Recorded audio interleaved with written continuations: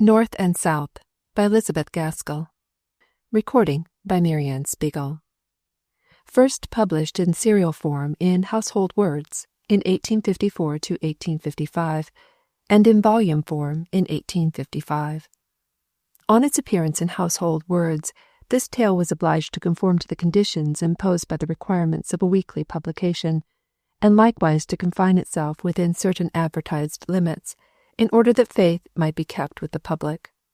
Although these conditions were made as light as they well could be, the author found it impossible to develop the story in the manner originally intended, and, more especially, was compelled to hurry on events with an improbable rapidity towards the close. In some degree to remedy this obvious defect, various short passages have been inserted, and several new chapters added.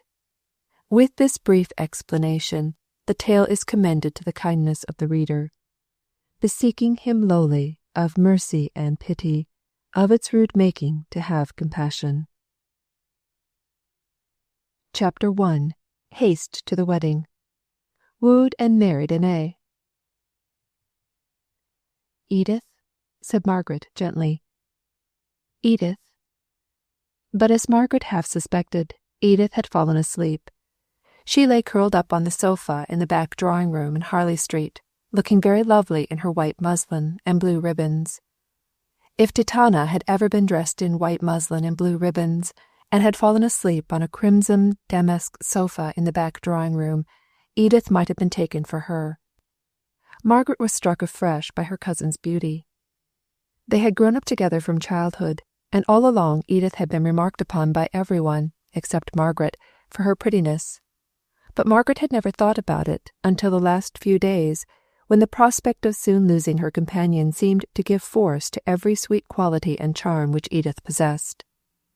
They had been talking about wedding dresses and wedding ceremonies, and Captain Lennox, and what he had told Edith about her future life at Corfu, where his regiment was stationed, and the difficulty of keeping a piano in good tune, a difficulty which Edith seemed to consider as one of the most formidable that could befall her in her married life, and what gown she should want in the visits to Scotland, which would immediately succeed her marriage. But the whispered tone had lately become more drowsy, and Margaret, after a pause of a few minutes, found, as she fancied, that in spite of the buzz in the next room, Edith had rolled herself up into a soft ball of muslin and ribbon and silken curls, and gone off into a peaceful little after-dinner nap. Margaret had been on the point of telling her cousin of some of the plans and visions which she entertained as to her future life in the country parsonage, where her father and mother lived, and where her bright holidays had always been passed, though for the past 10 years her Aunt Shaw's house had been considered as her home. But in default of a listener, she had to brood over the change in her life silently, as heretofore. It was a happy brooding, although tinged with regret at being separated for an indefinite time from her gentle aunt and dear cousin. As she thought of the delight of filling the important post of only daughter in Helstone parsonage, pieces of the conversation out of the next room came upon her ears. Her Aunt Shaw was talking to the 5 or 6 ladies who had been dining there, and whose husbands were still in the dining-room. They were the familiar acquaintances of the house, neighbours whom Mrs. Shaw called friends, because she happened to dine with them more frequently than with any other people, and because if she or Edith wanted anything from them, or they from her, they did not scruple to make a call at each other's houses before luncheon. These ladies and their husbands were invited, in their capacity of friends, to eat a farewell dinner in honour of Edith's approaching marriage. Edith had rather objected to this arrangement, for Captain Lennox was expected to arrive by a late train this very evening, but, although she was a spoiled child, she was too careless and idle to have a very strong will of her own, and gave way when she found that her mother had absolutely ordered those extra delicacies of the season which are always supposed to be efficacious against immoderate grief at farewell dinners. She contented herself by leaning back in her chair, merely playing with the food on her plate, and looking grave and absent, while all around her were enjoying the mots of Mr. Gray, the gentleman who always took the bottom of the table at Mrs. Shaw's dinner parties, and asked Edith to give them some music in the drawing-room. Mr. Gray was particularly agreeable over this farewell dinner, and the gentlemen stayed downstairs longer than usual. It was very well they did, to judge from the fragments of conversation which Margaret overheard. I suffered too much myself, not that I was not extremely happy with the poor dear General, but still disparity of age is a drawback, one that I was resolved Edith should not have to encounter. Of course, without any maternal partiality, I foresaw that the dear child was likely to marry early. Indeed, I have often said that I was sure she would be married before she was 19. I had quite a prophetic feeling when Captain Lennox, and here the voice dropped into a whisper, but Margaret could easily supply the blank. The course of true love in Edith's case had run remarkably smooth. Mrs. Shaw had given way to the presentiment, as she expressed it, and had rather urged on the marriage, although it was below the expectations which many of Edith's acquaintances had formed for her, a young and pretty heiress. But Mrs. Shaw said that her only child should marry for love, and sighed emphatically, as if love had not been her motive in marrying the General. Mrs. Shaw enjoyed the romance of the present engagement rather more than her daughter. Not but that Edith was very thoroughly and properly in love. Still, she would certainly have preferred a good house in Belgravia to all the picturesqueness of the life which Captain Lennox described at Corfu. The very parts which made Margaret glow as she listened, Edith pretended to shiver and shudder at, partly for the pleasure she had in being coaxed out of her dislike by her fond lover, and partly because anything of a gipsy or makeshift life was really distasteful to her. Yet had any one come with a fine house, and a fine estate, and a fine title to boot, Edith would still have clung to Captain Lennox while the temptation lasted. When it was over, it is possible that she might have had little qualms of ill-concealed regret that Captain Lennox could not have united in his person everything that was desirable. In this she was but her mother's child, who, after deliberately marrying General Shaw with no warmer feeling than respect for his character and establishment, was constantly, though quietly, bemoaning her hard lot in being united to one whom she could not love. "I have spared no expense in her trousseau," were the next words Margaret heard. "She has all the beautiful Indian shawls and scarves that the General gave to me, but which I shall never wear again." "She is a lucky girl," replied another voice, which Margaret knew to be that of Mrs. Gibson, a lady who was taking a double interest in the conversation from the fact of one of her daughters having been married within the last few weeks. "Helen had set her heart upon an Indian shawl, but really when I found what an extravagant price was asked, I was obliged to refuse her. She will be quite envious when she hears of Edith having Indian shawls. What kind are they? Delhi? With the lovely little borders?" Margaret heard her aunt's voice again, but this time it was as if she had raised herself up from her half-recumbent position and were looking into the more dimly lighted back drawing-room. "Edith! Edith!" cried she, and then she sank as if wearied by the exertion. Margaret stepped forward. "Edith is asleep, Aunt Shaw. Is there anything I can do?" All the ladies said, "Poor child," on receiving this distressing intelligence about Edith, and the minute lapdog in Mrs. Shaw's arms began to bark, as if excited by the burst of pity. "Hush, Tiny, you naughty little girl, you will waken your mistress. It was only to ask Edith if she would tell Newton to bring down her shawls.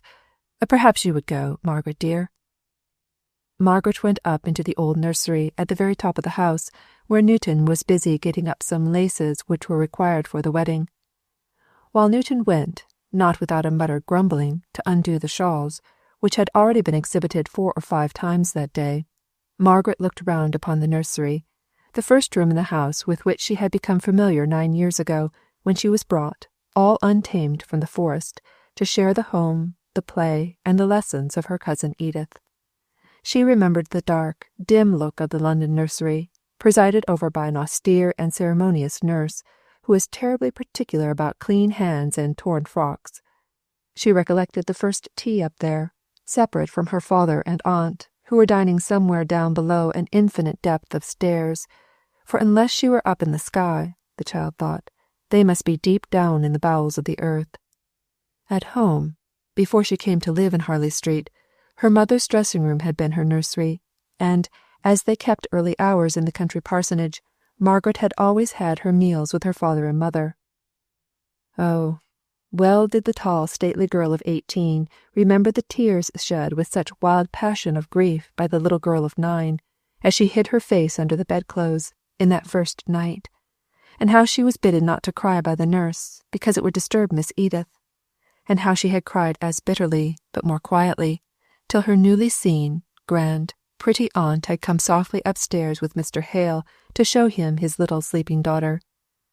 Then the little Margaret had hushed her sobs, and tried to lie quiet as if asleep, for fear of making her father unhappy by her grief, which she dared not express before her aunt, and which she rather thought it was wrong to feel at all after the long hoping and planning and contriving they had gone through at home, before her wardrobe could be arranged so as to suit her grander circumstances, and before papa could leave his parish to come up to London, even for a few days. Now she had got to love the old nursery, though it was but a dismantled place, and she looked all around, with a kind of cat-like regret at the idea of leaving it for ever in 3 days. "Ah, Newton," said she, "I think we shall all be sorry to leave this dear old room." "Indeed, miss, I shan't for one. My eyes are not so good as they were, and the light here is so bad that I can't see to mend laces except just at the window, where there's always a shocking draught, enough to give one's death of cold."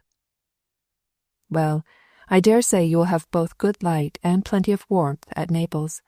You must keep as much of your darning as you can till then." "Thank you, Newton. I can take them down. You're busy." So Margaret went down laden with shawls, and snuffing up their spicy Eastern smell. Her aunt asked her to stand as a sort of lay figure on which to display them, as Edith was still asleep. No one thought about it, but Margaret's tall, finely made figure, in the black silk dress which she was wearing as mourning for some distant relative of her father's, set off the long beautiful folds of the gorgeous shawls that would have half smothered Edith. Margaret stood right under the chandelier, quite silent and passive, while her aunt adjusted the draperies. Occasionally, as she was turned round, she caught a glimpse of herself in the mirror over the chimney-piece, and smiled at her own appearance there, the familiar features, in the usual garb of a princess. She touched the shawls gently as they hung around her, and took a pleasure in their soft feel and their brilliant colours, and rather liked to be dressed in such splendour, enjoying it much as a child would do, with a quiet pleased smile on her lips. Just then the door opened, and Mr. Henry Lennox was suddenly announced. Some of the ladies started back, as if half ashamed of their feminine interest in dress. Mrs. Shaw held out her hand to the newcomer. Margaret stood perfectly still, thinking she might yet be wanted as a sort of block for the Shaws, but looking at Mr. Lennox with a bright, amused face, as if sure of his sympathy and her sense of the ludicrousness at being thus surprised.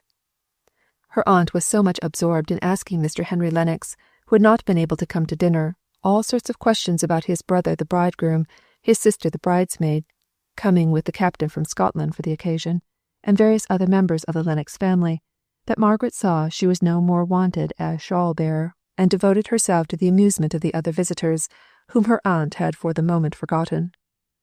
Almost immediately, Edith came in from the back drawing-room, winking and blinking her eyes at the stronger light, shaking back her slightly ruffled curls, and altogether looking like the sleeping beauty just startled from her dreams. Even in her slumber she had instinctively felt that a Lennox was worth rousing herself for, and she had a multitude of questions to ask about dear Janet, the future unseen sister-in-law, for whom she professed so much affection that if Margaret had not been very proud, she might have almost felt jealous of the mushroom rival. As Margaret sank rather more into the background on her aunt's joining the conversation, she saw Henry Lennox directing his look towards a vacant seat near her, and she knew perfectly well that as soon as Edith released him from her questioning, he would take possession of that chair. She had not been quite sure, from her aunt's rather confused account of his engagements, whether he would come that night. It was almost a surprise to see him, and now she was sure of a pleasant evening. He liked and disliked pretty nearly all the same things that she did. Margaret's face was lightened up into an honest, open brightness. By and by he came. She received him with a smile which had not a tinge of shyness or self-consciousness in it. "Well, I suppose you are all in the depths of business, ladies' business, I mean. Very different to my business, which is the real true law business. Playing with Shaws is very different work to drawing up settlements." "Ah, I knew how you would be amused to find us all so occupied in admiring finery. But really Indian shawls are very perfect things of their kind." I have no doubt they are. Their prices are very perfect, too. Nothing wanting." The gentlemen came dropping in one by one, and the buzz and noise deepened in tone. "This is your last dinner party, is it not? There are no more before Thursday?" "No, I think after this evening we shall feel at rest, which I am sure I have not done for many weeks. At least, that kind of rest when the hands have nothing more to do, and all the arrangements are complete for an event which must occupy one's head and heart.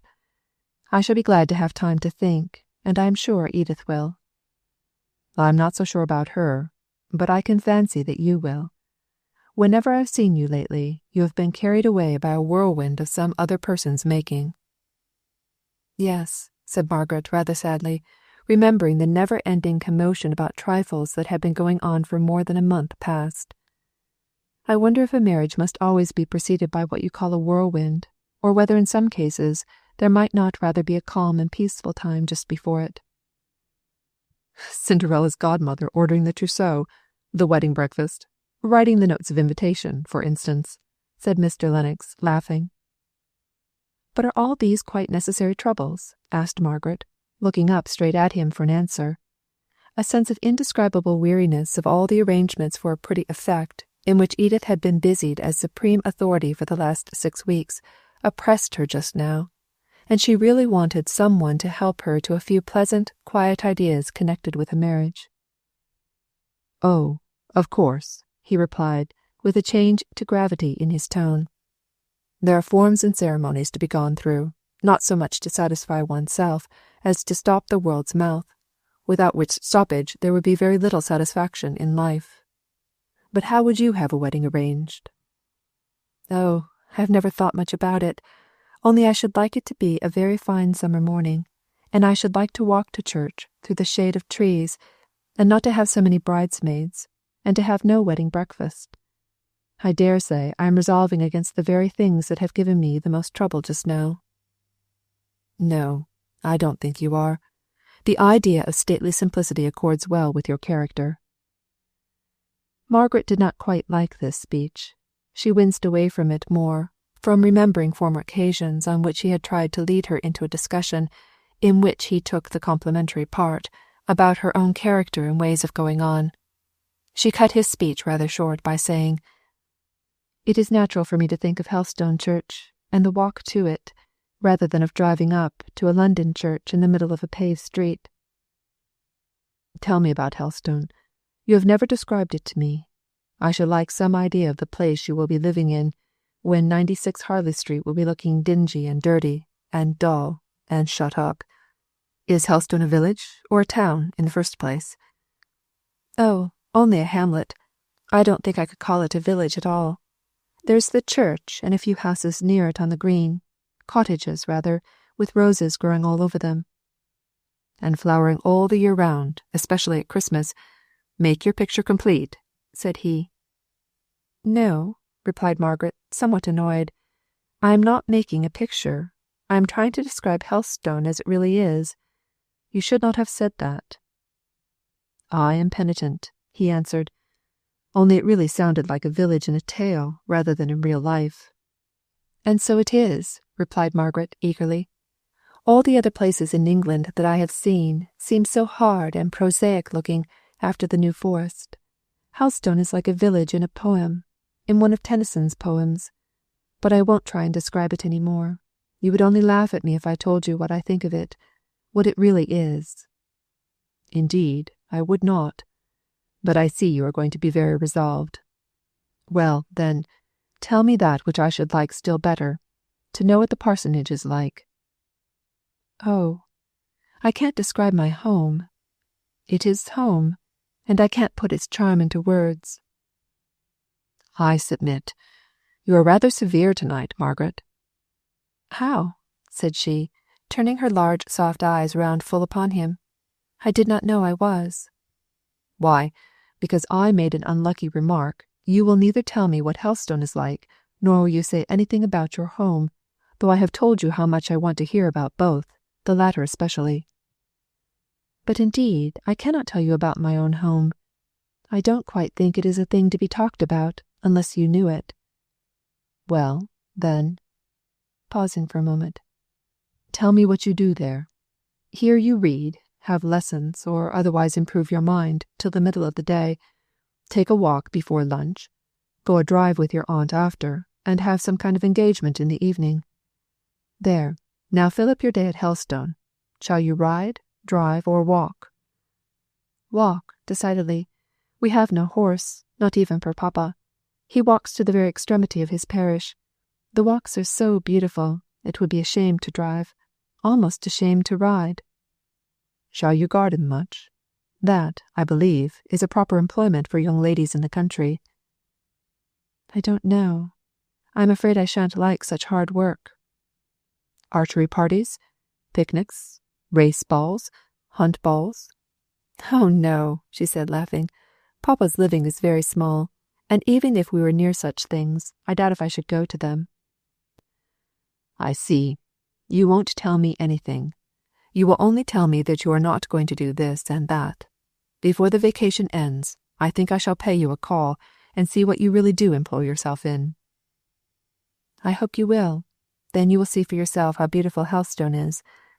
Now I must go. Edith is sitting down to play, and I know just enough of music to turn over the leaves for her. And besides, Aunt Shaw won't like us to talk.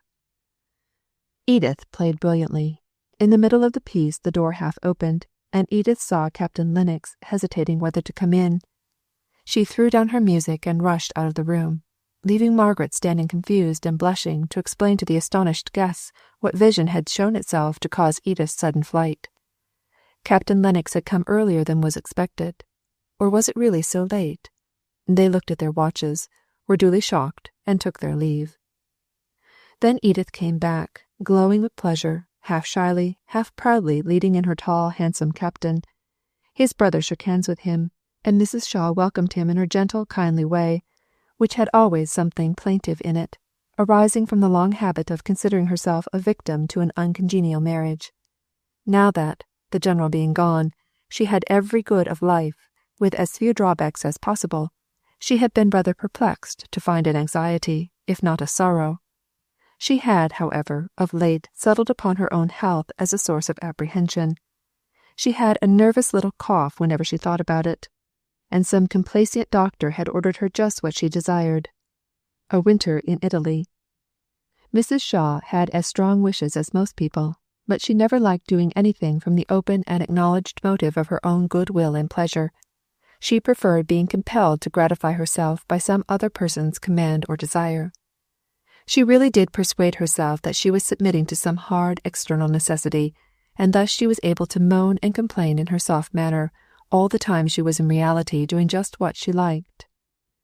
It was in this way she began to speak of her own journey to Captain Lennox, who assented, as in duty bound, to all his future mother-in-law said, while his eyes sought Edith, who was busying herself in rearranging the tea-table and ordering up all sorts of good things, in spite of his assurances that he had dined within the last 2 hours. Mr. Henry Lennox stood leaning against the chimney-piece, amused with the family scene. He was close by his handsome brother. He was the plain one in a singularly good-looking family. But his face was intelligent, keen, and mobile. And now and then Margaret wondered what it was that he could be thinking about while he kept silence, but was evidently observing, with an interest that was slightly sarcastic, all that Edith and she were doing. The sarcastic feeling was called out by Mrs. Shaw's conversation with his brother. It was separate from the interest which was excited by what he saw. He thought it a pretty sight to see 2 cousins so busy in their little arrangements about the table. Edith chose to do most herself. She was in a humour to enjoy showing her lover how well she could behave as a soldier's wife.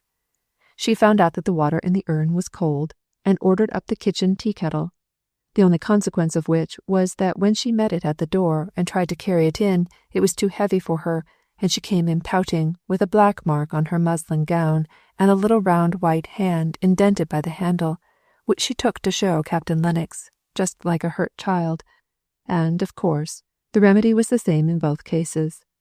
Margaret's quickly adjusted spirit-lamp was the most efficacious contrivance, though not so like the gipsy encampment which Edith, in some of her moods, chose to consider the nearest resemblance to a barrack life. After this evening all was bustle till the wedding was over. Chapter 2 Roses and Thorns. By the soft green light in the woody glade, on the banks of moss where thy childhood played, by the household tree through which thine eye first looked in love to the summer sky. Mrs. Hemans. Margaret was once more in her morning dress, travelling quietly home with her father, who had come up to assist at the wedding. Her mother had been detained at home by a multitude of half-reasons, none of which anybody fully understood, except Mr. Hale, who was perfectly aware that all his arguments in favour of a grey satin gown, which was midway between oldness and newness, had proved unavailing, and that, as he had not the money to equip his wife afresh, from top to toe, she would not show herself at her only sister's only child's wedding. If Mrs. Shaw had guessed at the real reason why Mrs. Hale did not accompany her husband, she would have showered down gowns upon her. But it was nearly 20 years since Mrs. Shaw had been the poor, pretty Miss Beresford, and she had really forgotten all grievances, except that of the unhappiness arising from disparity of age in married life, on which she could descant by the half-hour. Dearest Maria had married the man of her heart, only 8 years older than herself, with the sweetest temper and that blue-black hair one so seldom sees. Mr. Hale was one of the most delightful preachers she had ever heard, and a perfect model of a parish priest. Perhaps it was not quite a logical deduction from all these premises, but it was still Mrs. Shaw's characteristic conclusion as she thought over her sister's lot. Married for love, what can dearest Maria have to wish for in this world? Mrs. Hale, if she spoke truth, might have answered with a ready-made list: a silver-grey glace silk, a white chip bonnet, oh, dozens of things for the wedding, and hundreds of things for the house. Margaret only knew that her mother had not found it convenient to come, and she was not sorry to think that their meeting and greeting would take place at Helstone Parsonage, rather than, during the confusion of the last 2 or 3 days, in the house in Harley Street, where she herself had had to play the part of Figaro, and was wanted everywhere at one and the same time.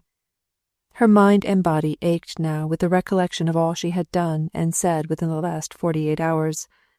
The farewell so hurriedly taken, amongst all the other good-byes, of those she had lived with so long, oppressed her now with a sad regret for the times that were no more.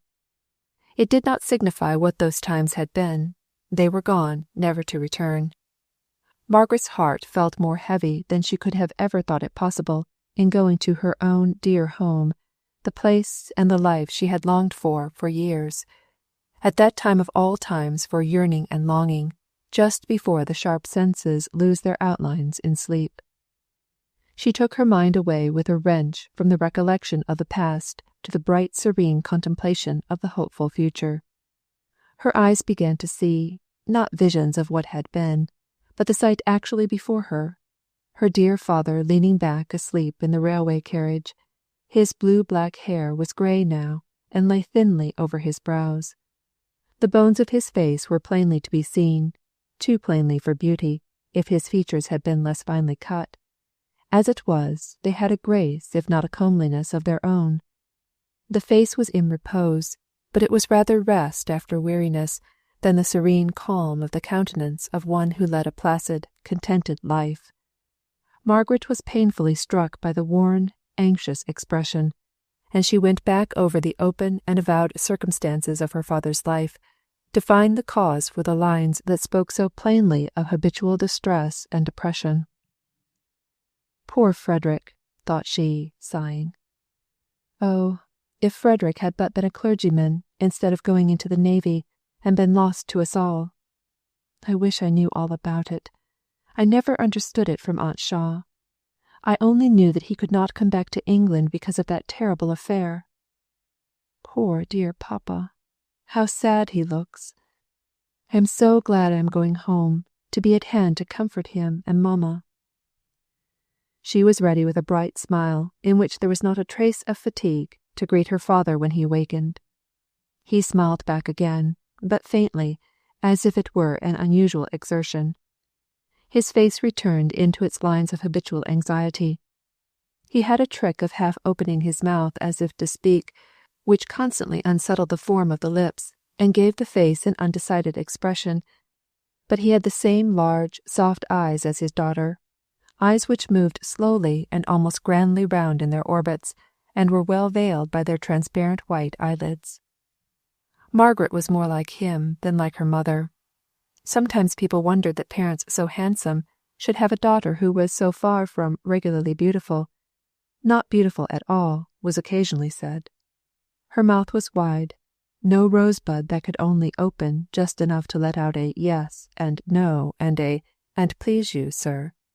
But the wide mouth was one soft curve of rich red lips, and the skin, if not white and fair, was of an ivory smoothness and delicacy.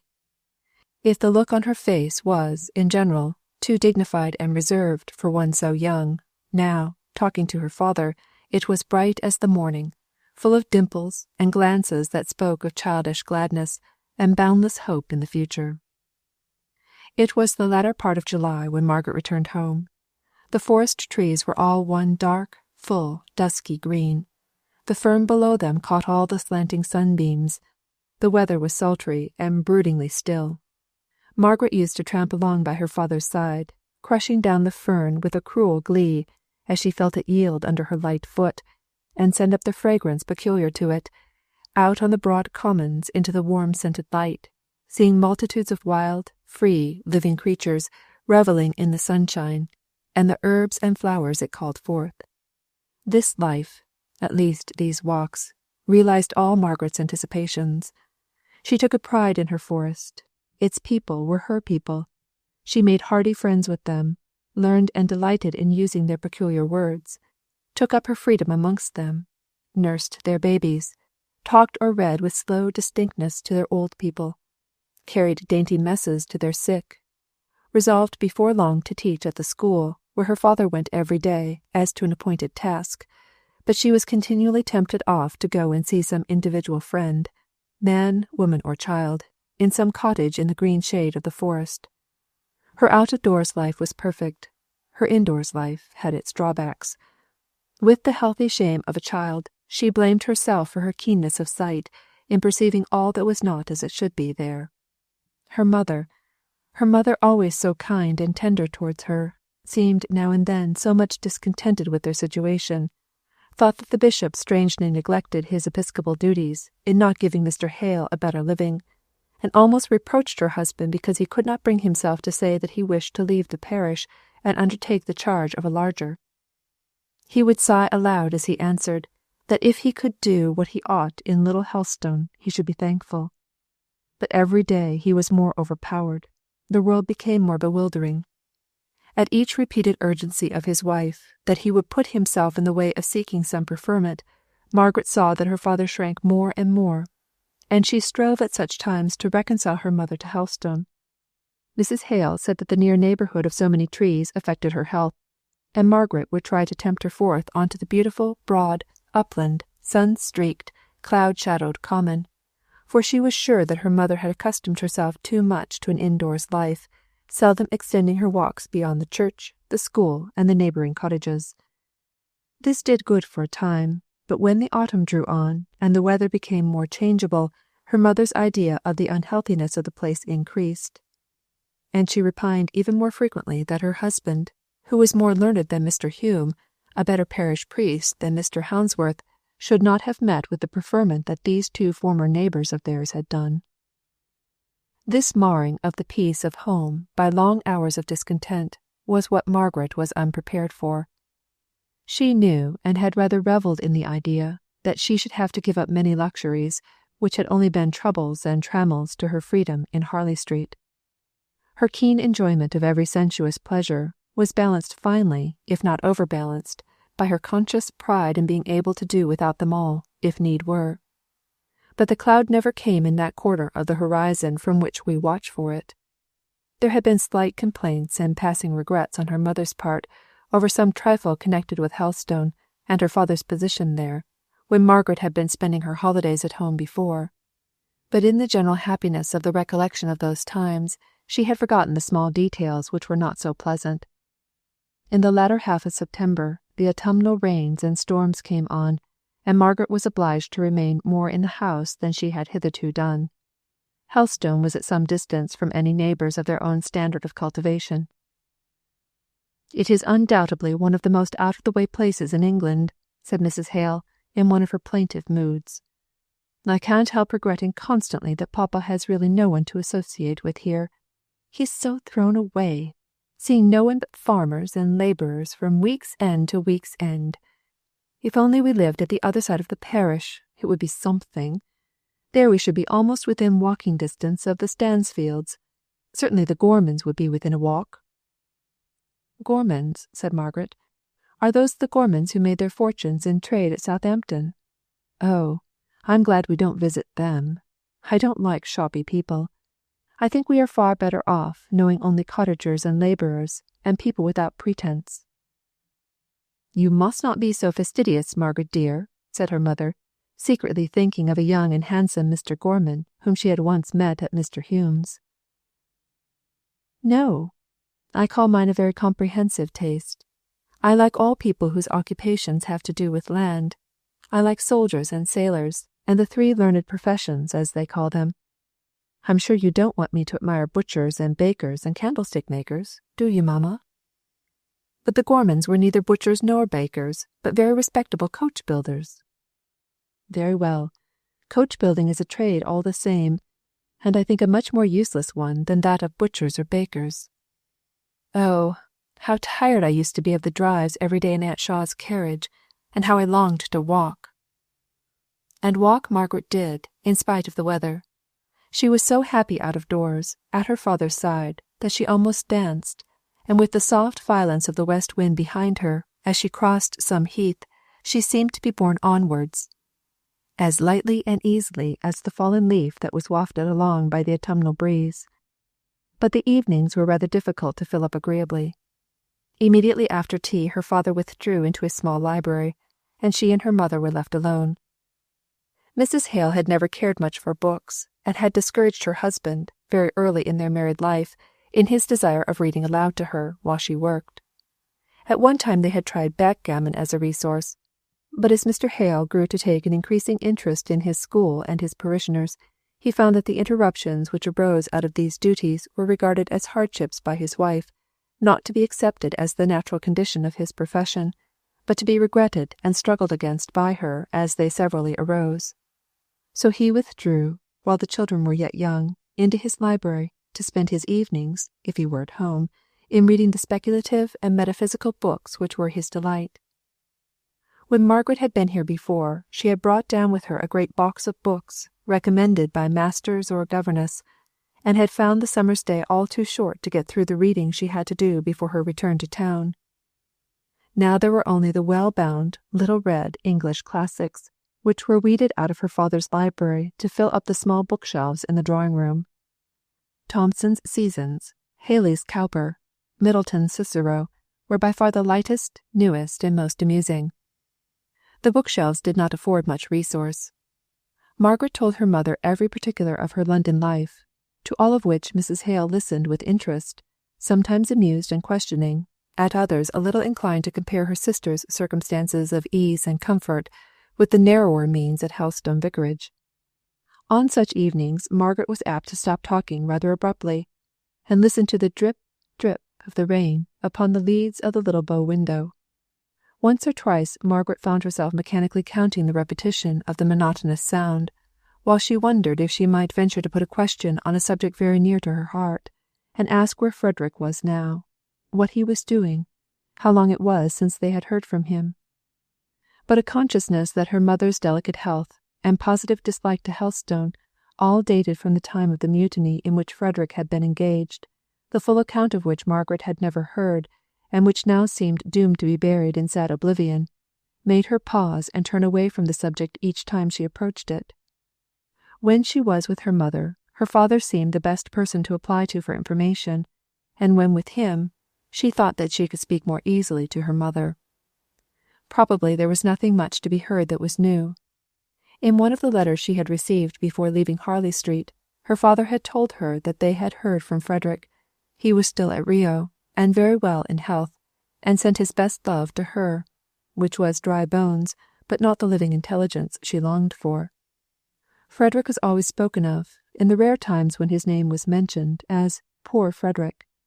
His room was kept exactly as he had left it, and was regularly dusted and put into order by Dixon, Mrs. Hale's maid, who touched no other part of the household work, but always remembered the day when she had been engaged by Lady Beresford as lady's maid to Sir John's wards, the pretty Miss Beresfords, the belles at Rutlandshire.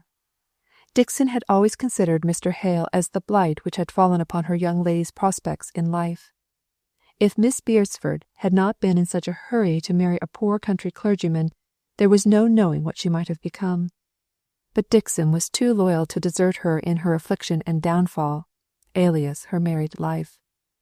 She remained with her and was devoted to her interests, always conducting herself as the good and protecting fairy whose duty it was to baffle the malignant giant, Mr. Hale.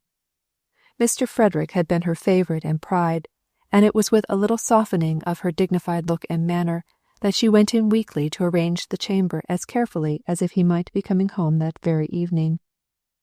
Margaret could not help believing that there had been some late intelligence of Frederick, unknown to her mother, which was making her father anxious and uneasy. Mrs. Hale did not seem to perceive any alteration in her husband's looks or ways. His spirits were always tender and gentle, readily affected by any small piece of intelligence concerning the welfare of others. He would be depressed for many days after witnessing a death-bed or hearing of any crime. But now Margaret noticed an absence of mind, as if his thoughts were preoccupied by some subject, the oppression of which could not be relieved by any daily action, such as comforting the survivors or teaching at the school in hope of lessening the evils in the generation to come. Mr. Hale did not go out among his parishioners as much as usual. He was more shut up in his study, was anxious for the village postman, whose summons to the household was a rap on the back kitchen window-shutter, a signal which at one time had often to be repeated before any one was sufficiently alive to the hour of the day to understand what it was and attend to him.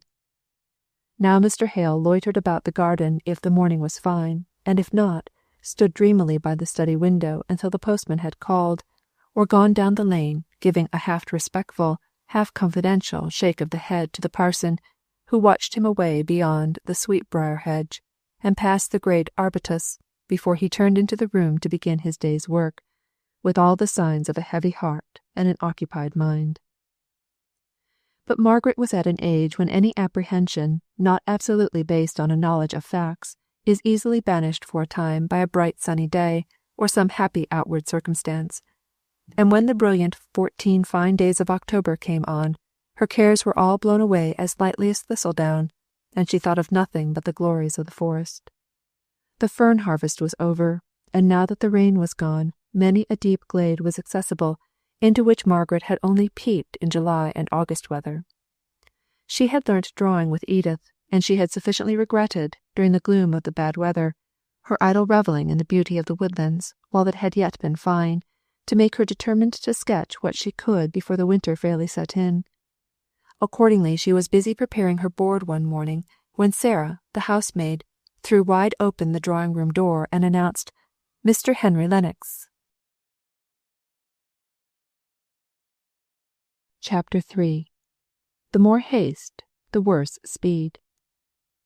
Learn to win a lady's faith nobly, as the thing is high, bravely, as for life and death, with a loyal gravity.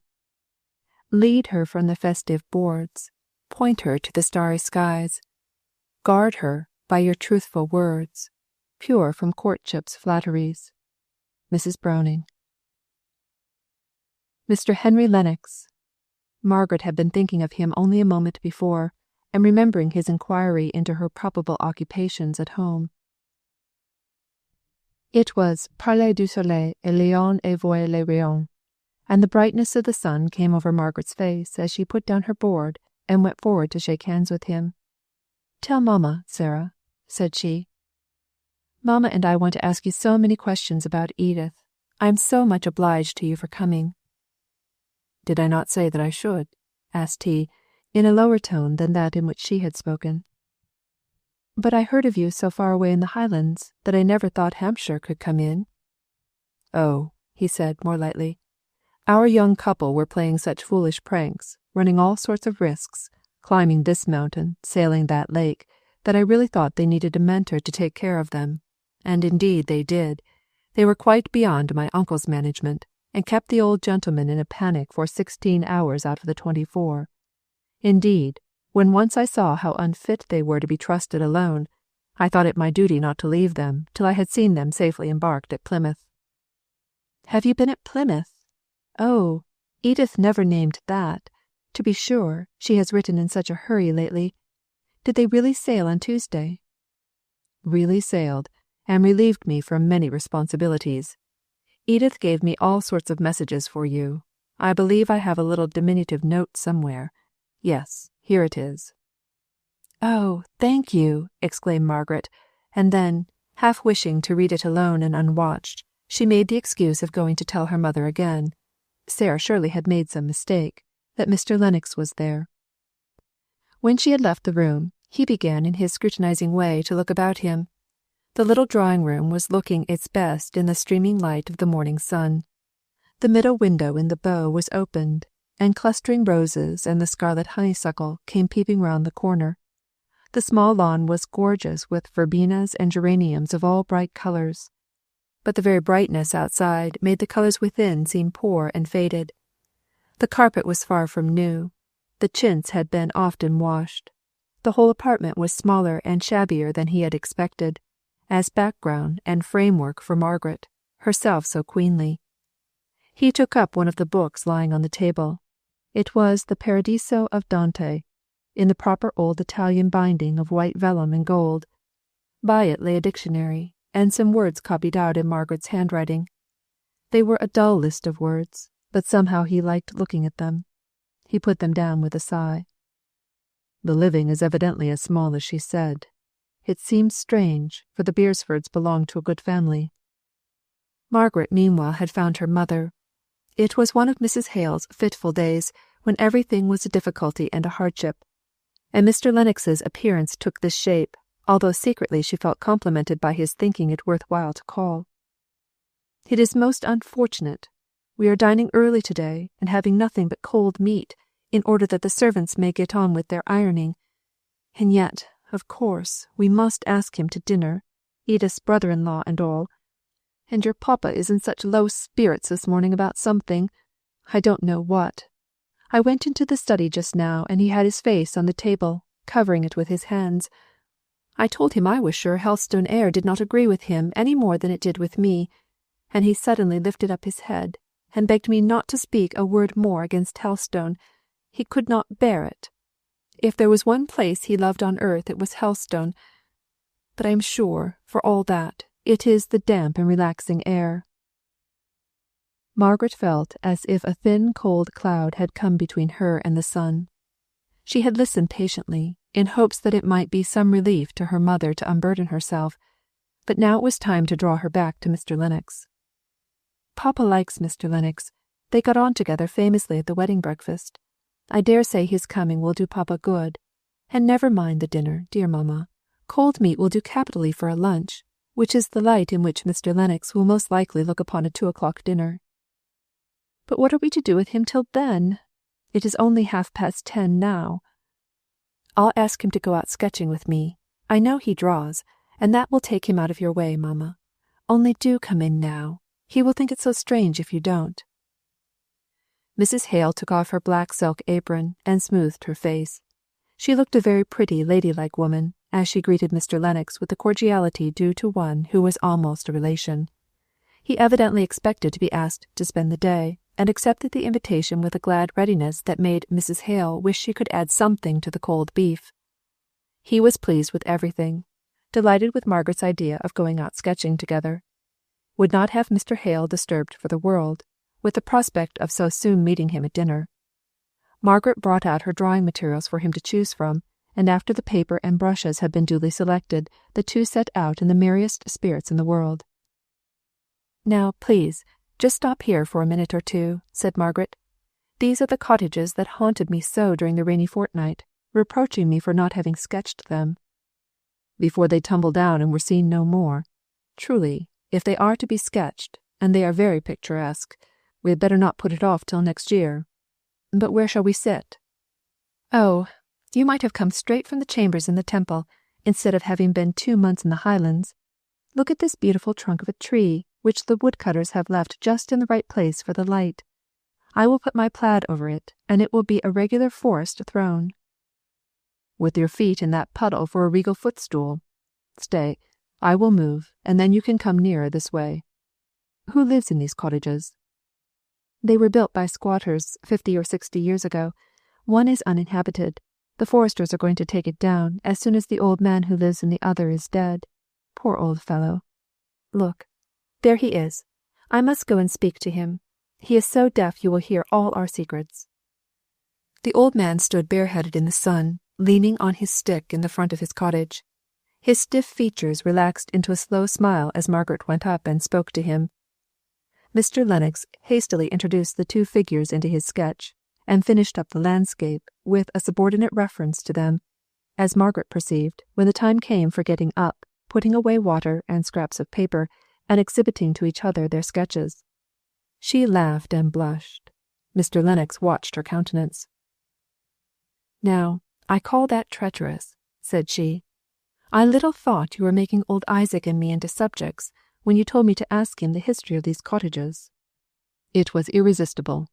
You can't know how strong a temptation it was. I hardly dare tell you how much I shall like this sketch. He was not quite sure whether she heard this latter sentence before she went to the brook to wash her palette. She came back rather flushed, but looking perfectly innocent and unconscious. He was glad of it, for the speech had slipped from him unawares, a rare thing in the case of a man who premeditated his actions so much as Henry Lennox. The aspect of home was all right and bright when they reached it. The clouds on her mother's brow had cleared off under the propitious influence of a brace of carp, most opportunely presented by a neighbour. Mr. Hale had returned from his morning's round, and was awaiting his visitor just outside the wicket gate that led into the garden. He looked a complete gentleman in his rather threadbare coat and well-worn hat. Margaret was proud of her father. She had always a fresh and tender pride in seeing how favourably he impressed every stranger. Still her quick eye sought over his face, and found there traces of some unusual disturbance, which was only put aside, not cleared away. Mr. Hale asked to look at their sketches. I think you have made the tints on the thatch too dark, have you not? As he returned Margaret's to her, and held out his hand for Mr. Lennox's, which was withheld from him 1 moment, no more. No, papa, I don't think I have. The house leek and stone crop have grown so much darker in the rain. Is it not like, papa? She said, peeping over his shoulder, as he looked at the figures in Mr. Lennox's drawing. Yes, very like. Your figure and way of holding yourself is capital, and it is just poor Isaac's stiff way of stooping his long rheumatic back. What is this hanging from the branch of the tree? Not a bird's nest, surely. Oh, no, that is my bonnet. I can never draw with my bonnet on. It makes my head so hot. I wonder if I could manage figures. There are so many people about here whom I should like to sketch. I should say that a likeness you very much wish to take you would always succeed in, said Mr. Lennox. I have great faith in the power of will. I think myself I have succeeded pretty well in yours. Mr. Hale had preceded them into the house, while Margaret was lingering to pluck some roses, with which to adorn her morning gown for dinner. A regular London girl would understand the implied meaning of that speech, thought Mr. Lennox. She would be up to looking through every speech that a young man made her for the arrière-pensée of a compliment. But I don't believe Margaret. Stay, exclaimed he. Let me help you. And he gathered for her some velvety, cramoisy roses that were above her reach, and then dividing the spoil he placed 2 in his buttonhole, and sent her in, pleased and happy, to arrange her flowers. The conversation at dinner flowed on quietly and agreeably. There were plenty of questions to be asked on both sides, the latest intelligence which each could give of Mrs. Shaw's movements in Italy to be exchanged, and in the interest of what was said, the unpretending simplicity of parsonage ways. Above all, in the neighbourhood of Margaret, Mr. Lennox forgot the little feeling of disappointment with which he had first perceived that she had spoken but the simple truth when she had described her father's living as very small. Margaret, my child, you might have gathered us some pears for our dessert, said Mr. Hale, as the hospitable luxury of a freshly decanted bottle of wine was placed on the table. Mrs. Hale was hurried. It seemed as if desserts were impromptu and unusual things at the parsonage, whereas, if Mr. Hale would only have looked behind him, he would have seen biscuits and marmalade, and what not, all arranged in formal order on the sideboard. But the idea of pears had taken possession of Mr. Hale's mind, and was not to be got rid of. There are a few brown buries against the south wall, which are worth all foreign fruits and preserves. Run, Margaret, and get us some. I propose that we adjourn into the garden and eat them there, said Mr. Lennox. Nothing is so delicious as to set one's teeth into the crisp, juicy fruit, warm and scented by the sun. The worst is, the wasps are impudent enough to dispute it with one, even at the very crisis and summit of enjoyment. He rose, as if to follow Margaret, who had disappeared through the window. He only awaited Mrs. Hale's permission. She would rather have wound up the dinner in the proper way, and with all the ceremonies which had gone on so smoothly hitherto, especially as she and Dixon had got out the finger-glasses from the storeroom on purpose to be as correct as became General Shaw's widow's sister. But as Mr. Hale got up directly and prepared to accompany his guest, she could only submit. I shall arm myself with a knife, said Mr. Hale. The days of eating fruit so primitively as you describe are over with me. I must pare it and quarter it before I can enjoy it. Margaret made a plate for the pears out of a beetroot leaf, which threw up their brown cold colour admirably.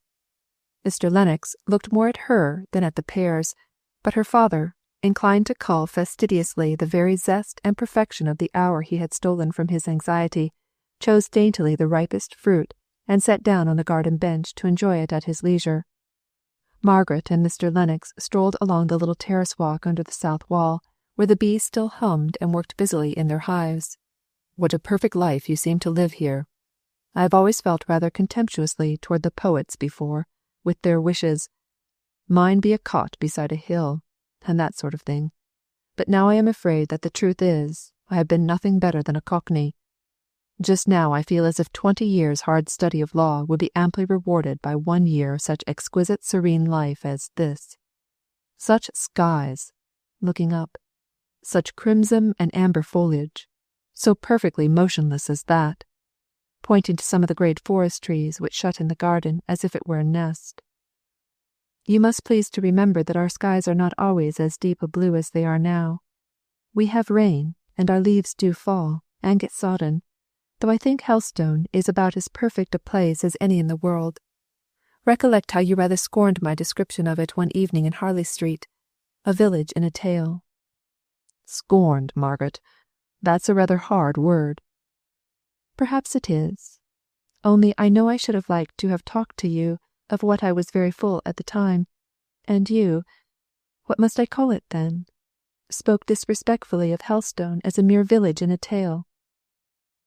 I will never do so again, said he warmly. They turned the corner of the walk. I could almost wish, Margaret. He stopped and hesitated.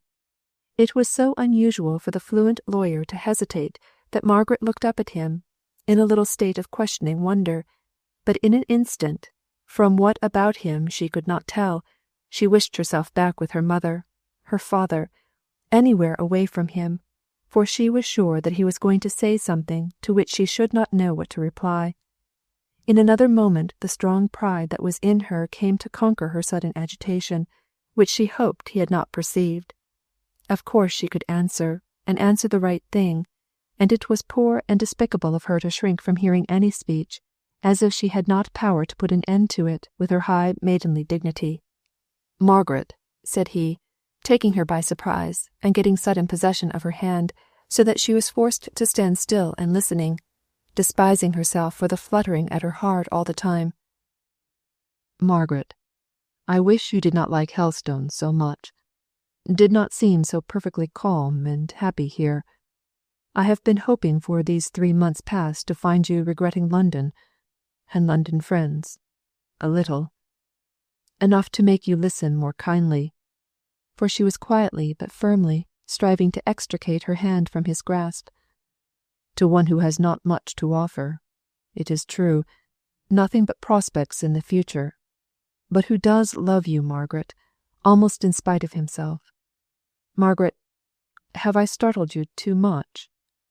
Speak." For he saw her lips quivering almost as if she were going to cry.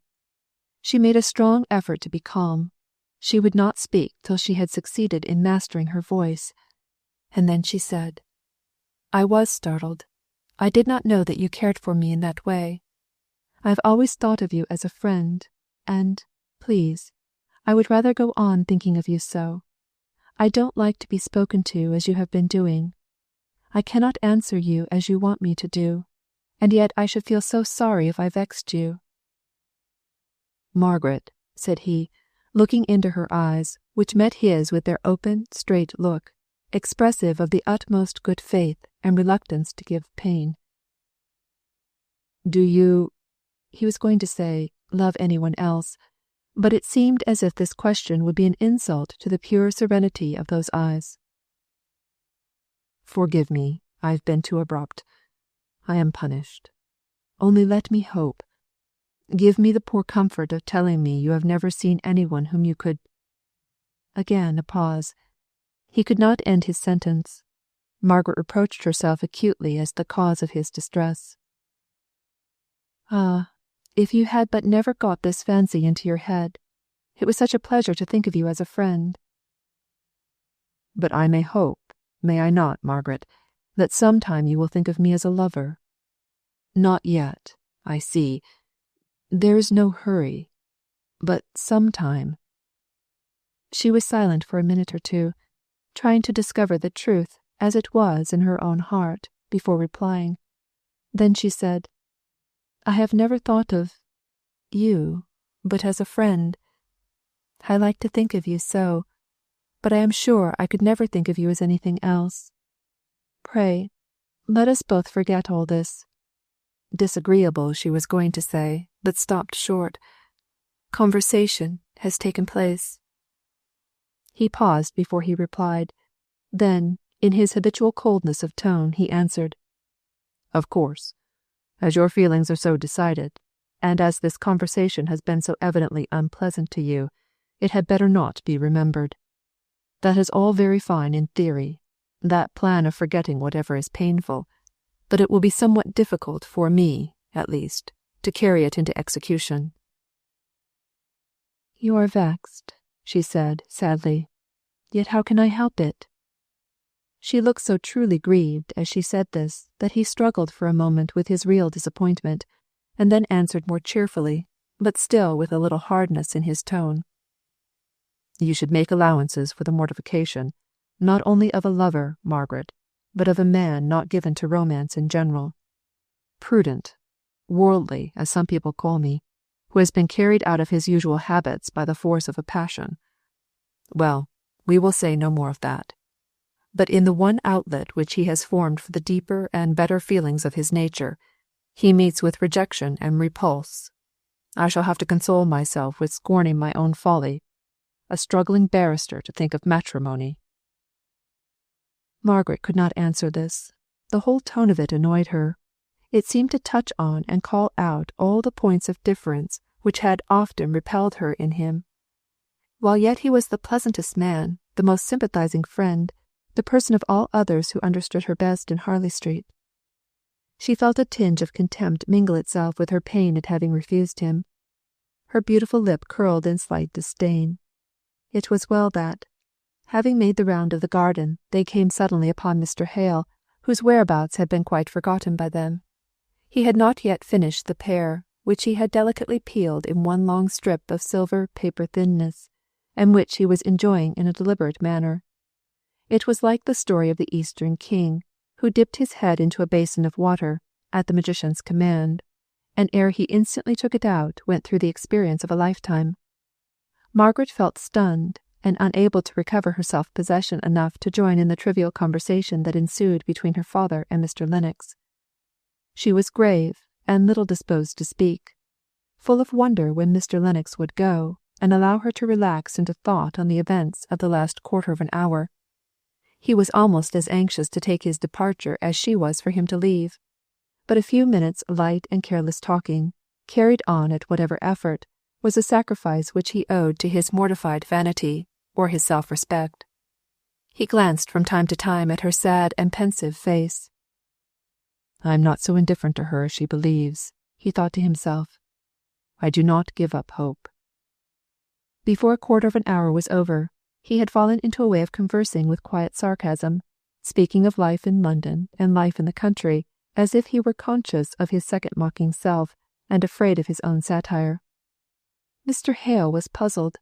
His visitor was a different man to what he had seen him before at the wedding breakfast and at dinner to-day, a lighter, cleverer, more worldly man, and, as such, dissonant to Mr. Hale.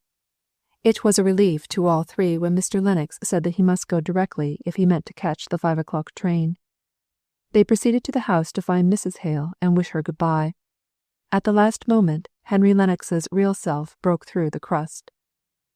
"Margaret, don't despise me. I have a heart, notwithstanding this good-for-nothing way of talking. As proof of it, I believe I love you more than ever, if I do not hate you, for the disdain with which you have listened to me during this last half-hour. Good-bye, Margaret. Margaret." Chapter 4. Doubts and Difficulties.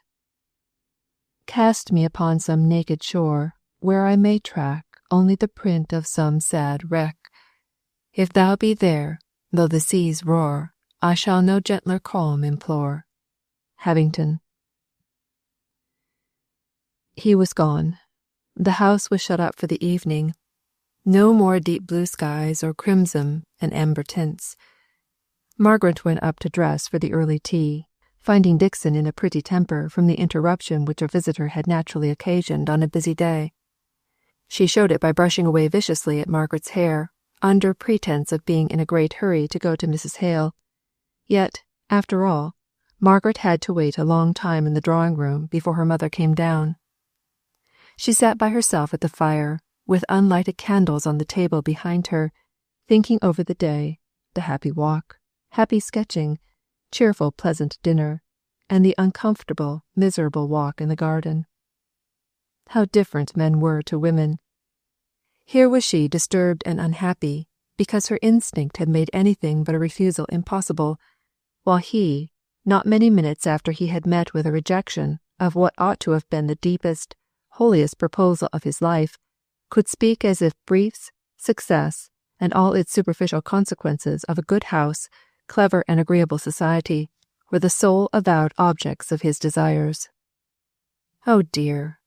How she could have loved him, if he had but been different, with a difference which she felt, on reflection, to be one that went low, deep down. Then she took it into her head that, after all, his lightness might be but assumed, to cover a bitterness of disappointment which would have been stamped on her own heart if she had loved and been rejected. Her mother came into the room before this whirl of thoughts was adjusted into anything like order. Margaret had to shake off the recollections of what had been done and said through the day, and turn a sympathizing listener to the account of how Dixon had complained that the ironing blanket had been burnt again, and how Susan Lightfoot had been seen with artificial flowers in her bonnet, thereby giving evidence of a vain and giddy character. Mr. Hale sipped his tea in abstracted silence. Margaret had the responses all to herself. She wondered how her father and mother could be so forgetful, so regardless of their companion through the day, as never to mention his name. She forgot that he had not made them an offer. After tea Mr. Hale got up, and stood with his elbow on the chimney-piece, leaning his head on his hand, musing over something, and from time to time sighing deeply. Mrs. Hale went out to consult with Dixon about some winter clothing for the poor.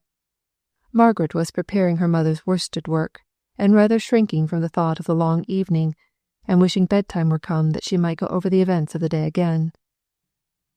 "Margaret," said Mr. Hale at last, in a sort of sudden, desperate way that made her start, "is that tapestry thing of immediate consequence? I mean, can you leave it and come into my study? I want to speak to you about something very serious to us all." Very serious to us all. Mr. Lennox had never had the opportunity of having any private conversation with her father after her refusal, or else that would indeed have been a very serious affair. In the first place, Margaret felt guilty and ashamed of having grown so much into a woman as to be thought of in marriage, and secondly, she did not know if her father might not be displeased that she had taken upon herself to decline Mr. Lennox's proposal. But she soon felt it was not about anything which, having only lately and suddenly occurred, could have given rise to any complicated thoughts, that her father wished to speak to her. He made her take a chair by him. He stirred the fire, snuffed the candles, and sighed once or twice before he could make up his mind to say, and it came out with a jerk after all, "Margaret, I'm going to leave Helstone." "Leave Helstone, Papa? But why?" Mr. Hale did not answer for a minute or two. He played with some papers on the table in a nervous and confused manner, opening his lips to speak several times, but closing them again without having the courage to utter a word. Margaret could not bear the sight of the suspense, which was even more distressing to her father than to herself. "But why, dear Papa?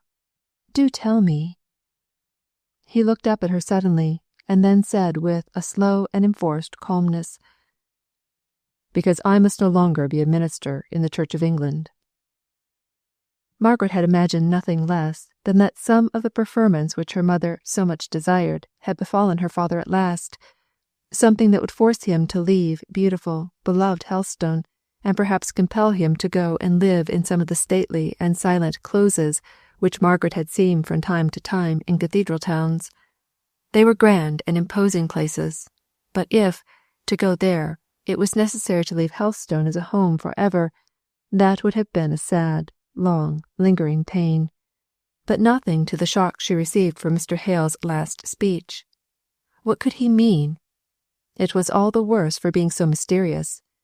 The aspect of piteous distress on his face, almost as imploring a merciful and kind judgment from his child, gave her a sudden sickening. Could he have been implicated in anything Frederick had done? Frederick was an outlaw. Had her father, out of natural love for his son, connived at any— "Oh, what is it? Do speak, Papa. Tell me all. Why can you no longer be a clergyman? Surely, if the bishop were told all we know about Frederick, and the hard, unjust—" "It is nothing about Frederick. The bishop would have nothing to do with that. It is all myself. Margaret, I will tell you about it. I will answer any questions this once. But after tonight let us never speak of it again. I can meet the consequences of my painful, miserable doubts, but it is an effort beyond me to speak of what has caused me so much suffering." "Doubts, Papa? Doubts as to religion?" asked Margaret, more shocked than ever. "No, not doubts as to religion. Not the slightest injury to that." He paused. Margaret sighed, as if standing on the verge of some new horror. He began again, speaking rapidly, as if to get over a set task. "You could not understand it all if I told you. My anxiety, for years past, to know whether I had any right to hold my living, my efforts to quench my smouldering doubts by the authority of the Church. Oh, Margaret, how I love the Holy Church from which I am to be shut out." He could not go on for a moment or two. Margaret could not tell what to say. It seemed to her as terribly mysterious as if her father were about to turn Mahometan. "I have been reading today of the 2,000 who were ejected from their churches," continued Mr. Hale, smiling faintly, "trying to steal some of their bravery, but it is of no use. No use. I cannot help feeling it acutely." "But, Papa, have you well considered? Oh, it seems so terrible, so shocking," said Margaret, suddenly bursting into tears. The one staid foundation of her home, of her idea of her beloved father, seemed reeling and rocking. What could she say? What was to be done? The sight of her distress made Mr. Hale nerve himself, in order to try and comfort her. He swallowed down the dry choking sobs which had been heaving up from his heart hitherto, and going to his bookcase he took down a volume, which he had often been reading lately, and from which he thought he had derived strength to enter upon the course in which he was now embarked. "Listen, dear Margaret," said he, putting one arm round her waist. She took his hand in hers and grasped it tight, but she could not lift up her head, nor indeed could she attend to what he read, so great was her internal agitation. "This is the soliloquy of one who was once a clergyman in a country parish, like me. It was written by a Mr. Oldfield, minister of Carsington, in Derbyshire, 160 years ago, or more. His trials are over. He fought the good fight."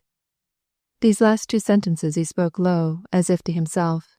Then he read aloud. "Whence thou canst no longer continue in thy work without dishonour to God, discredit to religion, foregoing thy integrity, wounding conscience, spoiling thy peace, and hazarding the loss of thy salvation. In a word, when the conditions upon which thou must continue, if thou wilt continue, in thy employments are sinful, and unwarranted by the word of God, thou mayest, yea, thou must believe that God will turn thy very silence, suspension, deprivation, and laying aside, to his glory, and the advancement of the gospel's interest. When God will not use thee in one kind, yet he will in another. A soul that desires to serve and honour him shall never want opportunity to do it, nor must thou so limit the Holy One of Israel as to think he hath but one way in which he can glorify himself by thee. He can do it by thy silence as well as by thy preaching, thy laying aside as well as thy continuance in thy work. It is not pretence of doing God the greatest service, or performing the weightiest duty, that will excuse the least sin, though that sin capacitated or gave us opportunity for doing that duty. Thou wilt have little thanks, O my soul, if, when thou art charged with corrupting God's worship, falsifying thy vows, thou pretendest a necessity for it in order to a continuance in the ministry." As he read this, and glanced at much more which he did not read, he gained resolution for himself, and felt as if he too could be brave and firm in doing what he believed to be right. But as he ceased, he heard Margaret's low, convulsive sob, and his courage sunk down under the keen sense of suffering. "Margaret, dear," said he, drawing her close, "think of the early martyrs. Think of the thousands who have suffered." "But, father," said she, suddenly lifting up her flushed, tear-wet face, "the early martyrs suffered for the truth, while you... Oh, dear, dear papa." "I suffer for conscience's sake, my child," said he, with a dignity that was only tremulous from the acute sensitiveness of his character. "I must do what my conscience bids. I have borne long with self-reproach that would have roused any mind less torpid and cowardly than mine." He shook his head as he went on.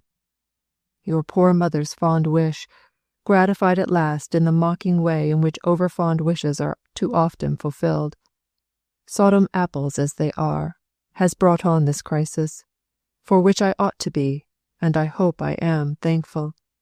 It is not a month since the bishop offered me another living. If I had accepted it, I should have had to make a fresh declaration of conformity to the liturgy at my institution. Margaret, I tried to do it. I tried to content myself with simply refusing the additional preferment and stopping quietly here, strangling my conscience now, as I had strained it before. God forgive me." He rose and walked up and down the room, speaking low words of self-reproach and humiliation, of which Margaret was thankful to hear but few. At last he said, "Margaret, I return to the old sad burden. We must leave Helstone." "Yes, I see. But when?" "I have written to the bishop. I dare say I have told you so, but I forgot things just now," said Mr. Hale, collapsing into his depressed manner as soon as he came to talk of hard, matter-of-fact details, "informing him of my intention to resign this vicarage. He has been most kind. He has used arguments and expostulations. All in vain. In vain. They are but what I tried upon myself, without avail. I shall have to take my deed of resignation, and wait upon the bishop myself to bid him farewell. That will be a trial, but worse, far worse, will be the parting from my dear people. There is a curate appointed to read prayers, a Mr. Brown. He will come to stay with us tomorrow. Next Sunday I preach my farewell sermon." Was it to be so sudden, then, thought Margaret? And yet perhaps it was as well. Lingering would only add stings to the pain. It was better to be stunned into numbness by hearing of all these arrangements, which seemed to be nearly completed before she had been told. "What does mamma say?" asked she, with a deep sigh. To her surprise, her father began to walk about again before he answered. At length he stopped and replied, "Margaret, I am a poor coward after all. I cannot bear to give pain. I know so well your mother's married life has not been all she hoped, all she had a right to expect, and this will be such a blow to her that I have never had the heart, the power to tell her. She must be told, though. Now," he said, looking wistfully at his daughter. Margaret was almost overpowered with the idea that her mother knew nothing of it all, and yet the affair was so far advanced. "Yes, indeed she must," said Margaret. "Perhaps, after all, she may not. Oh yes, she will. She must be shocked." As the force of the blow returned upon herself in trying to realize how another would take it. "Where are we to go to?" she said at last, struck with a fresh wonder as to their future plans, if plans indeed her father had. "To Milton Northern," he answered, with a dull indifference, for he had perceived that, although his daughter's love had made her cling to him and for a moment strive to soothe him with her love, yet the keenness of pain was as fresh as ever in her mind. "Milton Northern? The manufacturing town in Berkshire?" "Yes," said he, in the same despondent, indifferent way. "Why there, papa?" asked she. "Because there I can earn bread for my family. Because I know no one there, and no one knows Helstone, or can ever talk to me about it." "Bread for your family? I thought you and mamma had—" And then she stopped, checking her natural interest regarding their future life, as she saw the gathering gloom on her father's brow. But he, with his quick, intuitive sympathy, read in her face, as in a mirror, the reflections of his own moody depression, and turned it off with an effort. "You shall be told all, Margaret. Only help me to tell your mother. I think I could do anything but that. The idea of her distress turns me sick with dread. If I tell you all, perhaps you could break it to her tomorrow. I am going out for the day, to bid Farmer Dobson and the poor people on Brace Common goodbye. Would you dislike breaking it to her very much, Margaret?" Margaret did dislike it, did shrink from it more than from anything she had ever had to do in her life before. She could not speak, all at once. Her father said, "You dislike it very much, don't you, Margaret?" Then she conquered herself and said, with a bright, strong look on her face, "It is a painful thing, but it must be done, and I will do it as well as ever I can. You must have many painful things to do." Mr. Hale shook his head despondingly. He pressed her hand in token of gratitude. Margaret was nearly upset again into a burst of crying. To turn her thoughts, she said, "Now tell me, papa, what our plans are. You and mamma have some money, independent of the income from the living, have not you? Aunt Shaw has, I know." "Yes, I suppose we have about £170 a year of our own. 70 of that has always gone to Frederick, since he has been abroad. I don't know if he wants it all," he continued in a hesitating manner. "He must have some pay for serving with the Spanish army." "Frederick must not suffer," said Margaret decidedly, "in a foreign country, so unjustly treated by his own. 100 is left. Could not you and I and mamma live on 100 a year in some very cheap, very quiet part of England? Oh, I think we could." "No," said Mr. Hale, "that would not answer. I must do something. I must make myself busy, to keep off morbid thoughts. Besides, in a country parish I should be so painfully reminded of Helstone and my duties here. I could not bear it, Margaret. And 100 a year would go a very little way, after the necessary wants of housekeeping are met, towards providing your mother with all the comforts she has been accustomed to, and ought to have. No, we must go to Milton. That is settled. I can always decide better by myself, and not influenced by those whom I love," said he, as a half apology for having arranged so much before he had told any one of his family of his intentions. "I cannot stand objections. They make me so undecided." Margaret resolved to keep silence. After all, what did it signify where they went, compared to the one terrible change? Mr. Hale continued. "A few months ago, when my misery of doubt became more than I could bear without speaking, I wrote to Mr. Bell. You remember Mr. Bell, Margaret?" "No, I never saw him, I think, but I know who he is. Frederick's godfather. Your old tutor at Oxford, don't you mean?" "Yes. He is a fellow of Plymouth College there. He is a native of Milton Northern, I believe. At any rate, he has property there, which has very much increased in value since Milton has become such a large manufacturing town. Well, I had reason to suspect, to imagine. I had better say nothing about it, however, but I felt sure of sympathy from Mr. Bell. I don't know that he gave me much strength.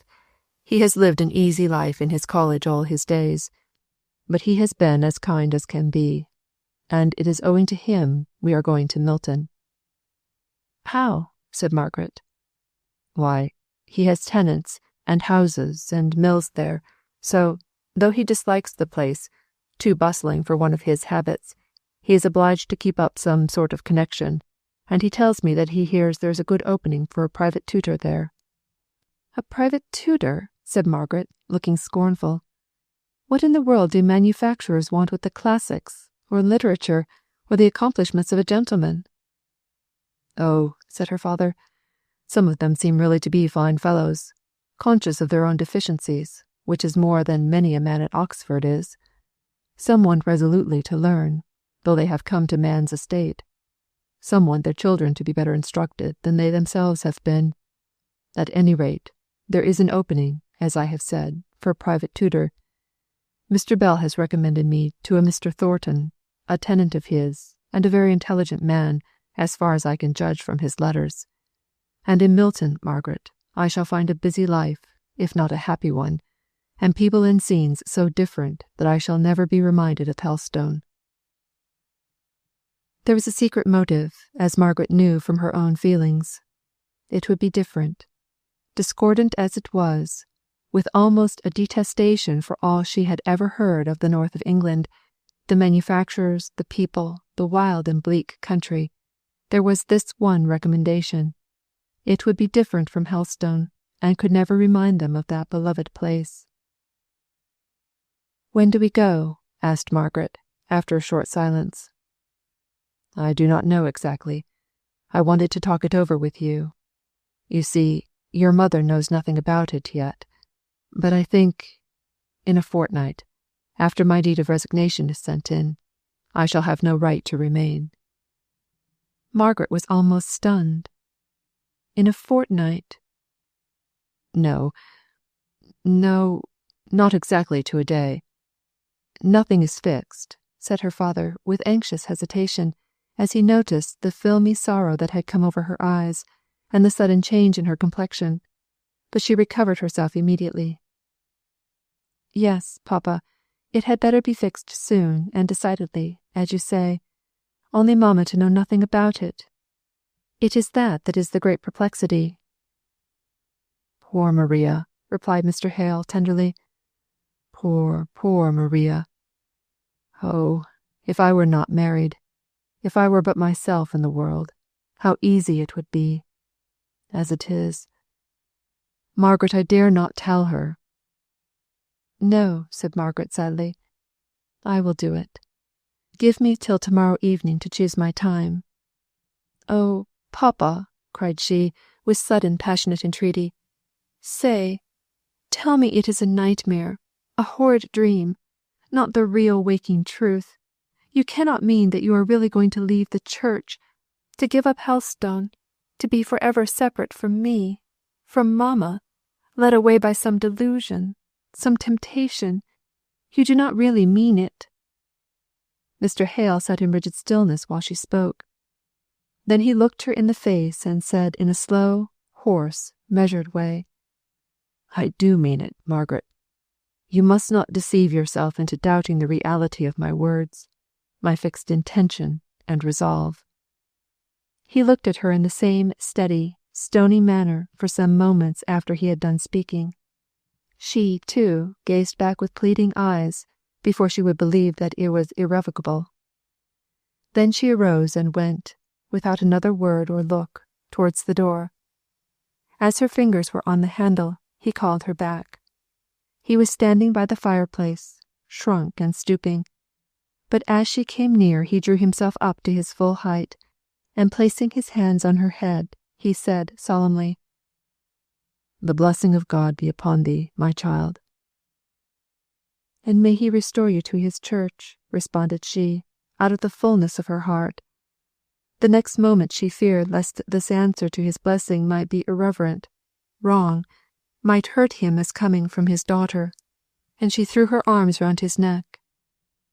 He held her to him for a minute or two. She heard him murmur to himself, "The martyrs and confessors had even more pain to bear. I will not shrink." They were startled by hearing Mrs. Hale inquiring for her daughter. They started asunder in the full consciousness of all that was before them. Mr. Hale hurriedly said, "Go, Margaret, go. I shall be out all tomorrow. Before night you will have told your mother." "Yes," she replied, and she returned to the drawing-room in a stunned and dizzy state. Chapter 5. Decision. I ask thee for a thoughtful love, through constant watching wise, to meet the glad with joyful smiles, and to wipe the weeping eyes, and a heart at leisure from itself to soothe and sympathize. Anonymous. Margaret made a good listener to all her mother's little plans for adding some small comforts to the lot of the poor parishioners. She could not help listening, though each new project was a stab to her heart. By the time the frost had set in, they should be far away from Helstone. Old Simon's rheumatism might be bad and his eyesight worse. There would be no one to go and read to him, and comfort him with little porringers of broth and good red flannel. Or if there was, it would be a stranger, and the old man would watch in vain for her. Mary Domville's little crippled boy would crawl in vain to the door and look for her coming through the forest. These poor friends would never understand why she had forsaken them, and there were many others besides. Papa has always spent the income he derived from his living in the parish. I am, perhaps, encroaching upon the next dues, but the winter is likely to be severe, and our poor old people must be helped." "Oh, mamma, let us do all we can," said Margaret eagerly, not seeing the prudential side of the question, only grasping at the idea that they were rendering such help for the last time. "We may not be here long." "Do you feel ill, my darling?" asked Mrs. Hale, anxiously, misunderstanding Margaret's hint of the uncertainty of their stay at Helstone. "You look pale and tired. It is this soft, damp, unhealthy air." "No, no, mamma, it is not that. It is delicious air. It smells of the freshest, purest fragrance after the smokiness of Harley Street. But I am tired. It surely must be near bedtime." "Not far off. It is 9:30. You had better go to bed at once, dear. Ask Dixon for some gruel. I will come and see you as soon as you are in bed. I am afraid you have taken cold, or the bad air from some of the stagnant ponds." "Oh, mamma," said Margaret, faintly smiling as she kissed her mother. "I am quite well. Don't alarm yourself about me. I am only tired." Margaret went upstairs. To soothe her mother's anxiety, she submitted to a basin of gruel. She was lying languidly in bed when Mrs. Hale came up to make some last inquiries and kiss her before going to her own room for the night. But the instant she heard her mother's door locked, she sprang out of bed, and throwing her dressing gown on, she began to pace up and down the room until the creaking of one of the boards reminded her that she must make no noise. She went and curled herself up on the window seat in the small, deeply recessed window. That morning when she had looked out, her heart had danced at seeing the bright, clear lights on the church tower, which foretold of a fine and sunny day. This evening, 16 hours at most had passed by. She sat down, too full of sorrow to cry, but with a dull, cold pain, which seemed to have pressed the youth and buoyancy out of her heart, never to return. Mr. Henry Lennox's visit, his offer, was like a dream, a thing beside her actual life. The hard reality was that her father had so admitted tempting doubts into his mind as to become a schismatic, an outcast. All the charges consequent upon this grouped themselves around that one great blighting fact. She looked out upon the dark grey lines of the church tower, square and straight in the centre of the view, cutting against the deep blue transparent depths beyond, into which she gazed, and felt that she might gaze for ever, seeing at every moment some farther distance, and yet no sign of God. It seemed to her at the moment as if the earth was more utterly desolate than if girt in by an iron dome, beyond which there might be the ineffable peace and glory of the Almighty. Those never-ending depths of space, in their still serenity, were more mocking to her than any material bounds could be, shutting in the cries of earth's sufferers, which now might ascend into that infinite splendour of vastness and be lost for ever, before they reached his throne. In this mood her father came in unheard. The moonlight was strong enough to let him see his daughter in her unusual place and attitude. He came to her and touched her shoulder before she was aware that he was there. "Margaret, I heard you were up. I could not help coming in to ask you to pray with me, to say the Lord's Prayer. That will do good to both of us." Mr. Hale and Margaret knelt by the window seat, he looking up, she bowed down in humble shame. God was there, close around them, hearing her father's whispered words. Her father might be a heretic, but had not she, in her despairing doubts not 5 minutes before, shown herself a far more utter sceptic? She spoke not a word, but stole to bed after her father had left her, like a child ashamed of its fault. If the world was full of perplexing problems, she would trust, and only ask to see the one step needful for the hour. Mr. Lennox, his visit, his proposal, the remembrance of which had been so rudely pushed aside by the subsequent events of the day, haunted her dreams that night. He was climbing up some tree of fabulous height to reach the branch whereon was slung her bonnet. He was falling, and she was struggling to save him, but held back by some invisible powerful hand. He was dead, and yet, with the shifting of the scene, she was once more in the Harley Street drawing-room, talking to him as of old, and still with a consciousness all the time that she had seen him killed by that terrible fall. Miserable, unresting night, ill preparation for the coming day. She awoke with a start, unrefreshed, and conscious of some reality worse than her feverish dreams. It all came back upon her, not merely the sorrow, but the terrible discord in the sorrow. Where, to what distance apart, had her father wandered, led by doubts which were to her temptations of the evil one? She longed to ask, and yet would not have heard for all the world. The fine crisp morning made her mother feel particularly well and happy at breakfast time. She talked on, planning village kindnesses, unheeding the silence of her husband and the monosyllabic answers of Margaret.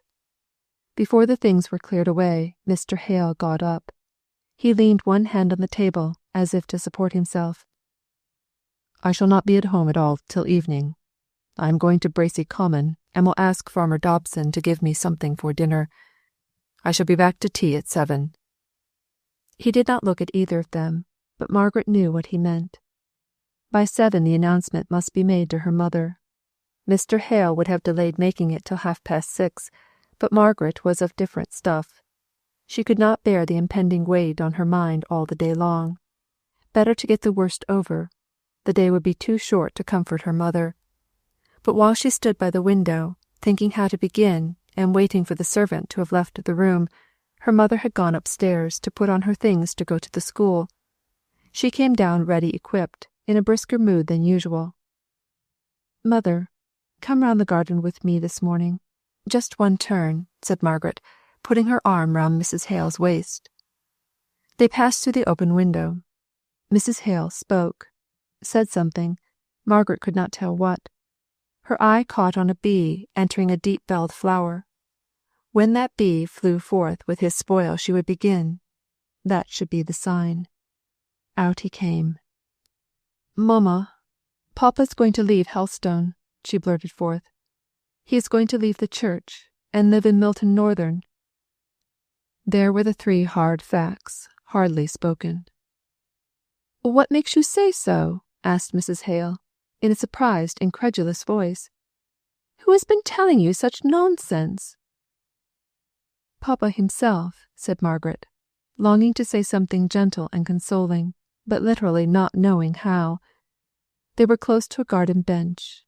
Mrs. Hale sat down and began to cry. "I don't understand you," she said. "Either you have made some great mistake, or I don't quite understand you." "No, mother, I've made no mistake. Papa has written to the bishop, saying that he has such doubts that he cannot conscientiously remain a priest of the Church of England, and that he must give up Helstone. He has also consulted Mr. Bell, Frederick's godfather, you know, mamma, and it is arranged that we go to live in Milton Northern." Mrs. Hale looked up in Margaret's face all the time she was speaking these words. The shadow on her countenance told that she, at least, believed in the truth of what she said. "I don't think it can be true," said Mrs. Hale at length. "He would surely have told me before it came to this." It came strongly upon Margaret's mind that her mother ought to have been told, that whatever her faults of discontent and repining might have been, it was an error in her father to have left her to learn his change of opinion and his approaching change of life from her better informed child. Margaret sat down by her mother and took her unresisting head on her breast, bending her own soft cheeks down caressingly to touch her face. "Dear, darling mamma, we were so afraid of giving you pain. Papa felt so acutely. You know you are not strong, and there must have been such terrible suspense to go through." "When did he tell you, Margaret?" "Yesterday. Only yesterday," replied Margaret, detecting the jealousy which prompted the inquiry. Poor Papa, trying to divert her mother's thoughts into compassionate sympathy for all her father had gone through. Mrs. Hale raised her head. "What does he mean by having doubts?" she asked. "Surely he does not mean that he thinks differently, that he knows better than the Church." Margaret shook her head, and the tears came into her eyes as her mother touched the bare nerve of her own regret. "Can't the bishop set him right?" asked Mrs. Hale, half impatiently. "I'm afraid not," said Margaret. "But I did not ask. I could not bear to hear what he might answer. It is all settled, at any rate. He is going to leave Helstone in a fortnight. I am not sure if he did not say he had sent in his deed of resignation." "In a fortnight!" exclaimed Mrs. Hale. "I do think this is very strange, not right at all. I call it very unfeeling," said she, beginning to take relief in tears. "He has doubts, you say, and gives up his living, and all without consulting me. I dare say, if he had told me his doubts at the first, I could have nipped them in the bud." Mistaken as Margaret felt her father's conduct to have been, she could not bear to hear it blamed by her mother. She knew that his very reserve had originated in a tenderness for her, which might be cowardly, but was not unfeeling. "I almost hoped you might have been glad to leave Helstone, mamma," she said after a pause. "You have never been well in this air, you know." "You can't think the smoky air of a manufacturing town, whole chimneys and dirt like Milton Northern, would be better than this air, which is pure and sweet, if it is too soft and relaxing. Fancy living in the middle of factories, and factory people! Though, of course, if your father leaves the church, we shall not be admitted into society anywhere. It will be such a disgrace to us. Poor dear Sir John! It is well he is not alive to see what your father has come to. Every day after dinner, when I was a girl, living with your Aunt Shaw, at Beresford Court, Sir John used to give for the first toast, Church and King, and down with the rump. Margaret was glad that her mother's thoughts were turned away from the fact of her husband's silence to her on the point which must have been so near his heart. Next to the serious vital anxiety as to the nature of her father's doubts, this was the one circumstance of the case that gave Margaret the most pain. "You know, we have very little society here, mamma.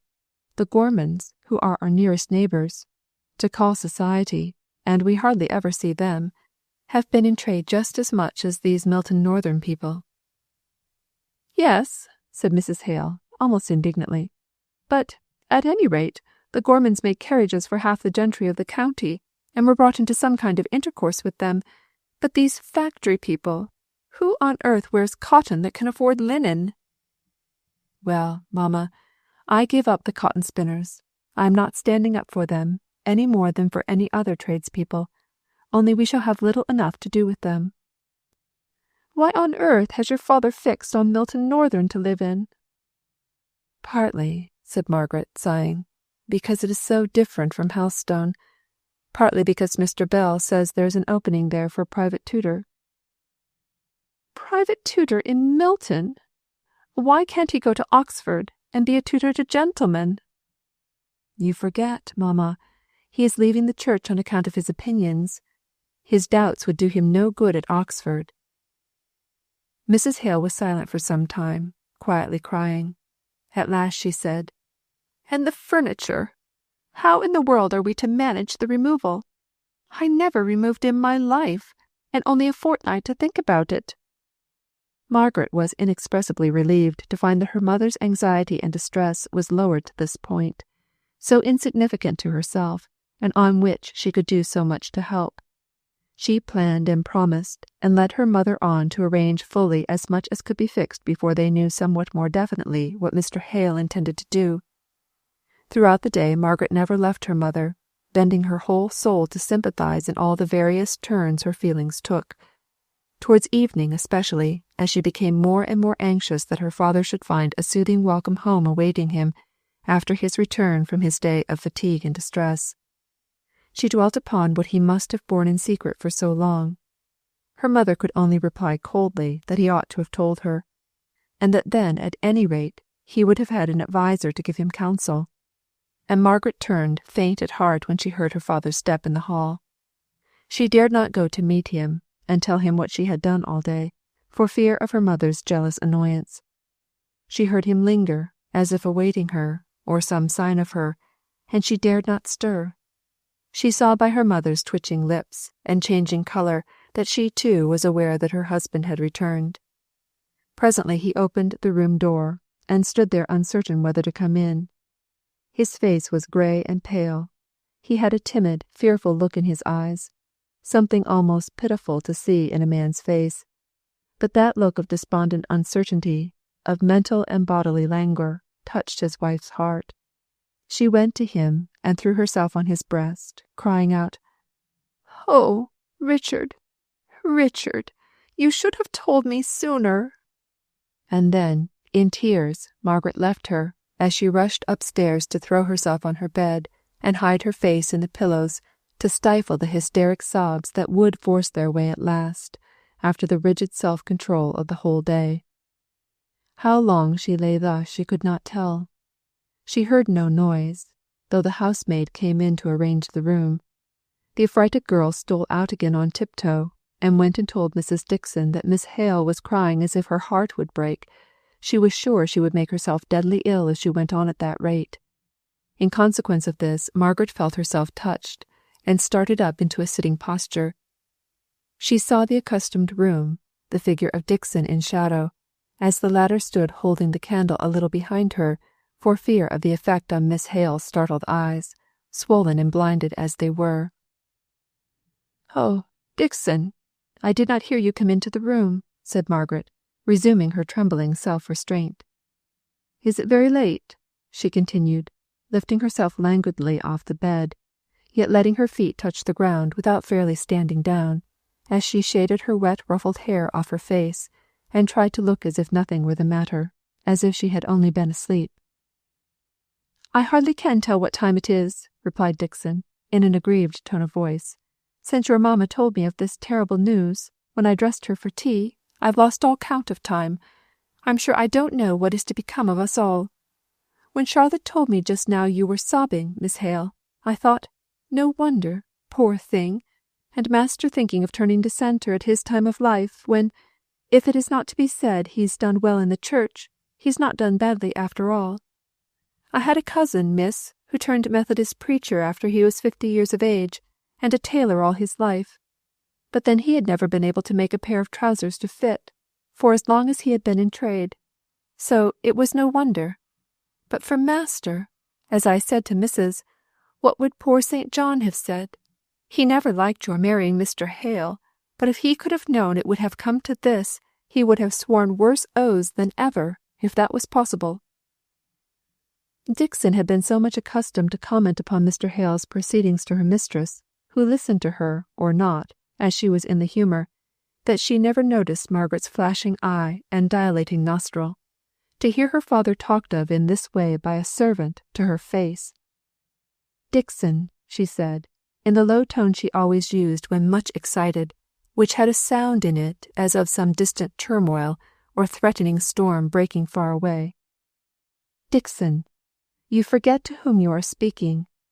She stood upright and firm on her feet now, confronting the waiting maid, and fixing her with her steady, discerning eye. "I am Mr. Hale's daughter. Go. You have made a strange mistake, and one that I am sure your own good feeling will make you sorry for when you think about it." Dixon hung irresolutely about the room for a minute or two. Margaret repeated, "You may leave me, Dixon. I wish you to go." Dixon did not know whether to resent these decided words or to cry. Either course would have done with her mistress, but, as she said to herself, Miss Margaret has a touch of the old gentleman about her, as well as poor Master Frederick. I wonder where they get it from. And she, who would have resented such words from any one less haughty and determined in manner, was subdued enough to say, in a half-humble, half-injured tone, "Mayn't I unfasten your gown, miss, and do your hair?" "No, not to-night, thank you." And Margaret gravely lighted her out of the room and bolted the door. From henceforth Dixon obeyed and admired Margaret. She said it was because she was so like poor Master Frederick. But the truth was that Dixon, as do many others, liked to feel herself ruled by a powerful and decided nature. Margaret needed all Dixon's help in action and silence in words, for some time, the latter thought it her duty to show her sense of affront by saying as little as possible to her young lady, so the energy came out in doing rather than in speaking. A fortnight was a very short time to make arrangements for so serious a removal. As Dixon said, "Anyone but a gentleman, indeed almost any other gentleman." But catching a look at Margaret's straight, stern brow just here, she coughed the remainder of the sentence away, and meekly took the horehound drop that Margaret offered to her to stop the "little tickle at my chest, miss." But almost anyone but Mr. Hale would have had practical knowledge enough to see that in so short a time it would be difficult to fix on any house in Milton Northern, or indeed elsewhere, to which they could remove the furniture that had of necessity to be taken out of Helston Vicarage. Mrs. Hale, overpowered by all the troubles and necessities for immediate household decisions that seemed to come upon her at once, became really ill, and Margaret almost felt it as a relief when her mother fairly took to her bed, and let the management of affairs to her. Dixon, true to her post of bodyguard, attended most faithfully to her mistress, and only emerged from Mrs. Hale's bedroom to shake her head and murmur to herself in a manner which Margaret did not choose to hear. For the one thing clear and straight before her was the necessity of leaving Helstone.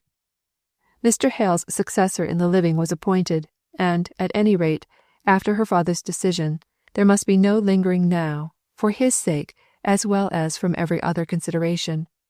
For he came home every evening more and more depressed, after the necessary leave-taking which he had resolved to have with every individual parishioner.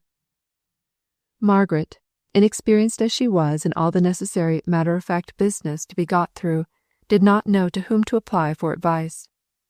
The cook and Charlotte worked away with willing arms and stout hearts at all the moving and packing, and as far as that went, Margaret's admirable sense enabled her to see what was best, and to direct how it should be done.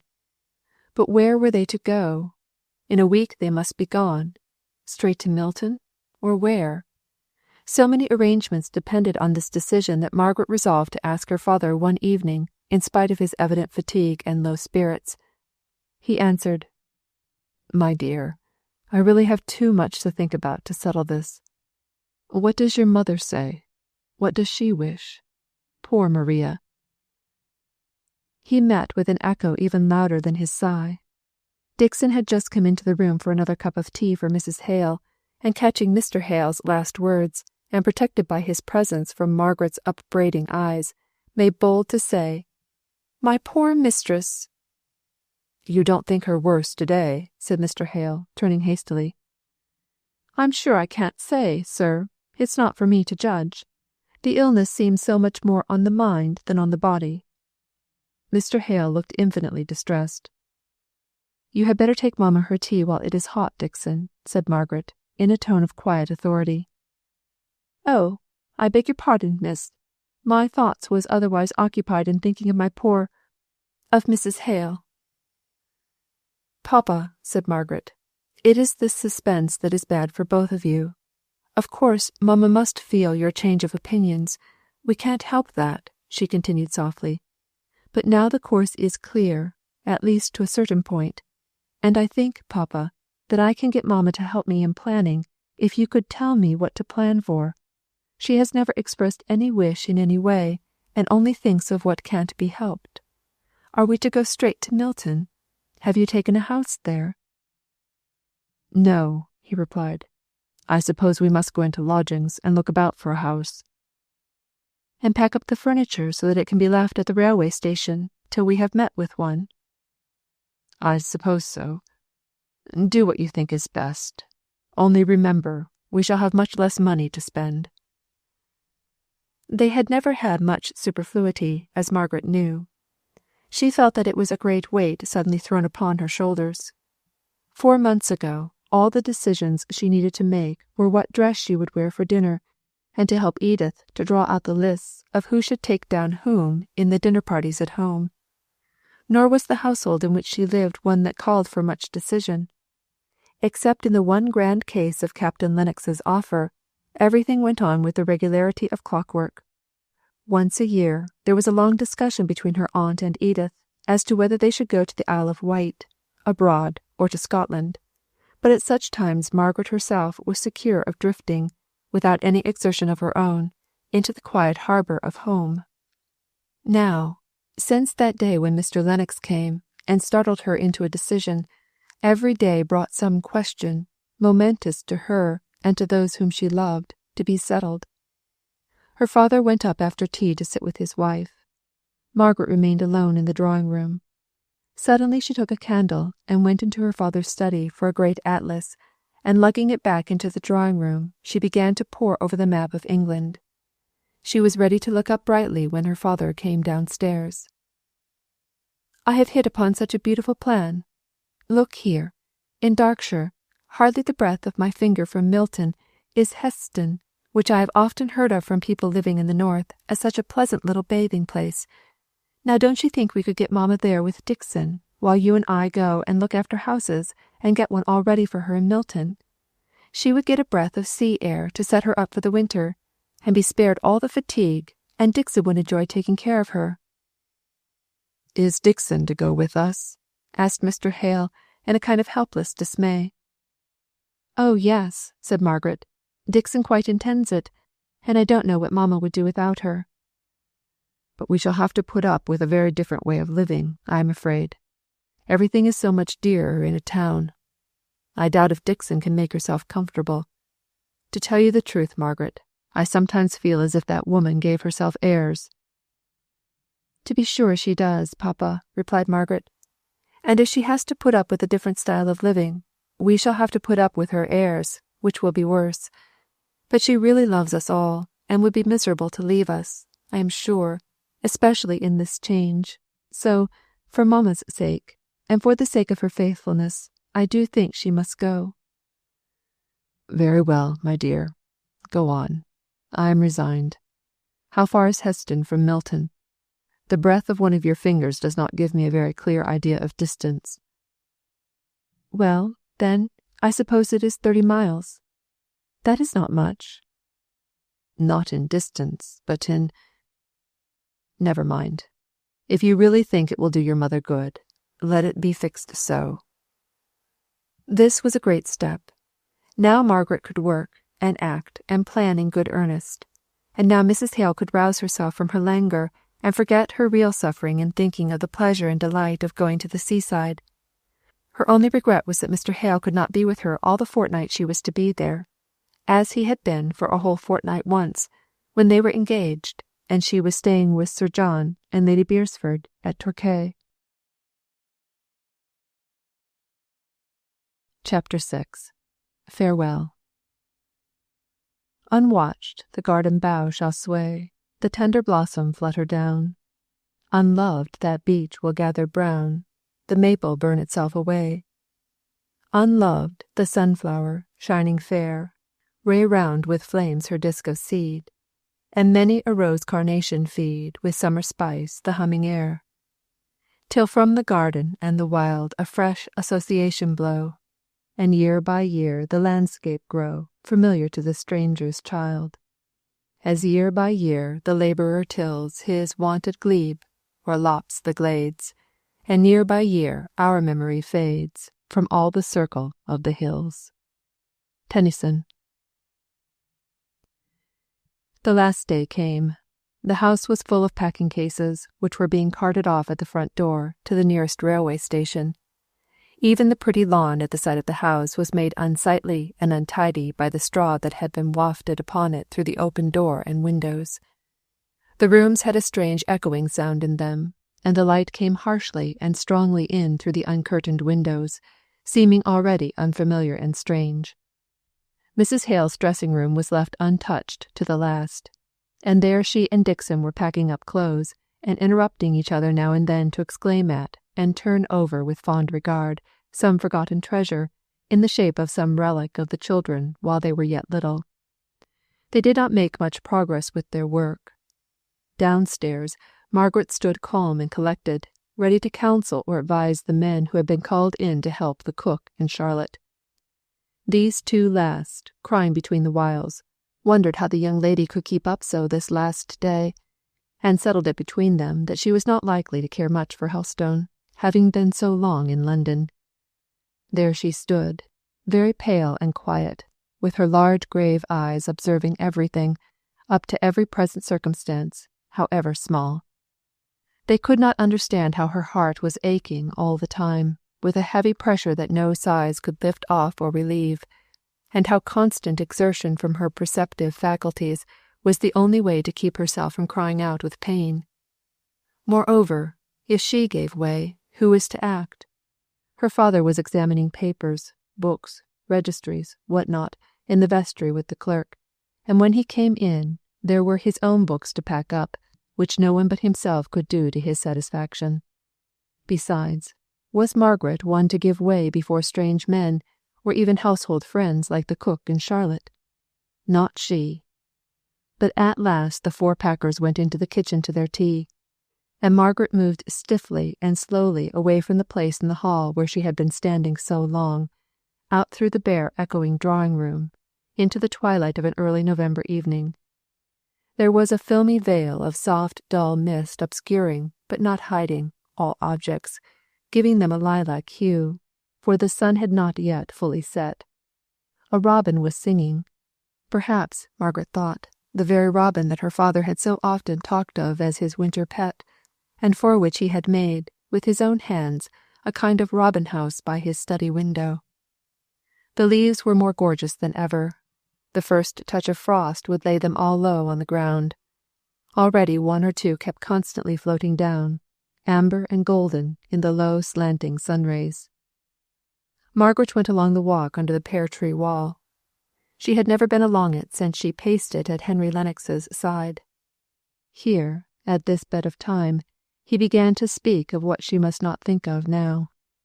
Her eyes were on that late-blowing rose as she was trying to answer, and she had caught the idea of the vivid beauty of the feathery leaves of the carrot in the middle of his last sentence. Only a fortnight ago, and all so changed. Where was he now? In London, going through the old round, dining with the old Harley Street set, or with gayer young friends of his own.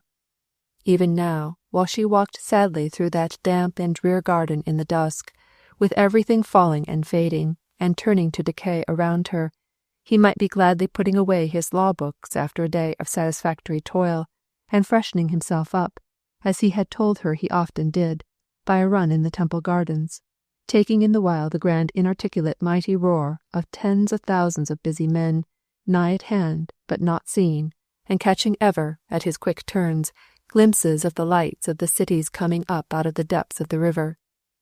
He had often spoken to Margaret of these hasty walks, snatched in the intervals between study and dinner. At his best times and in his best moods he had spoken of them, and the thought of them had struck upon her fancy. Here there was no sound. The robin had gone away into the vast stillness of night. Now and then a cottage door in the distance was opened and shut, as if to admit the tired labourer to his home, but that sounded very far away. A stealthy, creeping, cranching sound among the crisp fallen leaves of the forest, beyond the garden, seemed almost close at hand. Margaret knew it was some poacher. Sitting up in her bedroom this past autumn, with the light of her candle extinguished, and purely revelling in the solemn beauty of the heavens and the earth, she had many a time seen the light, noiseless leap of the poachers over the garden fence, their quick tramp across the dewy moonlit lawn, their disappearance in the black still shadow beyond. The wild, adventurous freedom of their life had taken her fancy. She felt inclined to wish them success. She had no fear of them. But tonight she was afraid, she knew not why. She heard Charlotte shutting the windows and fastening up for the night, unconscious that anyone had gone out into the garden. A small branch, it might be of rotten wood, or it might be broken by force, came heavily down in the nearest part of the forest. Margaret ran, swift as Camilla, down to the window and rapped at it with a hurried tremulousness which startled Charlotte within. "Let me in! Let me in! It's only me, Charlotte." Her heart did not still its flutter till she was safe in the drawing-room, with the windows fastened and bolted, and the familiar walls hemming her round, and shutting her in. She had sat down upon a packing-case, cheerless. Chill was the dreary and dismantled room. No fire nor other light, but Charlotte's long, unsnuffed candle. Charlotte looked at Margaret with surprise, and Margaret, feeling it rather than seeing it, rose up. "I was afraid you were shutting me out altogether, Charlotte," said she, half smiling, "and then you would never have heard me in the kitchen, and the doors into the lane and the churchyard are locked long ago." "Oh, miss, I should have been sure to have missed you soon. The men would have wanted you to tell them how to go on, and I have put tea in master's study, as being the most comfortable room, so to speak." "Thank you, Charlotte. You are a kind girl. I shall be sorry to leave you. You must try and write to me, if I can ever give you any little help or good advice. I shall always be glad to get a letter from Helstone, you know. I shall be sure to send you my address when I know it." The study was all ready for tea. There was a good blazing fire, and unlighted candles on the table. Margaret sat down on the rug, partly to warm herself, for the dampness of the evening hung about her dress, and over-fatigue had made her chilly. She kept herself balanced by clasping her hands together round her knees. Her head dropped a little towards her chest. The attitude was one of despondency, whatever her frame of mind might be. But when she heard her father's step on the gravel outside, she started up, and hastily shaking her heavy black hair back, and wiping a few tears away that came on her cheeks, she knew not how, she went out to open the door for him. He showed far more depression than she did. She could hardly get him to talk, although she tried to speak on subjects that would interest him, at the cost of an effort every time which she thought would be her last. "Have you been on a very long walk today?" she asked, on seeing his refusal to touch food of any kind. "As far as Fordham Beeches. I went to see Willow Maltby. She is sadly grieved at not having wished you good-bye. She says little Susan has kept watch down the lane for days past." "Nay, Margaret, what is the matter, dear?" The thought of the little child watching for her, and continually disappointed, from no forgetfulness on her part, but from sheer inability to leave home, was the last drop in poor Margaret's cup, and she was sobbing away as if her heart would break. Mr. Hale was distressingly perplexed. He rose and walked nervously up and down the room. Margaret tried to check herself, but would not speak until she could do so with firmness. She heard him talking, as if to himself. "I cannot bear it. I cannot bear to see the sufferings of others. I think I could go through with my own patients. Oh, is there no going back?" "No, father," said Margaret, looking straight at him, and speaking low and steadily. "It is bad to believe you in error. It would be infinitely worse to have known you a hypocrite." She dropped her voice at the last few words, as if entertaining the idea of hypocrisy for a moment in connection with her father savoured of irreverence. "Besides," she went on, "it is only that I am tired tonight. Don't think that I am suffering from what you have done, dear papa. We can't either of us talk about it tonight, I believe," said she, finding that tears and sobs would come in spite of herself. "I had better go and take mamma up this cup of tea. She had hers very early, when I was too busy to go to her, and I'm sure she will be glad of another now." Railroad time inexorably wrenched them from lovely, beloved Helstone the next morning. They were gone. They had seen the last of the long, low parsonage home, half covered with China roses and pyracanthus, more homelike than ever in the morning sun that glittered on its windows, each belonging to some well-loved room.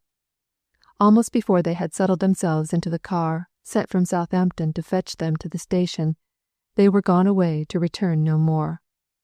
A sting at Margaret's heart made her strive to look out to catch the last glimpse of the old church tower, at the turn where she knew it might be seen above a wave of the forest trees. But her father remembered this too, and she silently acknowledged his greater right to the one window from which it could be seen. She leant back and shut her eyes, and the tears welled forth, and hung glittering for an instant on the shadowing eyelashes, before rolling slowly down her cheeks, and dropping, unheeded, on her dress. They were to stop in London all night at some quiet hotel. Poor Mrs. Hale had cried in her way nearly all day long, and Dixon showed her sorrow by extreme crossness, and a continual irritable attempt to keep her petticoats from even touching the unconscious Mr. Hale, whom she regarded as the origin of all this suffering. They went through the well-known streets, past houses which they had often visited, past shops in which she had lounged impatiently by her aunt's side, while that lady was making some important and interminable decision. Nay, absolutely past acquaintances in the streets, for though the morning had been of an incalculable length to them, and they felt as if it ought long ago to have closed in for the repose of darkness, it was the very busiest time of a London afternoon in November when they arrived there. It was long since Mrs. Hale had been in London, and she roused up, almost like a child, to look about her at the different streets, and to gaze after and exclaim at the shops and carriages. "Oh, there's Harrison's, where I bought so many of my wedding things. Dear, how altered! They've got immense plate-glass windows, larger than Crawford's in Southampton. Oh, and there, I declare, no, it is not. Yes, it is. Margaret, we have just passed Mr. Henry Lennox. Where can he be going, among all these shops?" Margaret started forwards, and as quickly fell back, half smiling at herself for the sudden motion. They were 100 yards away by this time, but he seemed like a relic of Helstone. He was associated with a bright morning, an eventful day, and she should have liked to have seen him, without his seeing her, without the chance of their speaking. The evening, without employment, passed in a room high up in a hotel, was long and heavy. Mr. Hale went out to his bookseller's and to call on a friend or two. Everyone they saw, either in the house or out in the streets, appeared hurrying to some appointment, expected by or expecting somebody. They alone seemed strange and friendless and desolate. Yet within a mile, Margaret knew of house after house where she for her own sake and her mother for her Aunt Shaw's would be welcome, if they came in gladness or even in peace of mind. If they came sorrowing and wanting sympathy in a complicated trouble like the present, then they would be felt as a shadow in all these houses of intimate acquaintances, not friends. London life is too whirling and full to admit of even an hour of that deep silence of feeling which the friends of Job showed, when they sat with him on the ground 7 days and 7 nights, and none spake a word unto him, for they saw that his grief was very great. Chapter 7. New Scenes and Faces. Mist clogs the sunshine, smoky dwarf houses have we round on every side. Matthew Arnold. The next afternoon, about 20 miles from Milton Northern, they entered on the little branch railway that led to Heston. Heston itself was one long straggling street, running parallel to the seashore. It had a character of its own, as different from the little bathing places in the south of England as they again from those of the continent. To use a Scotch word, everything looked more purpose-like. The country carts had more iron and less wood and leather about the horse gear. The people in the streets, although on pleasure bent, had yet a busy mind. The colours looked greyer, more enduring, not so gay and pretty. There were no smock frocks, even among the country folk. They retarded motion and were apt to catch on machinery, and so the habit of wearing them had died out. In such towns in the south of England, Margaret had seen the shopmen, when not employed in their business, lounging a little at their doors, enjoying the fresh air, and then look up and down the street. Here, if they had any leisure from customers, they made themselves business in the shop, even, Margaret fancied, to the unnecessary unrolling and re-rolling of ribbons. All these differences struck upon her mind as she and her mother went out next morning to look for lodgings. Their 2 nights at hotels had cost more than Mr. Hale had anticipated, and they were glad to take the first clean, cheerful rooms they met with that were at liberty to receive them. There, for the first time in many days, did Margaret feel at rest. There was a dreaminess in the rest, too, which made it still more perfect and luxurious to repose in. The distant sea, lapping the sandy shore with measured sound, the nearer cries of the donkey boys, the unusual scenes moving before her like pictures, which she cared not in her laziness to have fully explained before they passed away, the stroll down the beach to breathe the sea air, soft and warm on that sandy shore, even to the end of November, the great long misty sea line touching the tender-coloured sky, the white sail of a distant boat turning silver in some pale sunbeam. It seemed as if she could dream her life away in such luxury of pensiveness, in which she made her present all in all, from not daring to think of the past or wishing to contemplate the future. But the future must be met, however stern and iron it be. One evening it was arranged that Margaret and her father should go the next day to Milton Northern and look out for a house.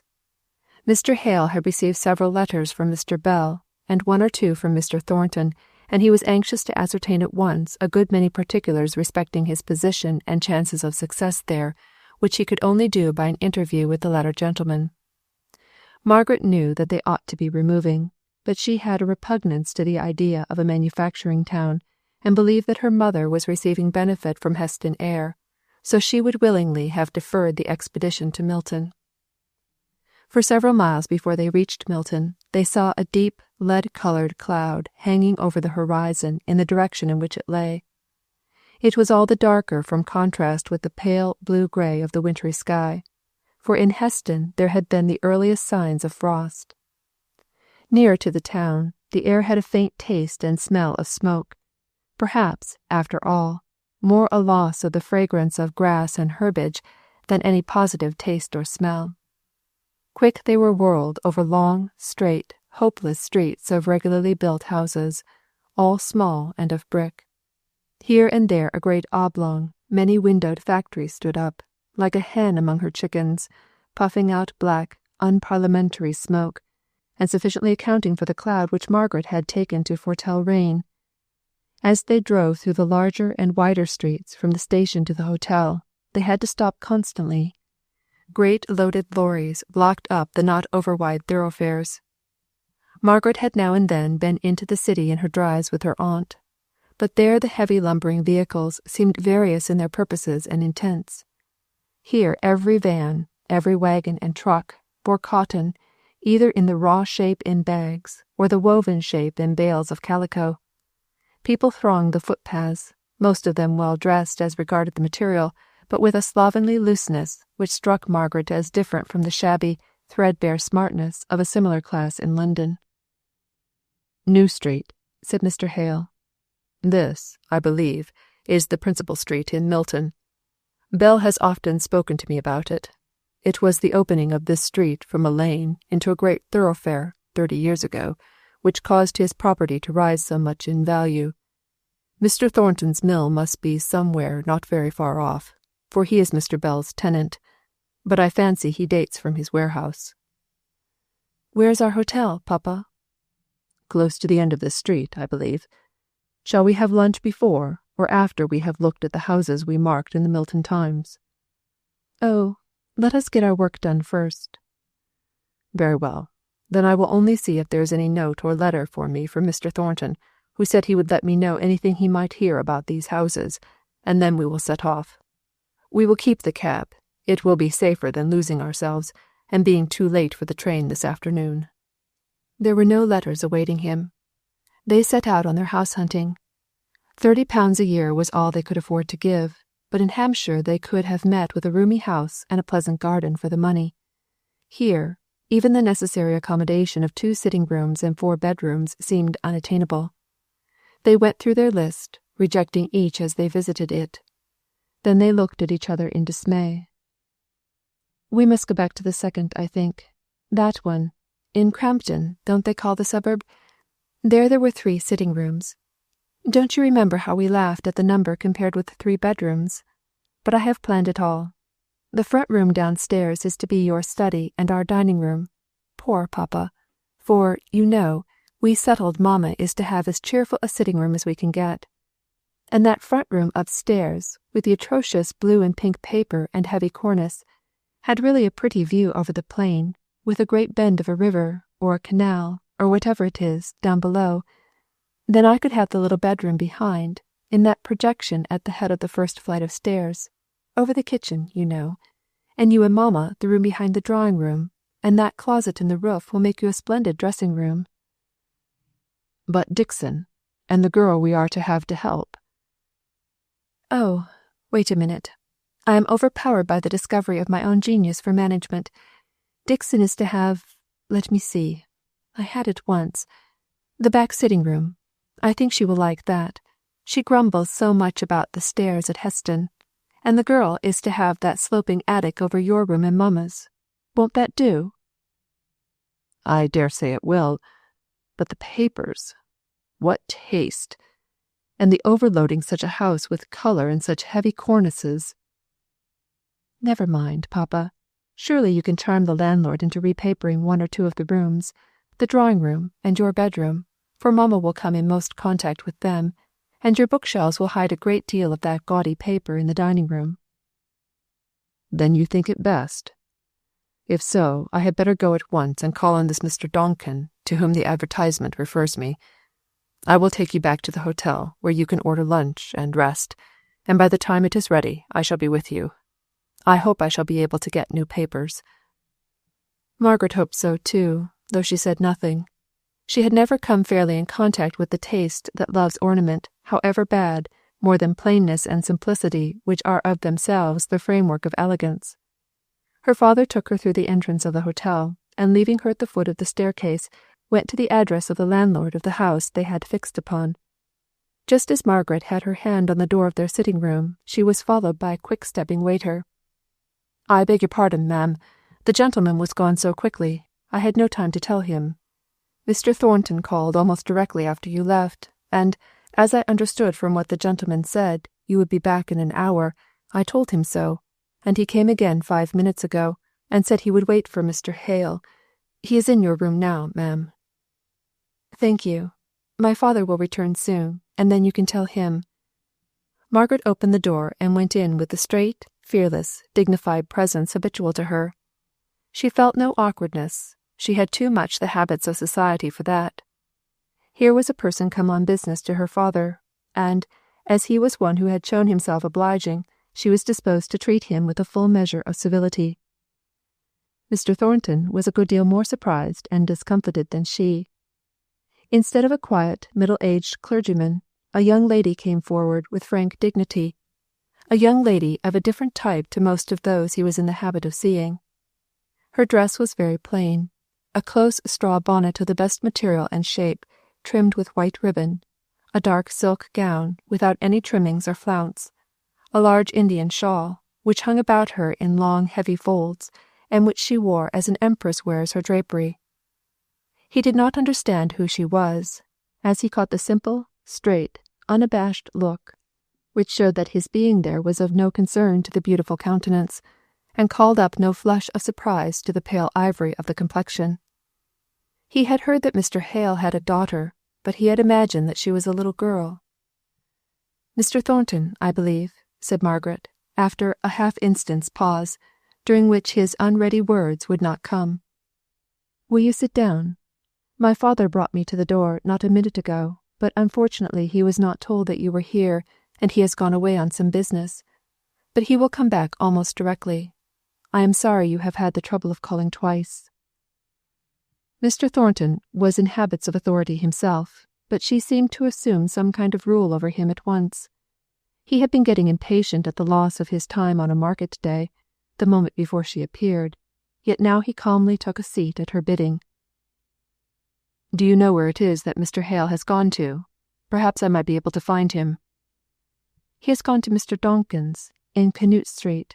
He is the landlord of the house my father wishes to take in Crampton." Mr. Thornton knew the house. He had seen the advertisement, and been to look at it, in compliance with a request of Mr. Bell's that he would assist Mr. Hale to the best of his power, and also instigated by his own interest in the cause of a clergyman who had given up his living under circumstances such as those of Mr. Hale. Mr. Thornton had thought that the house in Crampton was really just the thing, but now that he saw Margaret, with her superb ways of moving and looking, he began to feel ashamed of having imagined that it would do very well for the Hales, in spite of a certain vulgarity in it which had struck him at the time of his looking it over. Margaret could not help her looks, but the short curled upper lip, the round, massive, upturned chin, the manner of carrying her head, her movements, full of a soft feminine defiance, always gave strangers the impression of haughtiness. She was tired now, and would rather have remained silent, and taken the rest her father had planned for her. But, of course, she owed it to herself to be a gentlewoman, and to speak courteously from time to time to this stranger. Not over-brushed, nor over-polished, it must be confessed, after his rough encounter with Milton streets and crowds. She wished that he would go, as he had once spoken of doing, instead of sitting there, answering with curt sentences all the remarks she made. She had taken off her shawl and hung it over the back of her chair. She sat facing him and facing the light. Her full beauty met his eye. Her round, white, inflexible throat rising out of the full, yet lithe figure. Her lips moving so slightly as she spoke, not breaking the cold, serene look of her face with any variation from the one lovely, haughty curve. Her eyes, with their soft gloom, meeting his with quiet maiden freedom. He almost said to himself that he did not like her before their conversation ended. He tried so to compensate himself for the mortifying feeling that while he looked upon her with an admiration he could not repress, she looked at him with proud indifference, taking him, he thought, for what, in his irritation, he told himself he was, a great rough fellow, with not a grace or a refinement about him. Her quiet coldness of demeanour he interpreted into contemptuousness, and resented it in his heart to the pitch of almost inclining him to get up and go away, and have nothing more to do with these Hales and their superciliousness. Just as Margaret had exhausted her last subject of conversation, and yet conversation that could hardly be called which consisted of so few and such short speeches, her father came in, and with his pleasant, gentlemanly courteousness of apology, reinstated his name and family in Mr. Thornton's good opinion. Mr. Hale and his visitor had a good deal to say respecting their mutual friend, Mr. Bell, and Margaret, glad that her part of entertaining the visitor was over, went to the window to try and make herself more familiar with the strange aspect of the street. She got so much absorbed in watching what was going on outside that she hardly heard her father when he spoke to her, and he had to repeat what he said. "Margaret, the landlord will persist in admiring that hideous paper, and I am afraid we must let it remain." "Oh dear, I am sorry," she replied, and began to turn over in her mind the possibility of hiding part of it, at least, by some of her sketches, but gave up the idea at last, as likely only to make bad worse. Her father, meanwhile, with his kindly country hospitality, was pressing Mr. Thornton to stay to luncheon with them. It would have been very inconvenient to him to do so, yet he felt that he should have yielded if Margaret by word or look had seconded her father's invitation. He was glad she did not, and yet he was irritated at her for not doing it. She gave him a low, grave bow when he left, and he felt more awkward and self-conscious in every limb than he had ever done in all his life before. "Well, Margaret, now to luncheon, as fast as we can. Have you ordered it?" "No, papa. That man was here when I came home, and I have never had an opportunity." "Then we must take anything we can get. He must have been waiting a long time, I'm afraid." "It seemed exceedingly long to me. I was just at the last gasp when you came in. He never went on with any subject, but gave little, short, abrupt answers." "Very much to the point, though, I should think. He is a clear-headed fellow. He said, did you hear, that Crampton is on gravelly soil, and by far the most healthy suburb in the neighbourhood of Milton." When they returned to Heston, there was the day's account to be given to Mrs. Hale, who was full of questions which they answered in the intervals of tea-drinking. "And what is your correspondent, Mr. Thornton, like?" "Ask Margaret," said her husband. "She and he had a long attempt at conversation, while I was away speaking to the landlord." "Oh, I hardly know what he is like," said Margaret, lazily, too tired to tax her powers of description much, and then rousing herself, she said, "He is a tall, broad-shouldered man, about— How old, papa?" "I should guess about 30. "About 30, with a face that is neither exactly plain nor yet handsome, nothing remarkable, not quite a gentleman, but that was hardly to be expected."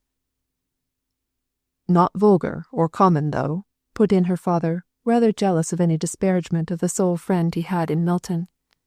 "Oh no," said Margaret, with such an expression of resolution and power. "No face, however plain in feature, could be either vulgar or common. I should not like to have to bargain with him. He looks very inflexible. Altogether a man who seems made for his niche, mamma. Sagacious and strong, as becomes a great tradesman." "Don't call the Milton manufacturers tradesmen, Margaret," said her father. "They are very different." "Are they? I apply the word to all who have something tangible to sell. But if you think the term is not correct, papa, I won't use it. But oh, mamma, speaking of vulgarity and commonness, you must prepare yourself for our drawing-room paper. Pink and blue roses with yellow leaves, and such a heavy cornice round the room." But when they removed to their new house in Milton, the obnoxious papers were gone. The landlord received their thanks very composedly, and let them think, if they liked, that he had relented from his expressed determination not to repaper. There was no particular need to tell him that what he did not care to do for a Reverend Mr. Hale, unknown in Milton, he was only too glad to do at the one short, sharp remonstrance of Mr. Thornton, the wealthy manufacturer. Chapter 8. Homesickness. "And it's hame, hame, hame, hame fain would I be." It needed the pretty light papering of the rooms to reconcile them to Milton. It needed more that could not be had. The thick yellow November fogs had come on, and the view of the plain in the valley, made by the sweeping bend of the river, was all shut out when Mrs. Hale arrived at her new home. Margaret and Dixon had been at work for 2 days, unpacking and arranging, but everything inside the house still looked in disorder, and outside a thick fog crept up to the very windows and was driven into every open door in choking white wreaths of unwholesome mist. "Oh, Margaret, are we to live here?" asked Mrs. Hale in blank dismay. Margaret's heart echoed the dreariness of the tone in which the question was put. She could scarcely command herself enough to say, "Oh, the fogs in London are sometimes far worse." "But then you knew that London itself, and friends, lay behind it. Here, well, we are desolate. Oh, Dixon, what a place this is!" "Indeed, ma'am, I'm sure it will be your death before long, and then I'll know who'll— Stay, Miss Hale, that's far too heavy for you to lift." "Not at all, thank you, Dixon," replied Margaret coldly. "The best thing we can do for Mamma is to get her room quite ready for her to go to bed, while I go and bring her a cup of coffee." Mr. Hale was equally out of spirits, and equally came upon Margaret for sympathy. "Margaret, I do believe this is an unhealthy place. Only suppose that your mother's health or yours should suffer. I wish I had gone to some country place in Wales. This is really terrible," said he, going up to the window. There was no comfort to be given. They were settled in Milton, and must endure smoke and fogs for a season. Indeed, all other life seemed shut out from them by as thick a fog of circumstance. Only the day before Mr. Hale had been reckoning up with dismay how much their removal and fortnight at Heston had cost, and he found it had absorbed nearly all his little stock of ready money. No, here they were, and here they must remain. At night, when Margaret realized this, she felt inclined to sit down in a stupor of despair. The heavy, smoky air hung about her bedroom, which occupied the long narrow projection at the back of the house. The window, placed at the side of the oblong, looked to the blank wall of a similar projection, not above 10 feet distant. It loomed through the fog like a great barrier to hope. Inside the room everything was in confusion. All their efforts had been directed to make her mother's room comfortable. Margaret sat down on a box, the direction card upon which struck her as having been written at Helstone. Beautiful, beloved Helstone. She lost herself in dismal thought, but at last she determined to take her mind away from the present, and suddenly remembered that she had a letter from Edith which she had only half read in the bustle of the morning. It was to tell of their arrival at Corfu, their voyage along the Mediterranean, their music and dancing on board ship, the gay new life opening upon her, her house with its trellised balcony and its views over white cliffs and deep blue sea. Edith wrote fluently and well, if not graphically. She could not only seize the salient and characteristic points of a scene, but she could enumerate enough of the indiscriminate particulars for Margaret to make it out for herself. Captain Lennox and another lately married officer shared a villa high up on the beautiful precipitous rocks overhanging the sea. Their days, late as it was in the year, seemed spent in boating or land picnics, all out of doors, pleasure-seeking and glad. Edith's life seemed like the deep vault of blue sky above her, free, utterly free, from fleck or cloud. Her husband had to attend drill, and she, the most musical officer's wife there, had to copy the new and popular tunes out of the most recent English music for the benefit of the bandmaster. Those seemed their most severe and arduous duties. She expressed an affectionate hope that, if the regiment stopped another year at Corfu, Margaret might come out and pay her a long visit. She asked Margaret if she remembered the day 12th on which she, Edith, wrote how it rained all day long in Harley Street, and how she would not put on her new gown to go to a stupid dinner, and get it all wet and splashed in going to the carriage, and how at that very dinner they had first met Captain Lennox. Yes, Margaret remembered it well. Edith and Mrs. Shaw had gone to dinner. Margaret had joined the party in the evening. The recollection of the plentiful luxury of all the arrangements, the stately handsomeness of the furniture, the size of the house, the peaceful, untroubled ease of the visitors, all came vividly before her, in strange contrast to the present time. The smooth sea of that old life closed up, without a mark left to tell where they had all been. The habitual dinners, the calls, the shopping, the dancing evenings, were all going on forever, though her Aunt Shaw and Edith were no longer there, and she, of course, was even less missed. She doubted if anyone of that old set ever thought of her, except Henry Lennox. He, too, she knew, would strive to forget her, because of the pain she had caused him. She had heard him often boast of his power of putting any disagreeable thought far away from him.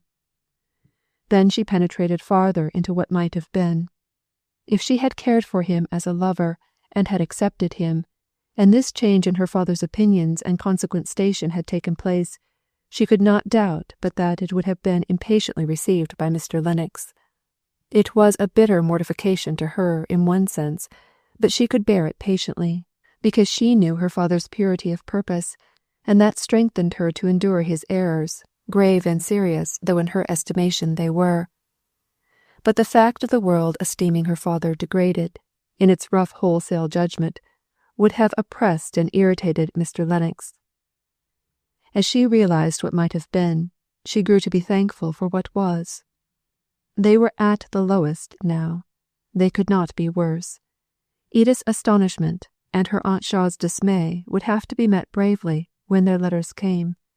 So Margaret rose up and began slowly to undress herself, feeling the full luxury of acting leisurely, late as it was, after all the past hurry of the day. She fell asleep, hoping for some brightness, either internal or external. But if she had known how long it would be before the brightness came, her heart would have sunk low. The time of the year was most unpropitious to health as well as to spirits. Her mother caught a severe cold, and Dixon herself was evidently not well, although Margaret could not insult her more than by trying to save her or by taking any care of her. They could hear of no girl to assist her. All were at work in the factories. At least, those who applied were well scolded by Dixon for thinking such as they could ever be trusted to work in a gentleman's house. So they had to keep a charwoman in almost constant employ. Margaret longed to send for Charlotte, but besides the objection of her being a better servant than they could now afford to keep, the distance was too great. Mr. Hale met with several pupils, recommended to him by Mr. Bell, or by the more immediate influence of Mr. Thornton.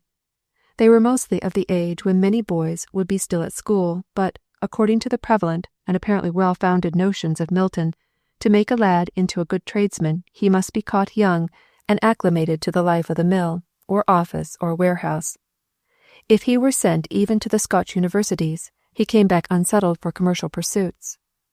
How much more so if he went to Oxford or Cambridge, where he could not be entered until he was 18. So most of the manufacturers placed their sons in sucking situations at 14 or 15 years of age, unsparingly cutting away all offshoots in the direction of literature or high mental cultivation, in hopes of throwing the whole strength and vigour of the plant into commerce. Still there were some wiser parents, and some young men who had sense enough to perceive their own deficiencies and strive to remedy them. Nay, there were a few no longer youths, but men in the prime of life, who had the stern wisdom to acknowledge their own ignorance, and to learn late what they should have learned early. Mr. Thornton was perhaps the oldest of Mr. Hale's pupils. He was certainly the favourite. Mr. Hale got into the habit of quoting his opinions so frequently and with such regard that it became a little domestic joke to wonder what time, during the hour appointed for instruction, could be given to absolute learning, so much of it appeared to have been spent in conversation. Margaret rather encouraged this light, merry way of viewing her father's acquaintance with Mr. Thornton, because she felt that her mother was inclined to look upon this new friendship of her husband's with jealous eyes. As long as his time had been solely occupied with his books and his parishioners, as at Helstone, she had appeared to care little whether she saw much of him or not. But now that he looked eagerly forward to each renewal of his intercourse with Mr. Thornton, she seemed hurt and annoyed, as if he were slighting her companionship for the first time. Mr. Hale's overpraise had the usual effect of overpraise upon his auditors. They were a little inclined to rebel against Aristides being always called the just. After a quiet life in a country parsonage for more than 20 years, there was something dazzling to Mr. Hale in the energy which conquered immense difficulties with ease. The power of the machinery of Milton, the power of the men of Milton, impressed him with a sense of grandeur which he yielded to without caring to inquire into the details of its exercise. But Margaret went less abroad, among machinery and men, saw less of power in its public effect, and, as it happened, she was thrown with one or two of those who, in all measures affecting masses of people, must be acute sufferers for the good of many. The question always is, has everything been done to make the sufferings of these exceptions as small as possible? Or, in the triumph of the crowded procession, have the helpless been trampled on, instead of being gently lifted aside out of the roadway of the conqueror, whom they have no power to accompany on his march? It fell to Margaret's share to have to look out for a servant to assist Dixon, who had at first undertaken to find just the person she wanted to do all the rough work of the house. But Dixon's ideas of helpful girls were founded on the recollection of tidy elder scholars at Helstone School, who were only too proud to be allowed to come to the parsonage on a busy day, and treated Mrs. Dixon with all the respect, and a good deal more of fright, which they paid to Mr. and Mrs. Hale. Dixon was not unconscious of this odd reverence which was given to her, nor did she dislike it. It flattered her as much as Louis XIV was flattered by his courtiers shading their eyes from the dazzling light of his presence. But nothing short of her faithful love for Mrs. Hale could have made her endure the rough independent way in which all the Milton girls, who made application for the servant's place, replied to her inquiries respecting their qualifications. They even went to the length of questioning her back again, having doubts and fears of their own as to the solvency of a family who lived in a house of £30 a year, and yet gave themselves airs and kept 2 servants, one of them so very high and mighty. Mr. Hale was no longer looked upon as vicar of Helstone, but as a man who only spent at a certain rate. Margaret was weary and impatient of the accounts which Dixon perpetually brought to Mrs. Hale of the behaviour of these would-be servants. Not but what Margaret was repelled by the rough, uncourteous manners of these people. Not but what she shrunk with fastidious pride from their hail-fellow accost, and severely resented their unconcealed curiosity as to the means and position of any family who lived in Milton, and yet were not engaged in trade of some kind. But the more Margaret felt impertinence, the more likely she was to be silent on the subject, and, at any rate, if she took upon herself to make inquiry for a servant, she could spare her mother the recital of all her disappointments and fancied or real insults. Margaret accordingly went up and down to butchers and grocers, seeking for a nonpareil of a girl, and lowering her hopes and expectations every week, as she found the difficulty of meeting with anyone in the manufacturing town who would not prefer the better wages and greater independence of working in a mill. It was something of a trial to Margaret to go out by herself in this busy, bustling place. Mrs. Shaw's ideas of propriety, and her own helpless dependence on others, had always made her insist that a footman should accompany Edith and Margaret, if they went beyond Harley Street or the immediate neighbourhood. The limits by which this rule of her aunt's had circumscribed Margaret's independence had been silently rebelled against at the time, and she had doubly enjoyed the free walks and rambles of her forest life, from the contrast which they presented. She went along there with a bounding, fearless step, that occasionally broke out into a run if she were in a hurry, and occasionally was stilled into perfect repose, as she stood listening to, or watching any of the wild creatures who sang in the leafy courts, or glanced out with their keen, bright eyes from the low brushwood or tangled firs. It was a trial to come down from such motion, or such stillness, only guided by her own sweet will, to the even and decorous pace necessary in streets.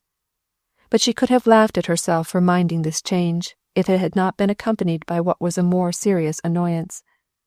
The side of town on which Crampton lay was especially a thoroughfare for the factory people. In the back streets around them there were many mills, out of which poured streams of men and women 2 or 3 times a day. Until Margaret had learnt the times of their ingress and egress, she was very unfortunate in constantly falling in with them. They came rushing along, with bold, fearless faces, and loud laughs and jests, particularly aimed at all those who appeared to be above them in rank or station. The tones of their unrestrained voices, and their carelessness of all common rules of street politeness, frightened Margaret a little at first.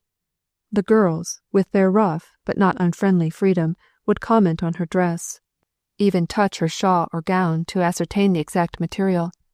Nay, once or twice she was asked questions relative to some article which they particularly admired. There was such a simple reliance on her womanly sympathy with their love of dress, and on her kindliness, that she gladly replied to these inquiries as soon as she understood them, and half smiled back at their remarks. She did not mind meeting any number of girls, loud-spoken and boisterous though they might be, but she alternately dreaded and fired up against the workmen, who commented not on her dress but on her looks in the same open, fearless manner. She, who had hitherto felt that even the most refined remark on her personal appearance was an impertinence, had to endure undisguised admiration from these outspoken men. But the very outspokenness marked their innocence of any intention to hurt her delicacy, as she would have perceived if she had been less frightened by the disorderly tumult. Out of her fright came a flash of indignation which made her face scarlet, and her dark eyes gather flame, as she heard some of their speeches. Yet there were other sayings of theirs which, when she reached the quiet safety of home, amused her even while they irritated her. For instance, one day, after she had passed a number of men, several of whom had paid her the not unusual compliment of wishing she was their sweetheart, one of the lingerers added, "Your bonny face, my lass, makes the day look brighter." And another day, as she was unconsciously smiling at some passing thought, she was addressed by a poorly dressed, middle-aged workman with, "You may well smile, my lass. Many a one would smile to have such a bonny face." This man looked so careworn that Margaret could not help giving him an answering smile, glad to think that her looks, such as they were, should have had the power to call up a pleasant thought. He seemed to understand her acknowledging glance, and a silent recognition was established between them whenever the chances of the day brought them across each other's paths. They had never exchanged a word, nothing had been said but that first compliment, yet somehow Margaret looked upon this man with more interest than upon anyone else in Milton. Once or twice, on Sundays, she saw him walking with a girl, evidently his daughter, and, if possible, still more unhealthy than he was himself. One day Margaret and her father had been as far as the fields that lay around the town.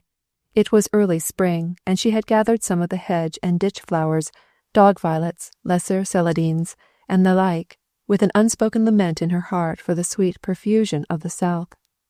Her father had left her to go into Milton upon some business, and on the road home she met her humble friends. The girl looked wistfully at the flowers, and, acting on a sudden impulse, Margaret offered them to her.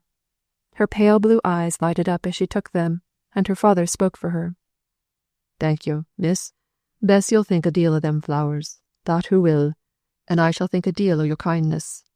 You're not of this country, I reckon?" "No," said Margaret, half sighing. "I came from the south, from Hampshire," she continued, a little afraid of wounding the consciousness of ignorance if she used a name which he did not understand. "That's beyond London, I reckon. And I come for Burley ways, and 40 miles to the north, and yet, you'll see, north and south has both met and made kind of friends in this big smoky place." Margaret had slackened her pace to walk alongside of the man and his daughter, whose steps were regulated by the feebleness of the latter.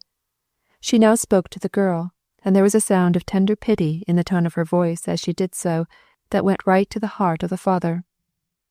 "I am afraid you are not very strong." "No," said the girl, "nor never will be." "Spring is coming," said Margaret, as if to suggest pleasant, hopeful thoughts. "Spring nor summer will do me good," said the girl, quietly. Margaret looked up at the man, almost expecting some contradiction from him, or at least some remark that would modify his daughter's utter hopelessness, but instead he added, "I'm afeard who speaks the truth. I'm afeard who's too far gone in a waste." "I shall have a spring where I'm bound to, and flowers, and amaranths, and shining robes besides." Poor lass, said her father in a low tone. I'm none so sure of that, but it's a comfort to thee. Poor lass, poor lass. Poor father. It'll be soon. Margaret was shocked by his words, shocked but not repelled, rather attracted and interested. Where do you live? I think we must be neighbours, we meet so often on this road. We put up at 9 Francis Street, second turn to the left after you've passed the Golden Dragon. And your name? I must not forget that. I'm none ashamed of my name. It's Nicholas Higgins. Who's called Bessie Higgins? What are you asking for? Margaret was surprised at this last question, for at Helstone it would have been an understood thing, after the inquiry she had made, that she intended to come and call upon any poor neighbour whose name and habitation she had asked for. I meant to come and see you. She suddenly felt rather shy of offering the visit, without having any reason to give for her wish to make it, beyond a kindly interest in a stranger. It seemed all at once to take the shape of an impertinence on her part. She read this meaning, too, in the man's eyes. I'm none so fond of having strange folk in my house. But then relenting, as he saw her heightened colour, he added, You're a foreigner, as one may say, and maybe don't know many folk here, and you've given my wench here flowers out of your own hand. You may come if you like. Margaret was half amused, half nettled at this answer. She was not sure if she would go where permission was given so like a favour conferred. But when they came to the town into Francis Street, the girl stopped a minute and said, You'll not forget you're to come and see us? Aye, said the father impatiently. Who'll come? Who's a bit set up now, because who thinks I might have spoken more civilly, but who'll think better on it and come? I can read her proud bonny face like a book. Come along, Bess. There's the mill bell ringing. Margaret went home, wondering at her new friends, and smiling at the man's insight into what had been passing in her mind. From that day Milton became a brighter place to her. It was not the long, bleak, sunny days of spring, nor yet was it that time was reconciling her to the town of her habitation. It was that she had found a human interest. Chapter 9. Dressing for Tea. Let China's earth, enriched with coloured stains, pencilled with gold, and streaked with azure veins, the grateful flavour of the Indian leaf, or Moko's sunburnt berry glad receive. Mrs. Barbauld. The day after this meeting with Higgins and his daughter, Mr. Hale came upstairs into the little drawing-room at an unusual hour. He went up to different objects in the room, as if examining them, but Margaret saw that it was merely a nervous trick, a way of putting off something he wished, yet feared to say. Out it came at last. My dear, I've asked Mr. Thornton to come to tea tonight. Mrs. Hale was leaning back in her easy-chair, with her eyes shut, and an expression of pain on her face which had become habitual to her of late. But she roused up into querulousness at this speech of her husband's. Mr. Thornton, and tonight? What in the world does the man want to come here for? And Dixon is washing my muslins and laces, and there is no soft water with all these horrid east winds, which I suppose we shall have all the year round in Milton. The wind is veering round, my dear, said Mr. Hale, looking out at the smoke, which drifted right from the east. Only he did not yet understand the points of the compass, and rather arranged them ad libitum according to circumstances. Don't tell me, said Mrs. Hale, shuddering up, and wrapping her shawl about her still more closely. But east or west wind, I suppose this man comes. Oh, mamma, that shows you never saw Mr. Thornton. He looks like a person who would enjoy battling with every adverse thing he could meet with, enemies, winds, or circumstances. The more it rains and blows, the more certain we are to have him. But I'll go and help Dixon. I'm getting to be a famous clear starcher, and he won't want any amusement beyond talking to Papa. Papa, I am really longing to see Pythias to your Damon. You know I never saw him but once, and then we were so puzzled to know what to say to each other that we did not get on particularly well. I don't know that you would ever like him, or think him agreeable, Margaret. He's not a lady's man." Margaret wreathed her throat in a scornful curve. "I don't particularly admire ladies' men, papa. But Mr. Thornton comes here as your friend, as one who has appreciated you." "The only person in Milton," said Mrs. Hale. "So we will give him a welcome, and some cocoa nut cakes. Dixon will be flattered if we ask her to make some, and I will undertake to iron your caps, mamma." Many a time that morning did Margaret wish Mr. Thornton far enough away. She had planned other employments for herself: a letter to Edith, a good piece of Dante, a visit to the Higginses. But, instead, she ironed away, listening to Dixon's complaints, and only hoping that by an excess of sympathy she might prevent her from carrying the recital of her sorrows to Mrs. Hale.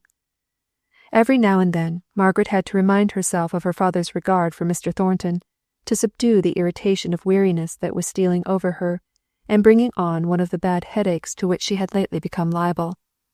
She could hardly speak when she sat down at last, and told her mother that she was no longer Peggy the laundry maid, but Margaret Hale the lady. She meant this speech for a little joke, and was vexed enough with her busy tongue when she found her mother taking it seriously. "Yes, if anyone had told me when I was Miss Beresford, and one of the belles of the county, that a child of mine would have to stand half a day in a little poky kitchen, working away like any servant, that we might prepare properly for the reception of a tradesman, and that this tradesman should be the only—" "Oh, mamma," said Margaret, lifting herself up, "don't punish me so for a careless speech. I don't mind ironing, or any kind of work, for you and papa. I am myself a born and bred lady through it all, and even though it comes to scouring a floor or washing dishes." "I am tired now, just for a little while, but in half an hour I shall be ready to do the same over again. And as to Mr. Thornton's being in trade, why, he can't help that now, poor fellow. I don't suppose his education would fit him for much else." Margaret lifted herself slowly up and went to her own room, for just now she could not bear much more.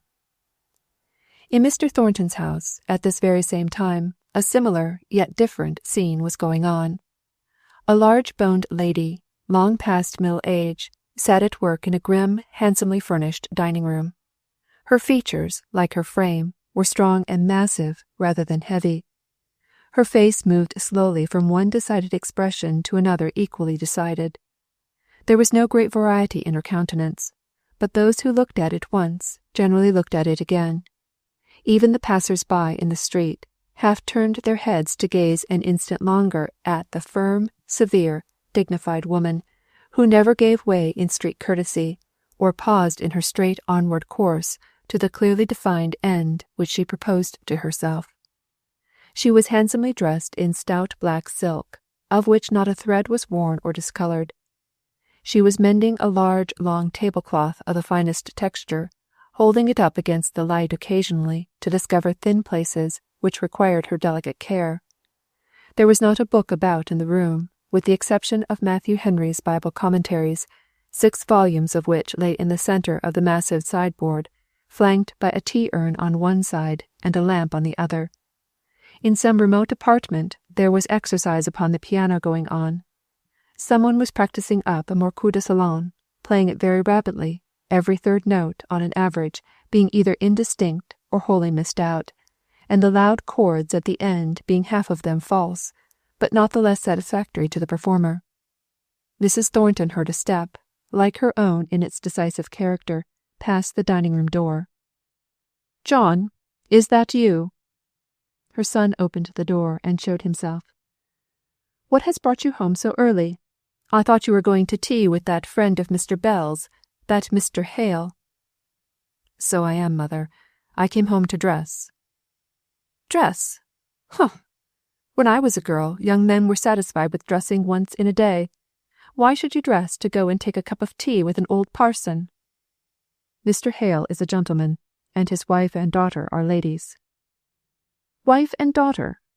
Do they teach too? What do they do? You have never mentioned them."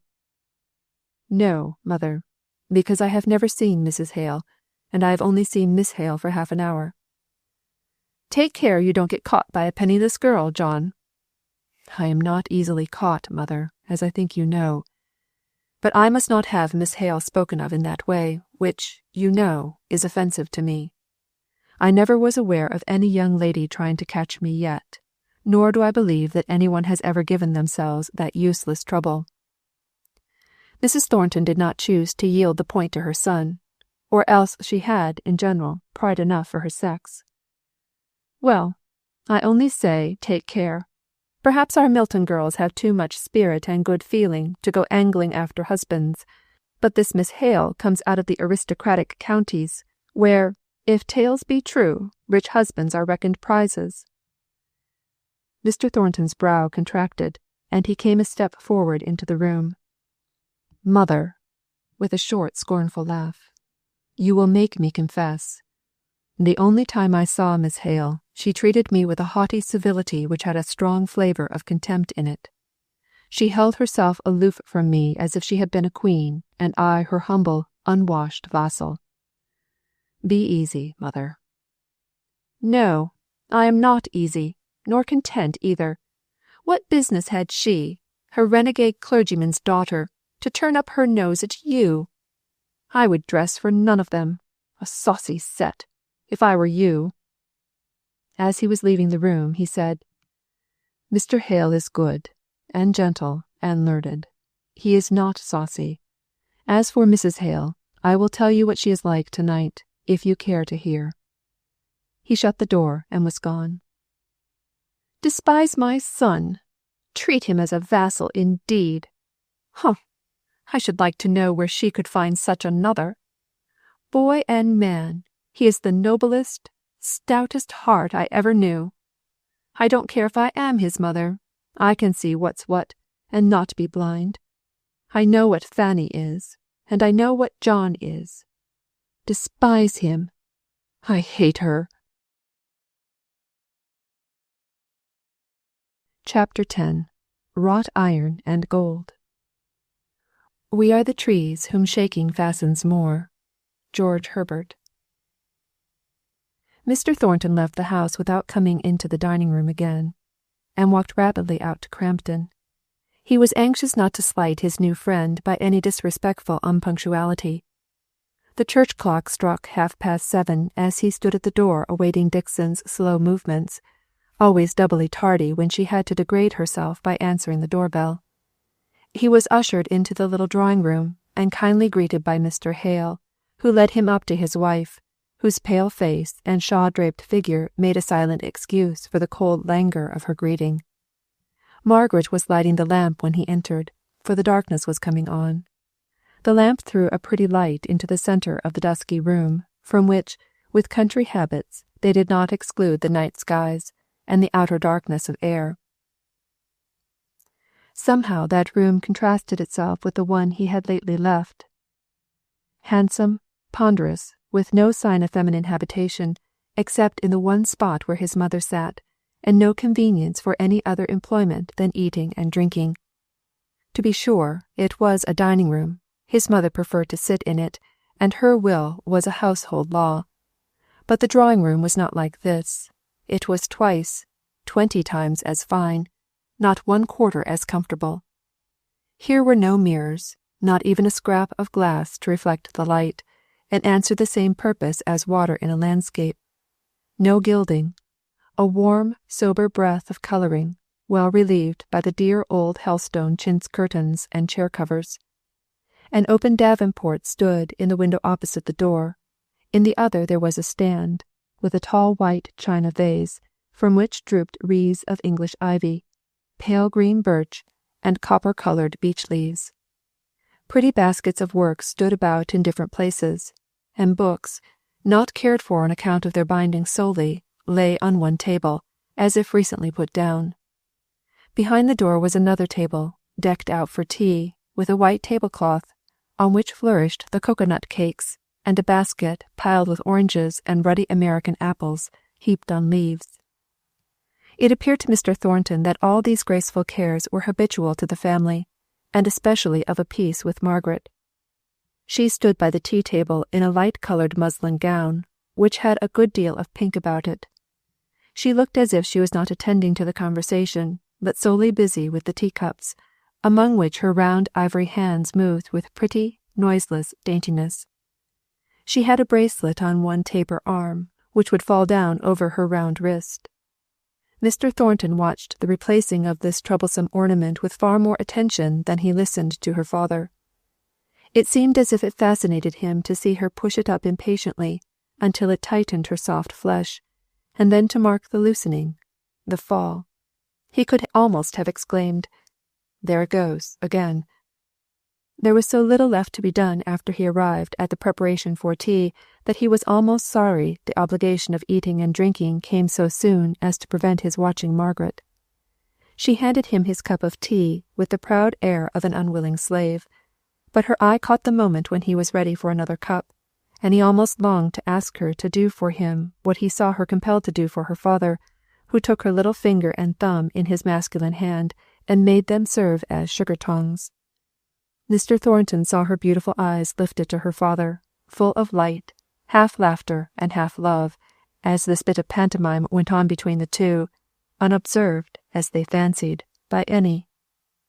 Margaret's head still ached, as the paleness of her complexion, and her silence might have testified, but she was resolved to throw herself into the breach, if there was any long untoward pause, rather than that her father's friend, pupil, and guest should have cause to think himself in any way neglected. But the conversation went on, and Margaret drew into a corner, near her mother, with her work, after the tea things were taken away, and felt that she might let her thoughts roam, without fear of being suddenly wanted to fill a gap. Mr. Thornton and Mr. Hale were both absorbed in the continuation of some subject which had been started at their last meeting. Margaret was recalled to a sense of the present by some trivial, low-spoken remark of her mother's, and on suddenly looking up from her work, her eye was caught by the difference of outward appearance between her father and Mr. Thornton, as betokening such distinctly opposite natures.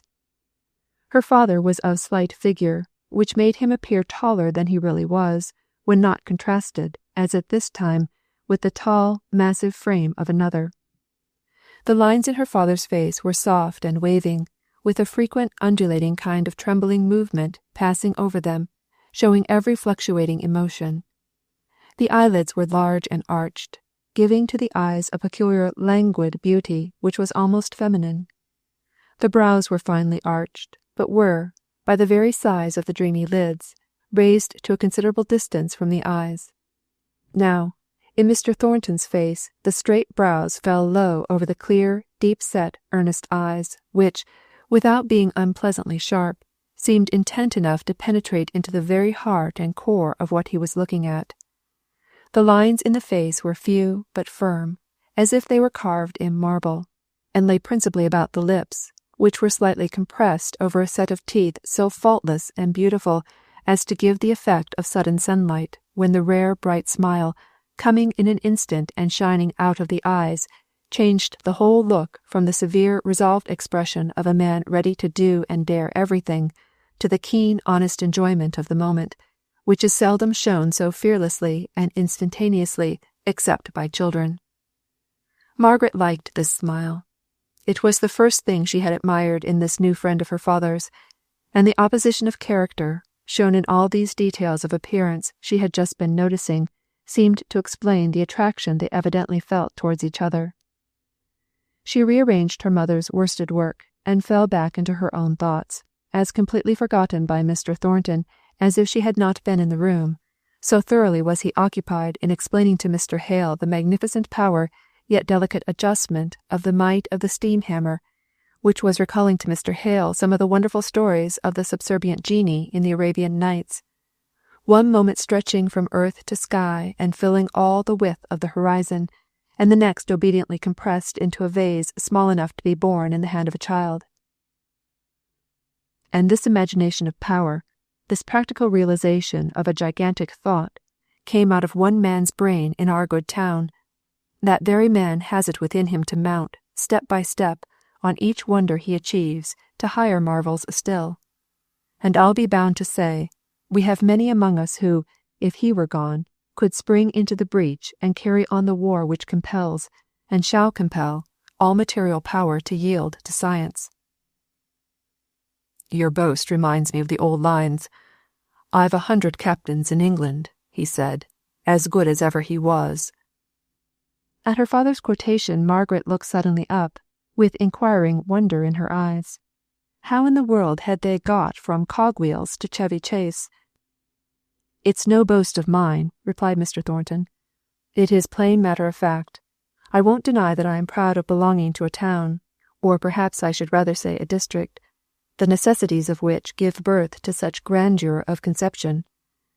I would rather be a man toiling, suffering, nay, failing and successless, here, than lead a dull, prosperous life in the well-worn grooves of what you call more aristocratic society down in the South, with their slow days of careless ease. One may be clogged with honey and unable to rise and fly. You are mistaken, said Margaret, roused by the aspersion on her beloved South to a fond vehemence of defence that brought the colour into her cheeks and the angry tears into her eyes. You do not know anything about the South.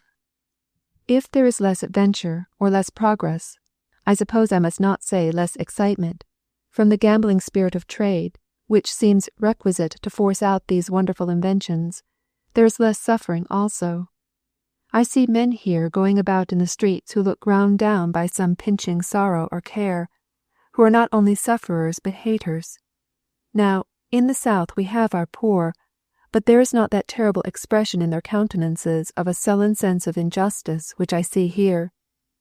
You do not know the South, Mr. Thornton, she concluded, collapsing into a determined silence, and angry with herself for having said so much. And may I say you do not know the North? Asked he, with an inexpressible gentleness in his tone, as he saw that he had really hurt her. She continued resolutely silent, yet yearning after the lovely haunts she had left far away in Hampshire, with a passionate longing that made her feel her voice would be unsteady and trembling if she spoke. At any rate, Mr. Thornton, said Mrs. Hale, you will allow that Milton is a much more smoky, dirty town than you will ever meet with in the South.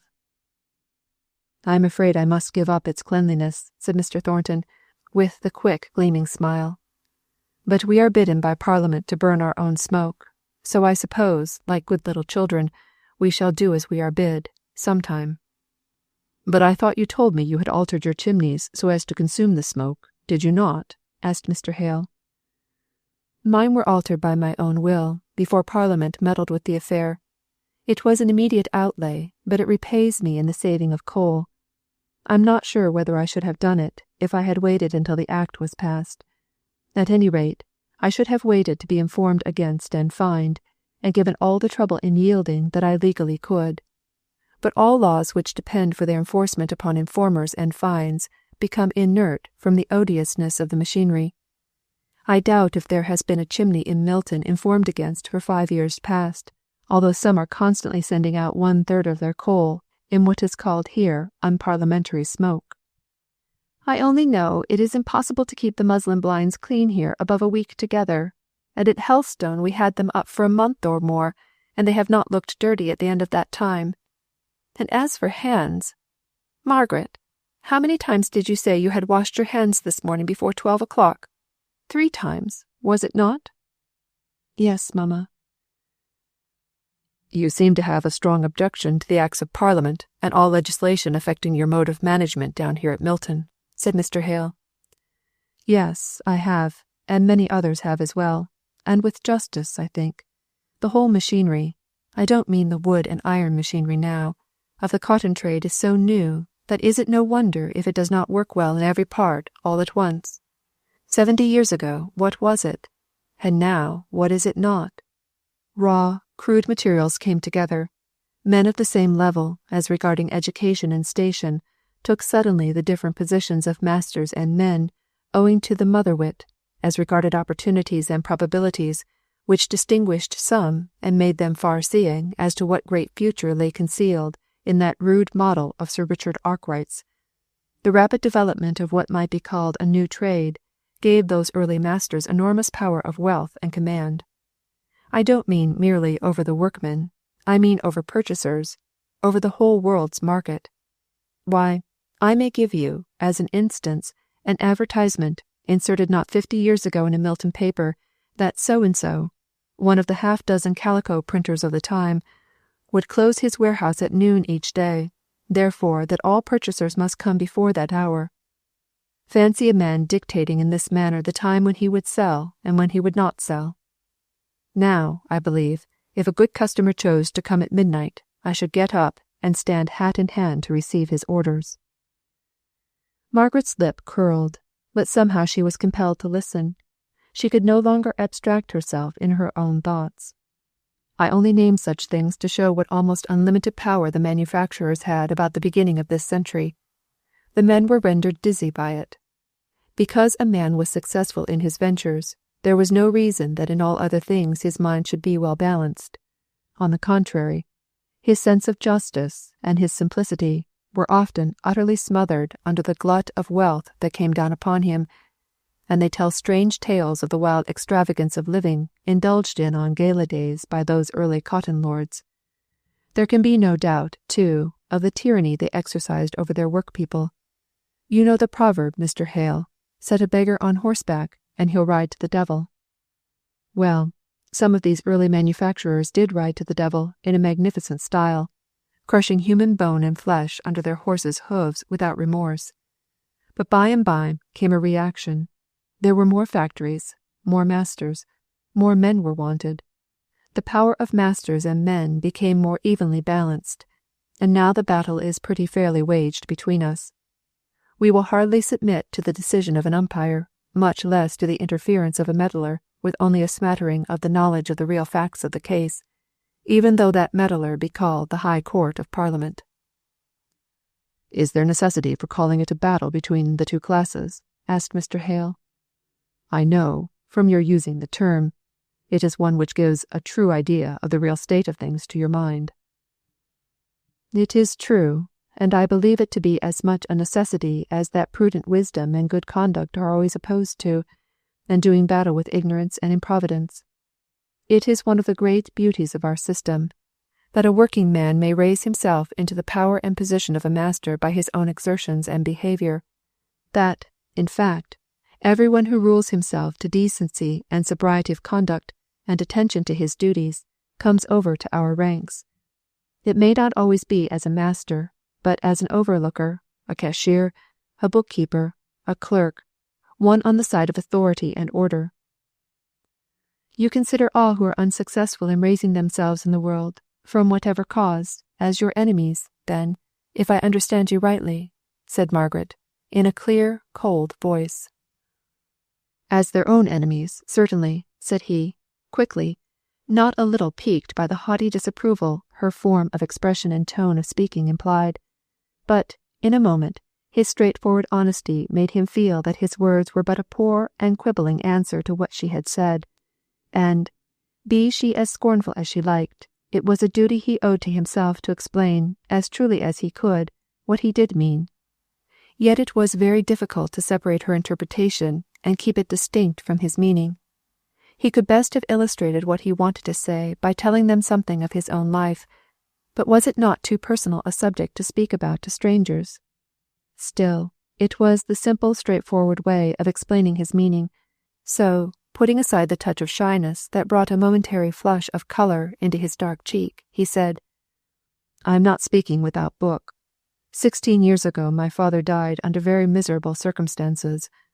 I was taken from school, and had to become a man, as well as I could, in a few days. I had such a mother as few are blessed with, a woman of strong power and firm resolve.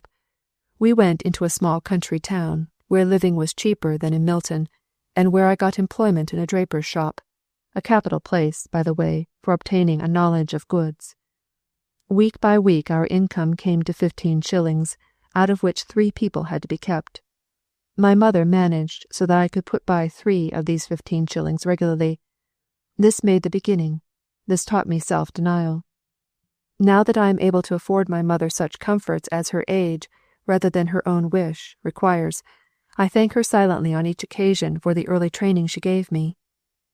Now, when I feel that in my own case it is no good luck, nor merit, nor talent, but simply the habits of life which taught me to despise indulgences not thoroughly earned, indeed, never to think twice about them, I believe that this suffering, which Miss Hale says is impressed on the countenances of the people of Milton, is but the natural punishment of dishonestly enjoyed pleasure at some former period of their lives. I do not look on self-indulgent, sensual people as worthy of my hatred. I simply look upon them with contempt for their poorness of character." "But you have had the rudiments of a good education," remarked Mr. Hale. "The quick zest with which you are now reading Homer shows me that you do not come to it as an unknown book. You have read it before, and are only recalling your old knowledge." "That is true. I had blundered along it at school. I dare say I was even considered a pretty fair classic in those days, though my Latin and Greek have slipped away from me since. But I ask you, what preparation they were for such a life as I had to lead? None at all. Utterly none at all. On the point of education, any man who can read and write starts fair with me in the amount of really useful knowledge that I had at that time." "Well, I don't agree with you, but there I am perhaps somewhat of a pedant. Did not the recollection of the heroic simplicity of the Homeric life nerve you up?" "Not one bit," exclaimed Mr. Thornton, laughing. "I was too busy to think about any dead people, with the living pressing alongside me, neck to neck, in the struggle for bread. Now that I have my mother safe in the quiet peace that becomes her age, and duly rewards her former exertions, I can turn to all that old narration and thoroughly enjoy it." "I dare say. My remark came from the professional feeling of there being nothing like leather," replied Mr. Hale. When Mr. Thornton rose up to go away, after shaking hands with Mr. and Mrs. Hale, he made an advance to Margaret to wish her good-bye in a similar manner. It was the frank, familiar custom of the place, but Margaret was not prepared for it. She simply bowed her farewell, although the instant she saw the hand, half put out, quickly drawn back, she was sorry she had not been aware of the intention. Mr. Thornton, however, knew nothing of her sorrow, and, drawing himself up to his full height, walked off, muttering as he left the house, "A more proud, disagreeable girl I never saw. Even her great beauty is blotted out of one's memory by her scornful ways." Chapter 11. First Impressions. "There's iron, they say, in all our blood, and a grain or two perhaps is good. But his, he makes me harshly feel, has got a little too much of steel." Anonymous. "Margaret," said Mr. Hale, as he returned from showing his guest downstairs, "I could not help watching your face with some anxiety when Mr. Thornton made his confession of having been a shop boy. I knew it all along from Mr. Bell, so I was aware of what was coming, but I half expected to see you get up and leave the room." "Oh, Papa, you don't mean that you thought me so silly? I really liked that account of himself better than anything else he said. Everything else revolted me, from its hardness, but he spoke about himself so simply, with so little of the pretence that makes the vulgarity of shop people, and with such tender respect for his mother, that I was less likely to leave the room then than when he was boasting about Milton, as if there was not such another place in the world, or quietly professing to despise people for careless, wasteful improvidence, without ever seeming to think it his duty to try to make them different, to give them anything of the training which his mother gave him, and to which he evidently owes his position, whatever that may be. No, his statement of having been a shop boy was the thing I liked best of all." "I'm surprised at you, Margaret," said her mother. "You who are always accusing people of being shoppy at Helstone. I don't think, Mr. Hale, you have done quite right in introducing such a person to us without telling us what he had been. I really was very much afraid of showing him how much shocked I was at some parts of what he said. His father dying in miserable circumstances. Why, it might have been in the workhouse." "I am not sure if it was not worse than being in the workhouse," replied her husband. "I heard a good deal of his previous life from Mr. Bell before we came here, and as he has told you a part, I will fill up what he left out. His father speculated wildly, failed, and then killed himself because he could not bear the disgrace. All his former friends shrunk from the disclosures that had to be made of his dishonest gambling. Wild, hopeless struggles, made with other people's money, to regain his own moderate portion of wealth. No one came forwards to help the mother and this boy. There was another child, I believe, a girl, too young to earn money, but of course she had to be kept. At least, no friend came forward immediately, and Mrs. Thornton is not one, I fancy, to wait till tardy kindness comes to find her out. So they left Milton. I knew that he had gone into a shop, and that his earnings, with some fragment of property secured to his mother, had been made to keep them for a long time. Mr. Bell said they absolutely lived upon water porridge for years. How, he did not know. But long after the creditors had given up hope of any payment of old Mr. Thornton's debts, if, indeed, they had ever hoped at all about it, after his suicide, this young man returned to Milton, and went quietly round to each creditor, paying him the first installment of the money owing to him. No noise, no gathering together of creditors. It was done very silently and quietly, but all was paid at last, helped on materially by the circumstance of one of the creditors, a crabbed old fellow, Mr. Bell says, taking in Mr. Thornton as a kind of partner. That really is fine, said Margaret. What a pity such a nature should be tainted by his position as a Milton manufacturer. How tainted? asked her father. Oh, Papa, by that testing everything by the standard of wealth. When he spoke of the mechanical powers, he evidently looked upon them only as new ways of extending trade and making money. And the poor men around him, they were poor because they were vicious, out of the pale of his sympathies because they had not his iron nature and the capabilities that it gives him for being rich. Not vicious. He never said that. Improvident and self-indulgent were his words. Margaret was collecting her mother's working materials and preparing to go to bed. Just as she was leaving the room, she hesitated. She was inclined to make an acknowledgment which she thought would please her father, but which, to be full and true, must include a little annoyance. However, out it came. Papa, I do think Mr. Thornton a very remarkable man, but personally I don't like him at all. And I do, said her father, laughing. Personally, as you call it, and all. I don't set him up for a hero, or anything of that kind. But good night, child. Your mother looks sadly tired tonight, Margaret. Margaret had noticed her mother's jaded appearance with anxiety for some time past, and this remark of her father's sent her up to bed with a dim fear lying like a weight on her heart.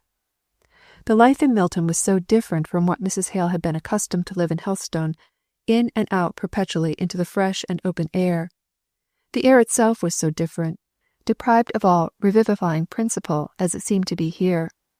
The domestic worries pressed so closely, and in so new and sordid a form, upon all the women in the family, that there was good reason to fear that her mother's health might be becoming seriously affected. There were several other signs of something wrong about Mrs. Hale.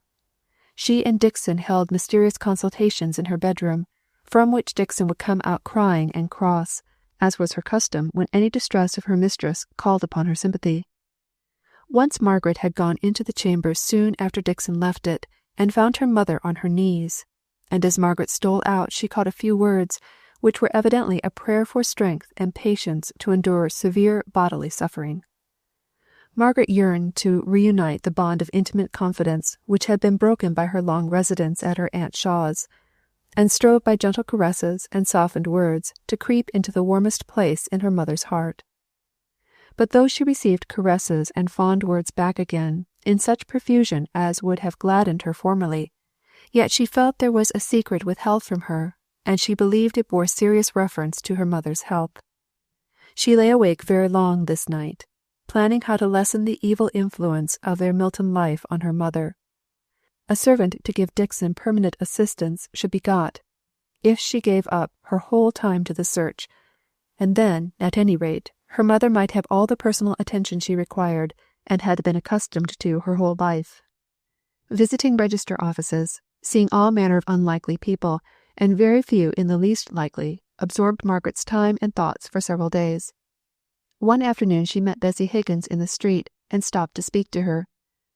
"Well, Bessie, how are you? Better, I hope, now the wind has changed." "Better and not better, if you know what that means." Not exactly, replied Margaret, smiling. I'm better in not being torn to pieces by coughing o' nights, but I'm weary and tired of Milton, and longing to get away to the land of Beulah, and when I think I'm farther and farther off, my heart sinks, and I'm no better, I'm worse. Margaret turned round to walk alongside of the girl in her feeble progress homeward, but for a minute or two she did not speak. At last she said in a low voice, Bessy, do you wish to die?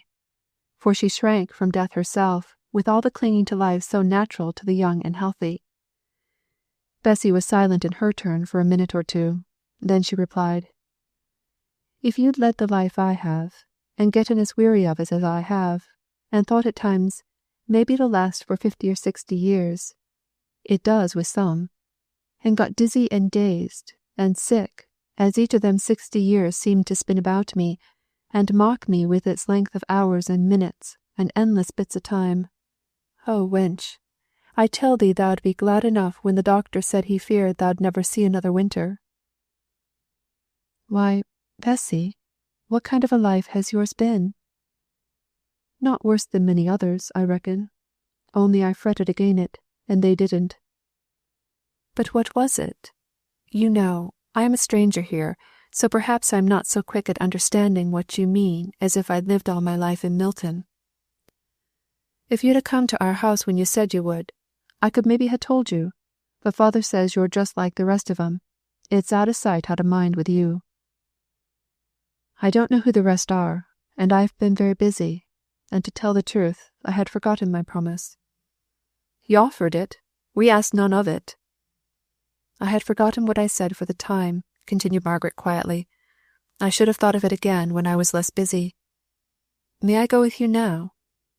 Bessy gave a quick glance at Margaret's face to see if the wish expressed was really felt. The sharpness in her eye turned into a wistful longing as she met Margaret's soft and friendly gaze. I had none so many to care for me. If you care, you may come. So they walked on together in silence. As they turned up into a small court, opening out of a squalid street, Bessy said, You'll not be daunted if father's at home, and speaks a bit gruffish at first. He took a mind to you see, and he thought a deal of your coming to see us, and just because he liked you, he was vexed and put about. Don't fear, Bessy. But Nicholas was not at home when they entered. A great, slatternly girl, not so old as Bessy, but taller and stronger, was busy at the wash-tub, knocking about the furniture in a rough, capable way, but altogether making so much noise that Margaret shrunk out of sympathy with poor Bessy, who had sat down in the first chair, as if completely tired out with her walk. Margaret asked the sister for a cup of water, and while she ran to fetch it, knocking down the fire-irons and turning over a chair in her way, she unloosed Bessy's bonnet strings to relieve her catching breath. Do you think such a life as this is worth caring for? Gasped Bessy at last. Margaret did not speak, but held the water to her lips. Bessy took a long and feverish draught, and then fell back and shut her eyes. Margaret heard her murmur to herself, They shall hunger no more, neither thirst any more. Neither shall the sun light on them, nor any heat. Margaret bent over and said, Bessy, don't be impatient with your life, whatever it is, or may have been. Remember one who gave it you, and who made it what it is. She was startled by hearing Nicholas speak behind her. He had come in without her noticing him. Now I'll not have my wench preached to. She's bad enough as it is, with her dreams and her methody fancies, and her visions of cities with golden gates and precious stones. But if it amuses her, I let it be, but I'm none going to have more stuff poured into her. But surely, said Margaret, facing round, you believe in what I said, that God gave her life, and ordered what kind of life it was to be. I believe what I see, and no more. That's what I believe, young woman. I don't believe all I hear. No, not by a big deal. I did hear a young lass make an ado about knowing where we lived, and coming to see us, and my wench here thought a deal about it, and flushed up many a time, when who little knew as I was looking at her, at the sound of a strange step. But who's come at last, and who's welcome, as long as hoo'll keep from preaching on what hoo knows naught about." Bessy had been watching Margaret's face. She half sat up to speak now, laying her hand on Margaret's arm with a gesture of entreaty. "Don't be vexed with him. There's many a one thinks like him, many and many a one here. If you could hear them speak, you'd not be shocked at him. He's a rare good man, is father. But oh," said she, falling back in despair, "what he says at times makes me long to die more than ever, for I want to know so many things, and am so tossed about wi' wonder." "Poor wench, poor old wench. I'm loath to vex thee, I am. But a man mun speak out for the truth, and when I see the world going all wrong at this time o' day, bothering itself with things it knows naught about, and leaving undone all the things that lie in disorder close at its hand, why, I say, leave all this talk about religion alone, and set to work on what you see and know. That's my creed. It's simple, and not far to fetch, nor hard work." But the girl only pleaded the more with Margaret. "Don't think hardly on him. He's a good man, he is. Sometimes I think I shall be moped with sorrow even in the city of God, if father is not there." The feverish colour came into her cheek, and the feverish flame into her eye. "But you will be there, father. You shall. Oh, my heart!" She put her hand to it and became ghastly pale. Margaret held her in her arms and put the weary head to rest on her bosom. She lifted the thin soft hair from off the temples and bathed them with water. Nicholas understood all her signs for different articles with the quickness of love, and even the round-eyed sister moved with laborious gentleness at Margaret's "hush." Presently the spasm that foreshadowed death had passed away. Bessy roused herself and said, "I'll go to bed. It's best place, but," catching at Margaret's gown, "you'll come again. I know you will, but just say it." "I will come tomorrow," said Margaret. Bessy leaned back against her father, who prepared to carry her upstairs, but as Margaret rose to go, he struggled to say something. "I could wish there were a God, if it were only to ask him to bless thee." Margaret went away very sad and thoughtful. She was late for tea at home. At Helstone, unpunctuality at mealtimes was a great fault in her mother's eyes, but now this, as well as many other little irregularities, seemed to have lost their power of irritation, and Margaret almost longed for the old complainings. "Have you met with a servant, dear?" "No, mamma. That Anne Buckley would never have done."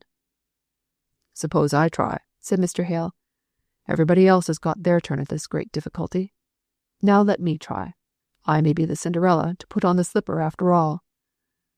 Margaret could hardly smile at this little joke, so oppressed was she by her visit to the Higginses. "What would you do, papa? How would you set about it?" "Why, I would apply to some good house-mother to recommend me one known to her or her servants." "Very good, but we must first catch our house-mother." "You have caught her, or rather she is coming into the snare, and you will catch her tomorrow, if you're skilful." "What do you mean, Mr. Hale?" asked his wife, her curiosity aroused. "Why, my paragon pupil, as Margaret calls him, has told me that his mother intends to call on Mrs. and Miss Hale tomorrow." "Mrs. Thornton!" exclaimed Mrs. Hale. "The mother of whom he spoke to us," said Margaret. "Mrs. Thornton, the only mother he has, I believe," said Mr. Hale quietly. "I shall like to see her. She must be an uncommon person," her mother added. "Perhaps she may have a relation who might suit us, and be glad of our place. She sounded such a careful, economical person, that I should like any one out of the same family." "My dear," said Mr. Hale, alarmed, "pray don't go off on that idea. I fancy Mrs. Thornton is as haughty and proud in her way as our little Margaret here is in hers, and that she completely ignores that old time of trial, and poverty, and economy, of which he speaks so openly. I am sure, at any rate, she would not like strangers to know anything about it." "Take notice that it is not my kind of haughtiness, papa, if I have any at all, which I don't agree to, though you're always accusing me of it." "I don't know positively that it's hers either, but from little things I have gathered from him, I fancy so." They cared too little to ask in what manner her son had spoken about her. Margaret only wanted to know if she must stay in to receive this call, as it would prevent her going to see how Bessy was until late in the day, since the early morning was always occupied in household affairs. And then she recollected that her mother must not be left to have the whole weight of entertaining her visitor. Chapter 12. Morning Calls. "Well, I suppose we must."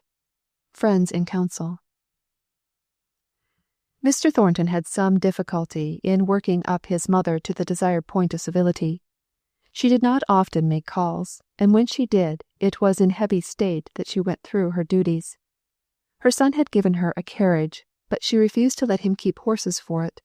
They were hired for the solemn occasions, when she paid morning or evening visits. She had had horses for 3 days, not a fortnight before, and had comfortably killed off all her acquaintances, who might now put themselves to trouble and expense in their turn. Yet Crampton was too far off for her to walk, and she had repeatedly questioned her son as to whether his wish that she should call on the Hales was strong enough to bear the expense of cab hire. She would have been thankful if it had not, for, as she said, she saw no use in making up friendships and intimacies with all the teachers and masters in Milton. Why, he would be wanting her to call on Fanny's dancing master's wife, the next thing. "And so I would, mother, if Mr. Mason and his wife were friendless in a strange place, like the Hales." "Oh, you need not speak so hastily. I am going to-morrow. I only wanted you to exactly understand about it." "If you are going to-morrow, I shall order horses." "Nonsense, John. One would think you were made of money." "Not quite, yet. But about the horses I'm determined. The last time you were out in a cab, you came home with a headache from the jolting." "I never complained of it, I'm sure." "No, my mother is not given to complaints," said he, a little proudly. "But so much the more I have to watch over you. Now, as for Fanny there, a little hardship would do her good." "She's not made of the same stuff as you are, John. She could not bear it." Mrs. Thornton was silent after this, for her last words bore relation to a subject which mortified her. She had an unconscious contempt for a weak character, and Fanny was weak in the very points in which her mother and brother were strong. Mrs. Thornton was not a woman much given to reasoning. Her quick judgment and firm resolution served her in good stead of any long arguments and discussions with herself. She felt instinctively that nothing could strengthen Fanny to endure hardships patiently or face difficulties bravely. And though she winced as she made this acknowledgment to herself about her daughter, it only gave her a kind of pitying tenderness of manner towards her. Much of the same description of demeanour with which mothers are wont to treat their weak and sickly children. A stranger, a careless observer, might have considered that Mrs. Thornton's manner to her children betokened far more love to Fanny than to John, but such a one would have been deeply mistaken. The daringness with which mother and son spoke out unpalatable truths, the one to the other, showed a reliance on the firm centre of each other's souls, which the uneasy tenderness of Mrs. Thornton's manner to her daughter, the shame with which she thought to hide the poverty of her child in all the grand qualities which she herself possessed unconsciously, and which she set so high a value upon in others, this shame, I say, betrayed the want of a secure resting place for her affection. She never called her son by any name but John. Love and dear, and such like terms, were reserved for Fanny. But her heart gave thanks for him day and night, and she walked proudly among women for his sake. "Fanny, dear, I shall have horses to the carriage to-day, to go and call on these Hales. Should you not go and see nurse? It's in the same direction, and she's always so glad to see you. You could go on there while I am at Mrs. Hale's." "Oh, mamma, it's such a long way, and I'm so tired." "With what?" asked Mrs. Thornton, her brow slightly contracting. "I don't know. The weather, I think. It's so relaxing. Couldn't you bring nurse here, mamma? The carriage could fetch her, and she could spend the rest of the day here, which I know she would like." Mrs. Thornton did not speak, but she laid her work on the table and seemed to think. "It will be a long way for her to walk back at night, she remarked at last. Oh, but I will send her home in a cab. I never thought of her walking. At this point Mr. Thornton came in, just before going to the mill. Mother, I need hardly say, that if there is any little thing that could serve Mrs. Hale as an invalid, you will offer it, I'm sure. If I can find it out, I will, but I have never been ill myself, so I am not much up to invalids' fancies. Well, here is Fanny then, who is seldom without an ailment. She will be able to suggest something, perhaps. Won't you, Fan? I'm not always an ailment, said Fanny pettishly, and I am not going with mamma. I have a headache today, and I shan't go out. Mr. Thornton looked annoyed. His mother's eyes were bent on her work, at which she was now stitching away busily. Fanny, I wish you to go, he said authoritatively. It will do you good, instead of harm. You will oblige me by going without saying anything more about it. He went abruptly out of the room after saying this. If he had stayed a minute longer, Fanny would have cried at his tone of command, even when he used the words, "You will oblige me." As it was, she grumbled. John always speaks as if I fancied I was ill, and I'm sure I never do fancy any such thing. Who are these Hales that he makes such a fuss about? Fanny, don't speak so of your brother. He has good reasons of some kind or other, or he would not wish us to go. Make haste and put your things on. But the little altercation between her son and her daughter did not incline Mrs. Thornton more favourably toward these Hales. Her jealous heart repeated her daughter's question. Who are they, that he is so anxious we should pay them all this attention? It came up like a burden to a song, long after Fanny had forgotten all about it in the pleasant excitement of seeing the effect of a new bonnet in the looking-glass. Mrs. Thornton was shy. It was only of late years that she had had leisure enough in her life to go into society, and as society she did not enjoy it. As dinner-giving, and as criticizing other people's dinners, she took satisfaction in it. But this going to make acquaintance with strangers was a very different thing. She was ill at ease, and looked more than usually stern and forbidding as she entered the Hales' little drawing-room. Margaret was busy embroidering a small piece of cambric for some little article of dress for Edith's expected baby. Flimsy, useless work, as Mrs. Thornton observed to herself. She liked Mrs. Hale's double knitting far better. That was sensible of its kind. The room altogether was full of knick-knacks, which must take a very long time to dust, and time to people of limited income was money. She made all these reflections as she was talking in her stately way to Mrs. Hale, and uttering all the stereotyped commonplaces that most people can find to say with their senses blindfolded. Mrs. Hale was making rather more exertion in her answers, captivated by some real old lace which Mrs. Thornton wore.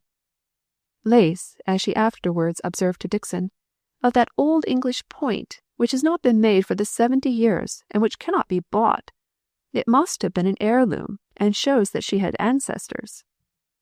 So the owner of the ancestral lace became worthy of something more than the languid exertion to be agreeable to a visitor, by which Mrs. Hale's efforts at conversation would have been otherwise bounded. At present, Margaret, racking her brain to talk to Fanny, heard her mother and Mrs. Thornton plunge into the interminable subject of servants. "I suppose you are not musical," said Fanny, "as I see no piano." "I'm fond of hearing good music. I cannot play well myself, and Papa and Mamma don't care much about it, so we sold our old piano when we came here." "I wonder how you can exist without one. It almost seems to me a necessity of life." 15 shillings a week, and 3 saved out of them, thought Margaret to herself, but she must have been very young. She probably has forgotten her own personal experience, but she must know of those days. Margaret's manner had an extra tinge of coldness in it when she next spoke. "You have good concerts here, I believe?" "Oh, yes, delicious. Too crowded, that is the worst. The directors admit so indiscriminately, but one is sure to hear the newest music there. I always have a large order to give to Johnson's the day after a concert." "Do you like new music simply for its newness, then?" "Oh, one knows it is the fashion in London, or else the singers would not bring it down here. You have been in London, of course?" Yes, said Margaret. I have lived there for several years. Oh, London and the Alhambra are the two places I long to see. London and the Alhambra? Yes, ever since I read the Tales of the Alhambra. Don't you know them? I don't think I do, but surely it is a very easy journey to London. Yes, but somehow, said Fanny, lowering her voice, Mamma has never been to London herself, and can't understand my longing. She's very proud of Milton, dirty, smoky place as I feel it to be, and I believe she admires it the more for those very qualities. If it has been Mrs. Thornton's home for some years, I can well understand her loving it, said Margaret, in her clear, bell-like voice. What are you saying about me, Miss Hale? May I inquire? Margaret had not the words ready for an answer to this question, which took her a little by surprise, so Miss Thornton replied, Oh, Mamma, we are only trying to account for your being so fond of Milton. Thank you, said Mrs. Thornton. I do not feel that my very natural liking for the place where I was born and brought up, and which has been my residence for some years, requires any accounting for. Margaret was vexed. As Fanny had put it, it did seem as if they had been impertinently discussing Mrs. Thornton's feelings, but she also rose up against that lady's manner of showing that she was offended. Mrs. Thornton went on after a moment's pause. Do you know anything of Milton, Miss Hale? Have you seen any of our factories, our magnificent warehouses? No, said Margaret. I have not seen anything of that description as yet. Then she felt that, by concealing her utter indifference to all such places, she was hardly speaking the truth, so she went on. I dare say Papa would have taken me before now if I had cared, but I really do not find much pleasure in going over manufactories. They are very curious places, said Mrs. Hale, but there is so much noise and dirt always. I remember once going in a lilac silk to see candles made, and my gown was utterly ruined. Very probably, said Mrs. Thornton, in a short displeased manner. I merely thought that as strangers newly come to reside in a town which has risen to eminence in the country from the character and progress of its peculiar business, you might have cared to visit some of the places where it is carried on, places unique in the kingdom, I am informed. If Miss Hale changes her mind and condescends to be curious as to the manufactures of Milton, I can only say I shall be glad to procure her admission to printworks, or reed-making, or the more simple operations of spinning carried on in my son's mill. Every improvement of machinery is, I believe, to be seen there, in its highest perfection. I'm so glad you don't like mills and manufactories, and all those kind of things, said Fanny, in a half-whisper, as she rose to accompany her mother, who was taking leave of Mrs. Hale with rustling dignity.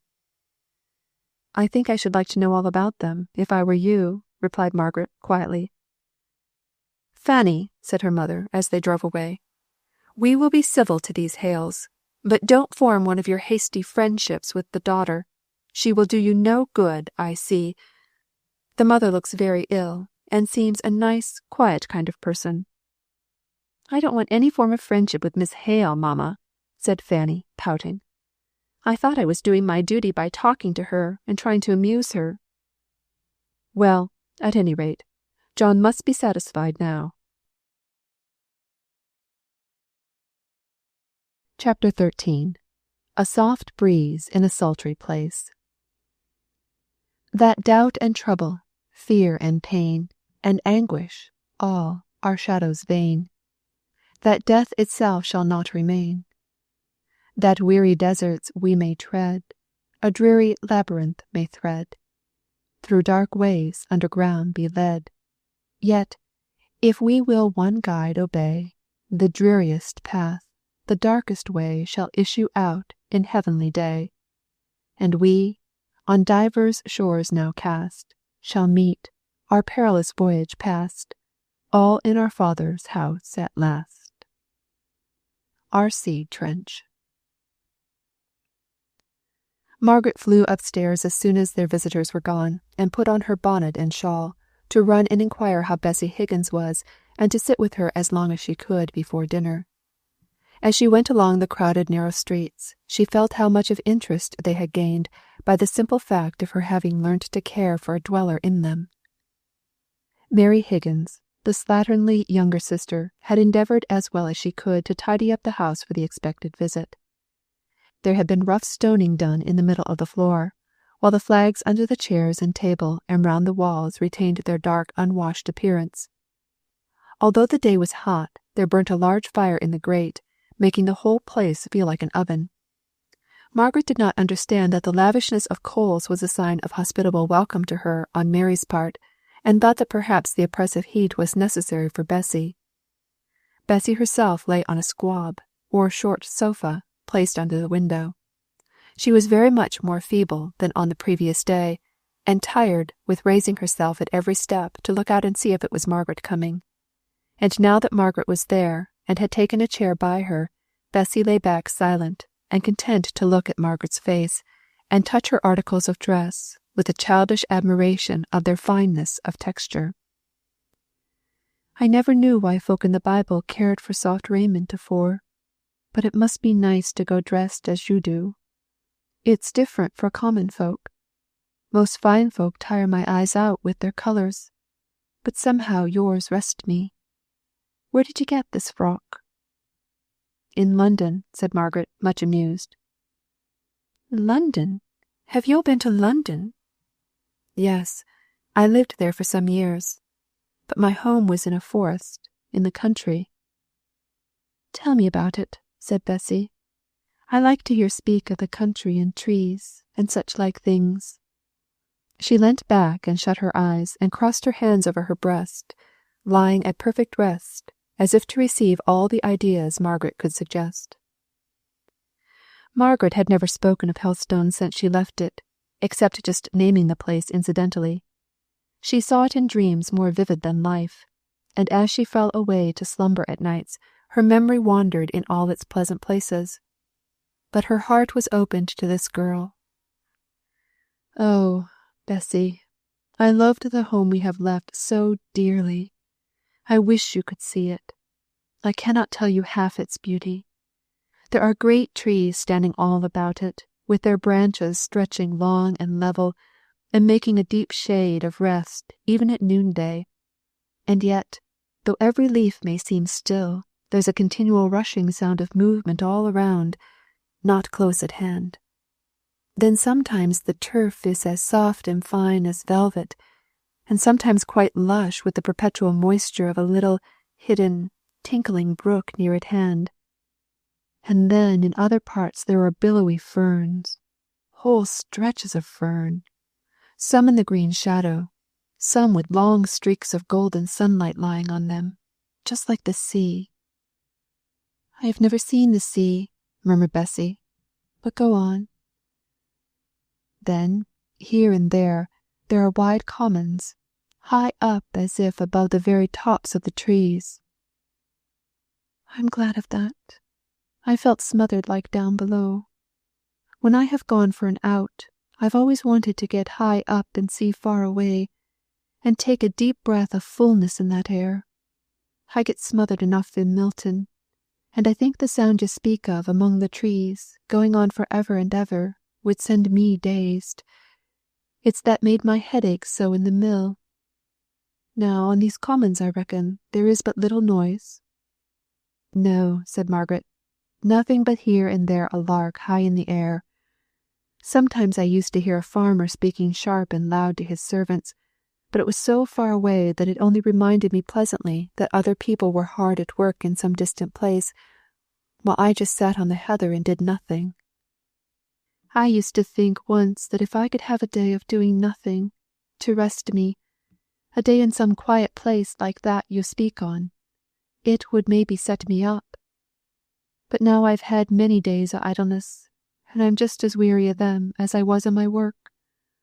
Sometimes I'm so tired out that I think I cannot enjoy heaven without a piece of rest first. I'm rather afeard of going straight there without getting a good sleep in the grave to set me up." "Don't be afraid, Bessy," said Margaret, laying her hand on the girl's. "God can give you more perfect rest than even idleness on earth, or the dead sleep of the grave can do." Bessy moved uneasily. Then she said, "I wish father would not speak as he does. He means well, as I told you yesterday, and tell you again and again. But you see, though I don't believe him a bit by day, yet by night, when I'm in a fever, half asleep and half awake, it comes back upon me. Oh, so bad. And I think, if this should be the end of all, and if all I've been born for is just to work my heart and my life away, and to sicken in this drear place, with them mill noises in my ears for ever, until I could scream out for them to stop, and let me have a little piece of quiet, and with the fluff filling my lungs, until I thirst to death for one long, deep breath of the clear air you speak on. And my mother gone, and I never able to tell her again how I loved her, and all my troubles. I think if this life is the end, and that there's no God to wipe away all tears from all eyes. Yo, wench, yo," she said, sitting up and clutching violently, almost fiercely, at Margaret's hand. "I could go mad, and kill ya, I could." She fell back completely worn out with her passion. Margaret knelt down by her. "Bessy, we have a Father in heaven." "I know it, moaned she, turning her head uneasily from side to side. "I'm very wicked. I've spoken very wickedly. Oh, don't be frightened by me, and never come again. I would not harm a hair of your head. And," opening her eyes and looking earnestly at Margaret, "I believe, perhaps, more than you do of what's to come.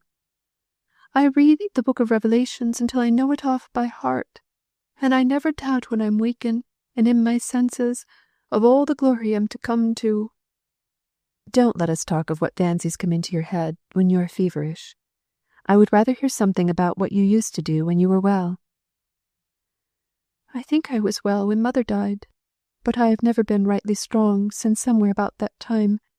I began to work in a carding room soon after, and the fluff got into my lungs and poisoned me." "Fluff?" said Margaret inquiringly.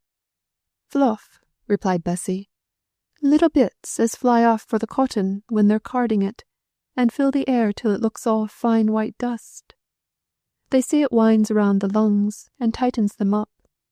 Anyhow, there's many a one as works in a carding room that falls into a waste, coughing and spitting blood, because they're just poisoned by the fluff." "But can't it be helped?" asked Margaret. "I dunno. Some folk have a great wheel at one end of their carding room to make a draught and carry off the dust, but that wheel costs a deal of money, £500 or £600 maybe, and brings no profit. So it's but a few of the masters as will put 'em up, and I've heard tell of men who did not like work in places where there was a wheel, because they said how it made 'em hungry, and after they'd been long used to swallowing fluff, to go without it, and that their wage ought to be raised if they were to work in such places. So between masters and men the wheels fall through. I know I wish there'd been a wheel in our place, though." "Did not your father know about it?" asked Margaret. "Yes, and he were sorry. But our factory were a good one on the whole, and a steady likely set of people, and father was afeard of letting me go to a strange place, for though you would not think it now, many a one then used to call me a gradely lass enough, and I didna like to be reckoned nesh and soft, and Mary's schooling were to be kept up, mother said, and father he were always liking to buy books, and go to lectures o' one kind or another, all which took money, so I just worked on till I shall ne'er get the whir out of my ears, nor the fluff out of my throat in this world. That's all." "How old are you?" asked Margaret. 19, come July. "And I too am 19. She thought, more sorrowfully than Bessy did, of the contrast between them. She could not speak for a moment or two for the emotion she was trying to keep down. "About Mary," said Bessy. "I wanted to ask you to be a friend to her. She's 17, but she's the last on us, and I don't want her to go to the mill, and yet I don't know what she's fit for." She could not do. Margaret glanced unconsciously at the uncleaned corners of the room. She could hardly undertake a servant's place, could she? We have an old faithful servant, almost a friend, who wants help, but who is very particular, and it would not be right to plague her with giving her any assistance that would really be an annoyance and an irritation. "No, I see. I reckon you're right. Our Mary is a good wench, but who has she had to teach her what to do about a house? No mother, and me at the mill till I were good for nothing but scolding her for doing badly what I didn't know how to do a bit. I wish she could have lived with you, for all that." "But even though she may not be exactly fitted to come and live with us as a servant, and I don't know about that, I will always try to be a friend to her for your sake, Bessy. And now I must go. I will come again as soon as I can, but if it should not be tomorrow, or the next day, or even a week or a fortnight hence, don't think I've forgotten you. I may be busy." "I'll know you won't forget me again. I'll not mistrust you no more. But remember, in a week or fortnight, I may be dead and buried." "I'll come as soon as I can, Bessy," said Margaret, squeezing her hand tight. "But you'll let me know if you are worse." "Aye, that I will," said Bessy, returning the pressure. From that day forwards Mrs. Hale became more and more of a suffering invalid. It was now drawing near to the anniversary of Edith's marriage, and looking back upon the year's accumulated heap of troubles, Margaret wondered how they had been borne. If she could have anticipated them, how she would have shrunk away and hid herself from the coming time. And yet day by day had, of itself and by itself, been very endurable. Small, keen, bright little spots of positive enjoyment having come sparkling into the very middle of sorrows. A year ago, or when she first went to Helstone, and first became silently conscious of the querulousness in her mother's temper, she would have groaned bitterly over the idea of a long illness to be borne in a strange, desolate, noisy, busy place, with diminished comforts on every side of the home life. But with the increase of serious and just ground of complaint, a new kind of patience had sprung up in her mother's mind. She was gentle and quiet in intense bodily suffering, almost in proportion as she had been restless and depressed when there had been no real cause for grief. Mr. Hale was in exactly that stage of apprehension which, in men of his stamp, takes the shape of wilful blindness. He was more irritated than Margaret had ever known him at his daughter's expressed anxiety. "Indeed, Margaret, you are growing fanciful. God knows I should be the first to take alarm if your mother were really ill. We always saw when she had her headaches at Helstone, even without her telling us. She looks quite pale and white when she is ill, and now she has a bright, healthy colour in her cheeks, just as she used to have when I first knew her." "But, Papa," said Margaret, with hesitation, "do you know, I think that is the flush of pain." "Nonsense, Margaret. I tell you, you are too fanciful. You are the person not well, I think. Send for the doctor tomorrow for yourself, and then, if it will make your mind easier, he can see your mother." "Thank you, dear Papa. It will make me happier, indeed." And she went up to kiss him, but he pushed her away, gently enough, but still as if she had suggested unpleasant ideas, which he should be glad to get rid of as readily as he could of her presence. He walked uneasily up and down the room.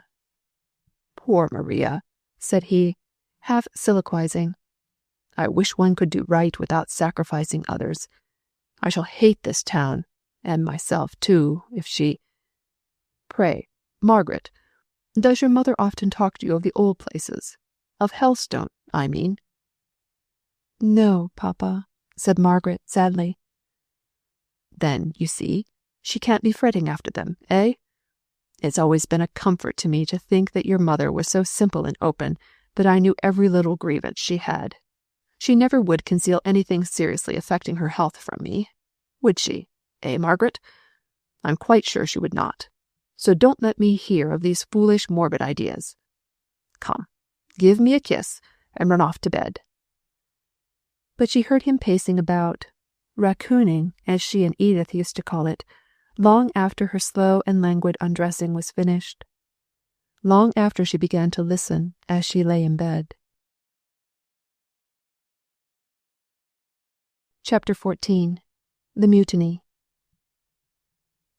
I was used to sleep at night as sweetly as a child. Now if the wind blew rough, it made me start, and think of my poor boy tossing about upon the roaring seas, and then I seemed to feel that it was hard to take him from me for such a little fault. Southey. It was a comfort to Margaret about this time to find that her mother drew more tenderly and intimately towards her than she had ever done since the days of her childhood. She took her to her heart as a confidential friend, the post Margaret had always longed to fill, and had envied Dixon for being preferred to. Margaret took pains to respond to every call made upon her for sympathy, and there were many, even when they bore relation to trifles, which she no more would have noticed or regarded herself than the elephant would perceive the little pin at his feet, which yet he lifts carefully up at the bidding of his keeper. All unconsciously, Margaret drew near to a reward.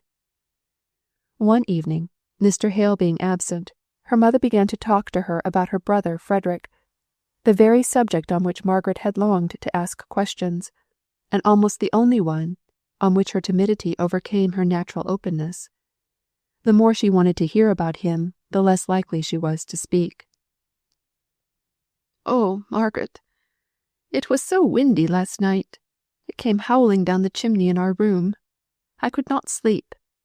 I never can when there is such a terrible wind. I got into a wakeful habit when poor Frederick was at sea, and now, even if I don't waken all at once, I dream of him in some stormy sea, with great, clear, glass-green walls of waves on either side of his ship, but far higher than her very masts, curling over her with that cruel, terrible white foam, like some gigantic crested serpent.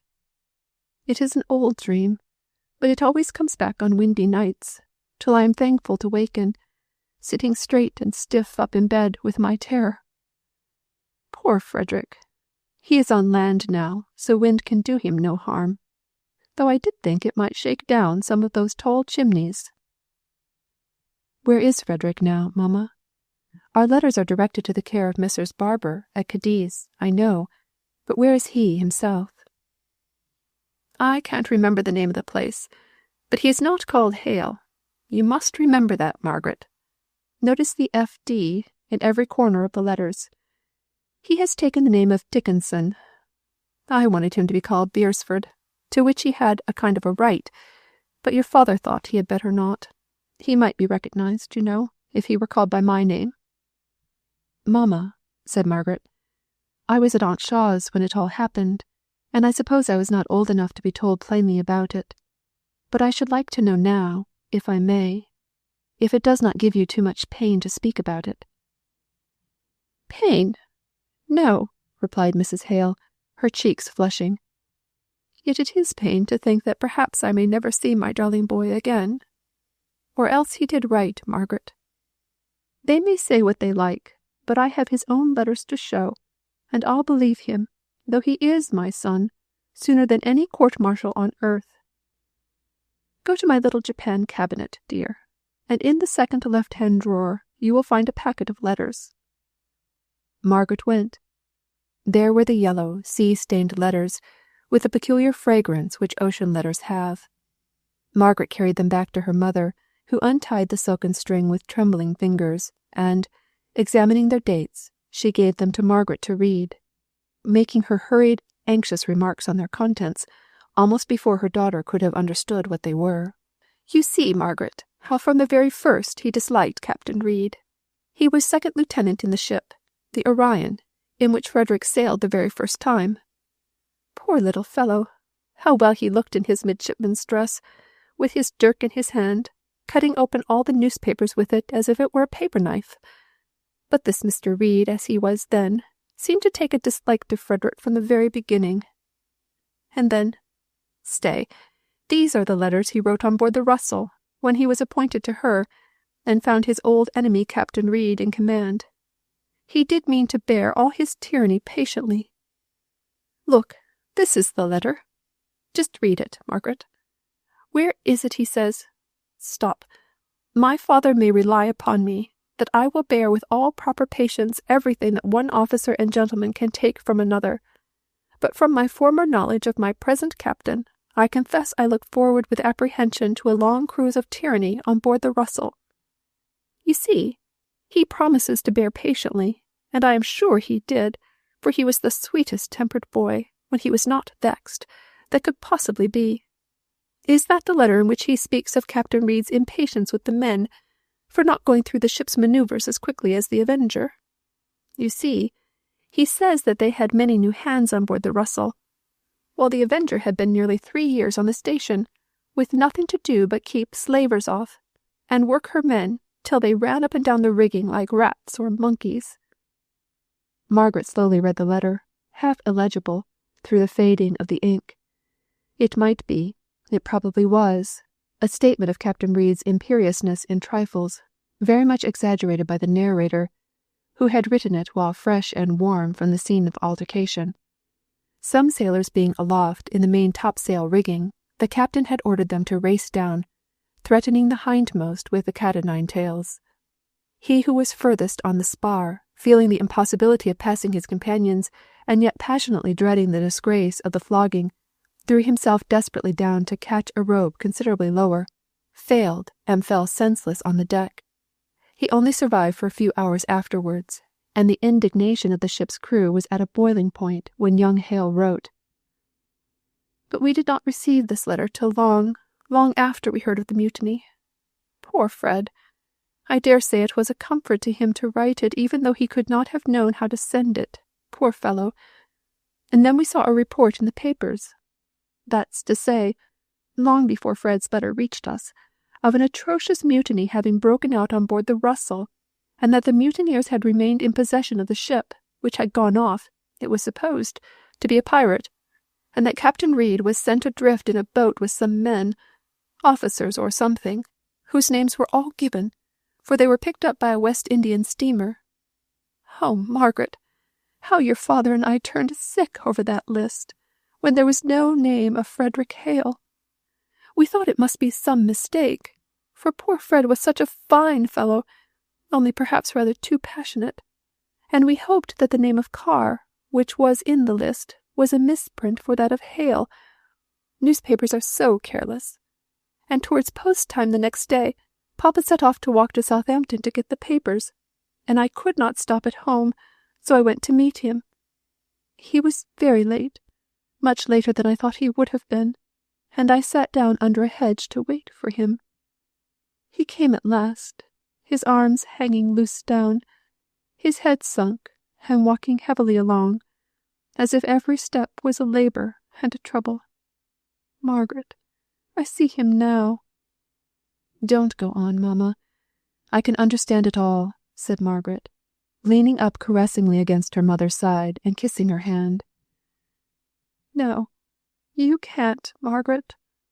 No one can who did not see him then.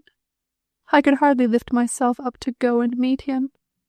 Everything seemed so to reel around me at once. And when I got to him, he did not speak, or seem surprised to see me there, more than 3 miles from home, beside the Oldham beech tree. But he put my arm in his, and kept stroking my hand, as if he wanted to soothe me to be very quiet under some great heavy blow. And when I trembled so all over that I could not speak, he took me in his arms, and stooped down his head on mine, and began to shake and cry in a strange, muffled, groaning voice, till I, for very fright, stood quite still, and only begged him to tell me what he had heard. And then, with his hand jerking, as if someone else moved it against his will, he gave me a wicked newspaper to read, calling our Frederick a traitor of the blackest dye, a base, ungrateful disgrace to his profession. Oh, I cannot tell what bad words they did not use. I took the paper in my hands as soon as I had read it. I tore it up to little bits. I tore it. Oh, I believe, Margaret, I tore it with my teeth. I did not cry. I could not. My cheeks were hot as fire, and my very eyes burned in my head. I saw your father looking grave at me. I said it was a lie, and so it was. Months after, this letter came, and you see what provocation Frederick had. It was not for himself, or for his own injuries he rebelled, but he would speak his mind to Captain Reed, and so it went on from bad to worse. And you see, most of the sailors stuck by Fred. I think, Margaret, she continued after a pause, in a weak, trembling, exhausted voice, I am glad of it. I am prouder of Frederick standing up against injustice than if he had been simply a good officer. I am sure I am, said Margaret, in a firm, decided tone. Loyalty and obedience to wisdom and justice are fine, but it is still finer to defy arbitrary power, unjustly and cruelly used, not on behalf of ourselves, but on behalf of others more helpless. For all that, I wish I could see Frederick once more, just once. He was my first baby, Margaret. Mrs. Hale spoke wistfully, and almost as if apologizing for the yearning, craving wish, as though it were a depreciation of her remaining child. But such an idea never crossed Margaret's mind. She was thinking how her mother's desire could be fulfilled. It is 6 or 7 years ago. Would they still prosecute him, mother? If he came and stood his trial, what would be the punishment? Surely he might bring evidence of his great provocation. It would do no good, replied Mrs. Hale. Some of the sailors who accompanied Frederick were taken, and there was a court-martial held on them on board the Amicia. I believed all they said in their defence, poor fellows, because it just agreed with Frederick's story, but it was of no use. For the first time during the conversation, Mrs. Hale began to cry. Yet something possessed Margaret to force the information she foresaw, yet dreaded, from her mother. What happened to them, Mamma? Asked she. They were hung at the yard arm, said Mrs. Hale solemnly. And the worst was that the court, in condemning them to death, said they had suffered themselves to be led astray from their duty by their superior officers. They were silent for a long time. And Frederick was in South Africa for several years, was he not? Yes, and now he is in Spain, at Cadiz or somewhere near it. If he comes to England he will be hung. I shall never see his face again, for if he comes to England he will be hung. There was no comfort to be given. Mrs. Hale turned her face to the wall and lay perfectly still in her mother's despair. Nothing could be said to console her. She took her hand out of Margaret's with a little impatient movement, as if she would fain be left alone with the recollection of her son.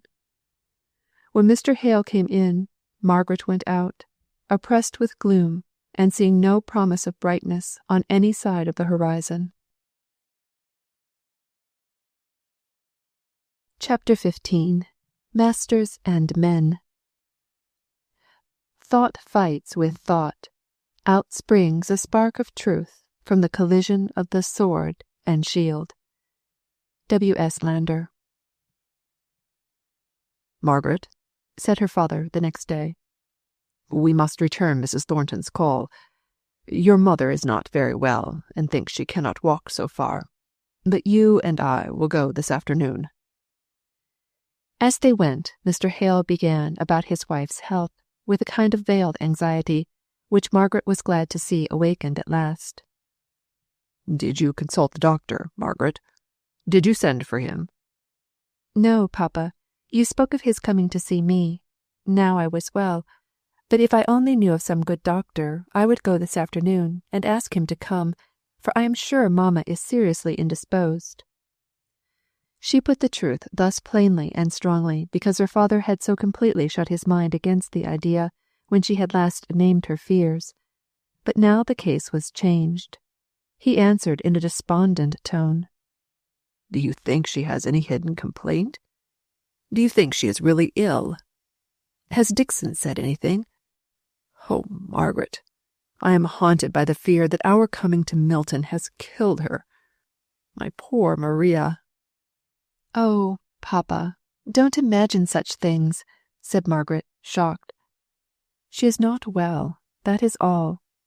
Many a one is not well for a time, and with good advice gets better and stronger than ever." "But has Dixon said anything about her?" "No. You know Dixon enjoys making a mystery out of trifles, and she has been a little mysterious about mamma's health, which has alarmed me rather, that is all. Without any reason, I dare say. You know, papa, you said the other day I was getting fanciful." "I hope and trust you are. But don't think of what I said then. I like you to be fanciful about your mother's health. Don't be afraid of telling me your fancies. I like to hear them, though I dare say I spoke as if I was annoyed. But we will ask Mrs. Thornton if she can tell us of a good doctor. We won't throw away our money on any but someone first rate. Say, we turn up this street." The street did not look as if it could contain any house large enough for Mrs. Thornton's habitation. Her son's presence never gave any impression as to the kind of house he lived in, but unconsciously Margaret had imagined that tall, massive, handsomely dressed Mrs. Thornton must live in a house of the same character as herself. Now Marlborough Street consisted of long rows of small houses, with a blank wall here and there. At least, that was all they could see from the point at which they entered it. "He told me he lived in Marlborough Street, I'm sure," said Mr. Hale, with a much perplexed air. "Perhaps it is one of the economies he still practices, to live in a very small house. But here are plenty of people about. Let me ask." She accordingly inquired of a passer-by, and was informed that Mr. Thornton lived close to the mill, and had the factory lodge door pointed out to her, at the end of the long dead wall they had noticed. The lodge door was like a common garden door. On one side of it were great closed gates for the ingress and egress of lorries and wagons. The lodge-keeper admitted them into a great oblong yard, on one side of which were offices for the transaction of business, on the opposite an immense, many-windowed mill, whence proceeded the continual clank of machinery and the long groaning roar of the steam-engine, enough to deafen those who lived within the enclosure. Opposite to the wall, along which the street ran, on one of the narrow sides of the oblong, was a handsome stone-coked house, blackened, to be sure, by the smoke, but with paint, windows, and steps kept scrupulously clean. It was evidently a house which had been built some 50 or 60 years. The stone facings, the long, narrow windows, and the number of them, the flights of steps up to the front door, ascending from either side and guarded by a railing, all witnessed to its age. Margaret only wondered why people who could afford to live in so good a house, and keep it in such perfect order, did not prefer a much smaller dwelling in the country, or even some suburb, not in the continual whirl and din of the factory. Her unaccustomed ears could hardly catch her father's voice, as they stood on the steps awaiting the opening of the door. The yard, too, with the great doors in the dead wall as a boundary, was but a dismal lookout for the sitting-rooms of the house, as Margaret found when they had mounted the old-fashioned stairs, and been ushered into the drawing-room, the 3 windows of which went over the front door and the room on the right-hand side of the entrance. There was no one in the drawing-room. It seemed as though no one had been in it since the day when the furniture was bagged up with as much care as if the house was to be overwhelmed with lava, and discovered 1,000 years hence. The walls were pink and gold. The pattern on the carpet represented bunches of flowers on a light ground, but it was carefully covered up in the centre by a linen drugget, glazed and colourless. The window curtains were lace. Each chair and sofa had its own particular veil of netting or knitting. Great alabaster groups occupied every flat surface, safe from dust under their glass shades. In the middle of the room, right under the bagged-up chandelier, was a large circular table, with smartly bound books arranged at regular intervals around the circumference of its polished surface, like gaily coloured spokes of a wheel. Everything reflected light. Nothing absorbed it. The whole room had a painfully spotted, spangled, speckled look about it, which impressed Margaret so unpleasantly that she was hardly conscious of the peculiar cleanliness required to keep everything so white and pure in such an atmosphere, or of the trouble that must be willingly expended to secure that effect of icy, snowy discomfort. Wherever she looked there was evidence of care and labour, but not care and labour to produce ease, to help on habits of tranquil home employment, solely to ornament, and then to preserve ornament from dirt or destruction. They had leisure to observe and to speak to each other in low voices before Mrs. Thornton appeared. They were talking of what all the world might hear, but it is a common effect of such a room as this to make people speak low, as if unwilling to awaken the unused echoes.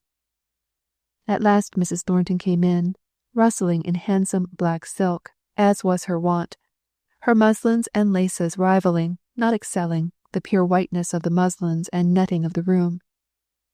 Margaret explained how it was that her mother could not accompany them to return Mrs. Thornton's call, but in her anxiety not to bring back her father's fears too vividly, she gave but a bungling account, and left the impression on Mrs. Thornton's mind that Mrs. Hale's was some temporary or fanciful fine ladyish indisposition, which might have been put aside had there been a strong enough motive, or that if it was too severe to allow her to come out that day, the call might have been deferred.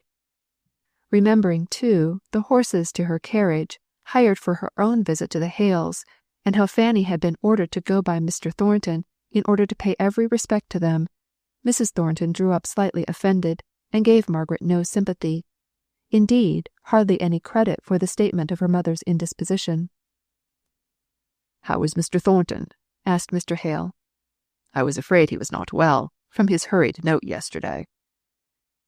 "My son is rarely ill, and when he is, he never speaks about it, or makes it an excuse for not doing anything. He told me he could not get leisure to read with you last night, sir. He regretted it, I am sure.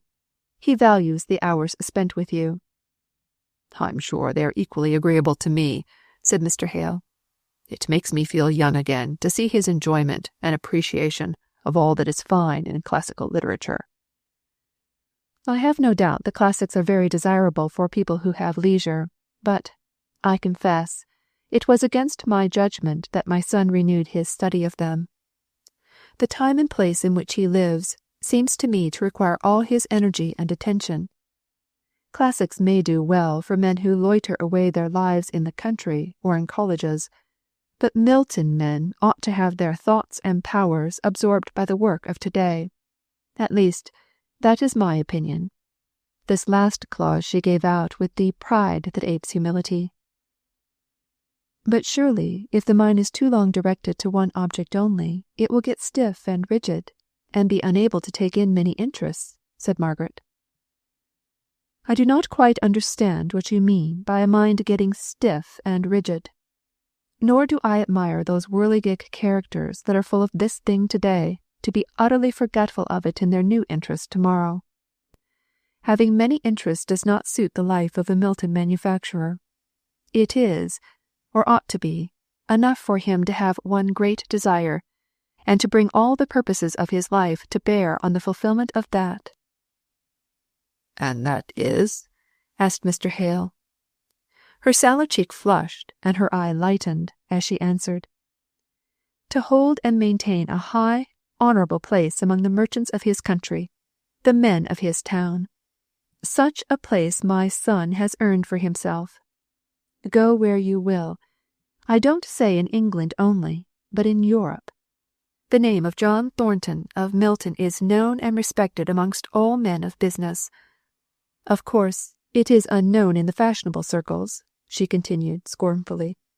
"Idle gentlemen and ladies are not likely to know much of a Milton manufacturer, unless he gets into Parliament, or marries a lord's daughter." Both Mr. Hale and Margaret had an uneasy, ludicrous consciousness that they had never heard of this great name until Mr. Bell had written them word that Mr. Thornton would be a good friend to have in Milton. The proud mother's world was not their world of Harley Street gentilities on the one hand, or country clergymen and Hampshire squires on the other.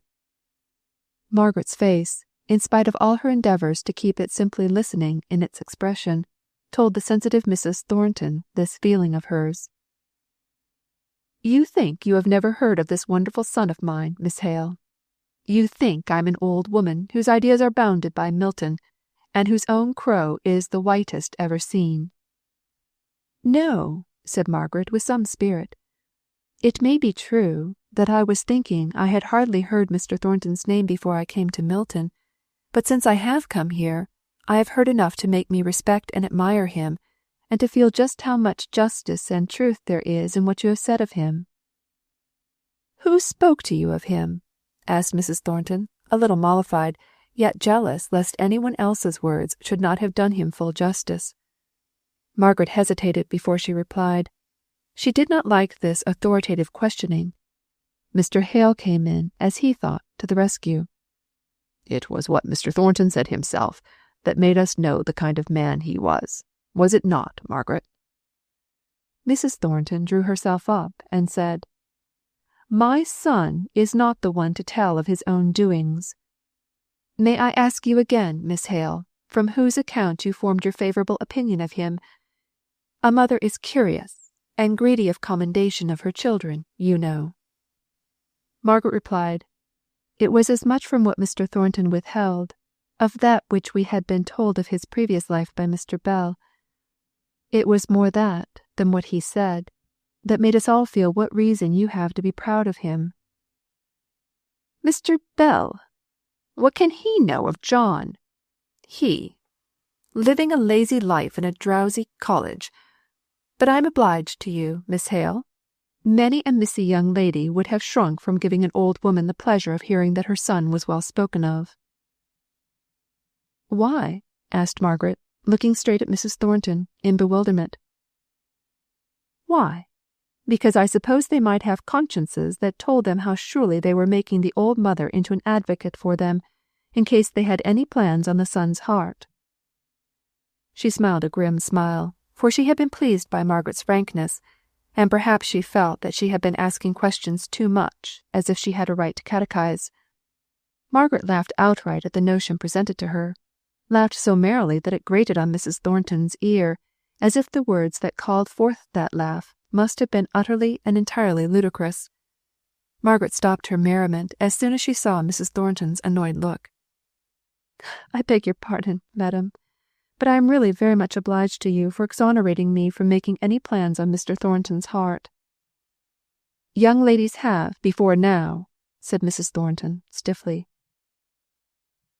"I hope Miss Thornton is well," put in Mr. Hale, desirous of changing the current of the conversation. "She is as well as she ever is. She is not strong," replied Mrs. Thornton shortly. "And Mr. Thornton? I suppose I may hope to see him on Thursday?" "I cannot answer for my son's engagements. There is some uncomfortable work going on in the town, a threatening of a strike. If so, his experience and judgment will make him much consulted by his friends. But I should think he could come on Thursday. At any rate, I am sure he will let you know if he cannot." "A strike?" asked Margaret. "What for? What are they going to strike for?" "For the mastership and ownership of other people's property," said Mrs. Thornton, with a fierce snort. "That is what they always strike for. If my son's workpeople strike, I will only say they are a pack of ungrateful hounds, but I have no doubt they will." "They are wanting higher wages, I suppose?" asked Mr. Hale. "That is the face of the thing. But the truth is, they want to be masters, and make the masters into slaves on their own ground. They are always trying at it. They always have it in their minds, and every 5 or 6 years there comes a struggle between masters and men. They'll find themselves mistaken this time, I fancy, a little out of their reckoning. If they turn out, they mayn't find it so easy to go in again. I believe the masters have a thing or two in their heads which will teach the men not to strike again in a hurry, if they try it this time." "Does it not make the town very rough?" asked Margaret. "Of course it does. But surely you are not a coward, are you? Milton is not the place for cowards. I have known the time when I have had to thread my way through a crowd of white, angry men, all swearing they would have Makinson's blood as soon as he ventured to show his nose out of his factory, and he, Knowing nothing of it, someone had to go and tell him, or he was a dead man, and it needed to be a woman. So I went, and when I had got in, I could not get out. It was as much as my life was worth. So I went up to the roof, where there were stones piled ready to drop on the heads of the crowd if they tried to force the factory doors. And I would have lifted those heavy stones, and dropped them with as good an aim as the best man there, but that I fainted with the heat I had gone through. If you live in Milton, you must learn to have a brave heart, Miss Hale." "I would do my best," said Margaret, rather pale. "I do not know whether I am brave or not till I am tried, but I am afraid I should be a coward." South country people are often frightened by what our Darkshire men and women only call living and struggling. But when you've been 10 years among a people who are always owing their betters a grudge, and only waiting for an opportunity to pay it off, you will know whether you are a coward or not. Take my word for it. Mr. Thornton came that evening to Mr. Hale's. He was shown up into the drawing-room, where Mr. Hale was reading aloud to his wife and daughter. "I am come partly to bring you a note from my mother, and partly to apologize for not keeping my time yesterday. The note contains the address you asked for, Dr. Donaldson." "Thank you," said Margaret hastily, holding out her hand to take the note, for she did not wish her mother to hear that they had been making any inquiry about a doctor. She was pleased that Mr. Thornton seemed immediately to understand her feeling. He gave her the note without another word of explanation. Mr. Hale began to talk about the strike. Mr. Thornton's face assumed a likeness to his mother's worst expression, which immediately repelled the watching Margaret. "Yes, the fools will have a strike. Let them. It suits us well enough. But we gave them a chance. They think trade is flourishing as it was last year. We see the storm on the horizon and draw in our sails. But because we don't explain our reasons, they won't believe we're acting reasonably. We must give them line and letter for the way we choose to spend or save our money. Henderson tried a dodge with his men out at Ashley, and failed. He rather wanted a strike. It would have suited his book well enough. So when the men came to ask for the 5% they are claiming, he said he'd think about it and give them his answer on the payday, knowing all the while what his answer would be, of course, but thinking he'd strengthen their conceit of his own way. However, they were too deep for him, and heard something about the bad prospects of trade, so in they came on the Friday, and drew back their claim, and now he's obliged to go on working. But we Milton masters have today sent in our decision. We won't advance a penny. We tell them we may have to lower wages, but we can't afford to raise. So here we stand, waiting for their next attack." "And what will that be?" asked Mr. Hale. "I conjecture a simultaneous strike. You will see Milton without smoke in a few days, I imagine, Miss Hale." "But why?" asked she. "Could you not explain what good reason you have for expecting a bad trade? I don't know whether I used the right words, but you will understand what I mean." "Do you give your servants reasons for your expenditures, or your economy in the use of your own money? We, the owners of capital, have a right to choose what we will do with it." "A human right," said Margaret, very low. "I beg your pardon. I did not hear what you said." "I would rather not repeat it," she said. "It related to a feeling which I do not think you would share." "Won't you try me?" pleaded he, his thoughts suddenly bent upon learning what she had said. She was displeased with his pertinacity, but did not choose to affix too much importance to her words. "I said you had a human right. I meant that there seemed no reason but religious ones why you should not do what you like with your own." "I know we differ in our religious opinions, but don't you give me credit for having some, though not the same as yours?" He was speaking in a subdued voice, as if to her alone. She did not wish to be so exclusively addressed. She replied out in her usual tone. "I do not think I have any occasion to consider your special religious opinions in the affair. All I meant to say is, that there is no human law to prevent the employers from utterly wasting or throwing away all their money, if they choose. but that there are passages in the Bible which would rather imply, to me at least, that they neglected their duty as stewards if they did. However, I know so little about strikes, and rate of wages, and capital, and labour, that I had better not talk to a political economist like you."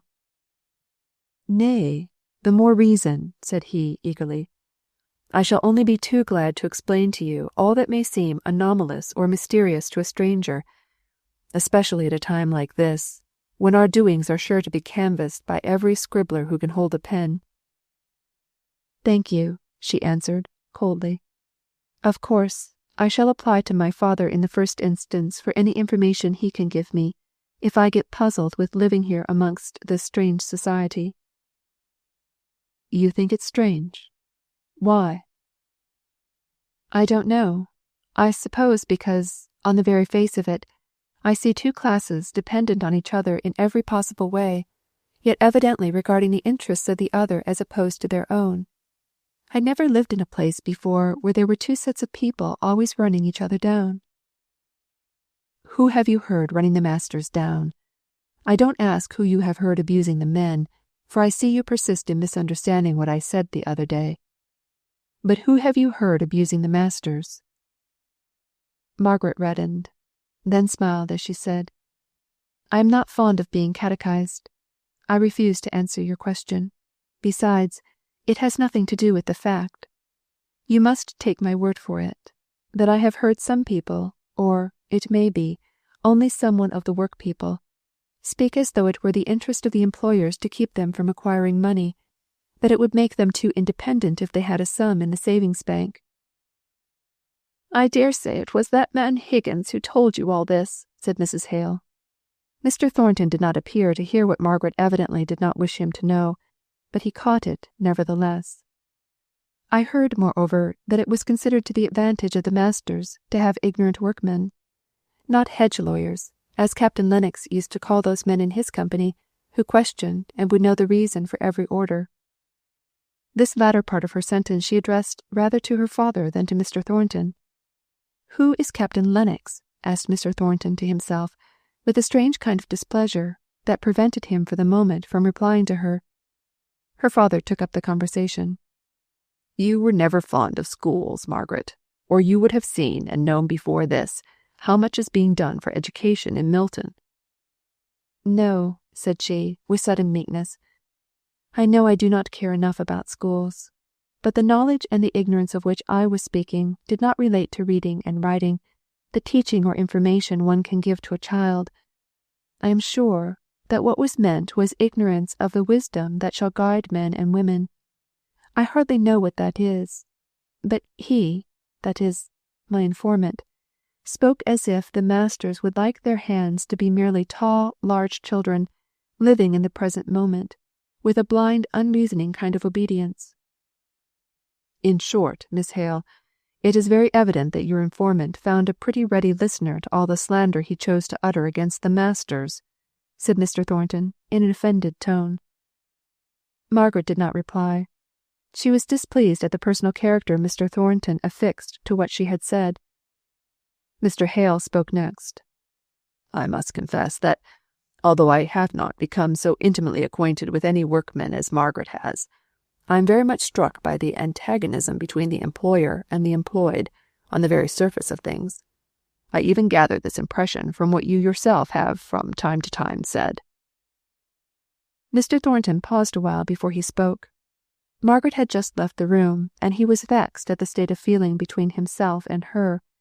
However, the little annoyance, by making him cooler and more thoughtful, gave a greater dignity to what he said. "My theory is, that my interests are identical with those of my work people, and vice versa. Miss Hale, I know, does not like to hear men called hands, so I won't use that word, though it comes most readily to my lips as the technical term, whose origin, whatever it was, dates before my time. On some future day, in some millennium, in Utopia, this unity may be brought into practice, just as I can fancy a republic the most perfect form of government."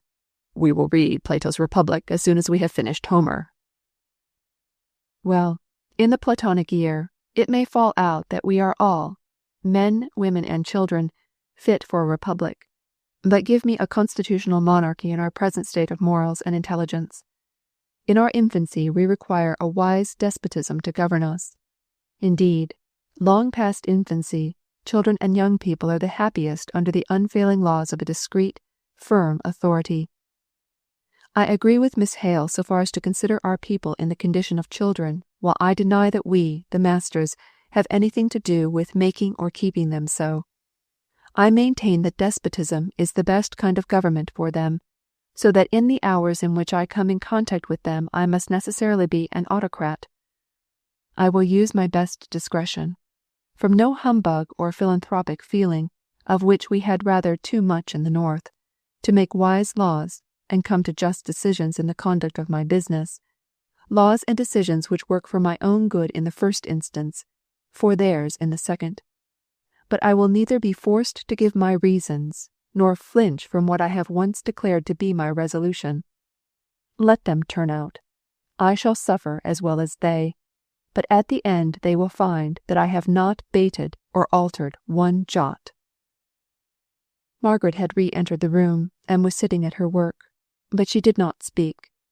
Mr. Hale answered, I dare say I am talking in great ignorance, but from the little I know, I should say that the masses were already passing rapidly into the troublesome stage which intervenes between childhood and manhood in the life of the multitude as well as that of the individual. Now, the error which many parents commit in the treatment of the individual at this time is insisting on the same unreasoning obedience as when all he had to do in the way of duty was to obey the simple laws of come when you're called and do as you're bid. But a wise parent humours the desire for independent action, so as to become the friend and adviser when his absolute rule shall cease. If I get wrong in my reasoning, recollect, it is you who adopted the analogy. Very lately, said Margaret, I heard a story of what happened in Nuremberg only 3 or 4 years ago. A rich man there lived alone in one of the immense mansions which were formerly both dwellings and warehouses. It was reported that he had a child, but no one knew of it for certain. For 40 years this rumour kept rising and falling, never utterly dying away. After his death it was found to be true.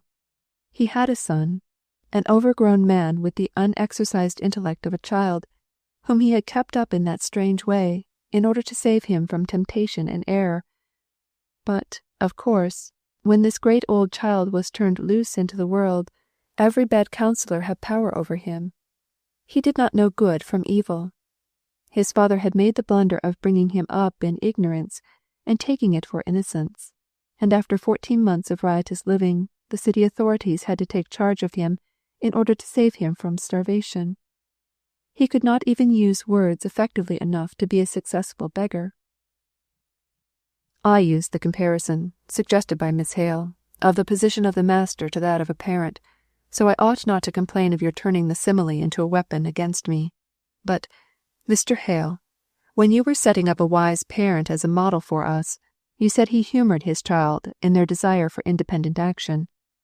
Now certainly, the time has not come for the hands to have any independent action during business hours. I hardly know what you would mean by it then. And I say that the masters would be trenching on the independence of their hands in a way that I, for one, should not feel justified in doing if we interfered too much with the life they lead out of the mills. Because they labour 10 hours a day for us, I do not see that we have any right to impose leading strings upon them for the rest of their time. I value my own independence so highly that I can fancy no degradation greater than that of having another man perpetually directing and advising and lecturing me, or even planning too closely in any way about my actions. He might be the wisest of men, or the most powerful. I should equally rebel and resent his interference. I imagine this is a stronger feeling in the north of England than in the south. I beg your pardon. But is not that because there has been none of the equality of friendship between the adviser and advised classes? Because every man has had to stand in an unchristian and isolated position, apart from and jealous of his brother man, constantly afraid of his rights being trenched upon? I only state the fact I am sorry to say, I have an appointment at 8 o'clock, and I must just take facts as I find them tonight, without trying to account for them, which, indeed, would make no difference in determining how to act as things stand. The facts must be granted. But, said Margaret in a low voice, it seems to me as if it makes all the difference in the world. Her father made a sign for her to be silent and allow Mr. Thornton to finish what he had to say. He was already standing up and preparing to go. You must grant me this one point. Given a strong feeling of independence in every Darkshire man, have I any right to obtrude my views of the manner in which he shall act upon another, hating it as I should do most vehemently myself, merely because he has labour to sell and I capital to buy? Not in the least, said Margaret, determined to say just this one thing. Not in the least because of your labour and capital positions, whatever they are, but because you are a man, dealing with a set of men over whom you have, whether you reject the use of it or not, immense power, just because your lives and your welfare are so constantly and intimately interwoven. God has made us so that we must be mutually dependent. We may ignore our own dependence, or refuse to acknowledge that others depend upon us in more respects than the payment of weekly wages, but the thing must be, nevertheless. Neither you nor any other master can help yourselves. The most proudly independent man depends on those around him for their insensible influence on his character, his life. And the most isolated of all your Darkshire egos has dependents clinging to him on all sides. He cannot shake them off, any more than the great rock he resembles can shake off— Pray, don't go into similes, Margaret. You have let us off once already, said her father, smiling, yet uneasy at the thought that they were detaining Mr. Thornton against his will, which was a mistake, for he rather liked it, as long as Margaret would talk, although what she said only irritated him. Just tell me, Miss Hale, are you yourself ever influenced? No, that is not a fair way of putting it. But if you are ever conscious of being influenced by others, and not by circumstances, have those others been working directly or indirectly? Have they been labouring to exhort, to enjoin, to act rightly for the sake of example? Or have they been simple, true men, taking up their duty, and doing it unflinchingly, without a thought of how their actions were to make this man industrious, that man saving? Why, if I were a workman, I should be 20 times more impressed by the knowledge that my master was honest, punctual, quick, resolute in all his doings, and hands are keener spies even than valets, than by any amount of interference, however kindly meant, with my ways of going on out of work hours. I do not choose to think too closely on what I am myself, but, I believe, I rely on the straightforward honesty of my hands, and the open nature of their opposition, in contradistinction to the way in which the turnout will be managed in some mills, just because they know how I scorn to take a single dishonest advantage, or to do an underhand thing myself. It goes farther than a whole course of lectures on honesty is the best policy. Life diluted into words. No, no. What the master is, that the men will be, without overmuch taking thought on his part. That is a great admission, said Margaret, laughing. When I see men violent and obstinate in pursuit of their rights, I may safely infer that the master is the same, that he is a little ignorant of that spirit which suffereth long, and is kind, and seeketh not her own. You are just like all strangers who don't understand the working of our system, Miss Hale, he said hastily. You suppose that our men are puppets of dough, ready to be moulded into any amiable form we please. You forget we have only to do with them for less than a third of their lives, and you seem not to perceive that the duties of a manufacturer are far larger and wider than those merely of an employer of labour. We have a wide commercial character to maintain, which makes us into the great pioneers of civilization. It strikes me, said Mr. Hale, smiling, that you might pioneer a little at home. They are a rough, heathenish set of fellows, these Milton men of yours. They are that, replied Mr. Thornton. Rosewater surgery won't do for them. Cromwell would have made a capital mill owner, Miss Hale. I wish we had him to put down this strike for us." "Cromwell is no hero of mine," she said, coldly. "But I am trying to reconcile your admiration of despotism with your respect for other men's independence of character." He reddened at her tone. "I choose to be the unquestioned and irresponsible master of my hands during the hours that they labour for me. But those hours past, our relation ceases, and then comes in the same respect for their independence that I myself exact." He did not speak again for a minute. He was too much vexed. But he shook it off and bade Mr. and Mrs. Hale good night. Then, drawing near to Margaret, he said in a lower voice, "I spoke hastily to you once this evening, and I am afraid, rather rudely. But you know I am but an uncouth Milton manufacturer. Will you forgive me?"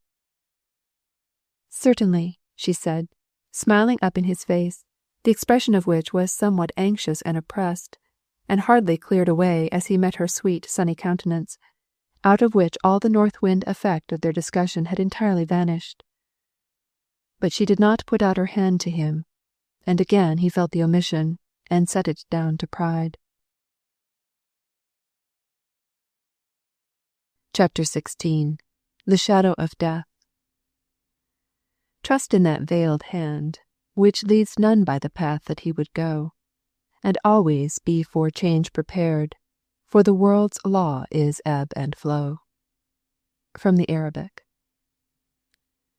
The next afternoon Dr. Donaldson came to pay his first visit to Mrs. Hale.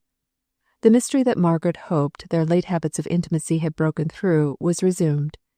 She was excluded from the room, while Dixon was admitted. Margaret was not a ready lover, but when she loved passionately, and with no small degree of jealousy.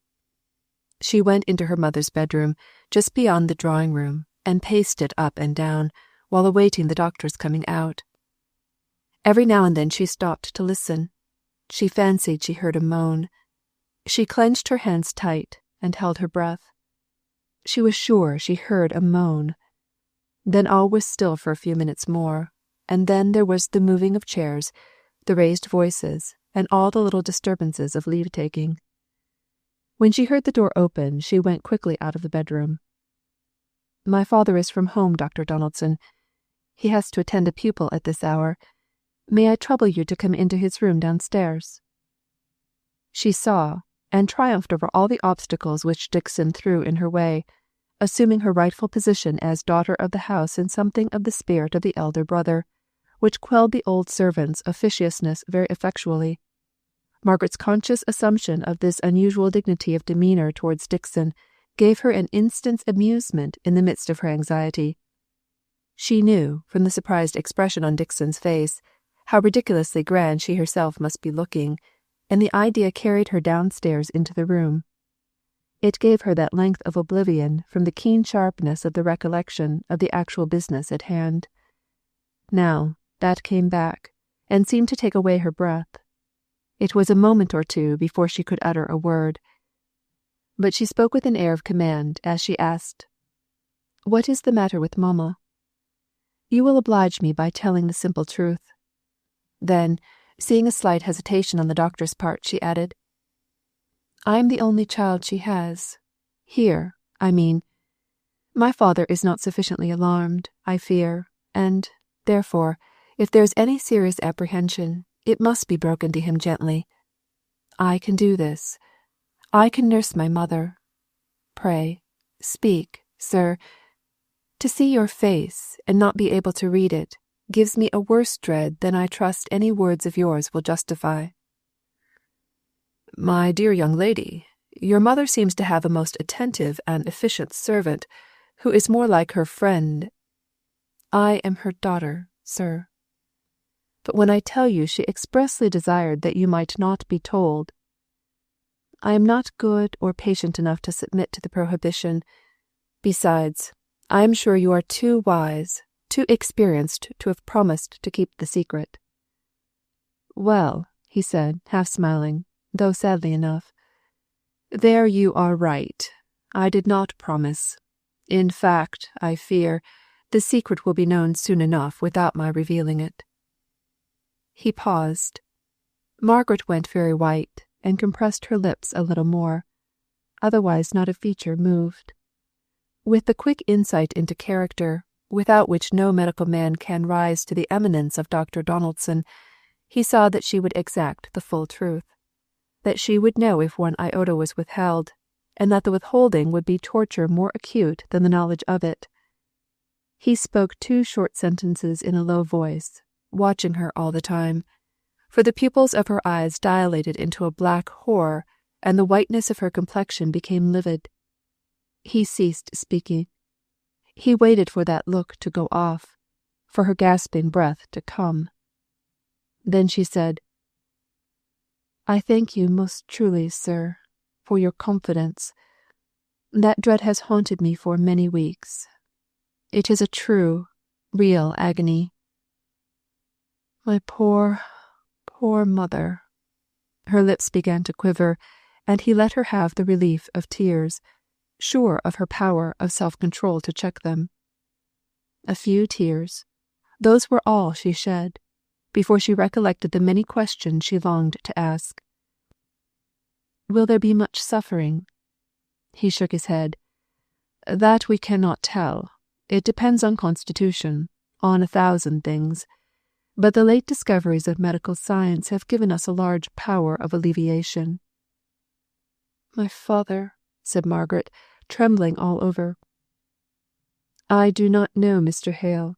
I mean, it is difficult to give advice. But I should say, bear on, with the knowledge you have forced me to give you so abruptly, till the fact which I could not withhold has become in some degree familiar to you, so that you may, without too great an effort, be able to give what comfort you can to your father. Before then, my visits, which, of course, I shall repeat from time to time, although I fear I can do nothing but alleviate. 1,000 little circumstances will have occurred to awaken his alarm, to deepen it, so that he will be all the better prepared. Nay, my dear young lady, nay, my dear, I saw Mr. Thornton, and I honour your father for the sacrifice he has made, however mistaken I may believe him to be. Well, this once, if it will please you, my dear. Only remember, when I come again, I come as a friend, and you must learn to look upon me as such, because seeing each other, getting to know each other at such times as these, is worth years of morning calls." Margaret could not speak for crying, but she wrung his hand at parting. "That's what I call a fine girl," thought Dr. Donaldson, when he was seated in his carriage and had time to examine his ringed hand, which had slightly suffered from her pressure. Who would have thought that little hand could have given such a squeeze? But the bones were well put together, and that gives immense power. What a queen she is, with her head thrown back at first, to force me into speaking the truth, and then bent so eagerly forward to listen. Poor thing, I must see she does not overstrain herself. Though it's astonishing how much those thoroughbred creatures can do and suffer. That girl's game to the backbone. Another, who had gone that deadly colour, could never have come round without either fainting or hysterics. But she wouldn't do either. Not she. And the very force of her will brought her round. Such a girl as that would win my heart if I were 30 years younger. It's too late now. Ah, here we are at the Archers." So out he jumped, with thought, wisdom, experience, sympathy, and ready to attend to the calls made upon them by this family, just as if there were none other in the world. Meanwhile, Margaret had returned into her father's study for a moment, to recover strength before going upstairs into her mother's presence. "Oh, my God, my God! But this is terrible! How shall I bear it? Such a deadly disease! No hope! Oh, Mamma, Mamma, I wish I had never gone to Aunt Shaw's, and been all those precious years away from you. Poor Mamma! How much she must have borne! Oh, I pray thee, my God, that her sufferings may not be too acute, too dreadful. How shall I bear to see them? How can I bear papa's agony? He must not be told yet. Not all at once.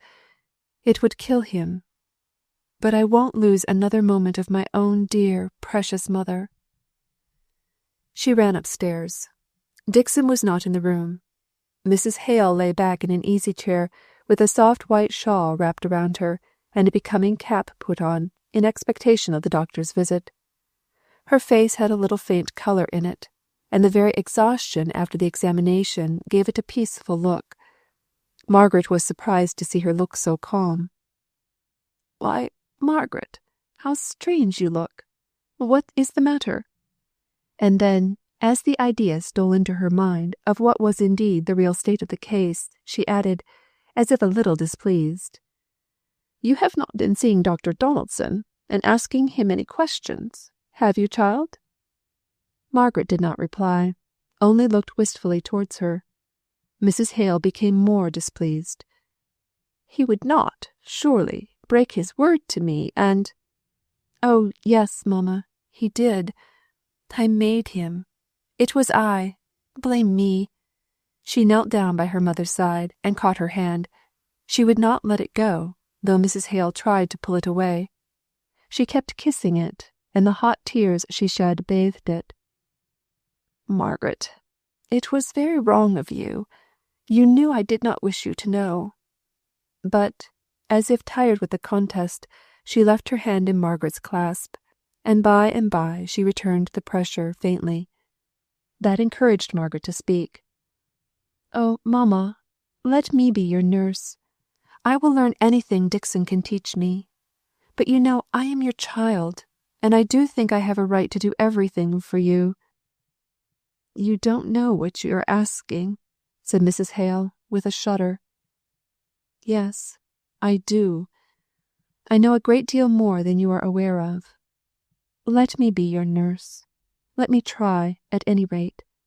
No one has ever, shall ever, try so hard as I will do. It will be such a comfort, mamma." "My poor child. Well, you shall try. Do you know, Margaret, Dixon and I thought you would quite shrink from me if you knew." "Dixon thought," said Margaret, her lip curling. "Dixon could not give me credit for enough true love, for as much as herself. She thought, I suppose, that I was one of those poor sickly women who like to lie on rose leaves and be fanned all day. Don't let Dixon's fancies come any more between you and me, mamma. Don't, please," implored she. "Don't be angry with Dixon," said Mrs. Hale, anxiously.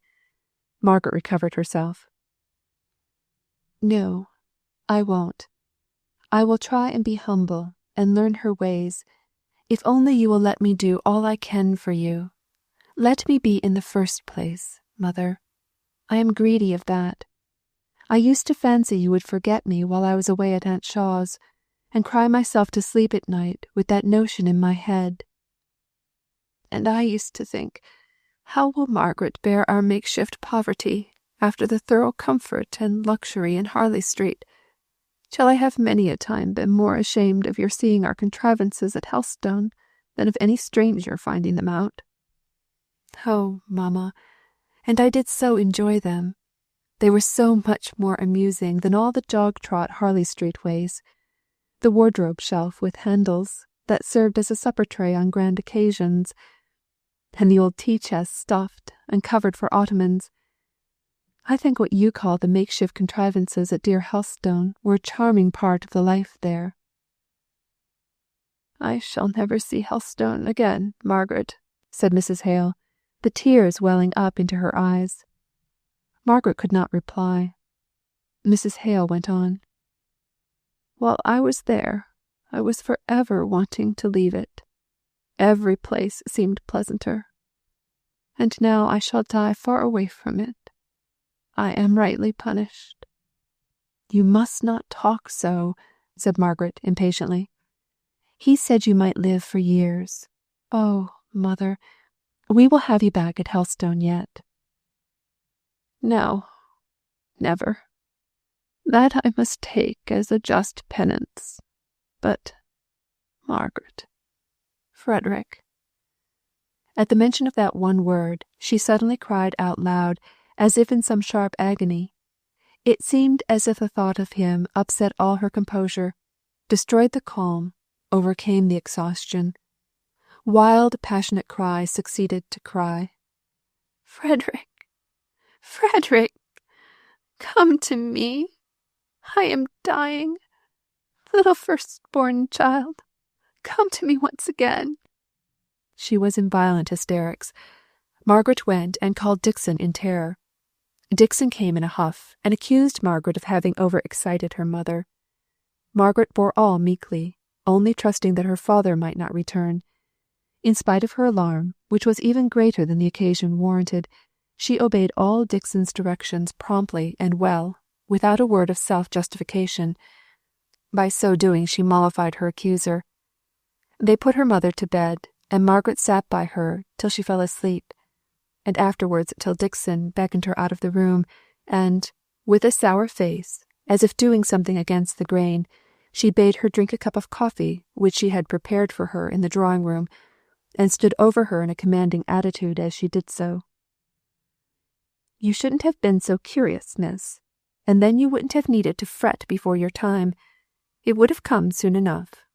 And now, I suppose, you'll tell master, and a pretty household I shall have of you." "No, Dixon," said Margaret sorrowfully. "I will not tell papa. He could not bear it as I can." And by way of proving how well she bore it, she burst into tears. "Aye, I knew how it would be. Now you'll waken your mamma, just after she's gone to sleep so quietly.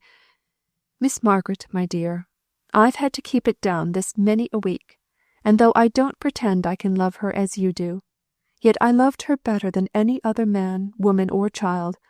No one but Master Frederick ever came near her in my mind.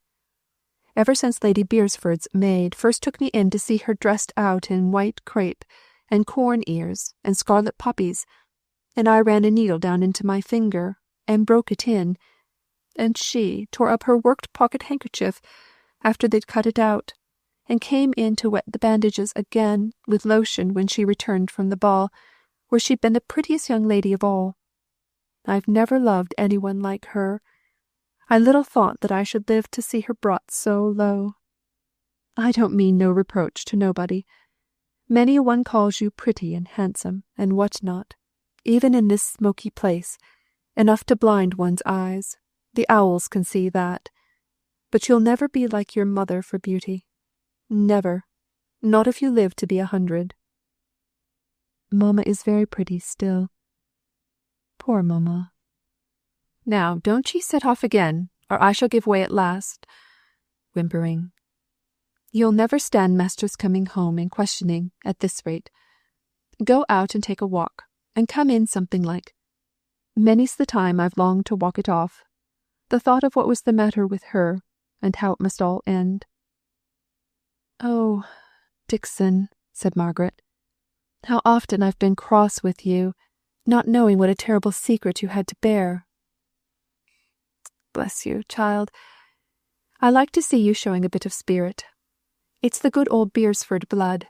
Why, the last Sir John but 2 shot his steward down, there where he stood, just for telling him that he'd racked the tenants, and he'd racked the tenants till he could get no more money off them than he could get skin off a flint.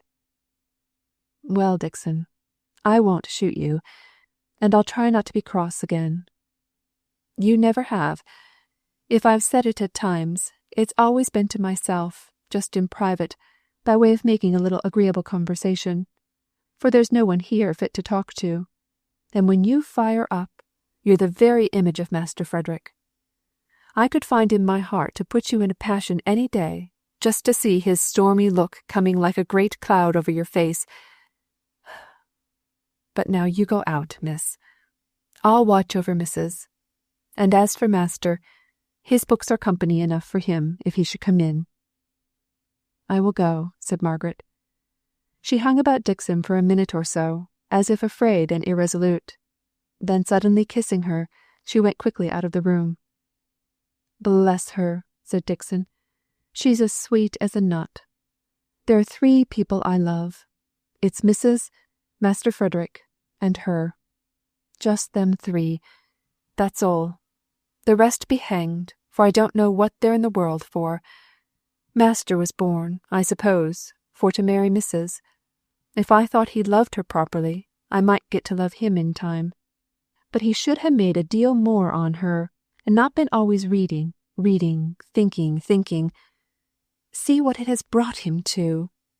Many a one who never reads nor thinks either gets to be rector and dean and what not, and I dare say Master might, if he'd just minded Mrs. and let the weary reading and thinking alone. There she goes, looking out of the window as she heard the front door shut. Poor young lady, her clothes look shabby to what they did when she came to Helstone a year ago. Then she hadn't so much as a darned stocking or a cleaned pair of gloves in all her wardrobe. And now... Chapter 17. What is a strike? There are briars besetting every path, which call for patient care, and there is a cross in every lot, and an earnest need for prayer. Anonymous. Margaret went out heavily and unwillingly enough. But the length of a street, yes, the air of a Milton street, cheered her young blood before she reached her first turning. Her step grew lighter, her lip redder. She began to take notice, instead of having her thoughts turned so exclusively inward. She saw unusual loiterers in the street, men with their hands in their pockets sauntering along, loud laughing and loud-spoken girls clustered together, apparently excited to high spirits, and a boisterous independence of temper and behaviour. The more ill-looking of the men, the discreditable minority, hung about on the steps of the beer-houses and gin-shops, smoking and commenting pretty freely on every passer-by. Margaret disliked the prospect of the long walk through these streets before she came to the fields which she had planned to reach. Instead, she would go and see Bessy Higgins. It would not be so refreshing as a quiet country walk, but still it would perhaps be doing the kinder thing. Nicholas Higgins was sitting by the fire smoking as she went in. Bessy was rocking herself on the other side. Nicholas took the pipe out of his mouth and, standing up, pushed his chair towards Margaret. He leant against the chimney-piece in a lounging attitude, while she asked Bessy how she was. "Who's rather run down in the mouth regard to spirits, but who's better in health? Who doesn't like this strike? Who's a deal too much set on peace and quietness at any price?" "This is the 3rd strike I've seen," said she, sighing, as if that was answer and explanation enough. "Well, 3rd time pays for all. See if we don't dang the masters this time. See if they don't come and beg us to come back at our own price. That's all. We've missed it aforetime, I grant you, but this time we laid our plans desperate deep." "Why do you strike?" asked Margaret. "Striking is leaving off work till you get your own rate of wages, is it not? You must not wonder at my ignorance. Where I come from, I never heard of a strike." "I wish I were there," said Bessy wearily. "But it's not for me to get sick and tired of strikes. This is the last I'll see. Before it's ended, I shall be in the great city, the holy Jerusalem." "Who's so full of the life to come, who cannot think of the present? Now I, you see, am bound to do the best I can here. I think a bird in the hand is worth 2 in the bush, so them's the different views we take on the strike question." "But," said Margaret, "if the people struck, as you call it, where I come from, as they are mostly all field labourers, the seed would not be sown, the hay got in, the corn reaped." "Well?" said he. He had resumed his pipe, and put his "well" in the form of an interrogation. "Why," she went on, "what would become of the farmers?" He puffed away. "I reckon they'd either have to give up their farms, or to give a fair rate of wage. Suppose they could not, or would not do the last. They could not give up their farms all in a minute, however much they might like to do so. But they would have no hay, no corn to sell that year, and where would the money come from to pay the labourers' wages the next? Still puffing away. At last he said, I know naught of your ways down south. I have heerd they're a pack of spiritless, downtrodden men, weally clemmed to death, too much dazed with clemming to know when they're put upon. Now, it's not so here. We known when we're put upon, and we'n too much blood in us to stand it. We just take our hands for our looms, and say, You may clem us, but you'll not put upon us, my masters. And be danged to 'em, they shan't this time. I wish I lived down south, said Bessy. There's a great deal to bear there, said Margaret. There are sorrows to bear everywhere. There is very hard bodily labour to be gone through, with very little food to give strength. But it's out of doors, said Bessy, and away from the endless, endless noise, and sickening heat. It's sometimes in heavy rain, and sometimes in bitter cold. A young person can stand it, but an old man gets racked with rheumatism, and bent and withered before his time, yet he must work on the same, or else go to the workhouse. I thought you were so taken with the ways of the south country.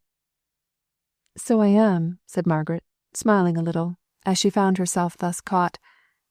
I only mean, Bessy, there's good and bad in everything in this world, and as you've felt the bad up here, I thought it was fair you should know the bad down there. And you say they never strike down there? Asked Nicholas abruptly. No, said Margaret. I think they have too much sense. And I think, replied he, dashing the ashes out of his pipe with so much vehemence that it broke, it's not that they've too much sense, but that they've too little spirit. Oh, father, said Bessy, what had ye gained by striking? Think of that first strike when mother died. How we all had to clem, you the worst of all, and yet many a one went in every week at the same wage, till all were gone in that there was work for, and some went beggars all their lives at after. Aye, said he, that their strike was badly managed. Folk got into the management of it, as were either fools or not true men. You'll see, it'll be different this time. But all this time you've not told me what you're striking for, said Margaret again.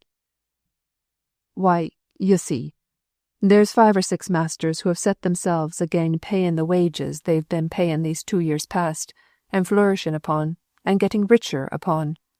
And now they've come to us, and say we're to take less, and we won't.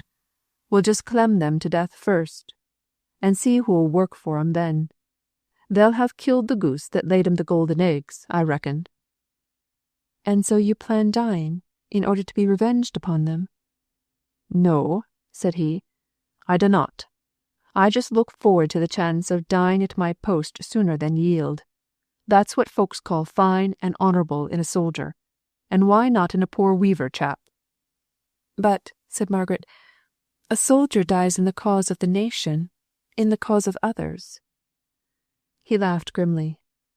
My lass, said he, you're but a young wench, and don't you think I can keep 3 people, that's Bessy, Mary, and me, on 16 shillings a week? Don't you think it's for myself I'm striking work at this time?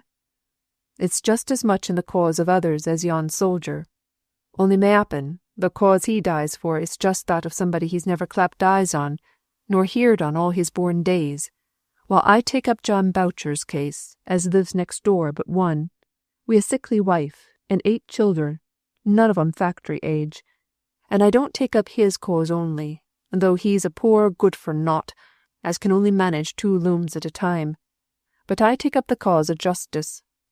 Why are we to have less wage now, I ask, than 2 year ago? Don't ask me, said Margaret. I'm very ignorant. Ask some of your masters. Surely they will give you a reason for it.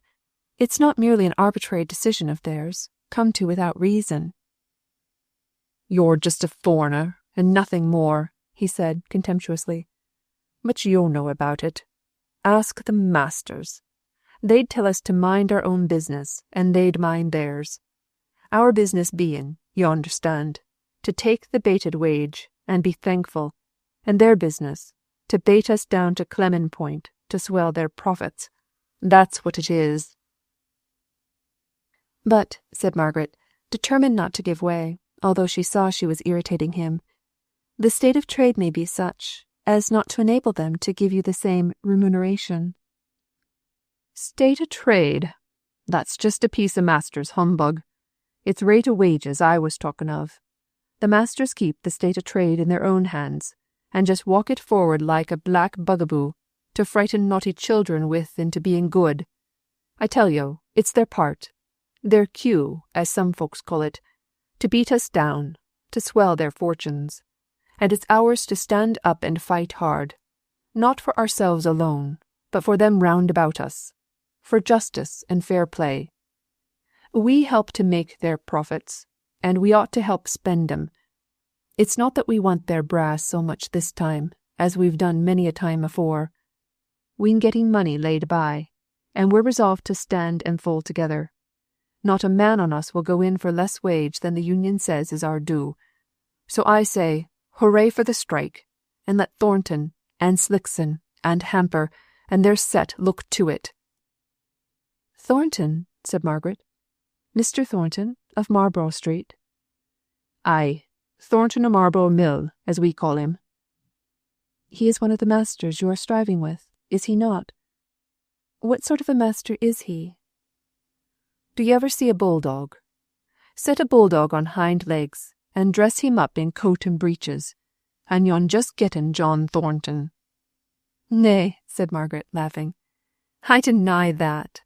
Mr. Thornton is plain enough, but he's not like a bulldog, with its short broad nose and snarling upper lip." "No, not in look, I grant you.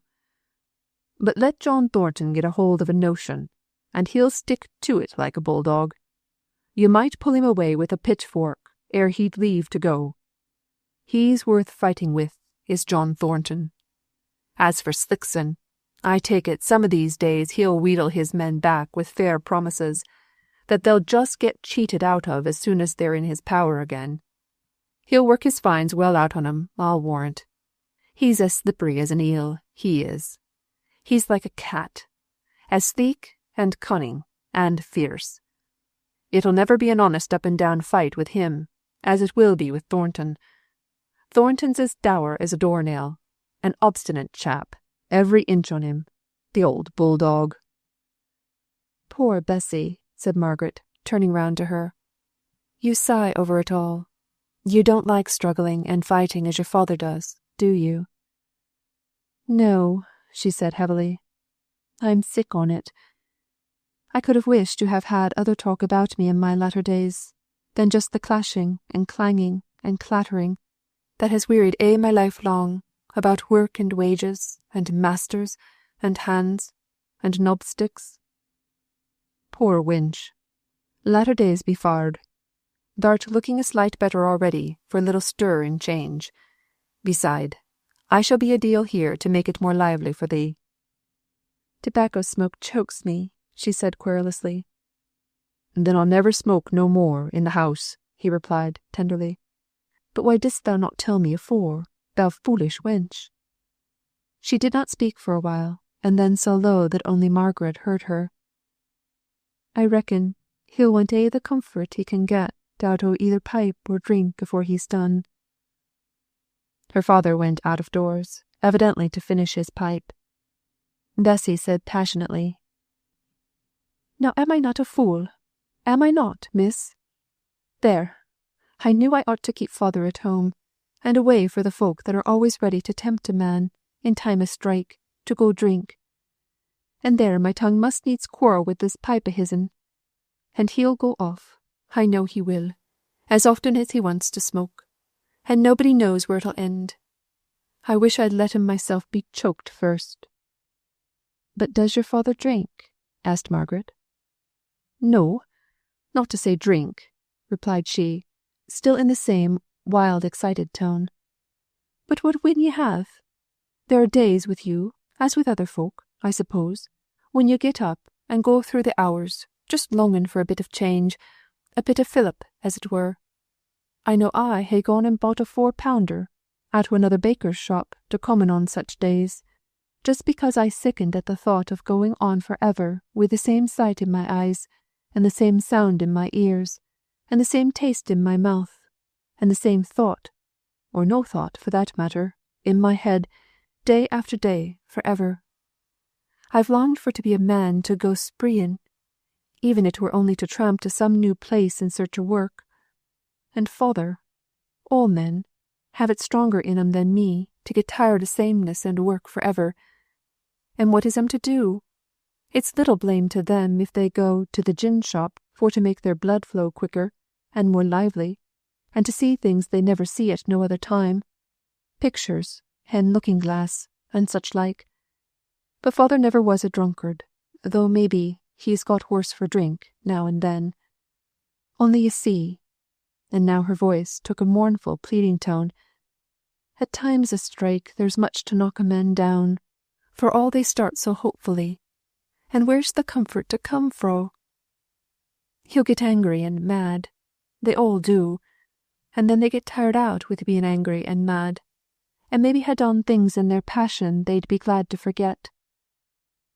Bless your sweet, pitiful face, but you don't know what a strike is yet." "Come, Bessy," said Margaret. "I won't say you're exaggerating, because I don't know enough about it. But perhaps as you're not well, you're only looking on one side, and there is another and brighter to be looked to." "It's all well enough for you to say, who have lived in pleasant green places all your life long, and never known want or care, or wickedness either, for that matter." "Take care," said Margaret, her cheek flushing, and her eyes lightening, "how you judge, Bessy.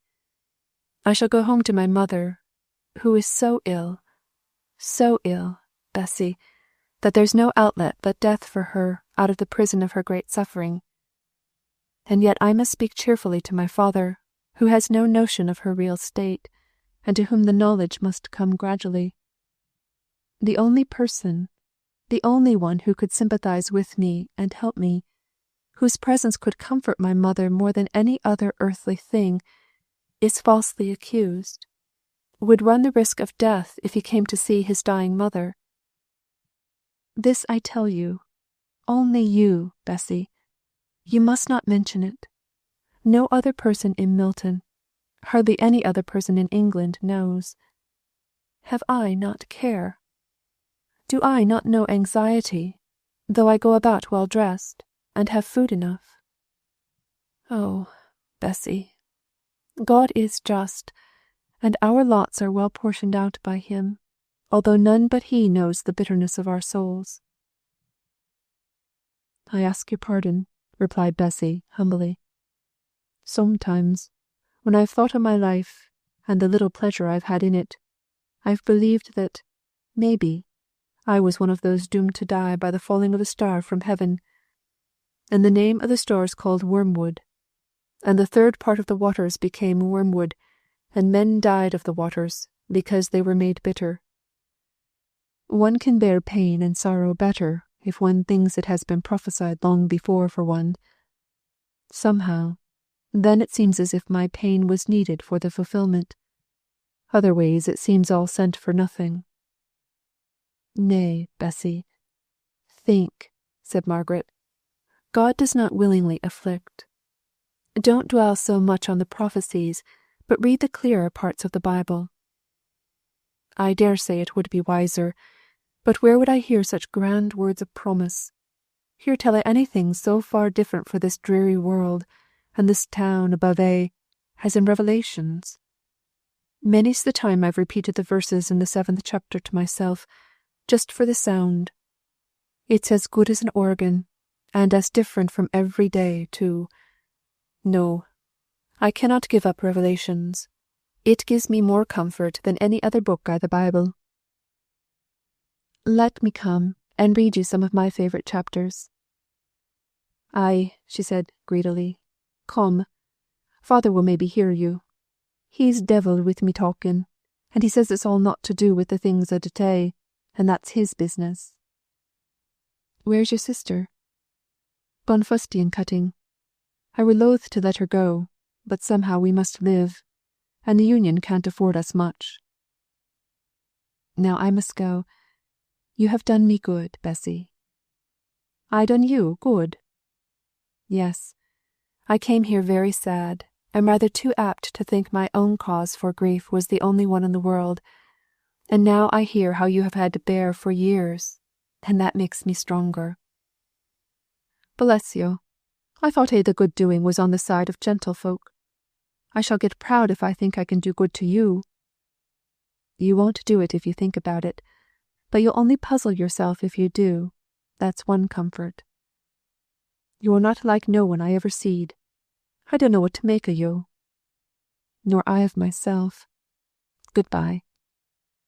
Bessy stilled her rocking to gaze after her. I wonder if there are many folk like her down south. She's like a breath of country air, somehow. She freshens me up above a bit. Who'd have thought that face, as bright and as strong as the angel I dream of, could have known the sorrow she speaks on? I wonder how she'll sin. All of us must sin. I think a deal on her, for sure, but father does the like, I see. And Mary even. It's not often who's stirred up to notice much. Chapter 18. Likes and Dislikes. My heart revolts within me, and two voices make themselves audible within my bosom. Wallenstein. On Margaret's return home she found 2 letters on the table. One was a note for her mother. The other, which had come by post, was evidently from her Aunt Shaw, covered with foreign postmarks, thin, silvery and rustling. She took up the other, and was examining it when her father came in suddenly. So your mother is tired, and gone to bed early. I'm afraid such a thundery day was not the best in the world for the doctor to see her. What did he say? Dixon tells me he spoke to you about her. Margaret hesitated. Her father's looks became more grave and anxious. He does not think her seriously ill. Not at present. She needs care, he says. He was very kind, and said he would call again and see how his medicines worked. Only care. He did not recommend change of air. He did not say the smoky town was doing her any harm, did he, Margaret? No, not a word, she replied, gravely. He was anxious, I think. Doctors have that anxious manner. It's professional, said he. Margaret saw, in her father's nervous ways, that the first impression of possible danger was made upon his mind, in spite of all his making light of what she told him. He could not forget the subject, could not pass from it to other things. He kept recurring to it through the evening, with an unwillingness to receive even the slightest unfavourable idea, which made Margaret inexpressibly sad. This letter's from Aunt Shaw, Papa. She has got to Naples, and finds it too hot, so she has taken apartments at Sorrento, but I don't think she likes Italy.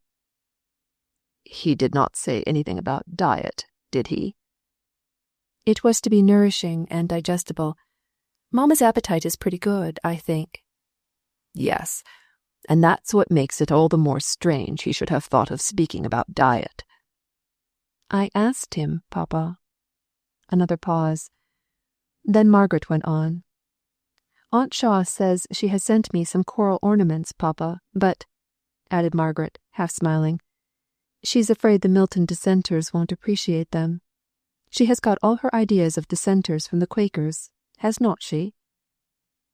If you ever hear or notice that your mother wishes for anything, be sure you let me know.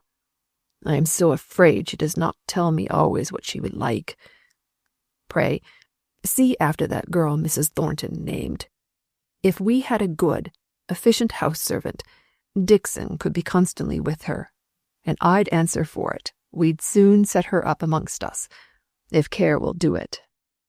She's been very much tired of late, with the hot weather, and the difficulty of getting a servant.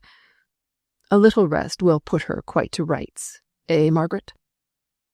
"I hope so," said Margaret, but so sadly that her father took notice of it. He pinched her cheek. "Come, if you look so pale as this, I must rouge you up a little. Take care of yourself, child, or you'll be wanting the doctor next." But he could not settle to anything that evening. He was continually going backwards and forwards, on laborious tiptoe, to see if his wife was still asleep. Margaret's heart ached at his restlessness, his trying to stifle and strangle the hideous fear that was looming out of the dark places of his heart. He came back at last, somewhat comforted. "She's awake now, Margaret. She quite smiled as she saw me standing by her, just her old smile, and she says she feels refreshed and ready for tea.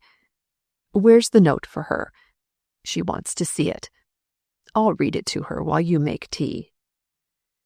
The note proved to be a formal invitation from Mrs. Thornton to Mr., Mrs., and Miss Hale to dinner on the 21st instant. Margaret was surprised to find an acceptance contemplated, after all she had learnt of sad probabilities during the day. But so it was. The idea of her husband's and daughter's going to this dinner had quite captivated Mrs. Hale's fancy, even before Margaret had heard the contents of the note. It was an event to diversify the monotony of the invalid's life, and she clung to the idea of their going, with even fretful pertinacity when Margaret objected. "Nay, Margaret, if she wishes it, I'm sure we'll both go willingly. She would never wish it unless she felt herself really stronger, really better than we thought she was, Margaret?" said Mr. Hale anxiously, as she prepared to write the note of acceptance the next day. Margaret?" questioned he, with a nervous motion of his hands. It seemed cruel to refuse him the comfort he craved for, and besides, his passionate refusal to admit the existence of fear almost inspired Margaret herself with hope. "I do think she is better since last night," said she. Her eyes looked brighter, and her complexion clearer. "God bless you," said her father earnestly. "But is it true? Yesterday was so sultry, everyone felt ill. It was a most unlucky day for Mr. Donaldson to see her on." So he went away to his day's duties, now increased by the preparation of some lectures he had promised to deliver to the working people at a neighbouring lyceum. He had chosen ecclesiastical architecture as his subject, rather more in accordance with his own taste and knowledge than as falling in with the character of the place or the desire for particular kinds of information among those to whom he was to lecture. And the institution itself, being in debt, was only too glad to get a gratis course from an educated and accomplished man like Mr. Hale, let the subject be what it might. "Well, mother," asked Mr. Thornton that night, "who have accepted your invitations for the 21st? "Fanny, where are the notes?" "The Slicksons accepted. Collingbrooks accept. Stevensons accept. Browns decline. Hales, father and daughter, come. Mother too great an invalid. Macphersons come. Mr. Horsfall and Mr. Young. I was thinking of asking the Porters, as the Browns can't come." "Very good. Do you know, I'm really afraid Mrs. Hale is very far from well, from what Dr. Donaldson says." "It's strange of them to accept a dinner invitation if she's very ill," said Fanny. "I didn't say very ill," said her brother rather sharply. "I only said very far from well. They may not know it either." And then he suddenly remembered that, from what Dr. Donaldson had told him, Margaret, at any rate, must be aware of the exact state of the case. "Very probably they are quite aware of what you said yesterday, John, of the great advantage it would be to them, to Mr. Hale, I mean, to be introduced to such people as the Stevensons and the Collingbrooks." "I am sure that motive will not influence them. No, I think I understand how it is." "John," said Fanny, laughing in her little weak, nervous way, "how you profess to understand these Hales, and how you will never allow that we can know anything about them. Are they really so very different to most people one meets with?" She did not mean to vex him, but if she had intended it, she could not have done it more thoroughly. He chafed in silence, however, not deigning to reply to her question. "They do not seem to me out of the common way," said Mrs. Thornton. "He appears a worthy kind of man enough, rather too simple for trade. So perhaps it's as well he should have been a clergyman first, and now a teacher. She's a bit of a fine lady, with her invalidism. And as for the girl, she's the only one who puzzles me when I think about her, which I don't often do. She seems to have a great notion of giving herself airs, and I can't make out why. I could almost fancy she thinks herself too good for her company at times. And yet they're not rich. From all I can hear, they never have been. And she's not accomplished, Mamma. She can't play." "Go on, Fanny. What else does she want to bring her up to your standard?" "Nay, John," said his mother. "That speech of Fanny's did no harm. I myself heard Miss Hale say she could not play. If you would let us alone, we could perhaps like her and see her merits." "I'm sure I never could," murmured Fanny, protected by her mother. Mr. Thornton heard, but did not care to reply. He was walking up and down the dining room, wishing that his mother would order candles and allow him to set to work at either reading or writing, and so put a stop to the conversation. But he never thought of interfering in any of the small domestic regulations that Mrs. Thornton observed, in habitual remembrance of her old economies. "Mother," said he, stopping, and bravely speaking out the truth, "I wish you would like Miss Hale." "Why?" asked she, startled by his earnest yet tender manner. "You're never thinking of marrying her? A girl without a penny?" "She would never have me," said he, with a short laugh. "No, I don't think she would," answered his mother. "She laughed at my face when I praised her for speaking out something Mr. Bell had said in your favour. I liked the girl for doing it so frankly, for it made me sure she had no thought of you, and the next minute she vexed me so by seeming to think well, never mind. Only you're right in saying she's too good an opinion of herself to think of you. The saucy jade! I should like to know where she'd find a better." If these words hurt her son, the dusky light prevented him from betraying any emotion. In a minute he came up quite cheerfully to his mother, and putting one hand lightly on her shoulder, said, "Well, I'm just as much convinced of the truth of what you have been saying as you can be, and as I have no thought or expectation of ever asking her to be my wife, you'll believe me for the future that I'm quite disinterested in speaking about her. I foresee trouble for that girl, perhaps want of motherly care, and I only wish you to be ready to be a friend to her in case she needs one.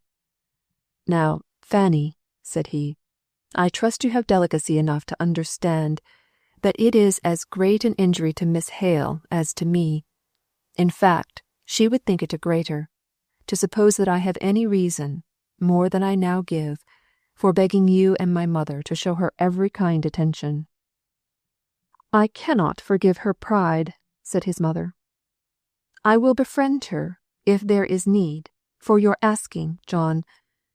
I would befriend Jezebel herself, if you asked me. But this girl, who turns up her nose at us all, who turns up her nose at you—" "Nay, mother, I have never yet put myself, and I mean never to put myself, within reach of her contempt." "Contempt indeed!" One of Mrs. Thornton's expressive snorts. "Don't go on speaking of Miss Hale, John, if I've to be kind to her. When I'm with her, I don't know if I like or dislike her most, but when I think of her, and hear you talk of her, I hate her. I can see she's given herself airs to you, as well as you'd told me out." "And if she has," said he, and then he paused for a moment, then went on, "I'm not a lad, to be cowed by a proud look from a woman, or to care for her misunderstanding me and my position. I can laugh at it." "To be sure, and at her too, with her fine notions and haughty tosses." "I only wonder why you talk so much about her, then," said Fanny. "I'm sure I'm tired enough of the subject." "Well," said her brother, with a shade of bitterness, "suppose we find some more agreeable subject. What do you say to a strike, by way of something pleasant to talk about?" "Have the hands actually turned out?" asked Mrs. Thornton, with vivid interest. "Harper's men are actually out. Mine are working out their week, through fear of being prosecuted for breach of contract. I've had every one of them up and punished for it that left his work before his time was out." "The law expenses would have been more than the hands themselves were worth. A set of ungrateful knots," said his mother. "To be sure. But I'd have shown them how I kept my word, and how I mean them to keep theirs. They know me by this time. Slickson's men are off. Pretty certain he won't spend money in getting them punished. We're in for a turnout, mother." "I hope there are not many orders in hand." "Of course there are. They know that well enough. But they don't quite understand all, though they think they do." "What do you mean, John?" Candles had been brought, and Fanny had taken up her interminable piece of worsted work, over which she was yawning, throwing herself back in her chair, from time to time, to gaze at vacancy, and think of nothing at her ease. "Why," said he, "the Americans are getting their yarns so into the general market, that our only chance is producing them at a lower rate. If we can't, we may shut up shop at once, and hands and masters go alike on tramp. Yet these fools go back to the prices paid 3 years ago. Nay, some of their leaders quote Dickinson's prices now, though they know as well as we do, what with fines pressed out of their wages as no honourable man would extort them, and other ways which I for one would scorn to use, the real rate of wage paid at Dickinson's is less than at ours. Upon my word, mother, I wish the old combination laws were in force.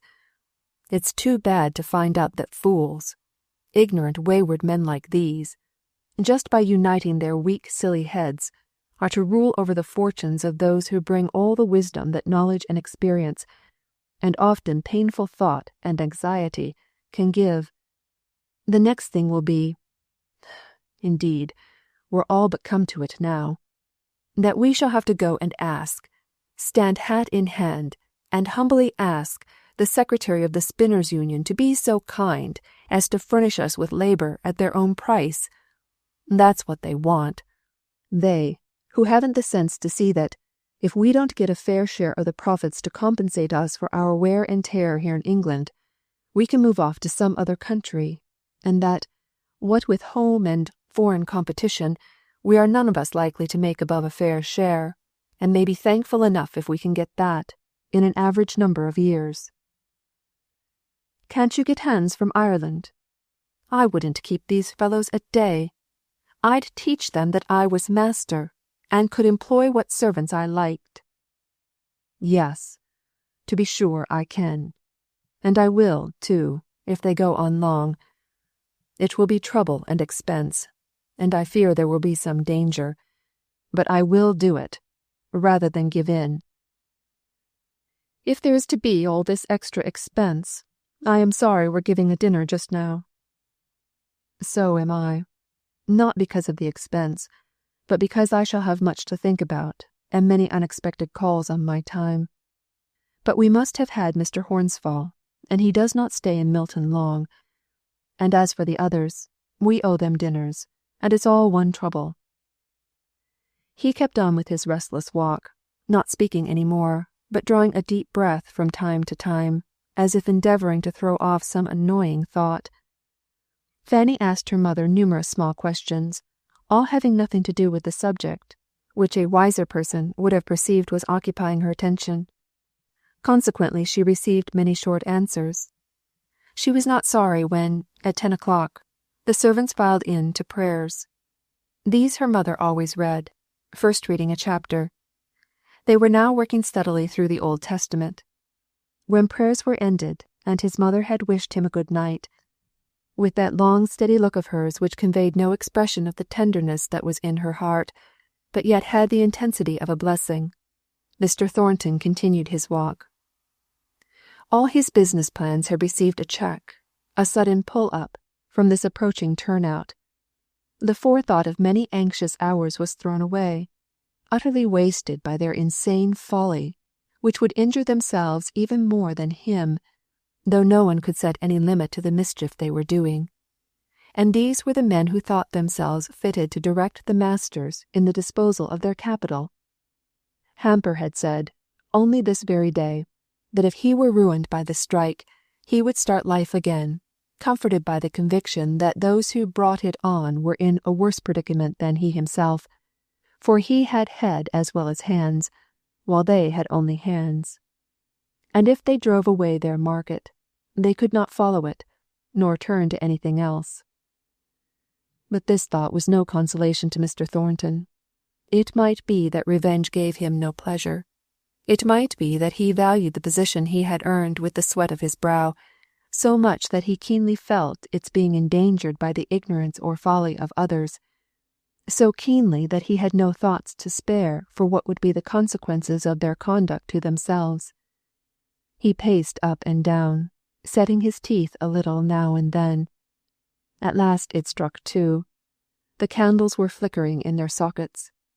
He lighted his own, muttering to himself, "Once for all, they shall know whom they have to deal with. I can give them a fortnight, no more.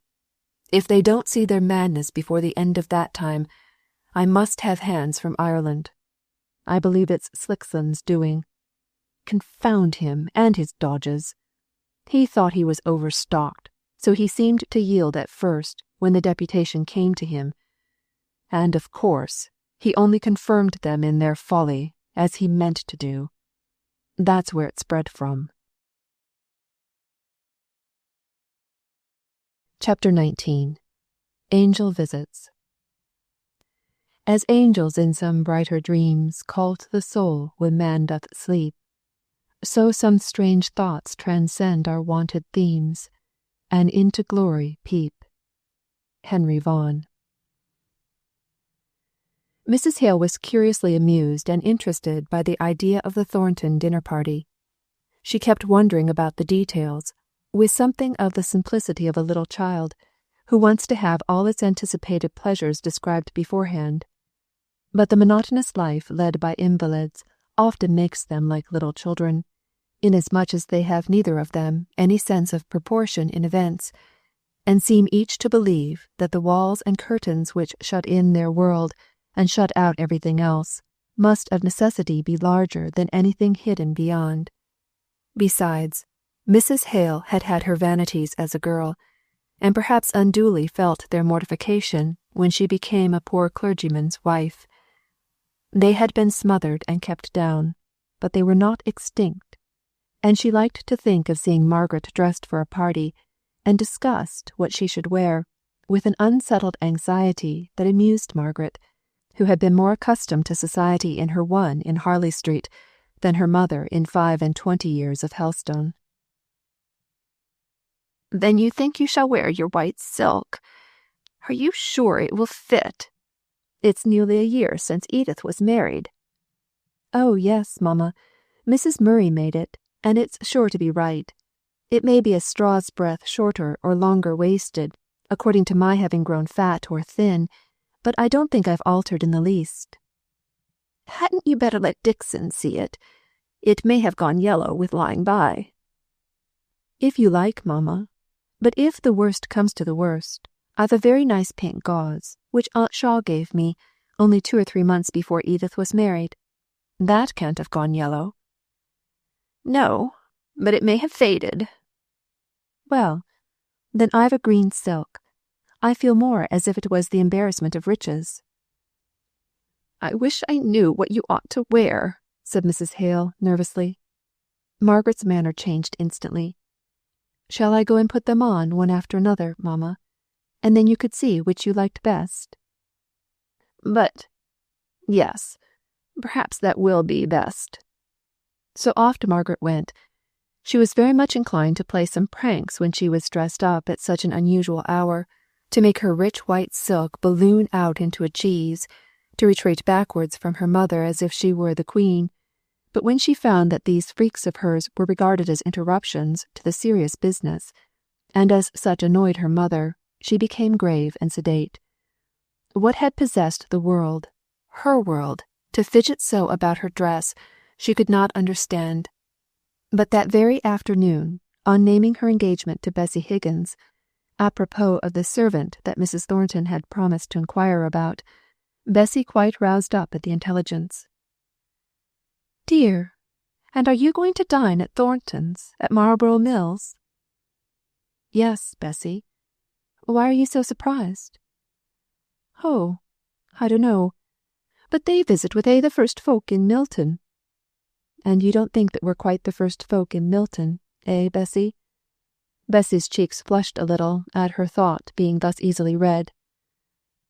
"Well," said she, "you'll see, they thinking a deal o' money here, and I reckon you've not getten much." "No," said Margaret, "that's very true.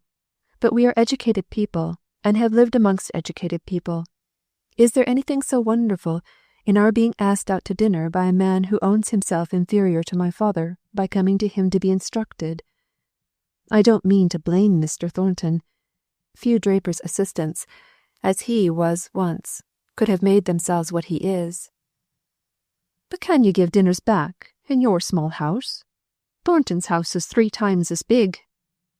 "Well, I think we could manage to give Mr. Thornton a dinner back, as you call it. Perhaps not in such a large room, nor with so many people, but I don't think we've thought about it at all in that way." "I never thought you'd be dining with the Thorntons," repeated Bessy. "Why, the mayor hisself dines there, and the members of Parliament and all." "I think I could support the honour of meeting the mayor of Milton." "But them ladies dress so grand," said Bessy, with an anxious look at Margaret's print gown, which her Milton eyes appraised at 7d. a yard. Margaret's face dimpled up into a merry laugh. "Thank you, Bessy, for thinking so kindly about my looking nice among all the smart people. But I've plenty of grand gowns. A week ago, I should have said they were far too grand for anything I should ever want again. But as I'm to dine at Mr. Thornton's, and perhaps to meet the mayor, I shall put on my very best gown, you may be sure." "What will you wear?" asked Bessy, somewhat relieved. "White silk," said Margaret. "A gown I had for a cousin's wedding, a year ago." "That'll do," said Bessy, falling back in her chair. "I should be loath to have you looked down upon." "Oh, I'll be fine enough, if that will save me from being looked down upon in Milton." "I wish I could see you dressed up," said Bessy. "I reckon you're not what folk would call pretty. You've not red and white enough for that. But, dun you know, I had dreamed o' yo long afore I ever seed yo." "Nonsense, Bessy." "Aye, but I did. Your very face, looking with your clear steadfast eyes out of the darkness, with your hair blown off from your brow, and going out like rays round your forehead, which was just as smooth and as straight as it is now, and you always coming to give me strength, which I seemed to gather out of your deep comfort and eyes. And you were dressed in shining raiment, just as you're going to be dressed, so, you see, it was you." "Nay, Bessy," said Margaret gently, "it was but a dream." "And why might I nae dream a dream in my affliction as well as others? Did not many a one i' the Bible? Aye, and see visions too. Why, even my father thinks a deal o' dreams. I tell you again, I saw you as plainly, coming swiftly towards me, with your hair blown back with the very swiftness of the motion, just like the way it grows, a little standing off like, and the white shining dress on you've getten to wear. Let me come and see you in it. I want to see you, and touch you, as in very deed you were in my dream." "My dear Bessy, it's quite a fancy of yours." "Fancy or no fancy, you've come, as I knew you would, when I saw your movement in my dream, and when you're here about me, I reckon I feel easier in my mind, and comforted, just as a fire comforts one on a dree day. You said it were on the 21st. Please God, I'll come and see you." "Oh, Bessy, You may come and welcome, but don't talk so. It really makes me sorry. It does indeed. Then I'll keep it to myself, if I bite my tongue out. Not but what it's true, for all that. Margaret was silent. At last she said, Let us talk about it sometimes, if you think it true. But not now. Tell me, has your father turned out? Aye, said Bessy, heavily, in a manner very different from that she had spoken in but a minute or two before. He and many another, all hampers men, and many a one beside. The women are as bad as the men, in their savageness, this time. Food is high, and they mun have food for their childer, I reckon. Suppose Thorntons set 'em their dinner out. The same money, spent on potatoes and meal, would keep many a crying babby quiet, and hush up its mother's heart for a bit. Don't speak so, said Margaret. You make me feel wicked and guilty in going to this dinner. No, said Bessy. Some's pre-elected to sumptuous feasts, and purple and fine linen. Maybe you're one on 'em. Others toil and moil all their lives long, and the very dogs are not pitiful in our days, as they were in the days of Lazarus. But if you ask me to cool your tongue with the tip of my finger, I'll come across the great gulf to you, just for the thought of what you've been to me here. Bessy, you're very feverish. I can tell it in the touch of your hand, as well as in what you're saying. It won't be division enough, in that awful day, that some of us have been beggars here, and some of us have been rich. We shall not be judged by that poor accident, but by our faithful following of Christ. Margaret got up, and found some water, and soaking her pocket-handkerchief in it, she laid the cool wetness on Bessy's forehead, and began to chafe the stone-cold feet. Bessy shut her eyes, and allowed herself to be soothed. At last she said, You'd have been delved out of your 5 wits, as well as me, if you'd had one body after another coming in to ask for father, and staying to tell me each one their tale. Some spoke a deadly hatred, and made my blood run cold, wi' the terrible things they said o' the masters. But more, being women, kept plaining, with the tears running down their cheeks, and never wiped away nor heeded, of the price of meat, and how their children could not sleep at nights for the hunger.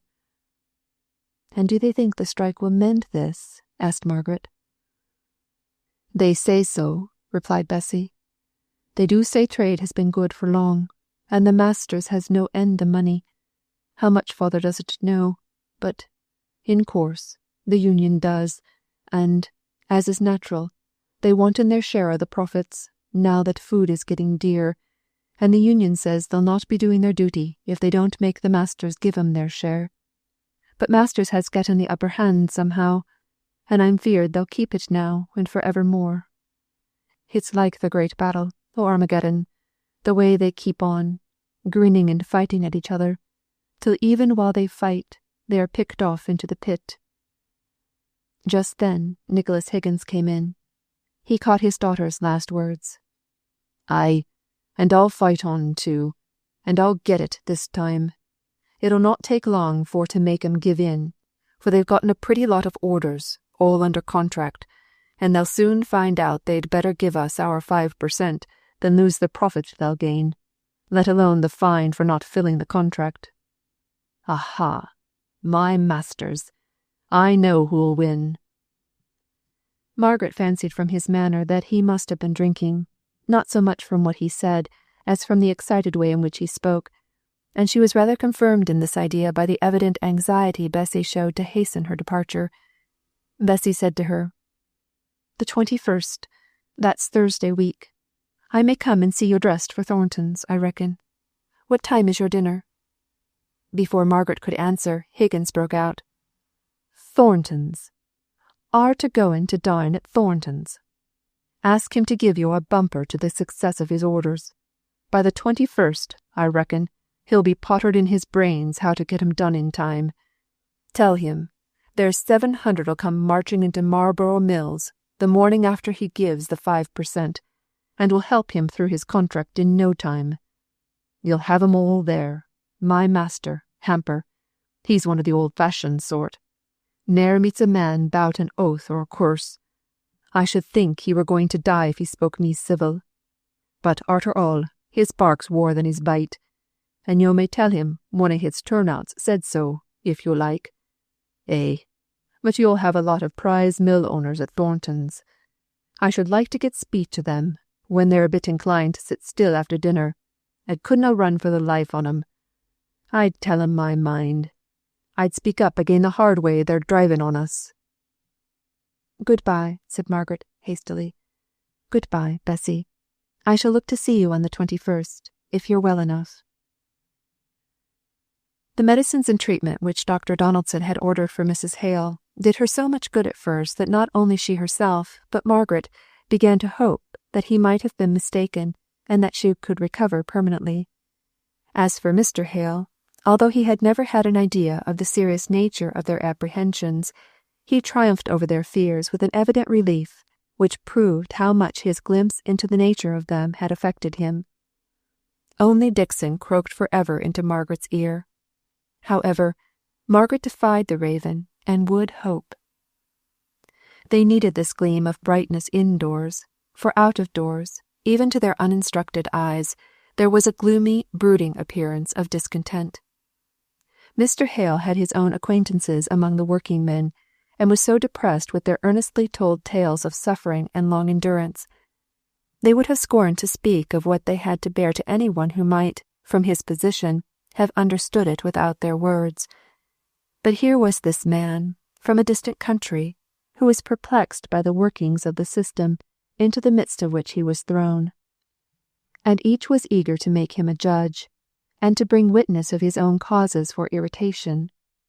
Then Mr. Hale brought all his budget of grievances, and laid it before Mr. Thornton, for him, with his experience as a master, to arrange them, and explain their origin, which he always did on sound economical principles, showing that, as trade was conducted, there must always be a waxing and waning of commercial prosperity, and that in the waning a certain number of masters, as well as of men, must go down into ruin, and be no more seen among the ranks of the happy and prosperous. He spoke as if this consequence were so entirely logical that neither employers nor employed had any right to complain if it became their fate. The employer to turn aside from the race he could no longer run, with a bitter sense of incompetency and failure, wounded in the struggle, trampled down by his fellows in their haste to get rich, slighted where he once was honoured, humbly asking for, instead of bestowing, employment with a lordly hand. Of course, speaking so of the fate that, as a master, might be his own in the fluctuations of commerce, he was not likely to have more sympathy with that of the workmen, who were passed by in the swift, merciless improvement or alteration which would fain lie down and quietly die out of the world that needed them not, but felt as if they could never rest in their graves, for the clinging cries of the beloved and helpless they would leave behind, who envied the power of the wild bird that can feed her young with her very heart's blood. Margaret's whole soul rose up against him when he reasoned in this way, as if commerce were everything and humanity nothing. She could hardly thank him for the individual kindness which brought him that very evening to offer her, for the delicacy which made him understand that he must offer her privately every convenience for illness that his own wealth or his mother's foresight had caused them to accumulate in their household, and which, as he learnt from Dr. Donaldson, Mrs. Hale might possibly require. His presence, after the way he had spoken, his bringing before her the doom which she was vainly trying to persuade herself might yet be averted from her mother, all conspired to set Margaret's teeth on edge, as she looked at him and listened to him. What business had he to be the only person, except Dr. Donaldson and Dixon, admitted to the awful secret which she held shut up in the most dark and sacred recess of her heart, not daring to look at it unless she invoked heavenly strength to bear the sight, that, some day soon, she should cry aloud for her mother, and no answer would come out of the blank, dumb darkness? Yet he knew all. She saw it in his pitying eyes. She heard it in his grave and tremulous voice. How reconciled those eyes, that voice, with the hard reasoning, dry, merciless way in which he laid down axioms of trade and serenely followed them out to their full consequences. The discord jarred upon her inexpressibly, the more because of the gathering woe of which she heard from Bessy. To be sure, Nicholas Higgins, the father, spoke differently. He had been appointed a committeeman, and said that he knew secrets of which the exoteric knew nothing. He said this more expressly and particularly on the very day before Mrs. Thornton's dinner party, when Margaret, going in to speak to Bessy, found him arguing the point with Boucher, the neighbour of whom she had frequently heard mention, and as by turns exciting Higginson's compassion as an unskilful workman with a large family depending on him for support, and at other times enraging his more energetic and sanguine neighbour by his want of what the latter called spirit. It was very evident that Higgins was in a passion when Margaret entered. Boucher stood, with both hands on the rather high mantelpiece, swaying himself a little on the support which his arms, thus placed, gave him, and looking wildly into the fire, with a kind of despair that irritated Higgins, even while it went to his heart. Bessy was rocking herself violently backwards and forwards, as was her wont, Margaret knew by this time, when she was agitated. Her sister Mary was tying on her bonnet, in great clumsy bows, as suited her great clumsy fingers, to go to her fustian cutting, blubbering out loud the while, and evidently longing to be away from a scene that distressed her. Margaret came in upon this scene. She stood for a moment at the door. Then, her finger on her lips, she stole to a seat on the squab near Bessy. Nicholas saw her come in, and greeted her with a gruff but not unfriendly nod. Mary hurried out of the house, catching gladly at the open door, and crying aloud when she got away from her father's presence. It was only John Bowker that took no notice whatever of who came in and who went out. "It's no use, Higgins. Who cannot live long i' this'n. Who's just sinking away, not for want of meat hersel, but because who cannot stand the sight of the little ones clemmin'. Ay, clemmin'. 5 shillings a week may do well enough for thee, with but 2 mouths to fill, and one on 'em a wench who can really earn her own meat. But it's clemmin' to us.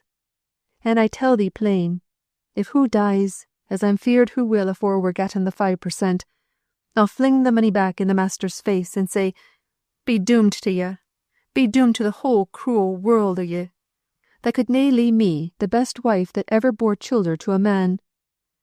And look thee, lad, I'll hate thee, and the whole pack o' the Union. Ay, and chase you through heaven with my hatred. I will, lad, I will, if you're leading me astray in this matter. Thou saidst, Nicholas, on Wednesday sennight, and now it's Tuesday of the 2nd week, that afore a fortnight we'd ha' the masters come a-begging to us to take back our work at our own wage, and time's nearly up. And there's our Lyle Jack lying abed, too weak to cry, but just every now and then sobbing up his heart for want of food.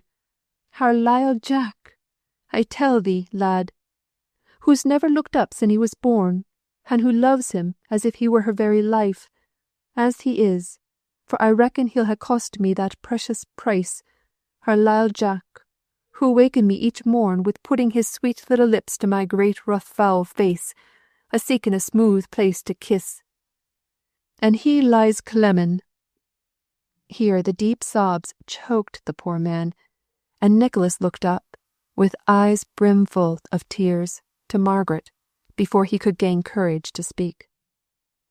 "Hold up, man. The Lyle Jack shall nae clem. I ha' getten brass, and we'll go buy the chap a sup of milk and a good 4-pounder this very minute. What's mine's thine, sure enough. I thou'st I want. Only dunna lose heart, man," continued he, as he fumbled in a teapot for what money he had. "I lay you my heart and soul we'll win for this. It's but bearing on 1 more week, and you'll just see the way the masters'll come round, praying on us to come back to our mills. And the Union, that's to say, I, will take care you've everything for the children and the missus. So dunnot turn faint heart, and go to the tyrants a seeking work." The man turned round at these words, turned round a face so white and gaunt, and tear-furrowed and hopeless, that its very calm forced Margaret to weep. "You know well that a worser tyrant than e'er the masters were says, 'Clem to death, and see 'em may clem to death, ere you dare go again the Union.' You know it well, Nicholas, for you're one on 'em. You may be kind hearts, each separate, but once band together, you've no more pity for a man than a wild, hunger-maddened wolf." Nicholas had his hand on the lock of the door. He stopped and turned round on Boucher, close following. "So help me God, man alive, if I think not I'm doing best for thee, and for all on us. If I'm going wrong when I think I'm going right, it's their sin, who hae left me where I am, in my ignorance. I hae thought till my brains ached. Belie me, John, I have. And I say again, there's no hope for us but having faith i' the Union. They'll win the day, see if they do not." Not one word had Margaret or Bessy spoken. They had hardly uttered the sighing that the eyes of each called to the other to bring up from the depths of her heart. At last Bessy said, "I never thought to hear father call on God again. But you heard him say, 'So help me God.'" "Yes," said Margaret. "Let me bring you what money I can spare. Let me bring you a little food for that poor man's children. Don't let them know it comes from anyone but your father. It will be but little." Bessy lay back without taking any notice of what Margaret said. She did not cry, she only quivered up her breath. "My heart's drained dry o' tears," said she. "Boucher's been in these days past, a telling me of his fears and his troubles. He's but a weak kind o' chap, I know, but he's a man for a' that, and though I've been angry many a time before now, wi' him and his wife, as knew no more nor how him to manage, yet, you see, all folks isn't wise, yet God lets 'em live.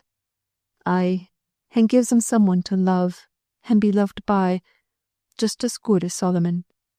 And, if sorrow comes to them they love, it hurts them as sore as e'er it did Solomon. I can't make it out. Perhaps it's as well such a one as Boucher has the Union to see after him. But I'd like for to see the mean as make the Union, and put 'em one by one face to face with Boucher. I reckon, if they heard him, they'd tell him, if I cotched 'em one by one, he might go back and get what he could for his work, even if it weren't so much as they ordered." Margaret sat utterly silent. How was she ever going to go away into comfort and forget that man's voice, with the tone of unutterable agony, telling more by far than his words of what he had to suffer? She took out her purse. She had not much in it of what she could call her own, but what she had she put into Bessy's hand, without speaking.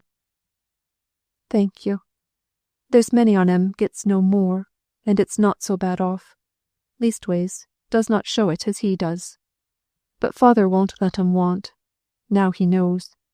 You see, Boucher's been pulled down wi' his childer, and her being so cranky, and a' they could pawn has gone this last 12-month. You're not to think we'd hae letten 'em clem, for all we're a bit pressed oursel. If neighbours doesn't see after neighbours, I dunno who will." Bessy seemed almost afraid lest Margaret should think they had not the will and, to a certain degree, the power of helping one whom she evidently regarded as having a claim upon them. "Besides," she went on, "father is sure and positive the masters must give in within these next few days, that they cannot hold out much longer. But I thank you all the same. I thank you for myself, as much as for Boucher, for it just makes my heart warm to you more and more." Bessy seemed much quieter today, but fearfully languid and exhausted. As she finished speaking, she looked so faint and weary that Margaret became alarmed. "It's not," said Bessy. "It's not death yet. I had a fearful night with dreams, or somewhat like dreams, for I were wide awake, and I'm all in a swounding daze to-day. Only yon poor chap made me alive again. No, it's not death yet, but death is not far off. Ay, cover me up, and I'll maybe sleep, if the cough will let me. Good night. Good afternoon, m'appen I should say, but the light is dim and misty to-day." Chapter 20. Men and Gentlemen. Old and young, boy, let 'em all eat, I have it. Let 'em have 10 tire of teeth apiece, I care not. Rollo, Duke of Normandy.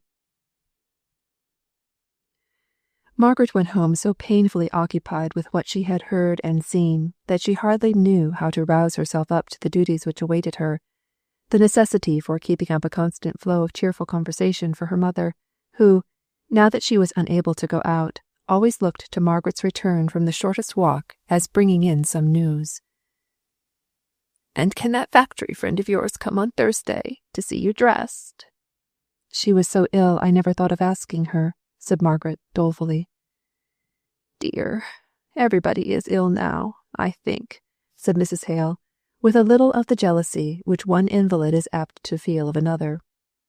"But it must be very sad to be ill in one of those little back streets," her kindly nature prevailing, and the old Helstone habits of thought returning. "It's bad enough here. What could you do for her, Margaret? Mr. Thornton has sent me some of his old port wine since you went out. Would a bottle of that do her good, think you?" "No, mamma. I don't believe they are very poor. At least, they don't speak as if they were. And, at any rate, Bessy's illness is consumption. She won't want wine. Perhaps I might take her a little preserve, made of our dear Helstone fruit. No, there's another family to whom I should like to give. Oh, mamma, mamma, how am I to dress up in my finery, and go off and away to smart places, after the sorrow I have seen to-day?" exclaimed Margaret, bursting the bounds she had preordained for herself before she came in, and telling her mother of what she had seen and heard at Higgins's cottage. It distressed Mrs. Hale excessively. It made her restlessly irritated, till she could do something. She directed Margaret to pack up a basket in the very drawing-room, to be sent there and then to the family, and was almost angry with her for saying that it would not signify if it did not go till morning, as she knew Higgins had provided for their immediate wants, and she herself had left money with Bessy. Mrs. Hale called her unfeeling for saying this, and never gave herself breathing time till the basket was sent out of the house. Then she said, "After all, we may have been doing wrong. It was only the last time Mr. Thornton was here that he said those were not true friends who helped to prolong the struggle by assisting the turnouts. And this Boucher man was a turnout, was he not?" The question was referred to Mr. Hale by his wife when he came upstairs, fresh from giving a lesson to Mr. Thornton, which had ended in conversation, as was their wont. Margaret did not care if their gifts had prolonged the strike. She did not think far enough for that, in her present excited state. Mr. Hale listened, and tried to be as calm as a judge. He recalled all that had seemed so clear not half an hour before, as it came out of Mr. Thornton's lips, and then he made an unsatisfactory compromise. His wife and daughter had not only done quite right in this instance, but he did not see for a moment how they could have done otherwise. Nevertheless, as a general rule, it was very true what Mr. Thornton said, that as the strike, if prolonged, must end in the masters bringing hands from a distance, if, indeed, the final results were not, as it had often been before, the invention of some machine which would diminish the need of hands at all, why, it was clear enough that the kindest thing was to refuse all help which might bolster them up in their folly. But, as to this Boucher, he would go and see him first thing in the morning, and try and find out what could be done for him. Mr. Hale went the next morning, as he proposed. He did not find Boucher at home, but he had a long talk with his wife, promised to ask for an infirmary order for her, and seen the plenty provided by Mrs. Hale, and somewhat lavishly used by the children, who were masters downstairs in their father's absence. He came back with a more consoling and cheerful account than Margaret had dared to hope for.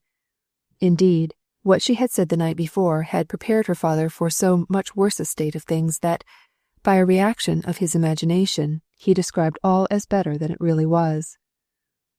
"But I will go again and see the man himself," said Mr. Hale. "I hardly know as yet how to compare one of these houses with our Helstone cottages. I see furniture here which our labourers would never have thought of buying, and food commonly used which they would consider luxuries. Yet for these very families there seems no other resource, now that their weekly wages are stopped, but the pawn shop. One had need to learn a different language, and measure by a different standard, up here in Milton." Bessy, too, was rather better this day. Still, she was so weak that she seemed to have entirely forgotten her wish to see Margaret dressed, if, indeed, that had not been the feverish desire of a half-delirious state. Margaret could not help comparing this strange dressing of hers, to go where she did not care to be, her heart heavy with various anxieties, with the old, merry, girlish toiletries that she and Edith had performed scarcely more than a year ago. Her only pleasure now in decking herself out was in thinking that her mother would take delight in seeing her dressed. She blushed when Dixon, throwing the drawing-room door open, made an appeal for admiration. "Miss Hale looks well, ma'am, doesn't she? Mrs. Shaw's coral couldn't have come in better. It just gives the right touch of colour, ma'am. Otherwise, Miss Margaret, you would have been too pale." Margaret's black hair was too thick to be plaited. It needed rather to be twisted round, and have its fine silkiness compressed into massive coils that encircled her head like a crown, and then were gathered into a large spiral knot behind. She kept its weight together by 2 large coral pins, like small arrows for length. Her white silk sleeves were looped up with strings of the same material, and on her neck, just below the base of her curved and milk-white throat, there lay heavy coral beads. "Oh, Margaret, how I should like to be going with you to one of the old Barrington assemblies, taking you as Lady Beresford used to take me." Margaret kissed her mother for this little burst of maternal vanity, but she could hardly smile at it. She felt so much out of spirits. "I would rather stay at home with you. Much rather, mamma." "Nonsense, darling. Be sure you notice the dinner well. I shall like to hear how they manage these things in Milton, particularly the second course, dear. Look what they have instead of game." Mrs. Hale would have been more than interested. She would have been astonished, if she had seen the sumptuousness of the dinner table and its appointments. Margaret, with her London-cultivated taste, felt the number of delicacies to be oppressive. 1/2 of the quantity would have been enough, and the effect lighter and more elegant. But it was one of Mrs. Thornton's rigorous laws of hospitality, that of each separate dainty enough should be provided for all the guests to partake, if they felt inclined. Careless to abstemiousness in her daily habits, it was part of her pride to set a feast before such of her guests as cared for it.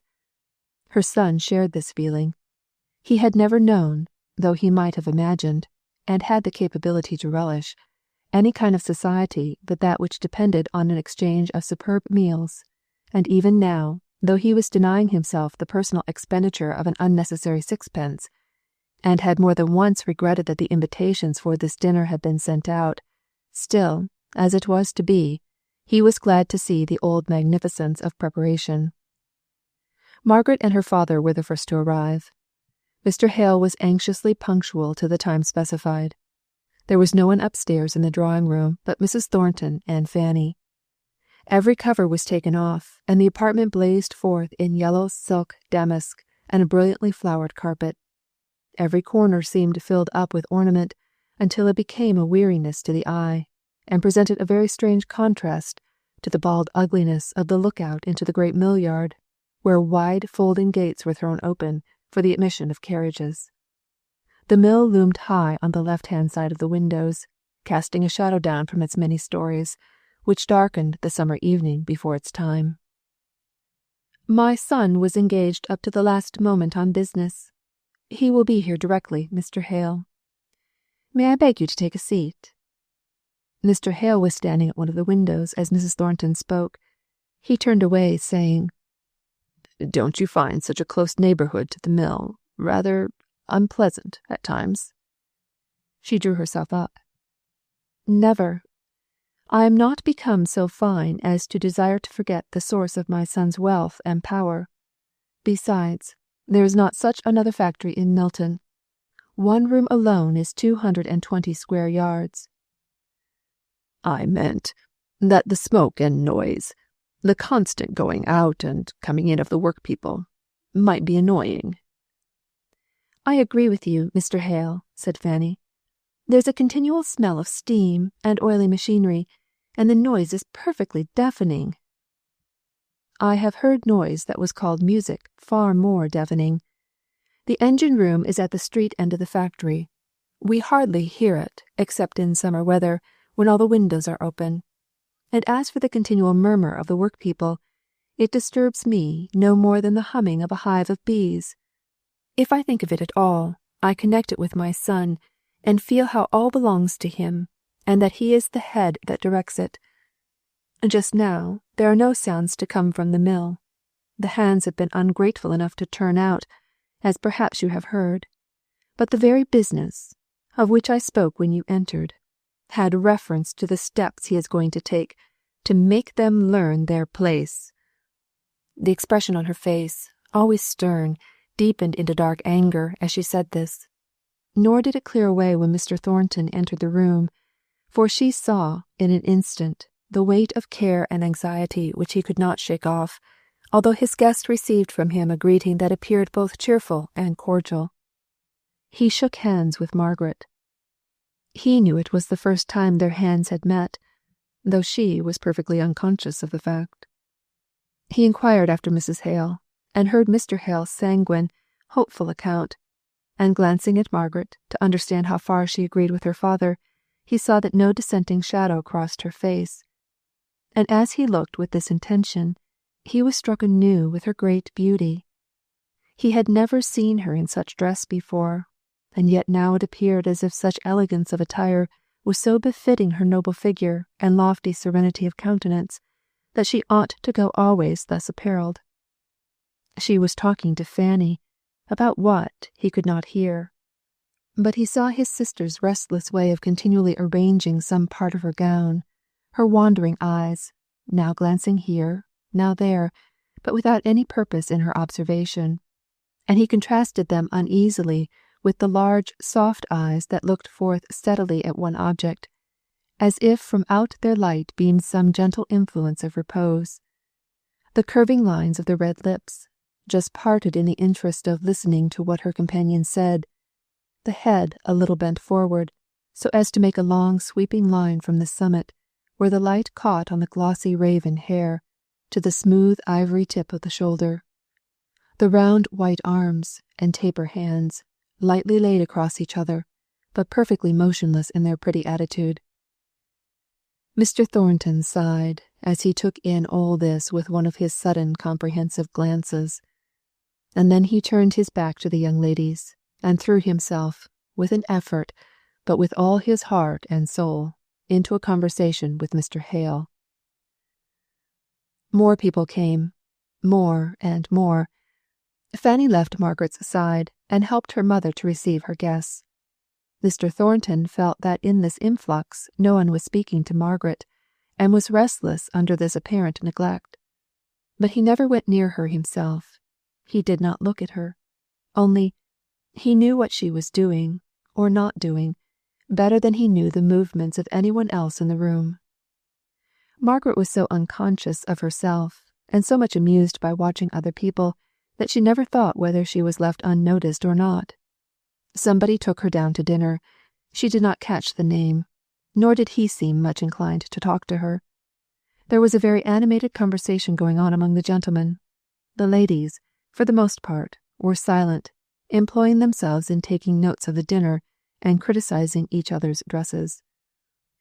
Margaret caught the clue in the general conversation, grew interested, and listened attentively. Mr. Horsfall, the stranger, whose visit to the town was the original germ of the party, was asking questions relative to the trade and manufactures of the place, and the rest of the gentlemen, all Milton men, were giving him answers and explanations. Some dispute arose, which was warmly contested. It was referred to Mr. Thornton, who had hardly spoken before, but who now gave an opinion, the grounds of which were so clearly stated that even the opponents yielded. Margaret's attention was thus called to her host. His whole manner as master of the house and entertainer of his friends was so straightforward, yet simple and modest, as to be thoroughly dignified.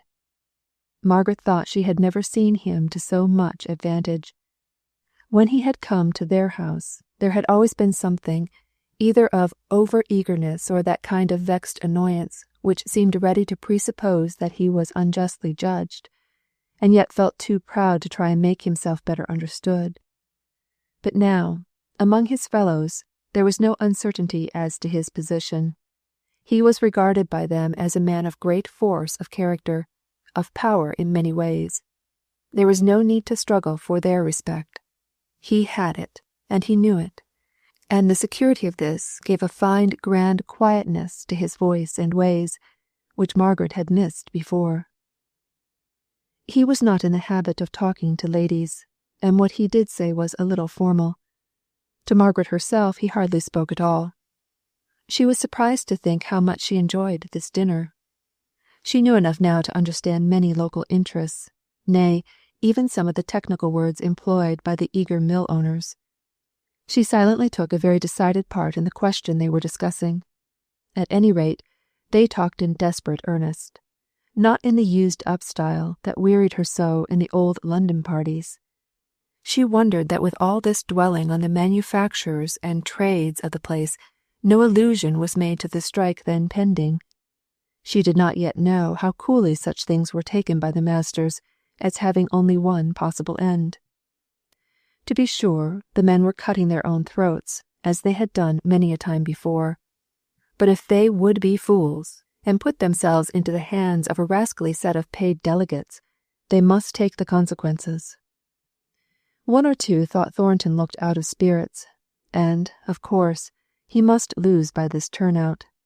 But it was an accident that might happen to themselves any day, and Thornton was as good to manage a strike as anyone, for he was as iron a chap as any in Milton.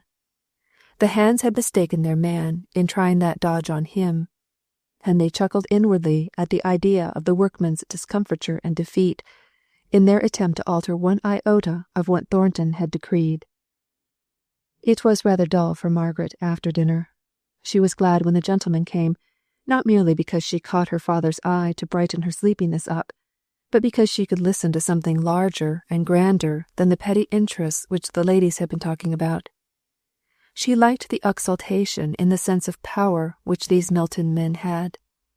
It might be rather rampant in its display, and savour of boasting, but still they seemed to defy the old limits of possibility, in a kind of fine intoxication, caused by the recollection of what had been achieved, and what yet should be. In her cooler moments she might not approve of their spirit in all things. Still there was much to admire in their forgetfulness of themselves and the present, in their anticipated triumphs over all inanimate matter at some future time which none of them should live to see. She was rather startled when Mr. Thornton spoke to her, close at her elbow. "I could see you were on our side in our discussion at dinner, were you not, Miss Hale?" "Certainly. But then I know so little about it. I was surprised, however, to find from what Mr. Horsfall said, that there were others who thought in so diametrically opposite a manner, as the Mr. Morrison he spoke about. He cannot be a gentleman, is he?" "I am not quite the person to decide on another's gentlemanliness, Miss Hale. I don't quite understand your application of the word. But I should say that this Morrison is no true man. I don't know who he is. I merely judge him from Mr. Horsfall's account." I suspect my gentleman includes your true man. And a great deal more, you would imply. I differ from you. A man to me is a higher and a completer being than a gentleman. What do you mean? Asked Margaret. We must understand the words differently. I take it that gentleman is a term that only describes a person in his relation to others, but when we speak of him as a man, we consider him not merely with regard to his fellow men, but in relation to himself, to life, to time, to eternity. A castaway lonely as Robinson Crusoe, a prisoner immured in a dungeon for life, nay, even a saint in Patmos has his endurance, his strength, his faith, best described by being spoken of as a man. I am rather weary of this word gentlemanly, which seems to me to be often inappropriately used, and often, too, with such exaggerated distortion of meaning, while the full simplicity of the noun man and the adjective manly are unacknowledged, that I am induced to class it with the cant of the day. Margaret thought a moment, but before she could speak her slow conviction, he was called away by some of the eager manufacturers, whose speeches she could not hear, though she could guess at their import by the short, clear answers Mr. Thornton gave, which came steady and firm as the boom of a distant minute-gun. They were evidently talking of the turnout, and suggesting what course had best be pursued. She heard Mr. Thornton say, "That has been done." There came a hurried murmur, in which 2 or 3 joined. "All those arrangements have been made." Some doubts were implied, some difficulties named by Mr. Slickson, who took hold of Mr. Thornton's arm, the better to impress his words. Mr. Thornton moved slightly away, lifted his eyebrows a very little, and then replied, "I take the risk. You need not join in it unless you choose." Still some more fears were urged. "I am not afraid of anything so dastardly as incendiarism. We are open enemies, and I can protect myself from any violence that I apprehend, and I will assuredly protect all others who come to me for work. They know my determination by this time, as well and as fully as you do." Mr. Horsfall took him a little on one side, as Margaret conjectured, to ask him some other question about the strike, but, in truth, it was to inquire who she herself was, so quiet, so stately, and so beautiful. "A Milton lady?" he asked, as the name was given. "No, from the south of England, Hampshire, I believe," was the cold, indifferent answer. Mrs. Slickson was catechizing Fanny on the same subject. "Who is that fine, distinguished-looking girl? A sister of Mr. Horsfall's?" "Oh dear, no. That is Mr. Hale, her father, talking now to Mr. Stevens. He gives lessons. That is to say, he reads with young men. My brother John goes to him twice a week, and so he begged Mamma to ask them here, in hopes of getting him known. I believe we have some of their prospectuses, if you would like to have one." "Mr. Thornton! Does he really find time to read with a tutor, in the midst of all his business, and this abominable strike in hand as well?" Fanny was not sure, from Mrs. Slickson's manner, whether she ought to be proud or ashamed of her brother's conduct, and, like all people who try and take other people's ought for the rule of their feelings, she was inclined to blush for any singularity of action. Her shame was interrupted by the dispersion of the guests. Chapter 21. On earth is known to none the smile that is not sister to a tear. Eliot. Margaret and her father walked home. The night was fine, the streets clean, and with her pretty white silk, like Leesy Lindsay's gown of green satin in the ballad, kilted up to her knee, she was off with her father, ready to dance along with the excitement of the cool, fresh night air. "I rather think Thornton is not quite easy in his mind about this strike. He seemed very anxious tonight." "I should wonder if he were not.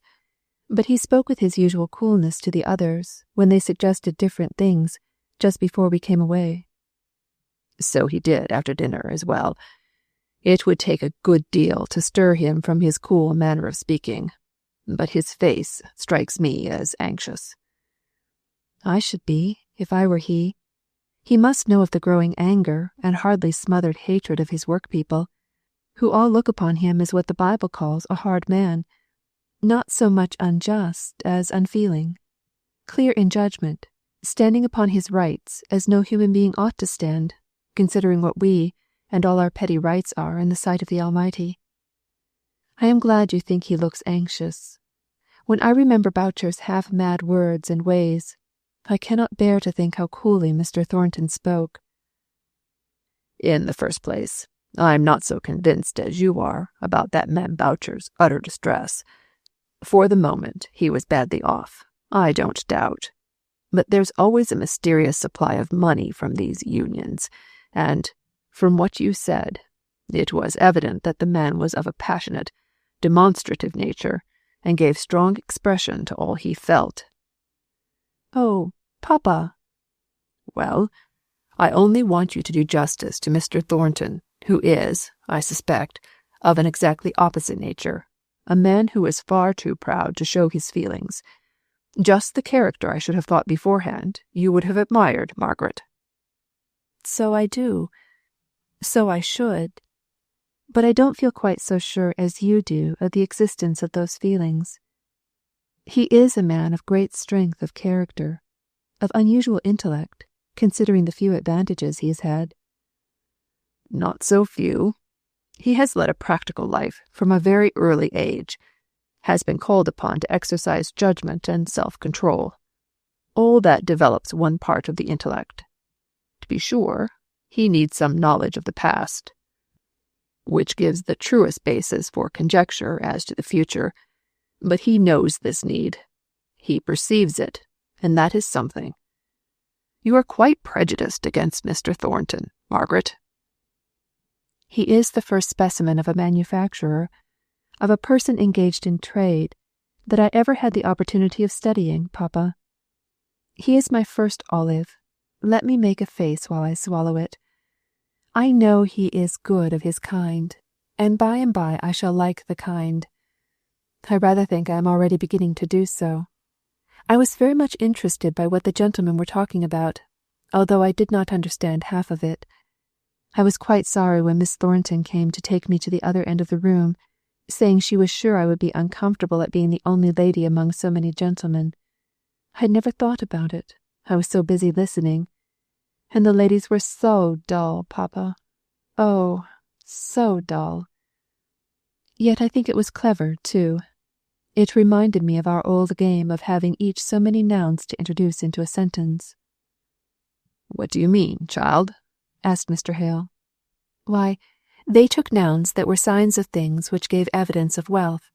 Housekeepers, undergardeners, extent of glass, valuable lace, diamonds, and all such things, and each one formed her speech so as to bring them all in the prettiest accidental manner possible. You will be as proud of your one servant when you get her, if all is true about her that Mrs. Thornton says. To be sure, I shall. I felt like a great hypocrite tonight, sitting there in my white silk gown, with my idle hands before me, when I remembered all the good, thorough housework they had done today. They took me for a fine lady, I'm sure. Even I was mistaken enough to think you looked like a lady, my dear, said Mr. Hale, quietly smiling. But smiles were changed to white and trembling looks when they saw Dixon's face as she opened the door. "Oh, master! Oh, Miss Margaret! Thank God you are come. Dr. Donaldson is here. The servant next door went for him, for the charwoman is gone home. She is better now. But oh, sir, I thought she would have died an hour ago." Mr. Hale caught Margaret's arm to steady himself from falling. He looked at her face and saw an expression upon it of surprise and extremest sorrow, but not the agony of terror that contracted his own unprepared heart. She knew more than he did, and yet she listened with that hopeless expression of awed apprehension. "Oh, I should not have left her, wicked daughter that I am," moaned forth Margaret, as she supported her trembling father's hasty steps upstairs. Dr. Donaldson met them on the landing. "She is better now," he whispered. "The opiate has taken effect. The spasms were very bad. No wonder they frightened your maid. But she'll rally this time." "This time? Let me go to her." Half an hour ago, Mr. Hale was a middle-aged man. Now his sight was dim, his senses wavering, his walk tottering, as if he were 70 years of age. Dr. Donaldson took his arm and led him into the bedroom. Margaret followed close. There lay her mother, with an unmistakable look on her face. She might be better now. She was sleeping, but death had signed her for his own, and it was clear that ere long he would return to take possession. Mr. Hale looked at her for some time without a word. Then he began to shake all over, and, turning away from Dr. Donaldson's anxious care, he groped to find the door. He could not see it, although several candles, brought in the sudden affright, were burning and flaring there. He staggered into the drawing-room and felt about for a chair. Dr. Donaldson wheeled one to him and placed him in it. He felt his pulse. "Speak to him, Miss Hale. We must rouse him."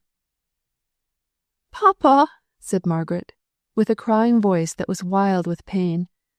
"Papa, speak to me." The speculation came again into his eyes, and he made a great effort. "Margaret, did you know of this? Oh, it was cruel of you." "No, sir, it was not cruel," replied Dr. Donaldson, with quick decision. "Miss Hale acted under my directions. There may have been a mistake, but it was not cruel. Your wife will be a different creature tomorrow, I trust. She has had spasms, as I anticipated, though I did not tell Miss Hale of my apprehensions. She has taken the opiate I brought with me. She will have a good long sleep, and tomorrow that look which has alarmed you so much will have passed away." "But not the disease?" Dr. Donaldson glanced at Margaret. Her head bent, her face raised with no appeal for a temporary reprieve, showed that quick observer of human nature that she thought it better that the whole truth should be told. "Not the disease. We cannot touch the disease, with all our poor vaunted skill. We can only delay its progress, alleviate the pain it causes. Be a man, sir, a Christian. Have faith in the immortality of the soul, which no pain, no mortal disease, can assail or touch." But all the reply he got was in the choked words, "You have never been married, Dr. Donaldson. You do not know what it is." And in the deep, manly sobs which went through the stillness of the night like heavy pulses of agony. Margaret knelt by him, caressing him with tearful caresses. No one, not even Dr. Donaldson, knew how the time went by. Mr. Hale was the first to dare to speak of the necessities of the present moment. "What must we do?" he asked. "Tell us both. Margaret is my staff, my right hand." Dr. Donaldson gave his clear, sensible directions. No fear for tonight, nay, even peace for tomorrow, and for many days yet, but no enduring hope of recovery. He advised Mr. Hale to go to bed, and leave only one to watch the slumber, which he hoped would be undisturbed. He promised to come again early in the morning, and with a warm and kindly shake of the hand, he left them. They spoke but few words. They were too much exhausted by their terror to do more than decide upon the immediate course of action. Mr. Hale was resolved to sit up through the night, and all that Margaret could do was to prevail upon him to rest on the drawing-room sofa. Dixon stoutly and bluntly refused to go to bed, and, as for Margaret, it was simply impossible that she should leave her mother, that all the doctors in the world speak of husbanding resources, and one watcher only being required, So, Dixon sat, and stared, and winked, and drooped, and picked herself up again with a jerk, and finally gave up the battle, and fairly snored. Margaret had taken off her gown and tossed it aside with a sort of impatient disgust, and put on her dressing gown. She felt as if she could never sleep again, as if her whole senses were acutely vital, and all endued with double keenness for the purpose of watching. Every sight and sound, nay, even every thought, touched some nerve to the very quick. For more than 2 hours she heard her father's restless movements in the next room. He came perpetually to the door of her mother's chamber, pausing there to listen, till she, not hearing his close unseen presence, went and opened it to tell him how all went on, in reply to the questions his baked lips could hardly form. At last he, too, fell asleep, and all the house was still. Margaret sat behind the curtain thinking. Far away in time, far away in space, seemed all the interests of past days. No more than 36 hours ago, she cared for Bessie Higgins and her father, and her heart was wrung for Boucher. Now, that was all like a dreaming memory of some former life. Everything that had passed out of doors seemed dissevered from her mother, and therefore unreal. Even Hardley Street appeared more distinct. There she remembered, as if it were yesterday, how she had pleased herself with tracing out her mother's features in her Aunt Shaw's face, and how letters had come, making her dwell on the thoughts of home with all the longing of love. Helstone itself was in the dim past. The dull grey days of the preceding winter and spring, so uneventless and monotonous, seemed more associated with what she cared for now above all price. She would fain have caught at the skirts of that departing time, and prayed it to return, and give her back what she had too little valued while it was yet in her possession. What a vain show life seemed! How unsubstantial, and flickering, and flitting! It was as if from some aerial belfry, high up above the stir and jar of the earth, there was a bell continually tolling. All are shadows, all are passing, all is past. And when the morning dawned, cool and grey, like many a happier morning before, when Margaret looked one by one at the sleepers, it seemed as if the terrible night were unreal as a dream. It too was a shadow. It too was past. Mrs. Hale herself was not aware when she awoke how ill she had been the night before. She was rather surprised at Dr. Donaldson's early visit, and perplexed by the anxious faces of husband and child. She consented to remain in bed that day, saying she certainly was tired, but the next she insisted on getting up, and Dr. Donaldson gave his consent to her returning into the drawing-room. She was restless and uncomfortable in every position, and before night she had become feverish. Mr. Hale was utterly listless, and incapable of deciding on anything. "What can we do to spare Mamma such another night?" asked Margaret on the third day. "It is, to a certain degree, the reaction after the powerful opiates I have been obliged to use. It is more painful for you to see than for her to bear, I believe. But I think, if we could get a waterbed, it might be a good thing. Not but what she will be better tomorrow, pretty much like herself as she was before this attack. Still, I should like her to have a waterbed. Mrs. Thornton has one, I know. I'll try and call there this afternoon." "Stay," said he, his eye catching on Margaret's face, blanched with watching in a sick room. "I'm not sure whether I can go. I've a long round to take. It would do you no harm to have a brisk walk to Marlborough Street, and ask Mrs. Thornton if she can spare it." "Certainly," said Margaret. "I could go while Mamma is asleep this afternoon. I'm sure Mrs. Thornton would lend it to us." Dr. Donaldson's experience told them rightly. Mrs. Hale seemed to shake off the consequences of her attack, and looked brighter and better this afternoon than Margaret had ever hoped of seeing her again. Her daughter left her after dinner, sitting in her easy-chair, with her hand lying on her husband's, who looked more worn and suffering than she by far. Still, he could smile now. Rather slowly, rather faintly, it is true, but a day or two before, Margaret never thought to see him smile again. It was about 2 miles from their house in Crampton Crescent to Marlborough Street. It was too hot to walk very quickly. An August sun beat straight down into the street at 3 o'clock in the afternoon.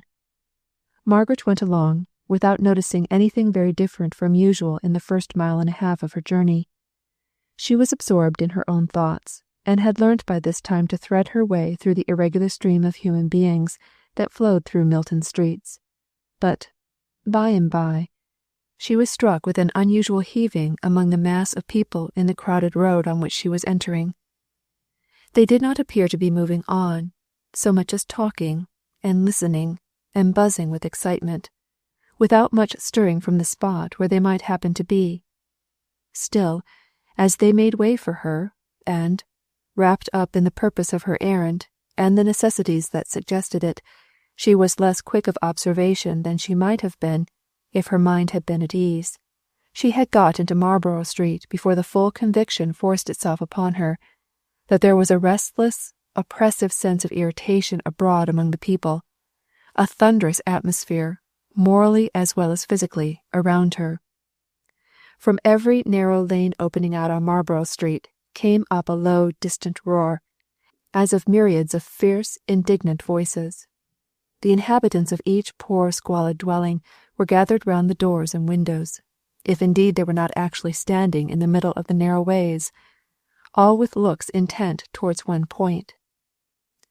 Marlborough Street itself was the focus of all those human eyes that betrayed intensest interest of various kinds, some fierce with anger, some lowering with relentless threats, some dilated with fear or imploring entreaty, and, as Margaret reached the small side entrance by the folding doors in the great dead wall of Marlborough Mill Yard, and waited the porter's answer to the bell, she looked round and heard the first long, far-off roll of the tempest, saw the first slow surging wave of the dark crowd come, with its threatening crest, tumble over and retreat at the far end of the street, which a moment ago seemed so full of repressed noise, but which now was ominously still.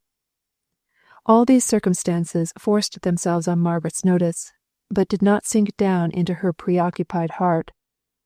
She did not know what they meant, what was their deep significance. While she did know, did feel the keen sharp pressure of the knife that was soon to stab her through and through by leaving her motherless. She was trying to realize that, in order that, when it came, she might be ready to comfort her father. The porter opened the door cautiously, not nearly wide enough to admit her. "It's you, is it, ma'am?" said he, drawing a long breath and widening the entrance, but still not opening it fully. Margaret went in. He hastily bolted it behind her. "The folk are all coming up here, I reckon?" asked he. "I don't know. Something unusual seemed going on, but this street is quite empty, I think." She went across the yard and up the steps to the house door. There was no near sound, no steam engine at work with beat and pant, no click of machinery or mingling and clashing of many sharp voices, but far away the ominous gathering roar, deep clamouring. Chapter 22. A Blow and Its Consequences. But work grew scarce, while bread grew dear, and wages lessened, too. For Irish hordes were bidders here, our half-paid work to do. Corn Law Rhymes. Margaret was shown into the drawing-room. It had returned to its normal state of bag and coverings. The windows were half open because of the heat, and the Venetian blinds covered the glass, so that a grey, grim light, reflected from the pavement below, threw all the shadows wrong, and combined with the green-tinged upper light to make even Margaret's own face, as she caught it in the mirrors, look ghastly and wan. She sat and waited. No one came. Every now and then the wind seemed to bear the distant, multitudinous sound nearer, and yet there was no wind. It died away into profound stillness between the whiles. Fanny came in at last. "Mamma will come directly, Miss Hale. She desired me to apologize to you as it is. Perhaps you know my brother has imported hands from Ireland, and it has irritated the Milton people excessively, as if he hadn't a right to get labour where he could, and the stupid wretches here wouldn't work for him. And now they've frightened these poor Irish starvelings so with their threats that we daren't let them out. You may see them huddled in that top room in the mill. And they're to sleep there, to keep them safe from those brutes, who will neither work nor let them work. And Mamma is seeing about their food, and John is speaking to them, for some of the women are crying to go back. Ah, here's Mamma." Mrs. Thornton came in with a look of black sternness on her face, which made Margaret feel she had arrived at a bad time to trouble her with her request. However, it was only in compliance with Mrs. Thornton's expressed desire that she would ask for whatever they might want in the progress of her mother's illness. Mrs. Thornton's brow contracted, and her mouth grew set, when Margaret spoke with gentle modesty of her mother's restlessness and Dr. Donaldson's wish that she should have the relief of a waterbed. She ceased. Mrs. Thornton did not reply immediately.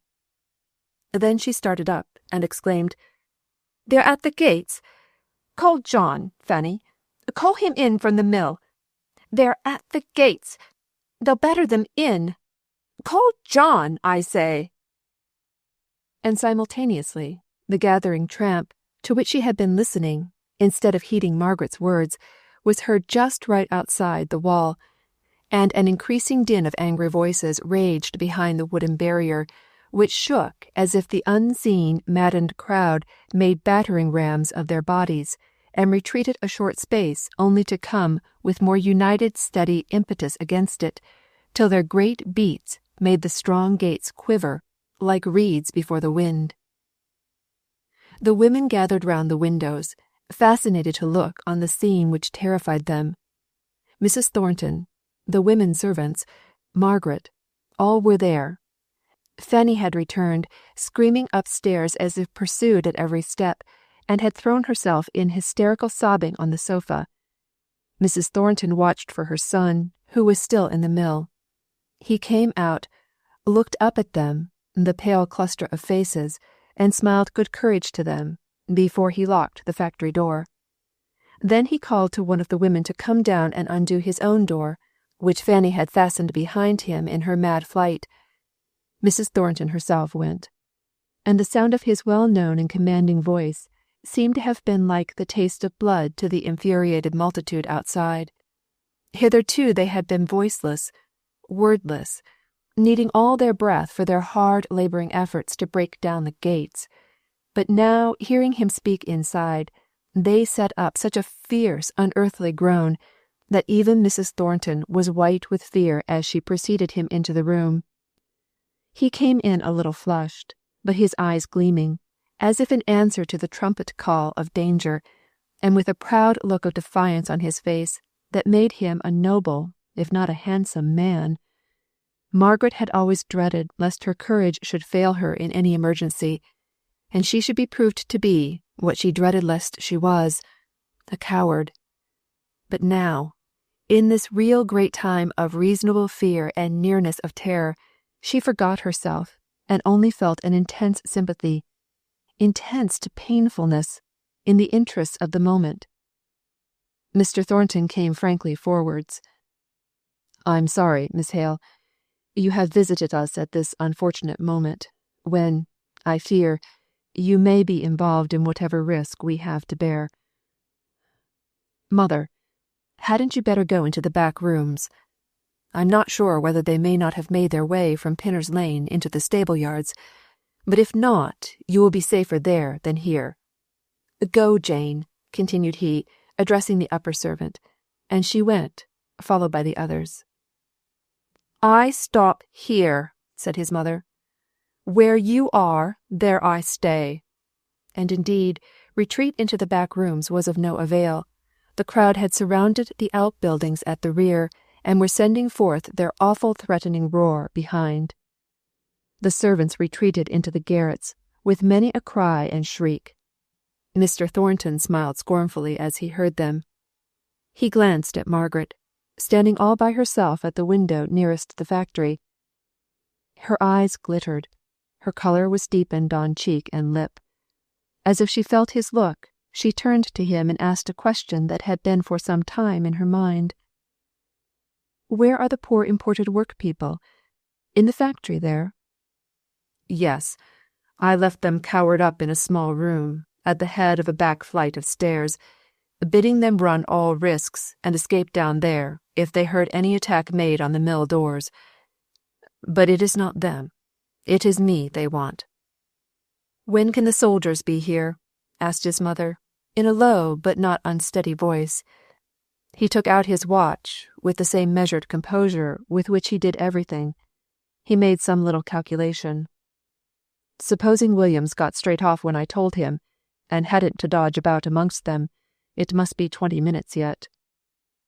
20 minutes, said his mother, for the first time showing her terror in the tones of her voice.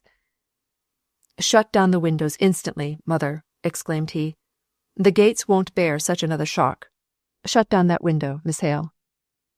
Margaret shut down her window, and then went to assist Mrs. Thornton's trembling fingers. For some cause or other, there was a pause of several minutes in the unseen street. Mrs. Thornton looked with wild anxiety at her son's countenance, as if to gain the interpretation of the sudden stillness from him. His face was set into rigid lines of contemptuous defiance. Neither hope nor fear could be read there. Fanny raised herself up. "Are they gone?" asked she in a whisper. "Gone," replied he. "Listen." She did listen. They all could hear the one great straining breath, the creak of wood slowly yielding, the wrench of iron, the mighty fall of the ponderous gates. Fanny stood up tottering, made a step or two towards her mother, and fell forwards into her arms in a fainting fit. Mrs. Thornton lifted her up with a strength that was as much that of the will as of the body, and carried her away. "Thank God," said Mr. Thornton, as he watched her out. "Had you not better go upstairs, Miss Hale?" Margaret's lips formed a "no," but he could not hear her speak, for the tramp of innumerable steps right under the very wall of the house, and the fierce growl of low, deep, angry voices, that had a ferocious murmur of satisfaction in them, more dreadful than their baffled cries not many minutes before. "Never mind," said he, thinking to encourage her. "I am very sorry that you should have been entrapped into all this alarm, but it cannot last long now. A few minutes more, and the soldiers will be here." "Oh, God!" cried Margaret suddenly. "There is Boucher.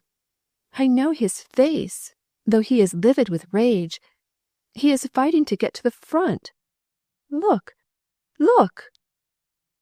"Who is Boucher?" asked Mr. Thornton, coolly, and coming close to the window to discover the man in whom Margaret took such an interest. As soon as they saw Mr. Thornton, they set up a yell. To call it not human is nothing. It was as the demoniac desire of some terrible wild beast for the food that is withheld from his ravening. Even he drew back for a moment, dismayed at the intensity of hatred he had provoked. "Let them yell," he said. "In 5 minutes more. I only hope my poor Irishmen are not terrified out of their wits by such a fiend-like noise. Keep up your courage for 5 minutes, Miss Hale." "Don't be afraid for me," she said hastily. "But what in 5 minutes? Can you do nothing to soothe these poor creatures? It is awful to see them." "The soldiers will be here directly, and that will bring them to reason." "To reason?" said Margaret quickly. "What kind of reason?" "The only reason that does with men that make themselves into wild beasts. By heaven, they've turned to the mill door." "Mr. Thornton," said Margaret, shaking all over with her passion, "go down this instant. if you are not a coward, go down and face them like a man. Save these poor strangers whom you have decoyed here. Speak to your workmen as if they were human beings. Speak to them kindly. Don't let the soldiers come in and cut down poor creatures who are driven mad. I see one there who is. If you have any courage or noble quality in you, go out and speak to them, man to man." He turned and looked at her while she spoke. A dark cloud came over his face while he listened. He set his teeth as he heard her words.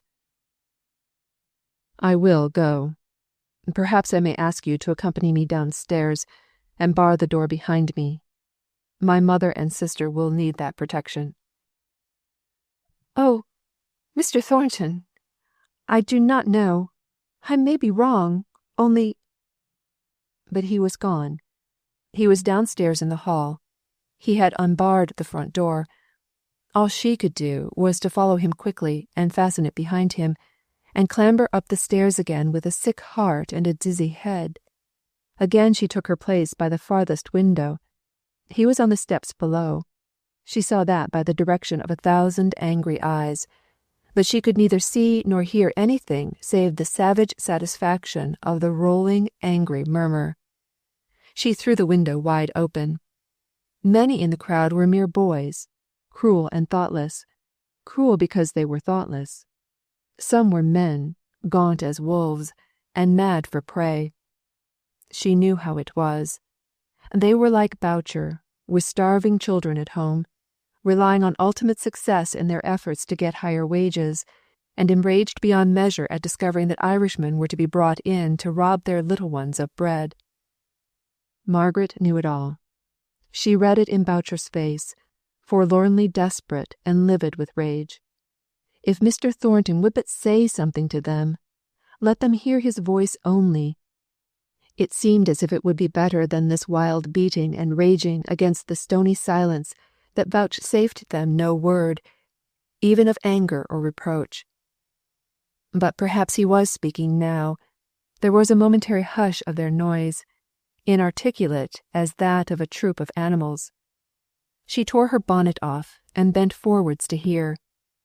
She could only see, for if Mr. Thornton had indeed made the attempt to speak, the momentary instinct to listen to him was past and gone, and the people were raging worse than ever. He stood with his arms folded, still as a statue, his face pale with repressed excitement. They were going to try to intimidate him, to make him flinch. Each was urging the other on to some immediate act of personal violence. Margaret felt intuitively that in an instant all would be uproar. The first touch would cause an explosion in which, among such hundreds of infuriated men and reckless boys, even Mr. Thornton's life would be unsafe. That in another instant the stormy passions would have passed their bounds and swept away all barriers of reason or apprehension of consequence. Even while she looked, she saw lads in the background stooping to take off their heavy wooden clogs, the readiest missile they could find. She saw it was the spark to the gunpowder, and, with a cry, which no one heard, she rushed out of the room, downstairs. She had lifted the great iron bar of the door with an imperious force, had thrown the door wide open, and was there, in face of that angry sea of men, her eyes smiting them with flaming arrows of reproach. The clogs were arrested in the hands that held them. The countenances, so fell not a moment before, now looked irresolute, as if asking what this meant. For she stood between them and their enemy. She could not speak, but held out her arms toward them till she could recover breath. "Oh, do not use violence. He is one man, and you are many." But her words died away, for there was no tone in her voice. It was but a hoarse whisper. Mr. Thornton stood a little on one side. He had moved away from behind her, as if jealous of anything that should come between him and danger. "Go," she said once more, and now her voice was like a cry. The soldiers are sent for, are coming. Go peaceably. Go away. You shall have relief from your complaints, whatever they are." "Shall them Irish blackguards be packed back again?" asked one from the crowd, with fierce threatening in his voice. "Never, for your bidding," exclaimed Mr. Thornton. And instantly the storm broke. The hootings rose and filled the air, but Margaret did not hear them. Her eye was on the group of lads who had armed themselves with their clogs some time before. She saw their gesture. She knew its meaning. She read their aim. Another moment, and Mr. Thornton might be smitten down. He whom she had urged and goaded to come to this perilous place. She only thought how she could save him. She threw her arms around him. She made her body into a shield from the fierce people beyond. Still, with his arms folded, he shook her off. "Go away," said he, in his deep voice. "This is no place for you." "It is," said she. "You did not see what I saw." If she thought her sex would be a protection, if, with shrinking eyes, she had turned away from the terrible anger of these men, in any hope that ere she looked again they would have paused and reflected, and slunk away, and vanished, she was wrong. Their reckless passion had carried them too far to stop, at least had carried some of them too far, for it is always the savage lads, with their love of cruel excitement, who head the riot, reckless to what bloodshed it may lead. A clog whizzed through the air. Margaret's fascinated eyes watched its progress. It missed its aim, and she turned sick with affright, but changed not her position, only hid her face on Mr. Thornton's arm. Then she turned and spoke again. "For God's sake, do not damage your cause by this violence. You do not know what you are doing." She strove to make her words distinct. A sharp pebble flew by her, grazing forehead and cheek, and drawing a blinding sheet of light before her eyes. She lay like one dead on Mr. Thornton's shoulder. Then he unfolded his arms, and held her encircled in one for an instant. "You do well," said he. "You come to oust the innocent stranger. You fall, you hundreds, on one man. And when a woman comes before you, to ask you for your own sakes to be reasonable creatures, your cowardly wrath falls on her. You do well." They were silent while he spoke.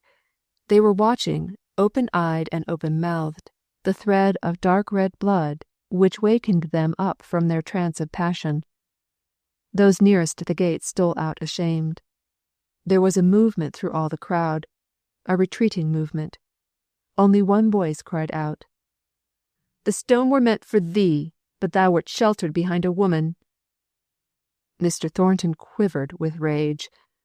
The blood flowing had made Margaret conscious, dimly, vaguely conscious. He placed her gently on the doorstep, her head leaning against the frame. "Can you rest there?" he asked.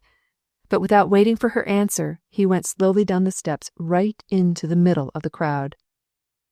"Now kill me, if it is your brutal will. There is no woman to shield me here. You may beat me to death. You will never move me from what I have determined upon. Not you." He stood amongst them, with his arms folded, in precisely the same attitude as he had been in on the steps. But the retrograde movement toward the gate had begun, as unreasoningly, perhaps as blindly, as the simultaneous anger, or, perhaps, the idea of the approach of the soldiers, and the sight of that pale, upturned face, with closed eyes, still and sad as marble, though the tears welled out of the long entanglement of eyelashes and dropped down. And heavier, slower plash than even tears, came the drip of blood from her wound. Even the most desperate, Boucher himself, drew back, faltered away, scowled, and finally went off, muttering curses on the master, who stood in his unchanging attitude, looking after their retreat with defiant eyes. The moment the retreat had changed into a flight, as it was sure from its very character to do, he darted up the steps to Margaret. She tried to rise without his help. "It is nothing," she said, with a sickly smile. "The skin is grazed, and I was stunned at the moment. Oh, I am so thankful they are gone," and she cried without restraint. He could not sympathize with her. His anger had not abated. It was rather rising the more as his sense of immediate danger was passing away. The distant clank of the soldiers was heard just 5 minutes too late to make this vanished mob feel the power of authority and order. He hoped they would see the troops and be quelled by the thought of their narrow escape. While these thoughts crossed his mind, Margaret clung to the doorpost to steady herself, but a film came over her eyes. He was only just in time to catch her. "Mother! Mother!" cried he. "Come down! They are gone, and Miss Hale is hurt." He bore her into the dining room, and laid her on the sofa there, laid her down softly, and looking on her pure white face, the sense of what she was to him came upon him so keenly that he spoke it out in his pain. "Oh, my Margaret, my Margaret! No one can tell what you are to me. Dead, cold as you lie there, you are the only woman I ever loved. Oh, Margaret, Margaret!" Inarticulately as he spoke, kneeling by her, and rather moaning than saying the words, he started up, ashamed of himself, as his mother came in. She saw nothing but her son a little paler, a little sterner than usual. "Miss Hale is hurt, mother. A stone has grazed her temple. She has lost a good deal of blood, I'm afraid." "She looks very seriously hurt. I could almost fancy her dead," said Mrs. Thornton, a good deal alarmed. "It is only a fainting fit. She has spoken to me since." But all the blood in his body seemed to rush inwards to his heart as he spoke, and he absolutely trembled. "Go and call Jane. She can find me the things I want. And do you go to your Irish people, who are crying and shouting as if they were mad with fright." He went. He went away as if weights were tied to every limb that bore him from her. He called Jane. He called his sister. She should have all the womanly care, all gentle tenderness. But every pulse beat in him as he remembered how she had come down and placed herself in foremost danger. Could it be to save him? At the time, he had pushed her aside and spoken gruffly. He had seen nothing but the unnecessary danger she had placed herself in. He went to his Irish people, with every nerve in his body thrilling at the thought of her, and found it difficult to understand enough of what they were saying to soothe and comfort away their fears. There, they declared, they would not stop. They claimed to be sent back. And so he had to think, and talk, and reason. Mrs. Thornton bathed Margaret's temples with eau de cologne. As the spirit touched the wound, which till then neither Mrs. Thornton nor Jane had perceived, Margaret opened her eyes, but it was evident that she did not know where she was, nor who they were. The dark circles deepened, the lips quivered and contracted, and she became insensible once more. "She has had a terrible blow," said Mrs. Thornton. "Is there anyone who will go for a doctor?" "Not me, ma'am, if you please," said Jane, shrinking back. "Them rabble may be all about. I don't think the cut is so deep, ma'am, as it looks." "I will not run the chance. She was hurt in our house. If you are a coward, Jane, I am not. I will go." "Pray, ma'am, let me send one of the police. There's ever so many come up, and soldiers too." "And yet you're afraid to go. I will not have their time taken up with our errands. They'll have enough to do to catch some of the mob." "You will not be afraid to stop in this house?" she asked contemptuously, "and go on bathing Miss Hale's forehead, shall you? I shall not be 10 minutes away." "Couldn't Hannah go, ma'am?" "Why Hannah? Why anyone but you? No, Jane. If you don't go, I do." Mrs. Thornton went first to the room in which she had left Fanny stretched on the bed. She started up as her mother entered. "Oh, mamma, how you terrified me! I thought you were a man that had got into the house." "Nonsense! The men are all gone away. There are soldiers all around the place, seeking for their work now it is too late. Miss Hale is lying on the dining room sofa, badly hurt. I am going for the doctor." "Oh, don't, mamma! They'll murder you!" She clung to her mother's gown. Mrs. Thornton wrenched it away with no gentle hand. "Find me someone else to go, but that girl must not bleed to death." "Bleed? Oh, how horrid! How has she got hurt?" "I don't know. I have no time to ask. Go down to her, Fanny, and do try to make yourself of use. Jane is with her, and I trust it looks worse than it is. Jane has refused to leave the house, cowardly woman, and I won't put myself in the way of any more refusals from my servants, so I am going myself." "Oh, dear, dear!" said Fanny, crying, and preparing to go down rather than be left alone, with the thought of wounds and bloodshed in the very house. "Oh, Jane," said she, creeping into the dining room. "What is the matter? How white she looks! How did she get hurt? Did they throw stones into the drawing room?"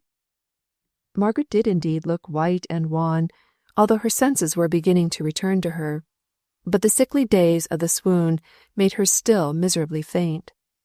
She was conscious of movement around her, and of refreshment from the eau de cologne, and a craving for the bathing to go on without intermission. But when they stopped to talk, she could no more have opened her eyes, or spoken to ask for more bathing, than the people who lie in death-like trance can move, or utter sound, to arrest the awful preparations for their burial, while they are yet fully aware, not merely of the actions of those around them, but of the idea that is the motive for such actions. Jane paused in her bathing, to reply to Miss Thornton's question. "She'd have been safe enough, miss, if she'd stayed in the drawing-room, or come up to us. We were in the front garret, and could see it all, out of harm's way." "Where was she, then?" said Fanny, drawing nearer by slow degrees, as she became accustomed to the sight of Margaret's pale face. "Just before the front door, with master," said Jane significantly. "With John? With my brother? How did she get there?" "Nay, miss, that's not for me to say," answered Jane, with a slight toss of her head. "Sarah did—" "Sarah what?" said Fanny, with impatient curiosity. Jane resumed her bathing, as if what Sarah did or said was not exactly the thing she liked to repeat. "Sarah what?" asked Fanny, sharply. "Don't speak in these half-sentences, or I can't understand you." "Well, miss, since you will have it. Sarah, you see, was in the best place for seeing, being at the right-hand window, and she says, and said at the very time, too, that she saw Miss Hale with her arms round master's neck, hugging him before all the people." "I don't believe it," said Fanny. "I know she cares for my brother. Anyone can see that. And I dare say she'd give her eyes if he'd marry her, which he never will, I can tell her. But I don't believe she'd be so bold and forward as to put her arms round his neck." "Poor young lady. She's paid for it dearly if she did.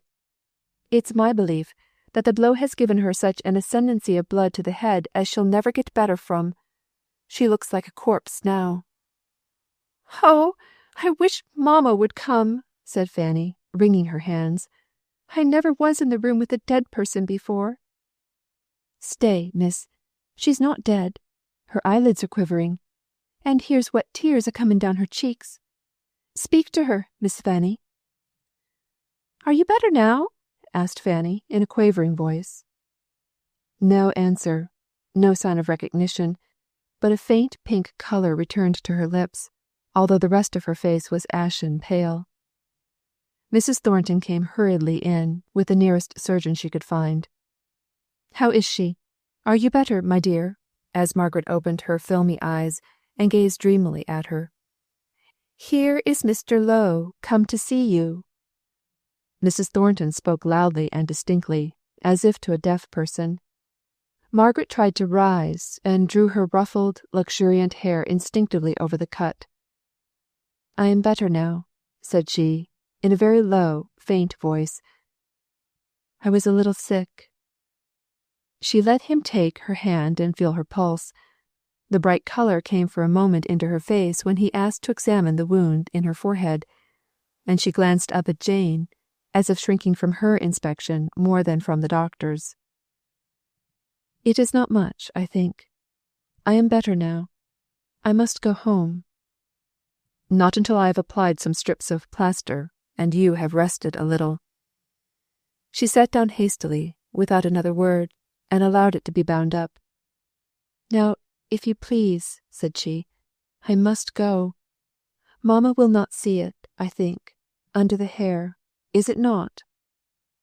"Quite. No one could tell." "But you must not go," said Mrs. Thornton, impatiently. "You are not fit to go." "I must," said Margaret, decidedly. "Think of mamma. If they should hear. Besides, I must go," said she vehemently. "I cannot stay here. May I ask for a cab?" "You are quite flushed and feverish," observed Mr. Lowe. "It is only with being here, when I do so want to go. The air. Getting away would do me more good than anything," pleaded she. "I really believe it is as she says," Mr. Lowe replied. "If her mother is so ill as you told me on the way here, it may be very serious if she hears of this riot, and does not see her daughter back at the time she expects. The injury is not deep. I will fetch a cab, if your servants are still afraid to go out." "Oh, thank you," said Margaret. "It will do me more good than anything. It is the air of this room that makes me feel so miserable." She leant back on the sofa and closed her eyes.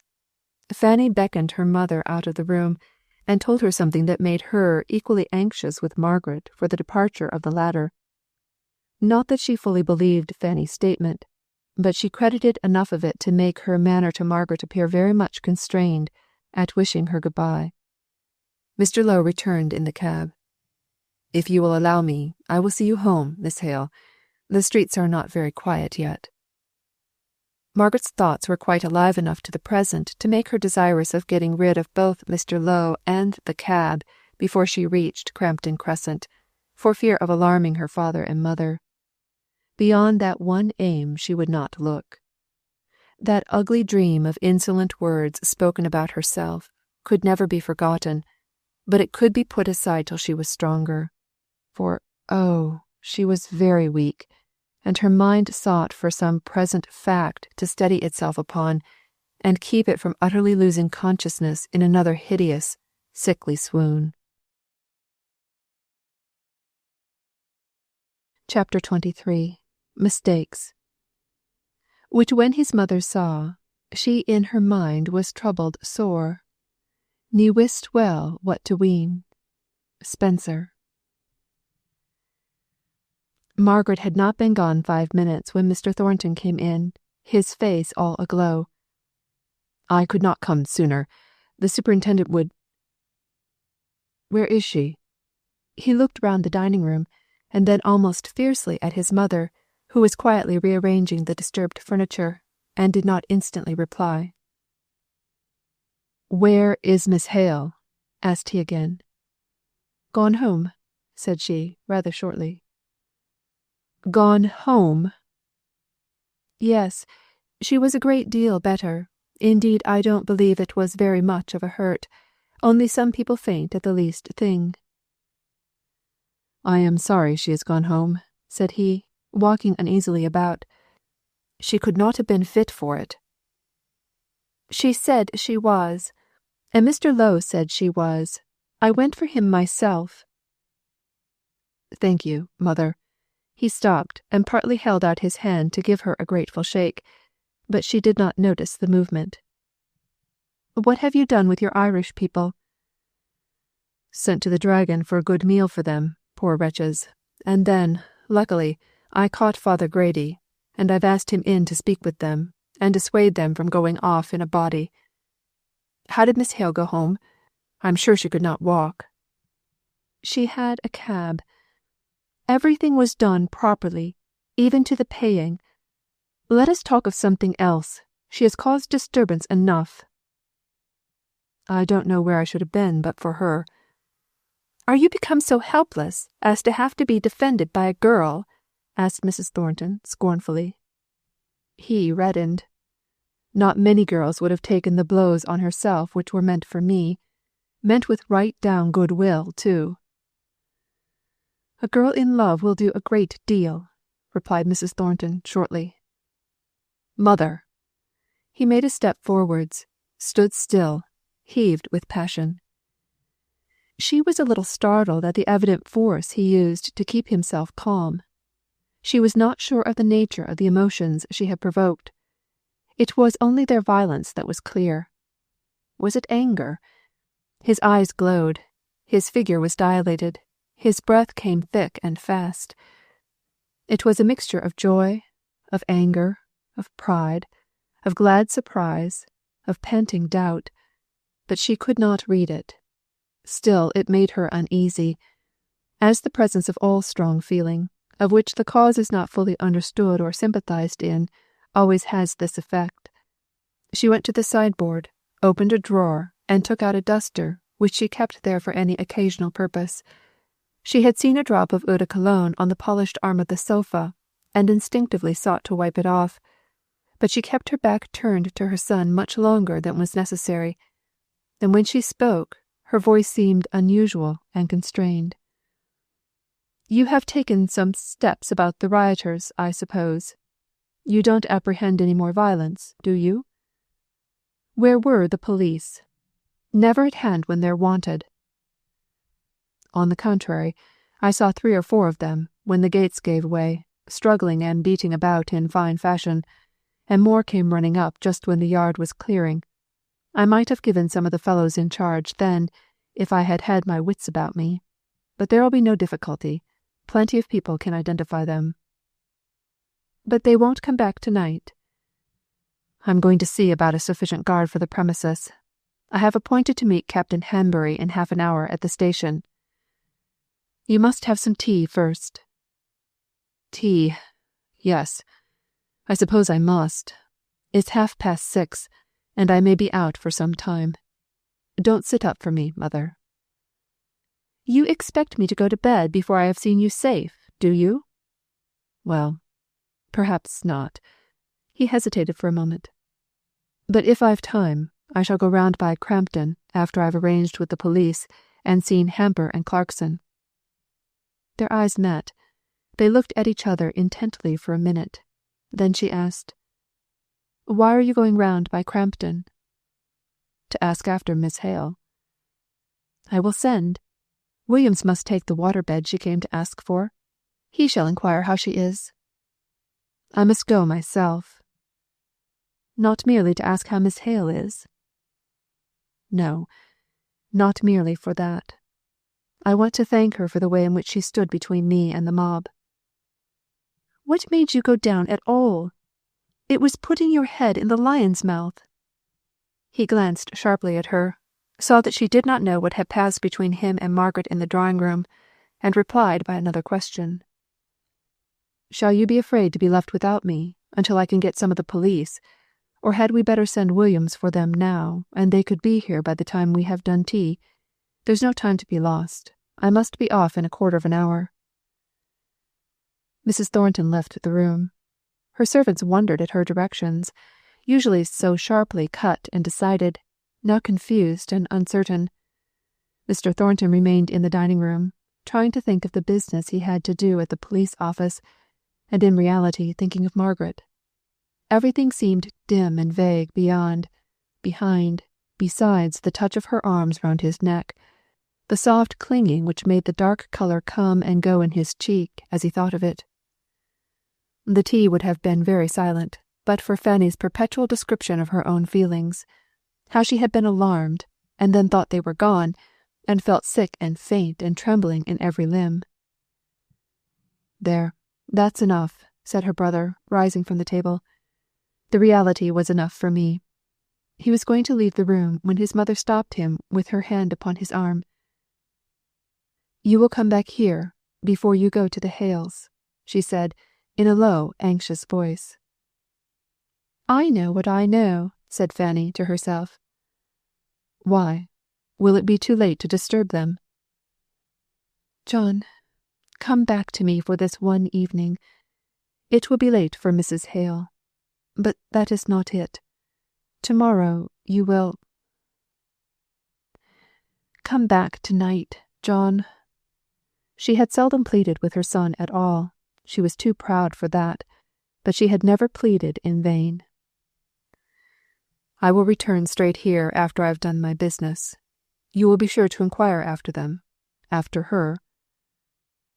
Mrs. Thornton was by no means a talkative companion to Fanny, nor yet a good listener while her son was absent, but on his return, her eyes and ears were so keen to see and to listen to all the details which he could give as to the steps he had taken to secure himself, and those whom he chose to employ, from any repetition of the day's outrages. He clearly saw his object. Punishment and suffering were the natural consequences to those who had taken part in the riot. All that was necessary, in order that property should be protected, and that the will of the proprietor might cut to his end, clean and sharp as a sword. Mother, you know what I have got to say to Miss Hale tomorrow. The question came upon her suddenly, during a pause in which she, at least, had forgotten Margaret. She looked up at him. Yes, I do. You can hardly do otherwise. Do otherwise? I don't understand you. I mean that, after allowing her feelings to so overcome her, I consider you bound in honour. Bound in honour, he said scornfully. I'm afraid honour has nothing to do with it. Her feelings overcame her. What feelings do you mean? Nay, John, there is no need to be angry. Did she not rush down and cling to you to save you from danger? She did, said he. But, mother, continued he, stopping short in his walk right in front of her, I dare not hope. I never was faint-hearted before, but I cannot believe such a creature cares for me. Don't be foolish, John. Such a creature! Why, she might be a duke's daughter to hear you speak. And what proof more would you have, I wonder, of her caring for you? I can believe she has had a struggle with her aristocratic way of viewing things, but I like her the better for seeing clearly at last. It is a good deal for me to say, said Mrs. Thornton, smiling slowly, while the tears stood in her eyes. For after tonight, I shall stand second. It was to have you to myself, all to myself, a few hours longer, that I begged you not to go till tomorrow. Dearest mother. Still, love is selfish, and in an instant he reverted to his own hopes and fears in a way that drew the cold, creeping shadow over Mrs. Thornton's heart. But I know she does not care for me. I shall put myself at her feet. I must. If it were but one chance in 1,000, or 1,000,000, I should do it. Don't fear, said his mother, crushing down her own personal mortification at the little notice he had taken of the rare ebullition of her maternal feelings, the pang of jealousy that betrayed the intensity of her disregarded love. Don't be afraid, she said coldly. As far as love may go, she may be worthy of you. It must have taken a good deal to overcome her pride. Don't be afraid, John, said she, kissing him, as she wished him good night, and she went slowly and majestically out of the room. But when she got into her own, she locked the door, and sat down to cry unwonted tears. Margaret entered the room, where her father and mother still sat, holding low conversation together, looking very pale and white. She came close up to them before she could trust herself to speak. Mrs. Thornton will send the water-bed, Mamma. Dear, how tired you look. Is it very hot, Margaret? Very hot, and the streets are rather rough with the strike. Margaret's colour came back vivid and bright as ever, but it faded away instantly. "Here has been a message from Bessie Higgins, asking you to go to her," said Mrs. Hale. "But I'm sure you look too tired." "Yes," said Margaret. "I am tired. I cannot go." She was very silent and trembling while she made tea. She was thankful to see her father so much occupied with her mother as not to notice her looks. Even after her mother went to bed, he was not content to be absent from her, but undertook to read her to sleep. Margaret was alone. "Now I will think of it. Now I will remember it all. I could not before. I dared not." She sat still in her chair, her hands clasped on her knees, her lips compressed, her eyes fixed as one who sees a vision. She drew a deep breath. "I, who hate scenes. I, who have despised people for showing emotion, who have thought them wanting in self-control. I went down, and must needs throw myself into the melee like a romantic fool. Did I do any good? They would have gone away without me, I dare say." But this was overleaping the rational conclusion, as in an instant her well-poised judgment felt. No, perhaps they would not. I did some good. But what possessed me to defend that man as if he were a helpless child? "Ah," she said, clenching her hands together. "It is no wonder those people thought I was in love with him, after disgracing myself in that way. I in love, and with him too." Her pale cheeks suddenly became one flame of fire, and she covered her face with her hands. When she took them away, her palms were wet with scalding tears. "Oh, how low I am fallen that they should say that of me! I could not have been so brave for anyone else, just because he was so utterly indifferent to me. If, indeed, I do not positively dislike him.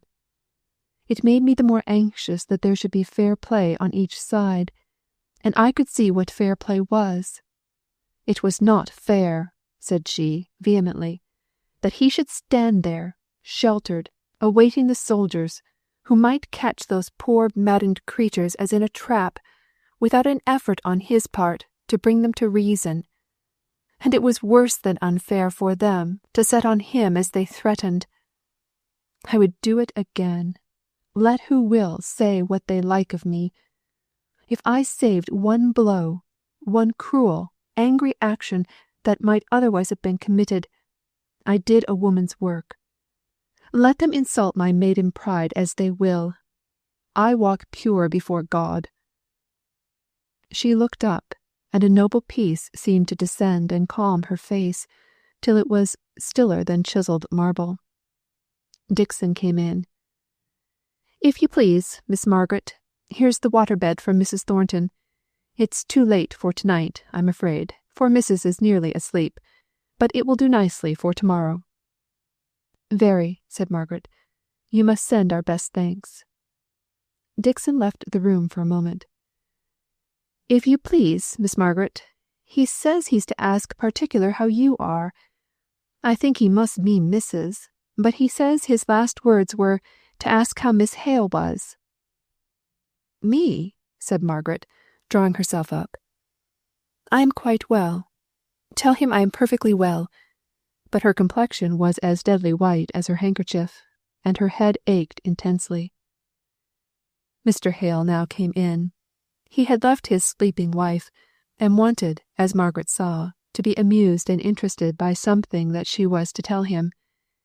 With sweet patience did she bear her pain, without a word of complaint, and rummaged up numberless small subjects for conversation, all except the riot, and that she never named once. It turned her sick to think of it. "Good night, Margaret. I have every chance of a good night myself, and you are looking very pale with your watching. I shall call Dixon if your mother needs anything. Do you go to bed and sleep like a top, for I'm sure you need it, poor child." "Good night, Papa." She let her colour go. The forced smile fade away. The eyes grow dull with heavy pain. She released her strong will from its laborious task. Till morning she might feel ill and weary.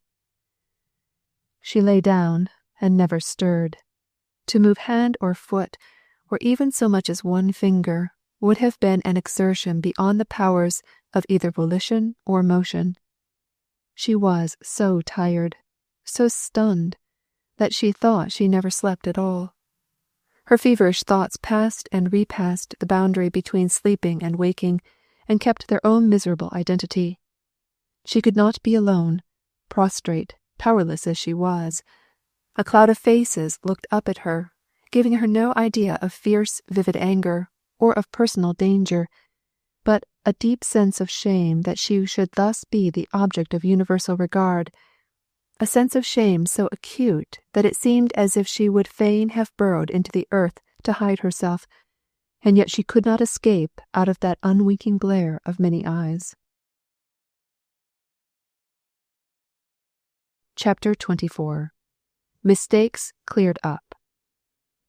Your beauty was the first that won the place, and scaled the walls of my undaunted heart, which, captive now, pines in a cative case, unkindly met with rigour for desert, yet not the less your servant shall abide, in spite of rude repulse or silent pride. William Fowler. The next morning, Margaret dragged herself up, thankful that the night was over, unrefreshed, yet rested. All had gone well through the house. Her mother had only wakened once. A little breeze was stirring in the hot air, and though there were no trees to show the playful tossing movement caused by the wind among the leaves, Margaret knew how, somewhere or another, by wayside, in copses, or in thick green woods, there was a pleasant, murmuring, dancing sound, a rushing and falling noise, the very thought of which was an echo of distant gladness in her heart. She sat at her work in Mrs. Hale's room. As soon as that forenoon slumber was over, she would help her mother to dress after dinner. She would go and see Bessie Higgins. She would banish all recollection of the Thornton family. No need to think of them till they absolutely stood before her in flesh and blood. But, of course, the effort not to think of them brought them only the more strongly before her, and from time to time the hot flush came over her pale face, sweeping it into colour, as a sunbeam from between watery clouds comes swiftly moving over the sea. Dixon opened the door very softly, and stole on tiptoe up to Margaret, sitting by the shaded window. "Mr. Thornton, Miss Margaret. He's in the drawing-room." Margaret dropped her sewing. "Did he ask for me? Isn't Papa come in?" "He asked for you, miss, and the master is out." "Very well, I will come," said Margaret quietly. But she lingered strangely. Mr. Thornton stood by one of the windows, with his back to the door, apparently absorbed in watching something in the street. But, in truth, he was afraid of himself. His heart beat thick at the thought of her coming. He could not forget the touch of her arms round his neck, impatiently felt as it had been at the time, but now the recollection of her clinging defence of him seemed to thrill him through and through, to melt away every resolution, all power of self-control, as if it were wax before a fire. He dreaded lest he should go forwards to meet her, with his arms held out in mute entreaty that she would come and nestle there, as she had done, all unheeded, the day before, but never unheeded again. His heart throbbed loud and quick. Strong man as he was, he trembled at the anticipation of what he had to say, and how it might be received. She might droop, and flush, and flutter to his arms, as to her natural home and resting place. One moment he glowed with impatience at the thought that she might do this. The next, he feared a passionate rejection, the very idea of which withered up his future with so deadly a blight that he refused to think of it. He was startled by the sense of the presence of someone else in the room. He turned round. She had come in so gently that he had never heard her. The street noises had been more distinct to his inattentive ear than her slow movements in her soft muslin gown. She stood by the table, not offering to sit down. Her eyelids were dropped half over her eyes. Her teeth were shut, not compressed. Her lips were just parted over them, allowing the white line to be seen between their curve. Her slow, deep breathings dilated her thin and beautiful nostrils. It was the only motion visible on her countenance. The fine-grained skin, the oval cheek, the rich outline of her mouth, its corners deep set in dimples, were all wan and pale today, the loss of their usual natural healthy colour being made the more evident by the heavy shadow of the dark hair, brought down upon the temples to hide all signs of the blow she had received. Her head, for all its drooping eyes, was thrown a little back in the old proud attitude. Her long arms hung motionless by her sides. Altogether she looked like some prisoner, falsely accused of a crime that she loathed and despised, and from which she was too indignant to justify herself. Mr. Thornton made a hasty step or two forwards, recovered himself, and went with quiet firmness to the door, which she had left open, and shut it. Then he came back and stood opposite to her for a moment, receiving the general impression of her beautiful presence before he dared to disturb it, perhaps to repel it, by what he had to say. "Miss Hale, I was very ungrateful yesterday." "You had nothing to be grateful for," said she, raising her eyes and looking full and straight at him.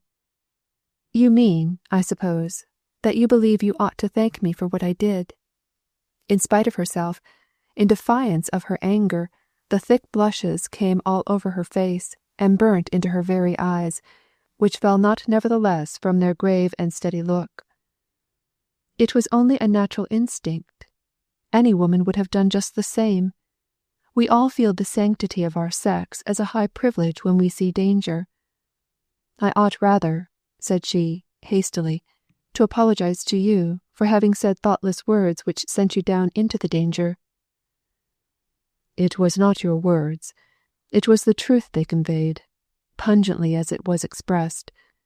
But you shall not drive me off upon that, and so escape the expression of my deep gratitude, my—" He was on the verge now. He would not speak in the haste of his hot passion. He would weigh each word. He would, and his will was triumphant. He stopped in mid-career. "I do not try to escape from anything," said she. "I simply say that you owe me no gratitude, and I may add that any expression of it would be painful to me, because I do not feel that I deserve it. Still, if it will relieve you from even a fancied obligation, speak on." "I do not want to be relieved from any obligation," said he, goaded by her calm manner, "fancied or not fancied. I question not myself to know which. I choose to believe that I owe my very life to you. Ay, smile, and think it an exaggeration, if you will. I believe it, because it adds a value to that life to think—" "Oh, Miss Hale," continued he, lowering his voice to such a tender intensity of passion that she shivered and trembled before him, "to think circumstances so wrought, that whenever I exult in existence henceforward, I may say to myself, all this gladness in life, all honest pride in doing my work in the world, all this keen sense of being, I owe to her. And it doubles the gladness. It makes the pride glow. It sharpens the sense of existence till I hardly know if it is pain or pleasure to think that I owe it to one. Nay, you must, you shall hear," said he, stepping forward with stern determination. "To one whom I love, as I do not believe man ever loved woman before." He held her hand tight in his. He panted as he listened for what should come. He threw the hand away with indignation as he heard her icy tone, for icy it was, though the words came faltering out, as if she knew not where to find them. Your way of speaking shocks me. It is blasphemous. I cannot help it, if that is my first feeling. It might not be so, I dare say, if I understood the kind of feeling you describe. I do not want to vex you, and besides, we must speak gently, for mamma is asleep. But your whole manner offends me. How? Exclaimed he. Offends you? I am indeed most unfortunate. Yes, said she, with recovered dignity, I do feel offended, and, I think, justly. You seem to fancy that my conduct of yesterday— again the deep carnation blush, but this time with eyes kindling with indignation rather than shame— was a personal act between you and me, and that you may come and thank me for it, instead of perceiving, as a gentleman would— yes, a gentleman, she repeated, in allusion to their former conversation about that word— that any woman worthy of the name of woman would come forward to shield, with her reverenced helplessness, a man in danger from the violence of numbers. And the gentleman thus rescued is forbidden the relief of thanks, he broke in contemptuously. I am a man. I claim the right of expressing my feelings. And I yielded to the right, simply saying that you gave me pain by insisting upon it, she replied, proudly. But you seem to have imagined that I was not merely guided by womanly instinct, but— and here the passionate tears, kept down for long, struggled with vehemently, came into her eyes, and choked her voice— but that I was prompted by some particular feeling for you. You! Why, there is not a man, not a poor desperate man in all that crowd, for whom I had not more sympathy, for whom I should not have done what little I could more heartily. You may speak on, Miss Hale. I am aware of all these misplaced sympathies of yours. I now believe that it was only your innate sense of oppression— yes, I, though a master, may be oppressed— that made you act so nobly as you did. I know you despise me. Allow me to say, it is because you do not understand me. I do not care to understand, she replied, taking hold of the table to steady herself, for she thought him cruel, as, indeed, he was, and she was weak with her indignation. No, I see you do not. You are unfair and unjust. Margaret compressed her lips. She would not speak in answer to such accusations. But, for all that, for all his savage words, he could have thrown himself at her feet and kissed the hem of her garment. She did not speak. She did not move. The tears of wounded pride fell hot and fast. He waited a while, longing for her to say something, even a taunt, to which he might reply. But she was silent. He took up his hat. One word more. You look as if you thought it tainted you to be loved by me. You cannot avoid it. Nay, I, if I would, cannot cleanse you from it. But I would not, if I could. I have never loved any woman before. My life has been too busy, my thoughts too much absorbed with other things. Now I love, and will love. But do not be afraid of too much expression on my part. I am not afraid, she replied, lifting herself straight up. No one yet has ever dared to be impertinent to me, and no one ever shall. But, Mr. Thornton, you have been very kind to my father, said she, changing her whole tone and bearing to a most womanly softness. Do not let us go on making each other angry. Pray don't. He took no notice of her words. He occupied himself in smoothing the nap of his hat with his coat sleeve for half a minute or so, And then, rejecting her offered hand, and making as if he did not see her grave look of regret, he turned abruptly away and left the room. Margaret caught one glance at his face before he went. When he was gone, she thought she had seen the gleam of unshed tears in his eyes, and that turned her proud dislike into something different and kinder, if nearly as painful. Self-reproach for having caused such mortification to anyone. But how could I help it? Asked she of herself. I never liked him. I was civil, but I took no trouble to conceal my indifference. Indeed, I never thought about myself or him, so my manners must have shown the truth. All that yesterday he might mistake, but that is his fault, not mine. I would do it again, if need were, though it does lead me into all this shame and trouble. Chapter 25. Frederick. Revenge may have her own. Roused discipline aloud proclaims their cause, and injured navies urge their broken laws. Byron. Margaret began to wonder whether all offers were as unexpected beforehand, as distressing at the time of their occurrence, as the two she had had. An involuntary comparison between Mr. Lennox and Mr. Thornton arose in her mind.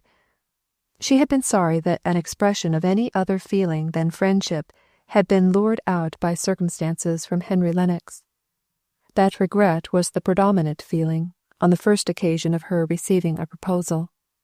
She had not felt so stunned, so impressed as she did now, when echoes of Mr. Thornton's voice yet lingered about the room.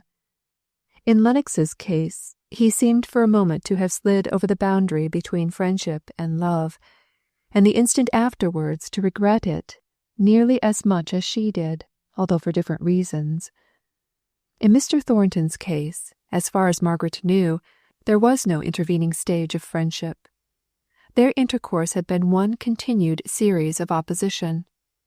Their opinions clashed, and indeed she had never perceived that he had cared for her opinions as belonging to her, the individual.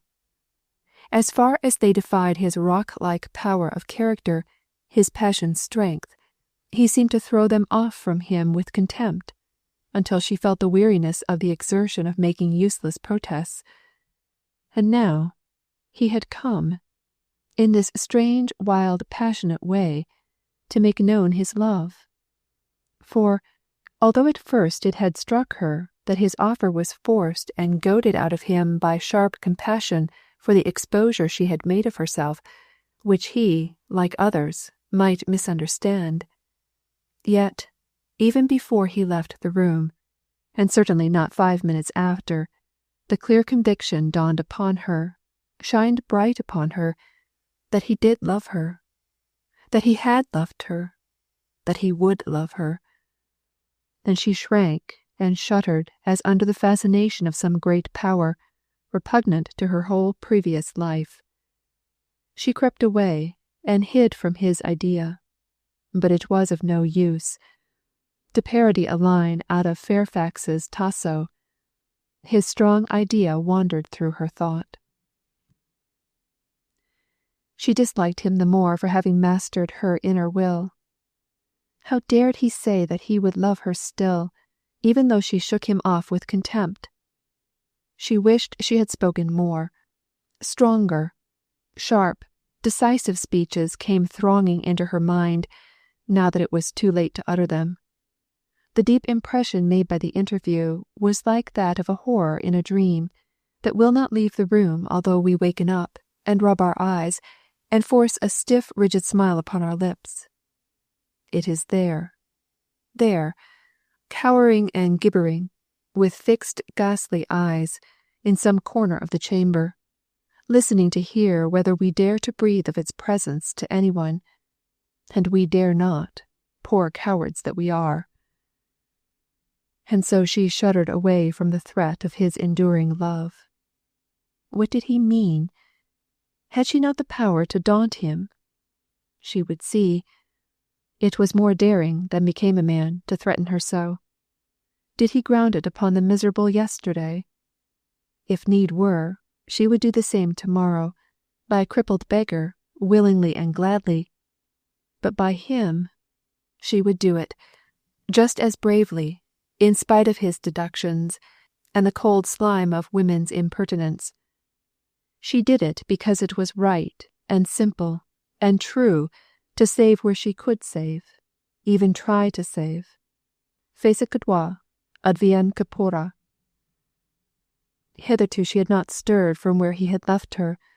No outward circumstances had roused her out of the trance of thought in which she had been plunged by his last words, and by the look of his deep, intent, passionate eyes, as their flames had made her own fall before them. She went to the window, and threw it open, to dispel the oppression which hung around her. Then she went and opened the door, with a sort of impetuous wish to shake off the recollection of the past hour in the company of others, or in active exertion. But all was profoundly hushed in the noonday stillness of a house, where an invalid catches the unrefreshing sleep that is denied to the night hours. Margaret would not be alone. What should she do? Go and see Bessie Higgins, of course, thought she, as the recollection of the message sent the night before flashed into her mind, and away she went. When she got there, she found Bessie lying on the settle, moved close to the fire, though the day was sultry and oppressive. She was laid down quite flat, as if resting languidly after some paroxysm of pain.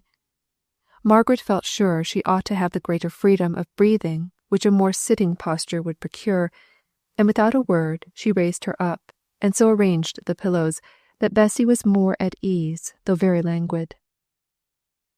"I thought I should nae ha' seen you again," said she, at last, looking wistfully into Margaret's face. "I'm afraid you're much worse, but I could not have come yesterday. My mother was so ill, for many reasons," said Margaret, colouring. "You'd m'happen to think I went beyond my place in sending Mary for you. But the wrangling and the loud voices had just torn me to pieces, and I thought when father left, oh, if I could just hear her voice, reading me some words of peace and promise, I could die away into the silence and rest o' God, just as a babby is hushed up to sleep by its mother's lullaby." "Shall I read you a chapter, now?" "Aye, do. Mayhappen I shan't listen to the sense, at first. It will seem far away, but when you come to the words I like, to the comforting texts, it'll seem close in my ear, and going through me, as it were." Margaret began. Bessie tossed to and fro. If, by an effort, she attended for one moment, it seemed as though she were convulsed into double restlessness the next. At last she burst out, "Don't go on reading. It's no use. I'm blaspheming all the time in my mind, with thinking angrily on what canna be helped. You'd hear of the riot, mayhappen, yesterday at Marlborough Mills, Thornton's factory, you know." "Your father was there, was he?" said Margaret, colouring deep. "Not he. He'd ha' given his right hand if it had never come to pass. It's that that's fretting me. He's fairly knocked down in his mind by it. It's no use telling him. Fools will always break out of bounds. You never saw a man so downhearted as he is." "But why?" asked Margaret.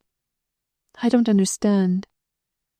"Why, you see, he's a committee man on this special strike. The union appointed him because, though I say it as I shouldn't say it, he's reckoned a deep chap, and true to the backbone, and he and t'other committee men laid down their plans. They were to hold together through thick and thin, what the major part thought, t'others were to think, whether they would or no. And above all there was to be no going again the law of the land. Folk would go with them if they saw them striving and starving with dumb patience, but if there was once any noise of fighting and struggling, even with knobsticks, all was up, as they knew by the experience of many and many a time before.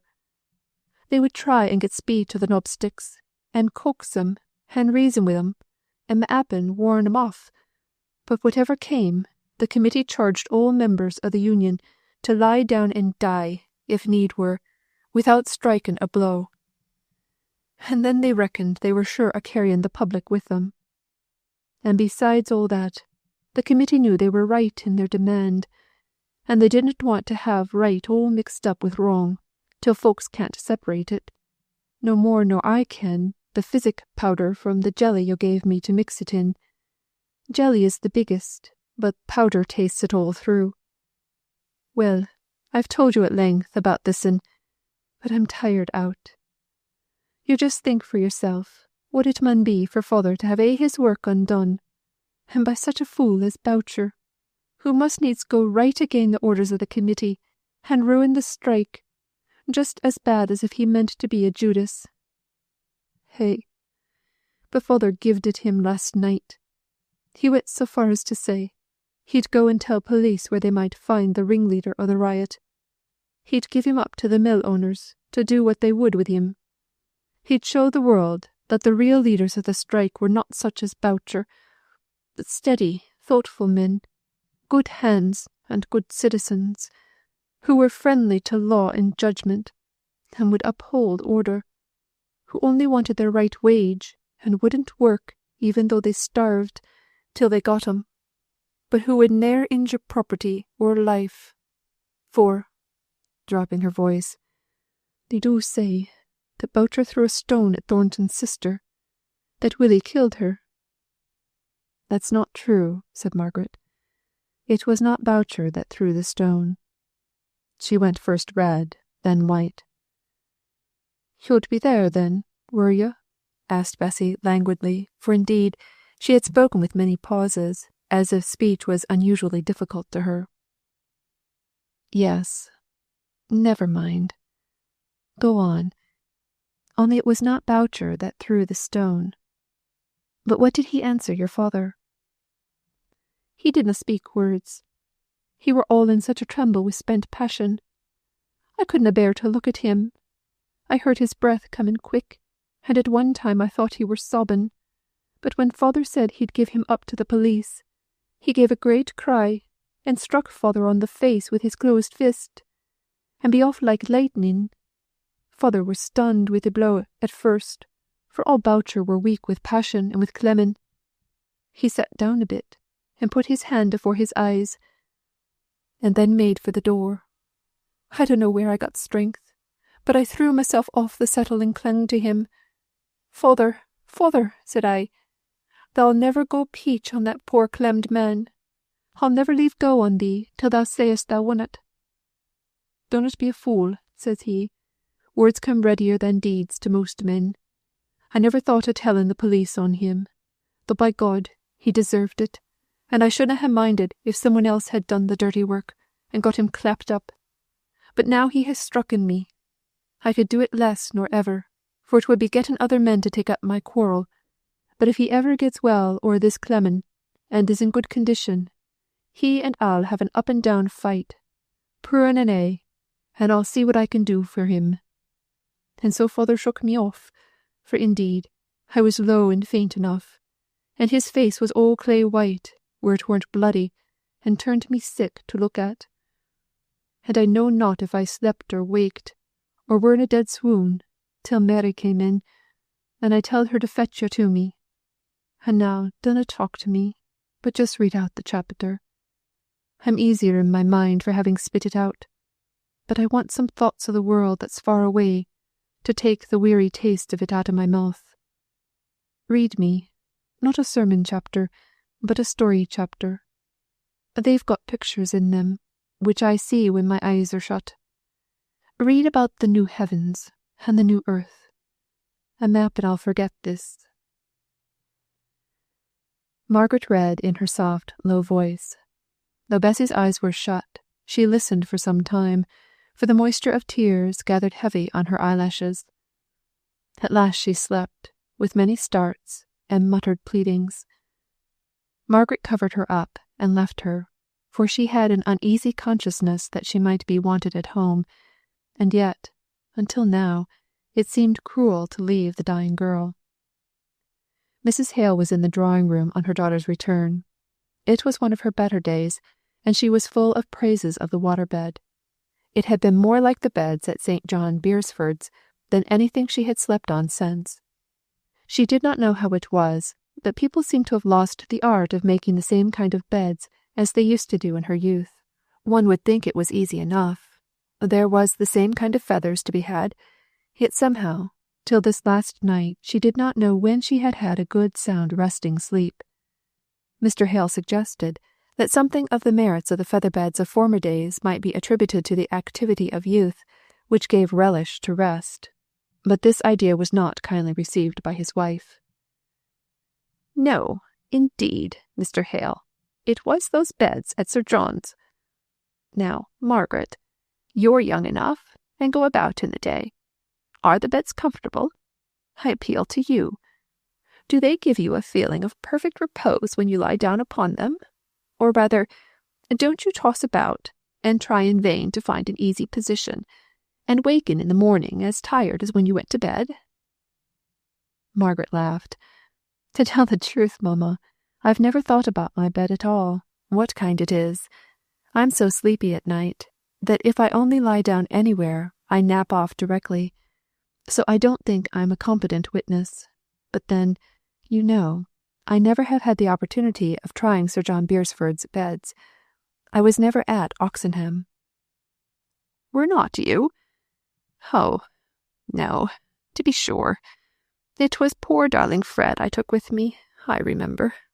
I only went to Oxenham once after I was married, to your Aunt Shaw's wedding, and poor little Fred was the baby then. And I know Dixon did not like changing from lady's maid to nurse, and I was afraid that if I took her near her old home, and amongst her own people, she might want to leave me. But poor baby was taken ill at Oxenham, with his teething, and, what with my being a great deal with Anna just before her marriage, and not being very strong myself, Dixon had more of the charge of him than she ever had before, and it made her so fond of him, and she was so proud when he would turn away from everyone and cling to her, that I don't believe she ever thought of leaving me again, though it was very different from what she'd been accustomed to. Poor Fred! Everybody loved him.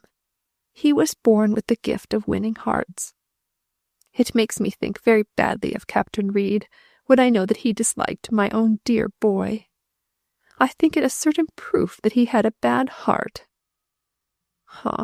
Your poor father, Margaret. He has left the room. He can't bear to hear Fred spoken of." "I love to hear about him, Mamma. Tell me all you like. You can never tell me too much. Tell me what he was like as a baby." "Why, Margaret, you must not be hurt, but he was much prettier than you were. I remember, when I first saw you in Dixon's arms, I said, 'Dear, what an ugly little thing.' And she said, 'It's not every child that's like Master Fred, bless him.' Dear, how well I remember it.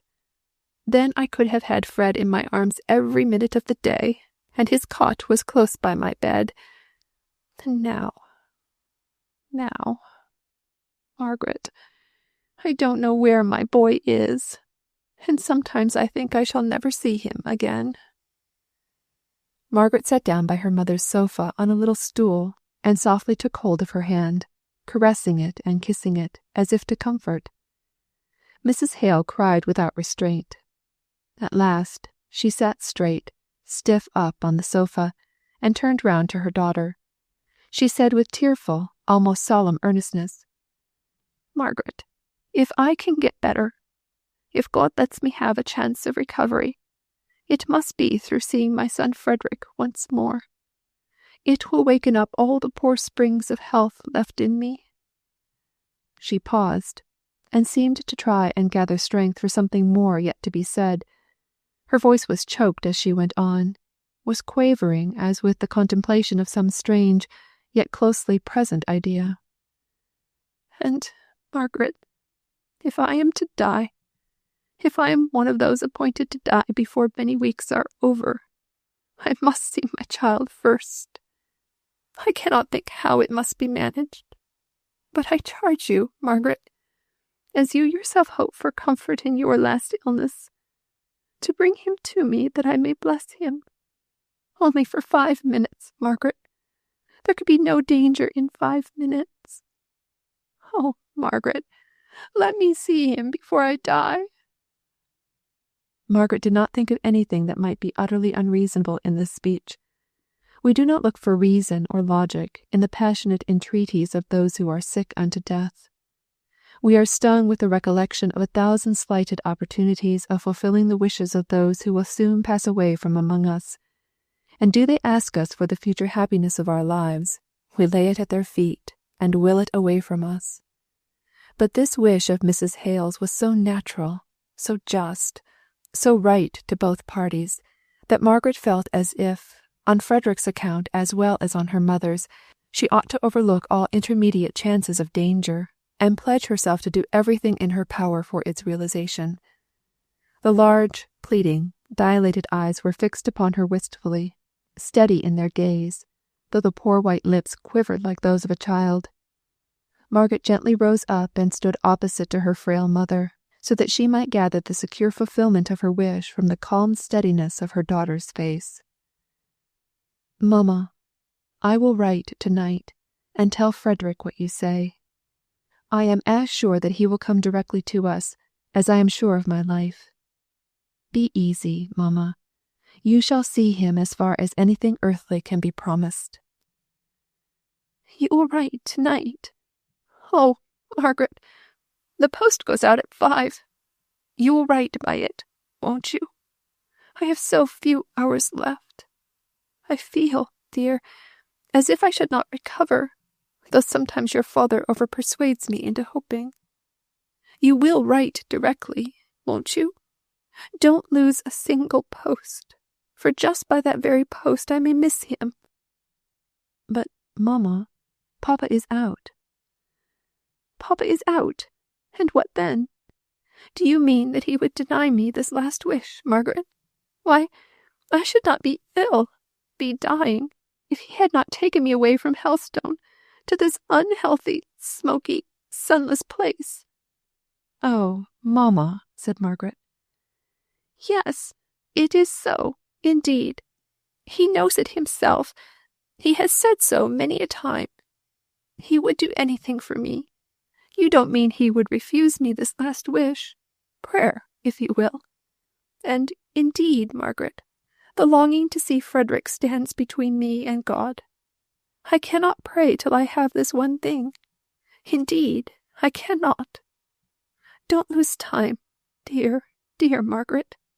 Write by this very next post. Then he may be here in 22 days, for he is sure to come. No cords or chains can keep him. In 22 days I shall see my boy." She fell back, and for a short time she took no notice of the fact that Margaret sat motionless, her hand shading her eyes. "You are not writing," said her mother at last. "Bring me some pens and paper. I will try and write myself." She sat up, trembling all over with feverish eagerness. Margaret took her hand down and looked at her mother sadly. "Only wait till Papa comes in. Let us ask him how best to do it." "You promised, Margaret, not a quarter of an hour ago.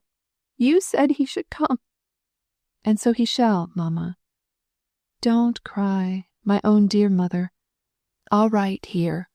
Now, you shall see me write, and it shall go by this very post. And if Papa thinks fit, he can write again when he comes in. It's only a day's delay. Oh, Mamma, don't cry so pitifully. It cuts me to the heart." Mrs. Hale could not stop her tears. They came hysterically, and, in truth, she made no effort to control them, but rather called up all the pictures of the happy past and the probable future, painting the scene when she should lie a corpse, with the son she had longed to see in life weeping over her, and she unconscious of his presence, till she was melted by self-pity into a state of sobbing and exhaustion that made Margaret's heart ache. But at last she was calm, and greedily watched her daughter as she began her letter, wrote it with swift, urgent entreaty, sealed it up hurriedly, for fear her mother should ask to see it, and then, to make security most sure, at Mrs. Hale's own bidding, took it herself to the post-office. She was coming home when her father overtook her. "And where have you been, my pretty maid?" asked he. "To the post office, with a letter to Frederick. Oh, papa, perhaps I have done wrong, but mamma was seized with such a passionate yearning to see him. She said it would make her well again, and then she said that she must see him before she died. I cannot tell you how urgent she was. Did I do wrong?" Mr. Hale did not reply at first. Then he said, "You should have waited till I came in, Margaret." "I tried to persuade her," and then she was silent. "I don't know," said Mr. Hale after a pause. "She ought to see him if she wishes it so much, for I believe it would do her much more good than all the doctor's medicine, and perhaps set her up altogether. But the danger to him, I'm afraid, is very great." "All these years since the mutiny, papa?" "Yes. It is necessary, of course, for the government to take very stringent measures for the repression of offences against authority, more particularly in the Navy, where a commanding officer needs to be surrounded in his men's eyes with a vivid consciousness of all the power there is at home to back him, and take up his cause, and avenge any injuries offered to him, if need be. It's no matter to them how far their authorities have tyrannized, galled hasty tempers to madness, or, if that can be any excuse afterwards, it is never allowed for in the first instance. They spare no expense. They send out ships. They scour the seas to lay hold of the offenders. The lapse of years does not wash out the memory of the offence. It is a fresh and vivid crime on the Admiralty's books until it is blotted out by blood." "Oh, papa, what have I done? And yet it seems so right at the time. I'm sure Frederick himself would run the risk." "So he would. So he should. Nay, Margaret, I'm glad it is done, though I durst not have done it myself. I'm thankful it is as it is. I should have hesitated till, perhaps, it might have been too late to do any good. Dear Margaret, you have done what is right about it, and the end is beyond our control." It was all very well, but her father's account of the relentless manner in which mutinies were punished made Margaret shiver and creep. If she had decoyed her brother home to blot out the memory of his error by his blood, she saw her father's anxiety lay deeper than the source of his later cheering words. She took his arm and walked home pensively and wearily by his side. Chapter 26.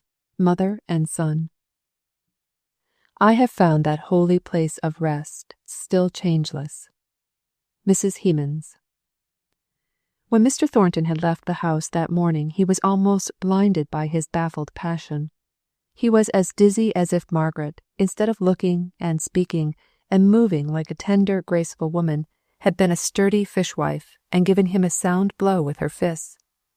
He had positive bodily pain, a violent headache, and a throbbing, intermittent pulse. He could not bear the noise, the garish light, the continued rumble and movement of the street.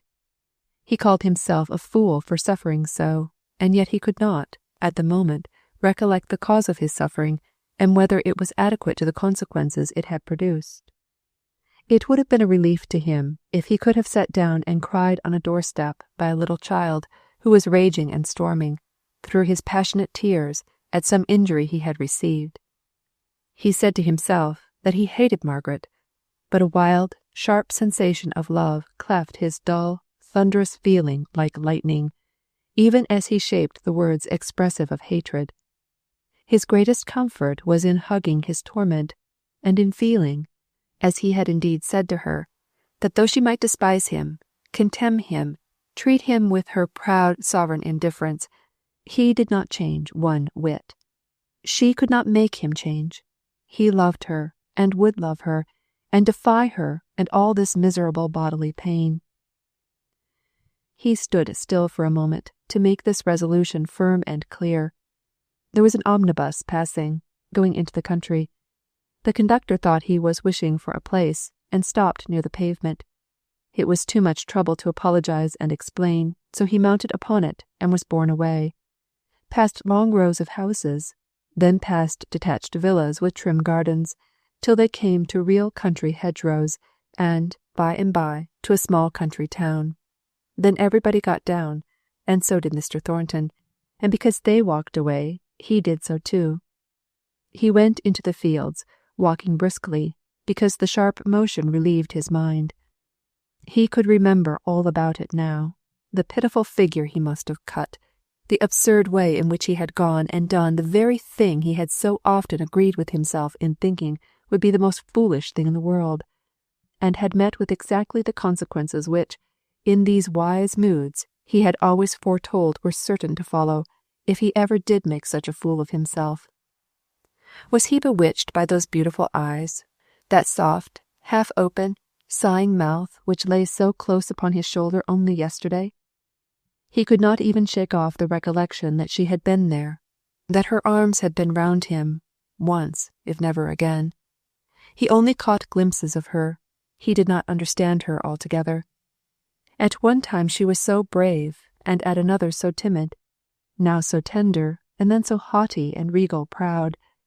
And then he thought over every time he had ever seen her once again, by way of finally forgetting her.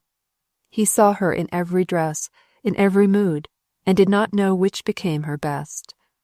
Even this morning, how magnificent she had looked, her eyes flashing out upon him at the idea that, because she had shared his danger yesterday, she had cared for him the least.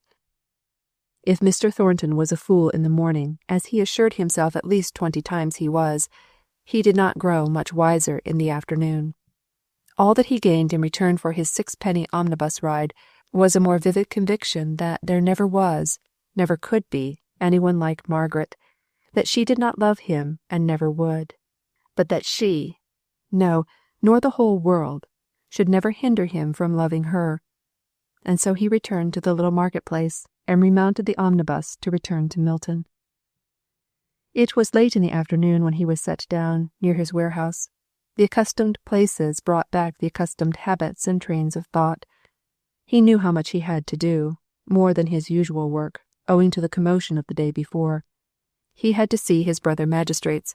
He had to complete the arrangements, only half made in the morning, for the comfort and safety of his newly imported Irish hands.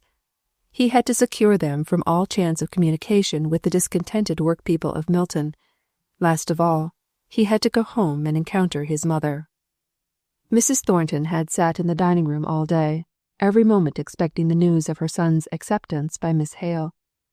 She had braced herself up many and many a time at some sudden noise in the house, had caught up the half-dropped work, and begun to ply her needle diligently, though through dimmed spectacles, and with an unsteady hand, and many times the door opened, and some indifferent person entered on some insignificant errand.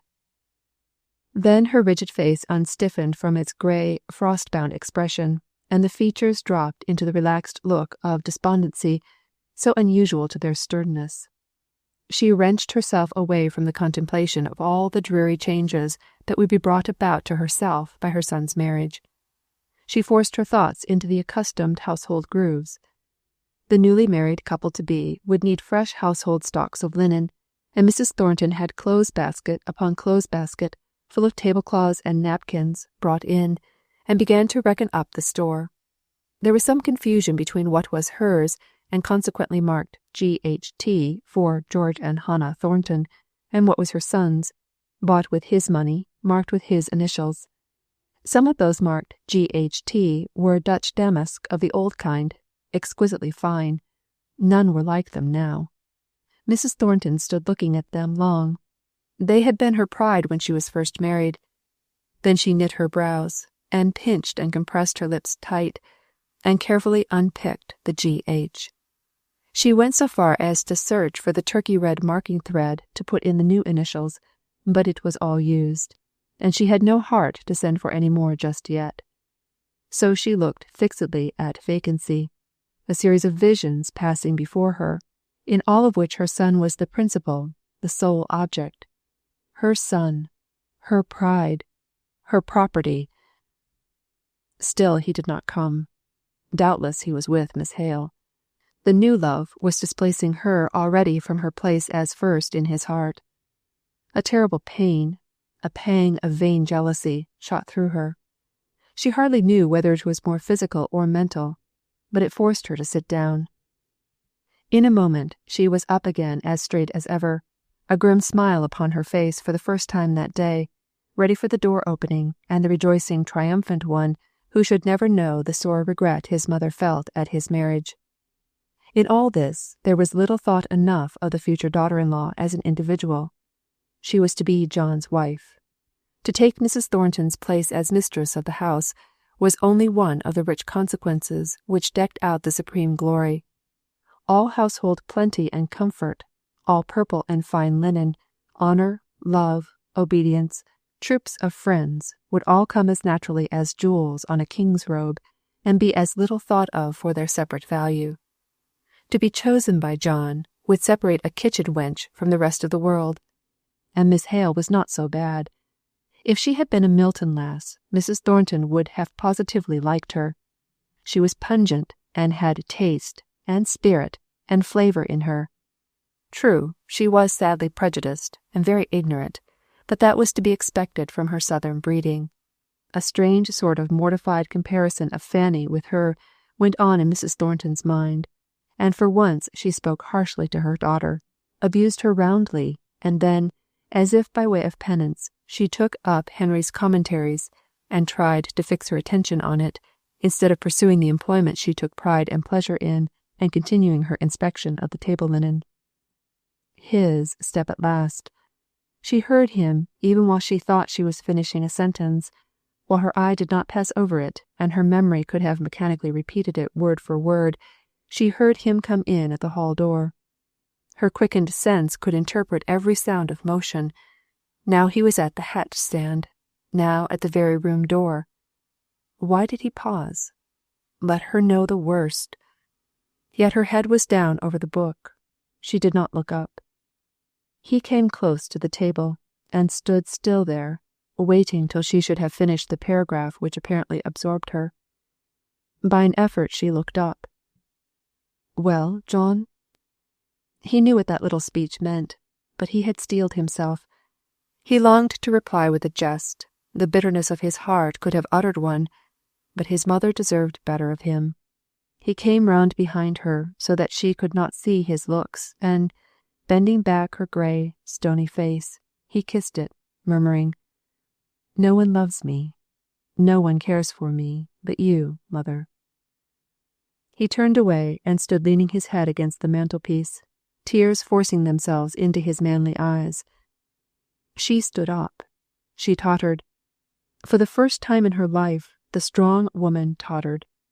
She put her hands on his shoulders. She was a tall woman. She looked into his face. She made him look at her. Mother's love is given by God, John. It holds fast for ever and ever. A girl's love is like a puff of smoke. It changes with every wind. And she would not have you, my own lad, would not she?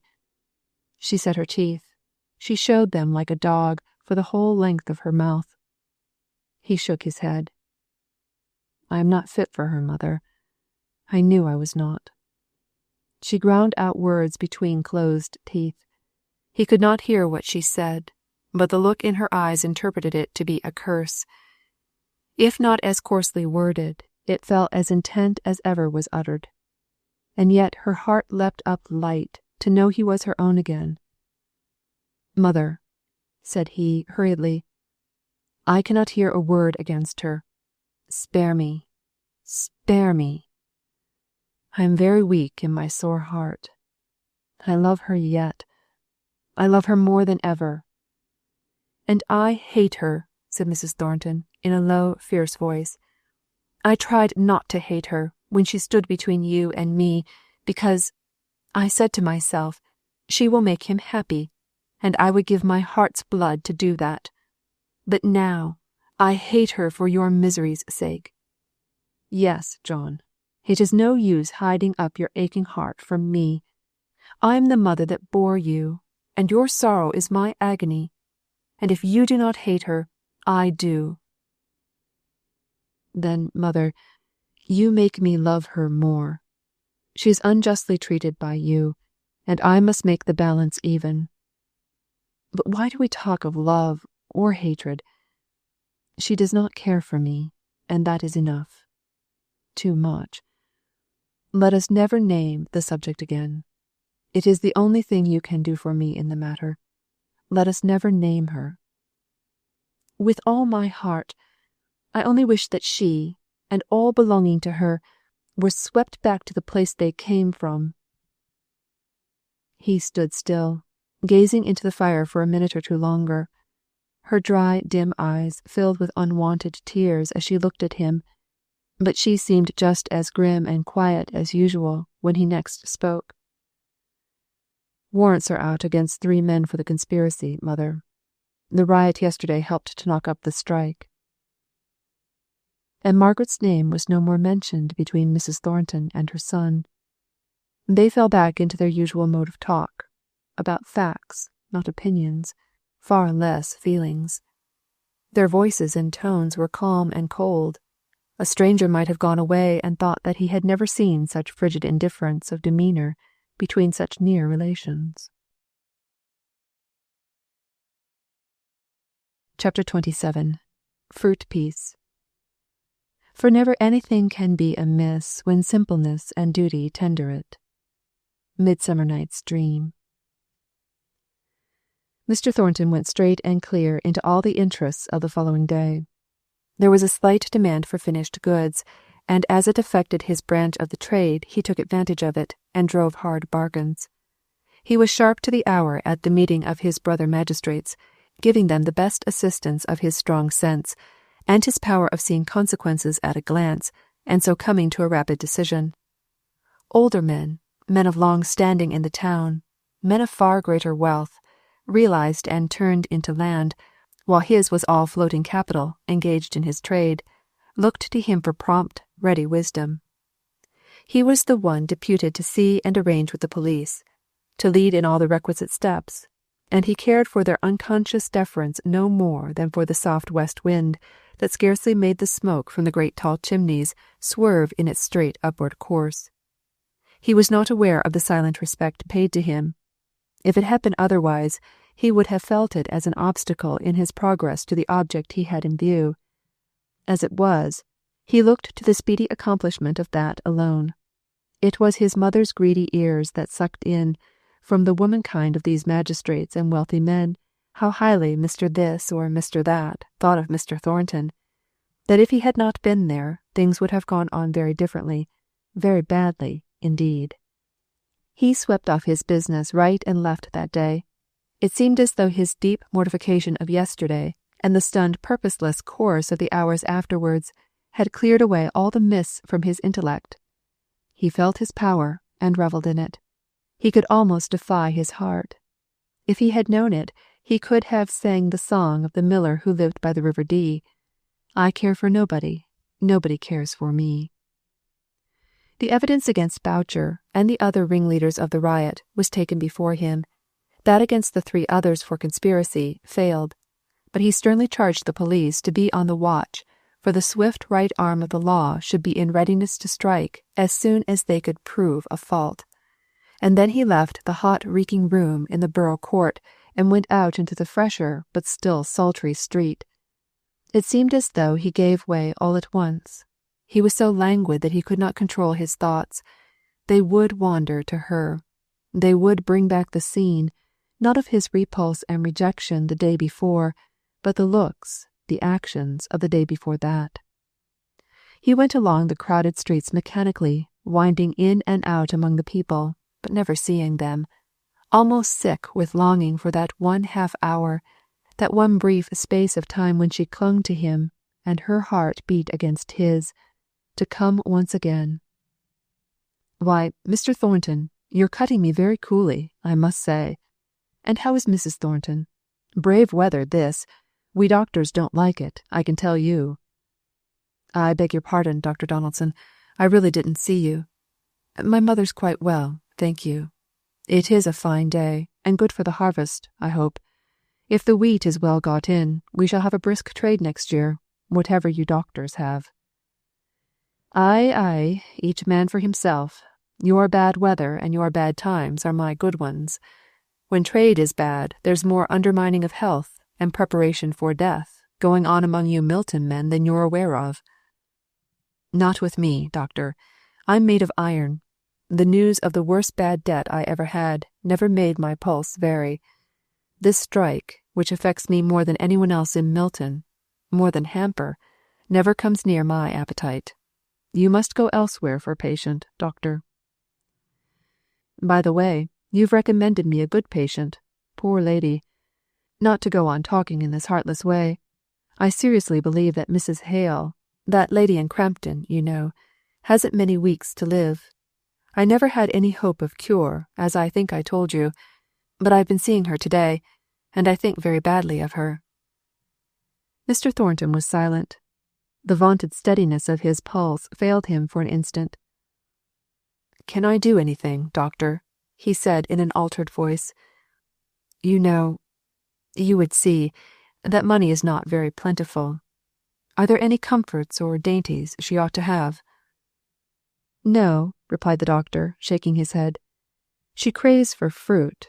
She has a constant fever on her, but Jargonelle pears will do as well as anything, and there are quantities of them in the market." "You will tell me if there is anything I can do, I'm sure," replied Mr. Thornton. "I rely upon you." "Oh, never fear. I shall not spare your purse. I know it's deep enough. I wish you'd give me carte blanche for all my patients, and all their wants." But Mr. Thornton had no general benevolence, no universal philanthropy. Few even would have given him credit for strong affections. But he went straight to the first fruit shop in Milton, and chose out the bunch of purple grapes with the most delicate bloom upon them, the richest coloured peaches, the freshest vine leaves. They were packed into a basket, and the shopman awaited the answer to his inquiry. "Where shall we send them to, sir?" There was no reply. "To Marlborough Mills, I suppose, sir?" "No," Mr. Thornton said. "Give the basket to me. I'll take it." It took up both his hands to carry it, and he had to pass through the busiest part of the town for feminine shopping. Many a young lady of his acquaintance turned to look after him, and thought it strange to see him occupied just like a porter or an errand boy.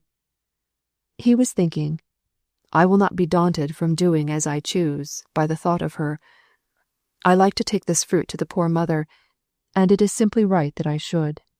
She shall never scorn me out of doing what I please. A pretty joke, indeed, if, for fear of a haughty girl, I failed in doing a kindness to a man I liked.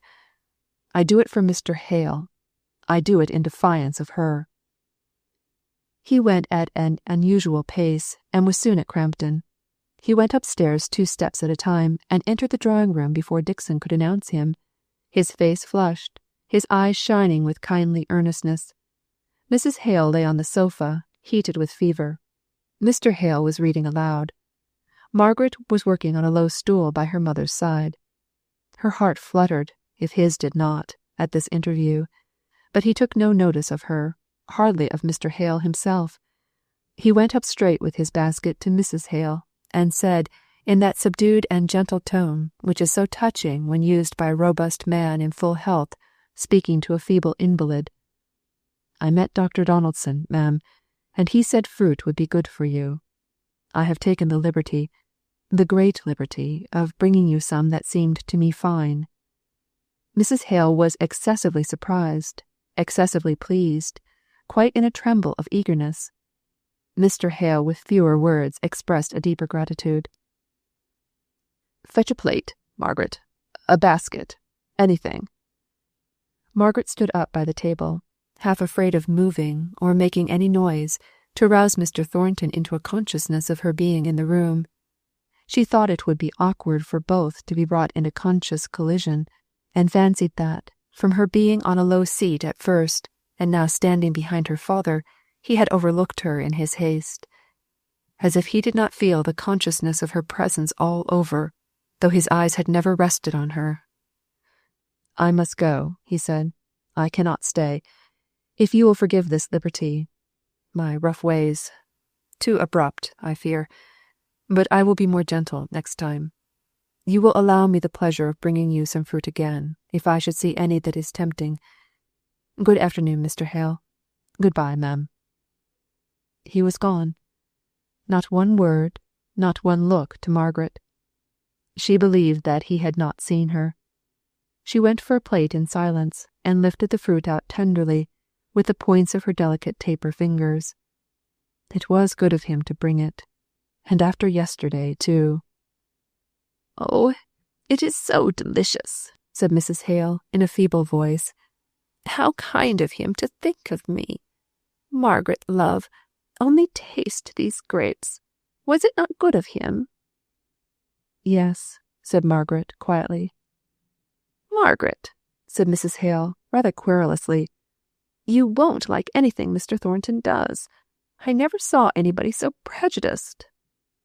Mr. Hale had been peeling a peach for his wife, and cutting off a small piece for himself, he said, "If I had any prejudices, the gift of such delicious fruit as this would melt them away. I have not tasted such fruit, no, not even in Hampshire, since I was a boy. And to boys, I fancy, all fruit is good. I remember eating sloes and crabs with a relish. Do you remember the matted-up currant bushes, Margaret, at the corner of the west wall, in the garden at home?" Did she not? Did she not remember every weather stain on the old stone wall, the grey and yellow lichens that marked it like a map, the little crane's bill that grew in the crevices? She had been shaken by the events of the last 2 days. Her whole life just now was a strain upon her fortitude, and somehow these careless words of her father's, touching on the remembrance of the sunny times of old, made her start up, and, dropping her sewing on the ground, she went hastily out of the room into her own little chamber. She had hardly given way to the first choking sob when she became aware of Dixon standing at her drawers and evidently searching for something. "Bless me, miss, how you startled me! Mrs. is not worse, is she? Is anything the matter?" "No, nothing. Only I'm silly, Dixon, and want a glass of water. What are you looking for? I keep my muslins in that drawer." Dixon did not speak, but went on rummaging. The scent of lavender came out and perfumed the room. At last Dixon found what she wanted. What it was Margaret could not see. Dixon faced round and spoke to her. "Now I don't like telling you what I wanted, because you've fretting enough to go through, and I know you'll fret about this. I meant to have kept it from you till night, may be, or such times as that." "What is the matter? Pray tell me, Dixon, at once." "That young woman you go to see. Higgins, I mean." "Well?" "Well, she died this morning, and her sister is here, come to beg a strange thing. It seems the young woman who died had a fancy for being buried in something of yours, and so this sister's come to ask for it, and I was looking for a nightcap that wasn't too good to give away." "Oh, let me find one," said Margaret, in the midst of her tears. "Poor Bessy! I never thought I should see her again. Why, that's another thing. This girl downstairs wanted me to ask you if you would like to see her." "But she's dead," said Margaret, turning a little pale. "I never saw a dead person. No, I would rather not. I should not have asked you if you hadn't come in. I told her you wouldn't." "I will go down and speak to her," said Margaret, afraid lest Dixon's harshness of manner might wound the poor girl. So, taking the cap in her hand, she went to the kitchen. Mary's face was all swollen with crying, and she burst out afresh when she saw Margaret. "Oh, ma'am! Oh, ma'am! She loved you! She loved you! She did indeed!" And for a long time Margaret could not get her to say anything more than this. At last, her sympathy and Dixon's scolding forced out a few facts. Nicholas Higgins had gone out in the morning, leaving Bessy as well as on the day before. But in an hour she was taken worse. Some neighbour ran to the room where Mary was working. They did not know where to find her father. Mary had only come in a few minutes before she died. "It were a day or two ago she axed to be buried in somewhat o' yourn. She were never tired o' talking o' yo. She used to say yo were the prettiest thing she ever clapped eyes on. She loved yo dearly. Her last words were, 'Give her my affectionate respects, and keep father for drink.' You'll come and see her, ma'am. She would have thought it a great compliment, I know." Margaret shrank a little from answering. "Yes, perhaps I may. Yes, I will. I'll come before tea. But where's your father, Mary?" Mary shook her head and stood up to be going. "Miss Hale," said Dixon in a low voice, "where's the use of your going to see the poor thing laid out? I'd never say a word against it if it could do the girl any good, and I wouldn't mind a bit going myself, if that would satisfy her. They've just a notion, these common folk, of its being a respect to the departed. Here," she said, turning sharply round, "I'll come and see your sister. Miss Hale is busy, and she can't come, or else she would." The girl looked wistfully at Margaret. Dixon's coming might be a compliment, but it was not the same thing to the poor sister, who had had her little pangs of jealousy, during Bessy's lifetime, at the intimacy between her and the young lady. "No, Dixon," said Margaret with decision. "I will go. Mary, you shall see me this afternoon." And for fear of her own cowardice, she went away, in order to take from herself any chance of changing her determination. Chapter 28. Comfort in Sorrow. Through cross to crown, and though thy spirit's life trials untold assail with giant strength, good cheer, soon ends the bitter strife, and thou shalt reign in peace with Christ at length. Kosegarten. Aye, sooth, we feel too strong in weal to need thee on that road, but woe being come, the soul is dumb that crieth not on God. Mrs. Browning. That afternoon she walked swiftly to the Higginses' house. Mary was looking out for her with a half distrustful face. Margaret smiled into her eyes to reassure her. They passed quickly through the house place, upstairs, and into the quiet presence of the dead. Then Margaret was glad that she had come. The face, often so weary with pain, so restless with troublous thoughts, had now the faint, soft smile of eternal rest upon it. The slow tears gathered into Margaret's eyes, but a deep calm entered into her soul. And that was death. It looked more peaceful than life. All beautiful scriptures came into her mind. They rest from their labours. The weary are at rest. He giveth his beloved sleep.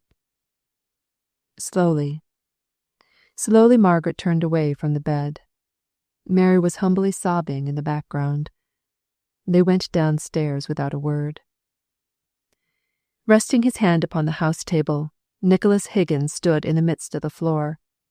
His great eyes started open by the news he had heard as he came along the court from many busy tongues. His eyes were dry and fierce, studying the reality of her death, bringing himself to understand that her place should know her no more, for she had been sickly, dying so long that he had persuaded himself she would not die, that she would pull through.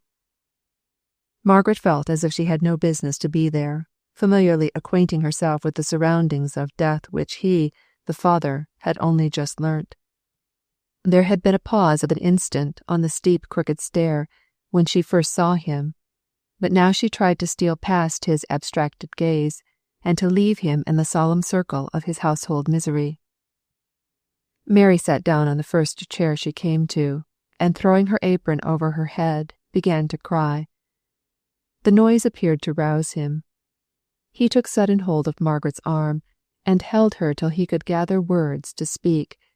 They came up thick and choked and hoarse. "Were yo with her? Did yo see her die?" "No," replied Margaret, standing still with the utmost patience, now she found herself perceived. It was some time before he spoke again, but he kept his hold on her arm. "All men must die," said he at last, with a strange sort of gravity, which first suggested to Margaret the idea that he had been drinking, not enough to intoxicate himself, but enough to make his thoughts bewildered. But she were younger than me. Still he pondered over the event, not looking at Margaret, though he grasped her tight. Suddenly he looked up at her with a wild searching inquiry in his glance. "You're sure and certain she's dead? Not in the Dwam, as faint? She's been so before, often." "She is dead," replied Margaret. She felt no fear in speaking to him, though he hurt her arm with his grip, and wild gleams came across the stupidity of his eyes. "She is dead," she said. He looked at her still with that searching look, which seemed to fade out of his eyes as he gazed. Then he suddenly let go his hold of Margaret, and, throwing his body half across the table, he shook it and every piece of furniture in the room with his violent sobs. Mary came trembling towards him. "Get thee gone! Get thee gone!" he cried, striking wildly and blindly at her. "What do I care for thee?" Margaret took her hand and held it softly in hers. He tore his hair, he beat his head against the hard wood, then he lay exhausted and stupid. Still his daughter and Margaret did not move. Mary trembled from head to foot. At last, it might have been a quarter of an hour, it might have been an hour, he lifted himself up. His eyes were swollen and bloodshot, and he seemed to have forgotten that anyone was by. He scowled at the watchers when he saw them. He shook himself heavily, gave them one more sullen look, spoke never a word, but made for the door. "Oh, father, father," said Mary, throwing herself upon his arms. "Not tonight. Any night but tonight. Oh, help me. He's going out to drink again. Father, I'll not leave you. You may strike me, but I'll not leave you. She told me last of all to keep you from drink." But Margaret stood in the doorway, silent yet commanding. He looked up at her defyingly. "It's my own house. Stand out of the way, wench, or I'll make you." He had shaken off Mary with violence. He looked ready to strike Margaret, but she never moved a feature, never took her deep, serious eyes off him. He stared back on her with gloomy fierceness. If she had stirred hand or foot, he would have thrust her aside with even more violence than he had used to his own daughter, whose face was bleeding from her fall against a chair. "What are you looking at me in that way for?" asked he at last, daunted and awed by her severe calm. "If you'll think for to keep me from going what gait I choose, because she loved you, and in my own house too, where I never asked you to come, you're mistaken. It's very hard upon a man that he can't go to the only comfort left." Margaret felt that he acknowledged her power. What could she do next? He had seated himself on a chair, close to the door, half conquered, half resenting, intending to go out as soon as she left her position, but unwilling to use the violence he had threatened not 5 minutes before. Margaret laid her hand on his arm. "Come with me," she said. "Come and see her." The voice in which she spoke was very low and solemn, but there was no fear or doubt expressed in it, either of him or of his compliance. He sullenly rose up. He stood uncertain, with dogged irresolution upon his face. She waited him there, quietly and patiently waited for his time to move. He had a strange pleasure in making her wait, but at last he moved towards the stairs. She and he stood by the corpse. Her last words to Mary were, "Keep my father for drink." "It cannot hurt her now," muttered he. "Naught can hurt her now." Then, raising his voice to a wailing cry, he went on, "We may quarrel and fall out. We may make peace and be friends. We may clem to skin and bone, and not of all our griefs will ever touch her more. Who's had her portion on 'em? What wi' hard work first, and sickness at last, who's led the life of a dog, and to die without knowing one good piece of rejoicing in all her days. Nay, wench, whatever who has said, who can know naught about it, and I mun ha' a sup of drink just to steady me again sorrow." "No," said Margaret, softening with his softened manner. "You shall not. If her life has been what you say, at any rate she did not fear death as some do. Oh, you should have heard her speak of the life to come, the life hidden with God, that she is now gone to." He shook his head, glancing sideways up at Margaret as he did so. His pale, haggard face struck her painfully. "You are sorely tired. Where have you been all day? Not at work?" "Not at work, sure enough," said he, with a short, grim laugh. "Not at what you call work. I were at the committee, till I were sickened out with trying to make fools hear reason. I were fetched to Boucher's wife afore 7 this morning. She's bedfast, but she were raving and raging to know where her dunder-headed brute of a chap was, as if I'd to keep him, as if he were fit to be ruled by me. The damned fool, who has put his foot in all our plans. And I've walked my feet sore with going about for to see men who wouldn't be seen, now the law is raised again us. And I were sore-hearted too, which is worse than sore-footed. And if I did see a friend who oused to treat me, I never knew who lay a-dying here." "Bess, lass, thou'd believe me. Thou wouldst thou?" turning to the poor dumb form with wild appeal. "I am sure," said Margaret, "I am sure you did not know. It was quite sudden. But now, you see, it would be different. You do know. You see her lying there. You hear what she said with her last breath. You will not go." No answer. In fact, where was he to look for comfort? "Come home with me," she said at last, with a bold venture, half trembling at her own proposal as she made it. "At least you shall have some comfortable food, which I'm sure you need." "Your father's a parson?" asked he, with a sudden turn in his ideas. "He was," said Margaret, shortly. "I'll go and take a dish of tea with him, since you've asked me.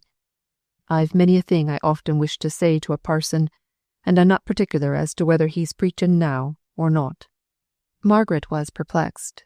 His drinking tea with her father, who would be totally unprepared for his visitor, her mother so ill, seemed utterly out of the question, and yet if she drew back now, it would be worse than ever, sure to drive him to the gin shop.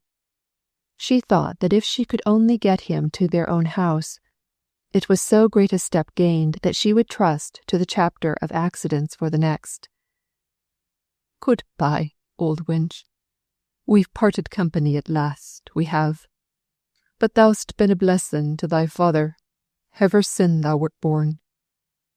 Bless thy white lips, lass.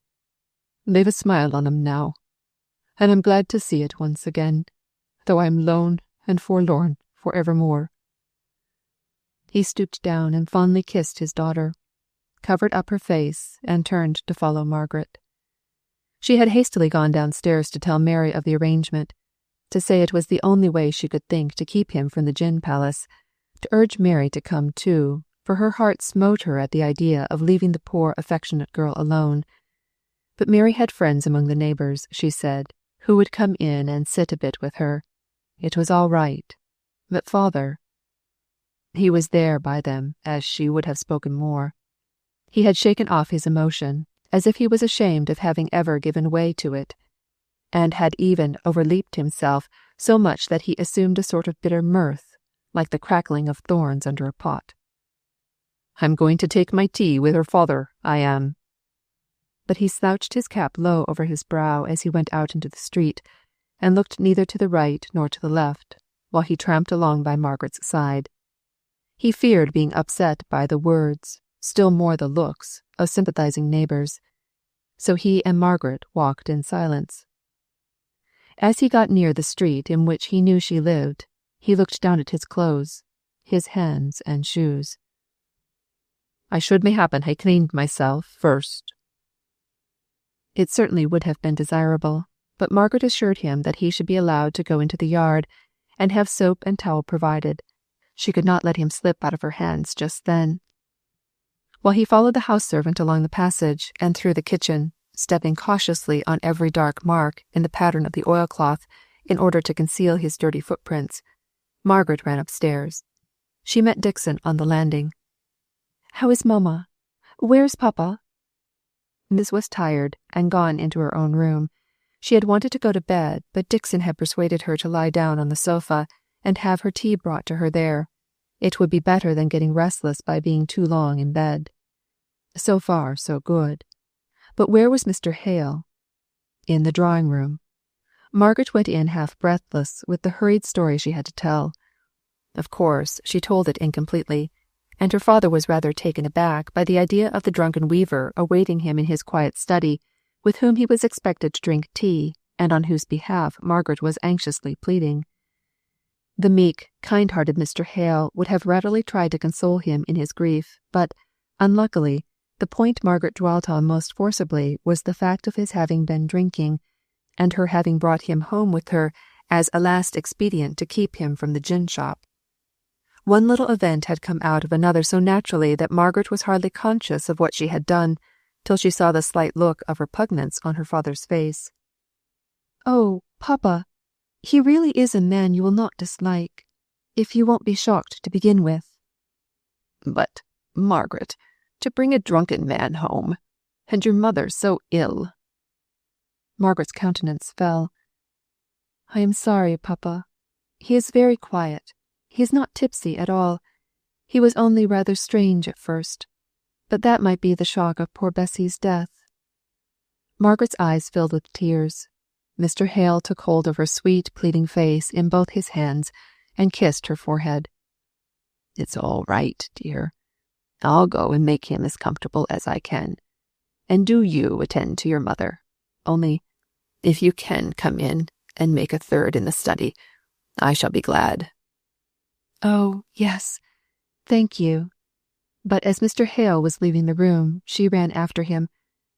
"Papa, you must not wonder at what he says. He does not believe in much of what we do." "Oh, dear, a drunken infidel weaver," said Mr. Hale to himself in dismay. But to Margaret he only said, "If your mother goes to sleep, be sure you come directly." Margaret went into her mother's room. Mrs. Hale lifted herself up from a doze. "When did you write to Frederick, Margaret?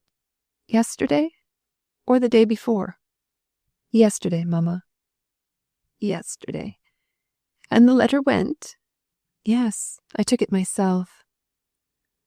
"Oh, Margaret, I'm so afraid of his coming.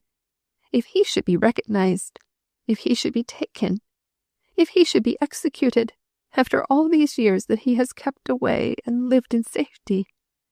I keep falling asleep and dreaming that he is caught and being tried." "Oh, Mamma, don't be afraid. There will be some risk, no doubt, but we will lessen it as much as ever we can, and it is so little. Now, if we were at Helstone, there would be 20, 100 times as much. There, everybody would remember him, and if there was a stranger known to be in the house, they would be sure to guess it was Frederick, while here, nobody knows or cares for us enough to notice what we do. Dixon will keep the door like a dragon. Won't you, Dixon, while he is here?" "They'll be clever if they come in past me," said Dixon, showing her teeth at the bare idea. "And he need not go out, except in the dusk, poor fellow." "Poor fellow," echoed Mrs. Hale. "But I almost wish you had not written. Would it be too late to stop him if you wrote again, Margaret?" "I am afraid it would, Mamma," said Margaret, remembering the urgency with which she had entreated him to come directly, if he wished to see his mother alive. "I always dislike that doing things in such a hurry," said Mrs. Hale. Margaret was silent. "Come now, ma'am," said Dixon, with a kind of cheerful authority. "You know seeing Master Frederick is just the very thing of all others you're longing for. And I'm glad Miss Margaret wrote off straight, without shilly-shallying. I've had a great mind to do it myself, and we'll keep him snug, depend upon it. There's only Martha in the house that would not do a good deal to save him on a pinch, and I've been thinking that she might go and see her mother just at that very time. She's been saying once or twice she should like to go, for her mother has had a stroke since she came here, only she didn't like to ask. But I'll see about her being safe off as soon as we know when he comes. God bless him. So take your tea, ma'am, in comfort, and trust to me." Mrs. Hale did trust in Dixon more than in Margaret. Dixon's words quieted her for the time.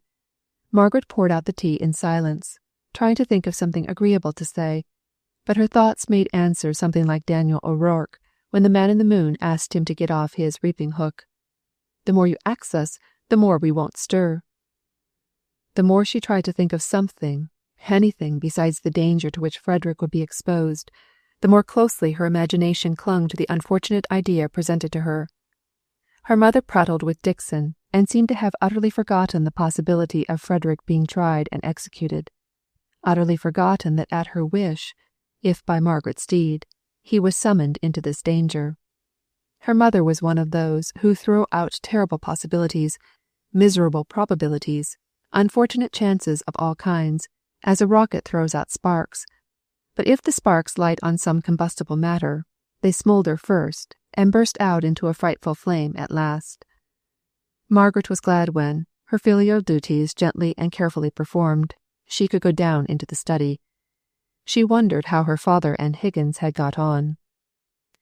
In the first place, the decorous, kind-hearted, simple, old-fashioned gentleman had unconsciously called out, by his own refinement and courteousness of manner, all the latent courtesy in the other. Mr. Hale treated all his fellow creatures alike. It never entered into his head to make any difference because of their rank. He placed a chair, for Nicholas stood up till he, at Mr. Hale's request, took a seat, and called him, invariably, Mr. Higgins, instead of the curt Nicholas or Higgins to which the drunken infidel weaver had been accustomed. But Nicholas was neither a habitual drunkard nor a thorough infidel. He drank to drown care, as he would have himself expressed it, and he was an infidel so far as he had never yet found any form of faith to which he could attach himself, heart and soul. Margaret was a little surprised, and very much pleased, when she found her father and Higgins in earnest conversation, each speaking with gentle politeness to the other, however their opinions might clash. Nicholas, clean, tidied, if only at the pump trough, and quiet spoken, was a new creature to her, who had only seen him in the rough independence of his own hearthstone. He had slicked his hair down with the fresh water. He had adjusted his neck-handkerchief, and borrowed an odd candle-end to polish his clogs with, and there he sat, enforcing some opinion on her father, with a strong Darkshire accent, it is true, but with a lowered voice and a good, earnest composure on his face. Her father, too, was interested in what his companion was saying. He looked round as she came in, smiled, and quietly gave her his chair, and then sat down afresh as quickly as possible, with a little bow of apology to his guest for the interruption. Higgins nodded to her as a sign of greeting, and she softly adjusted her working materials on the table and prepared to listen. "As I was a-saying, sir, I reckon you'd not ha' much belief in you if you lived here, if you'd been bred here. I ax your pardon if I use wrong words, but what I mean by belief just now is a thinking on sayings and maxims and promises made by folk you never saw, about the things and the life yo never saw, nor no one else. Now, yo say all these are true things, and true sayings, and a true life.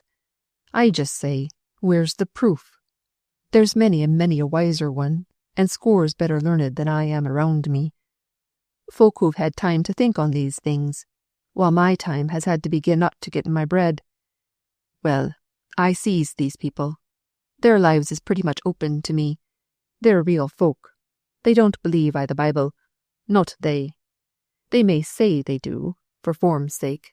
But Lord, sir, do you think their first cry i' the morning is, what shall I do to get hold on eternal life? Or, what shall I do to fill my purse this blessed day? Where shall I go? What bargain shall I strike? The purse and the gold and the notes is the real things as can be felt and touched. Them's realities. And eternal life is all a talk, very fit for, I ax your pardon, sir, You're a parson, not a work, I believe.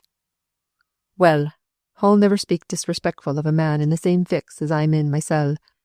But I'll just ax you another question, sir, and I don't want you to answer it, only to put it in your pipe and smoke it afore you go for to set down us who only believe in what we see, as fools and noddies. If salvation, and life to come, and what not, was true, not in men's words, but in men's hearts' core, dun ye think they'd din us with it, as they do with political economy? They're mighty anxious to come round us with that piece of wisdom, but t'other would be a greater conversation, if it were true. But the masters have nothing to do with your religion. All that they are connected with you in is trade, so they think, and all that it concerns them, therefore, to rectify your opinions in, is the science of trade.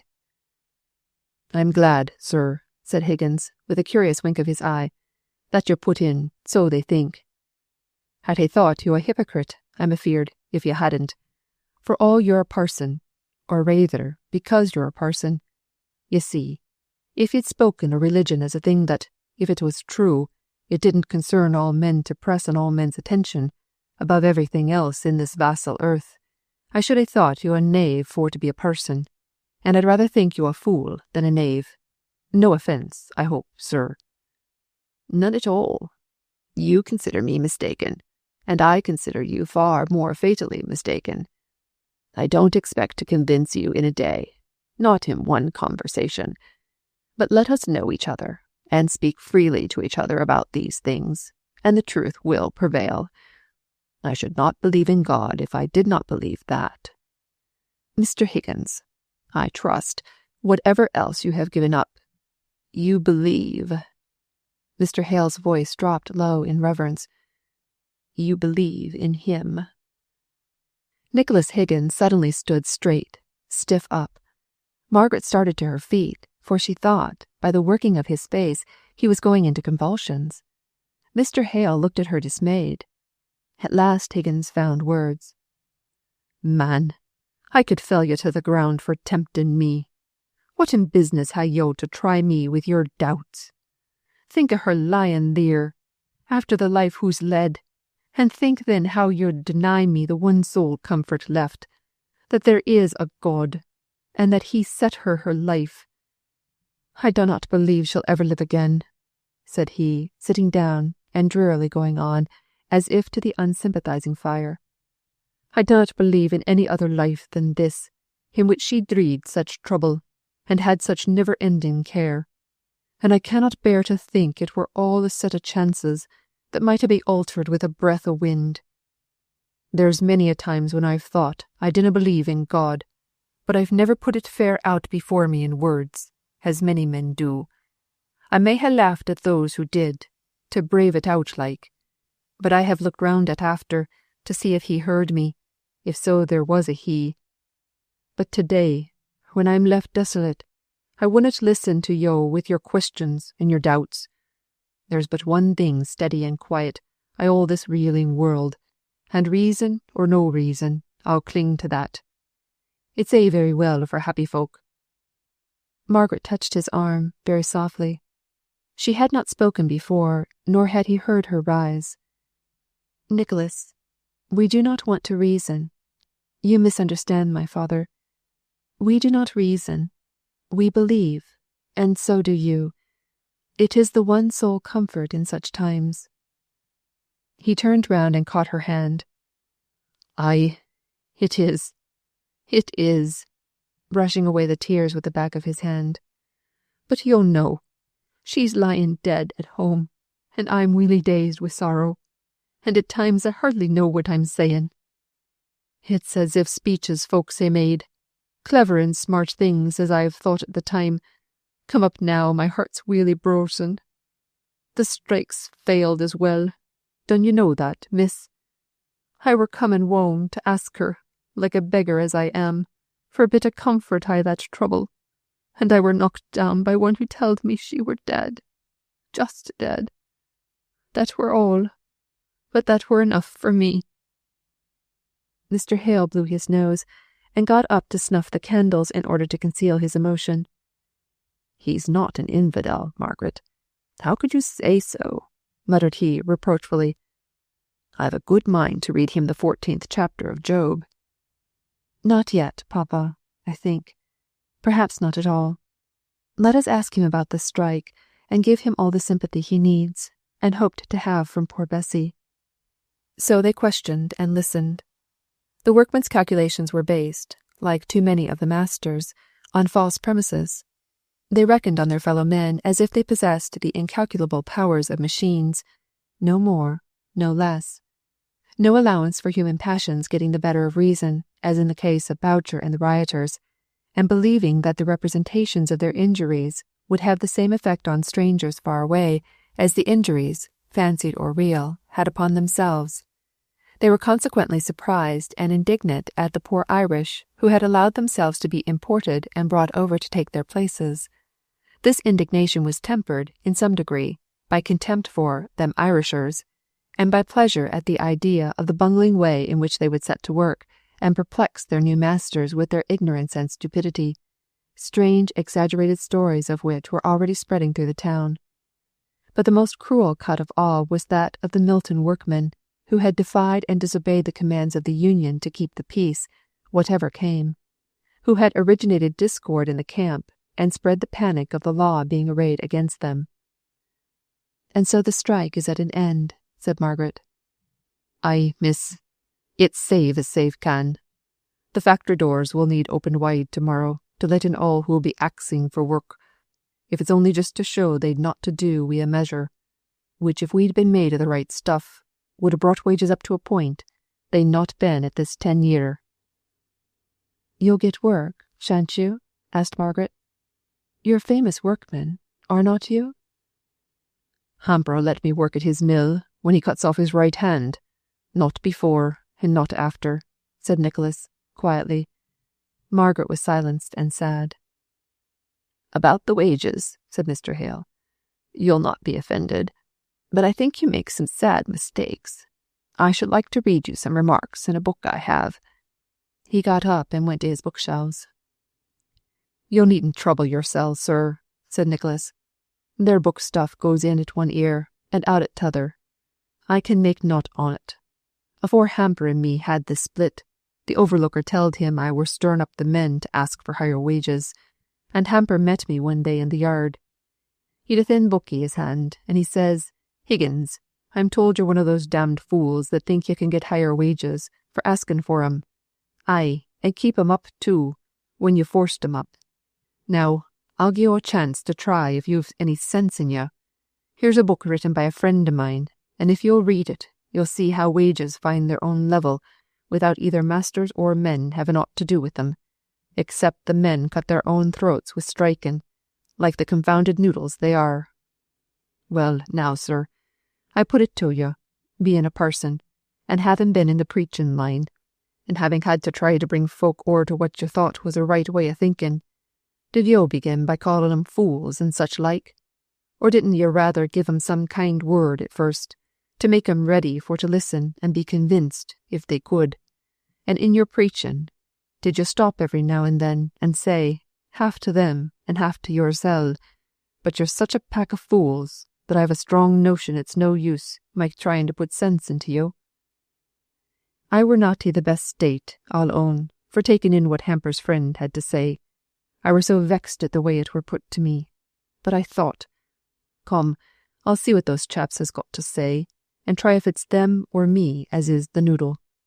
So I took the book and tugged at it, but, Lord bless ya, it went on about capital and labour and capital, till it fair sent me off to sleep.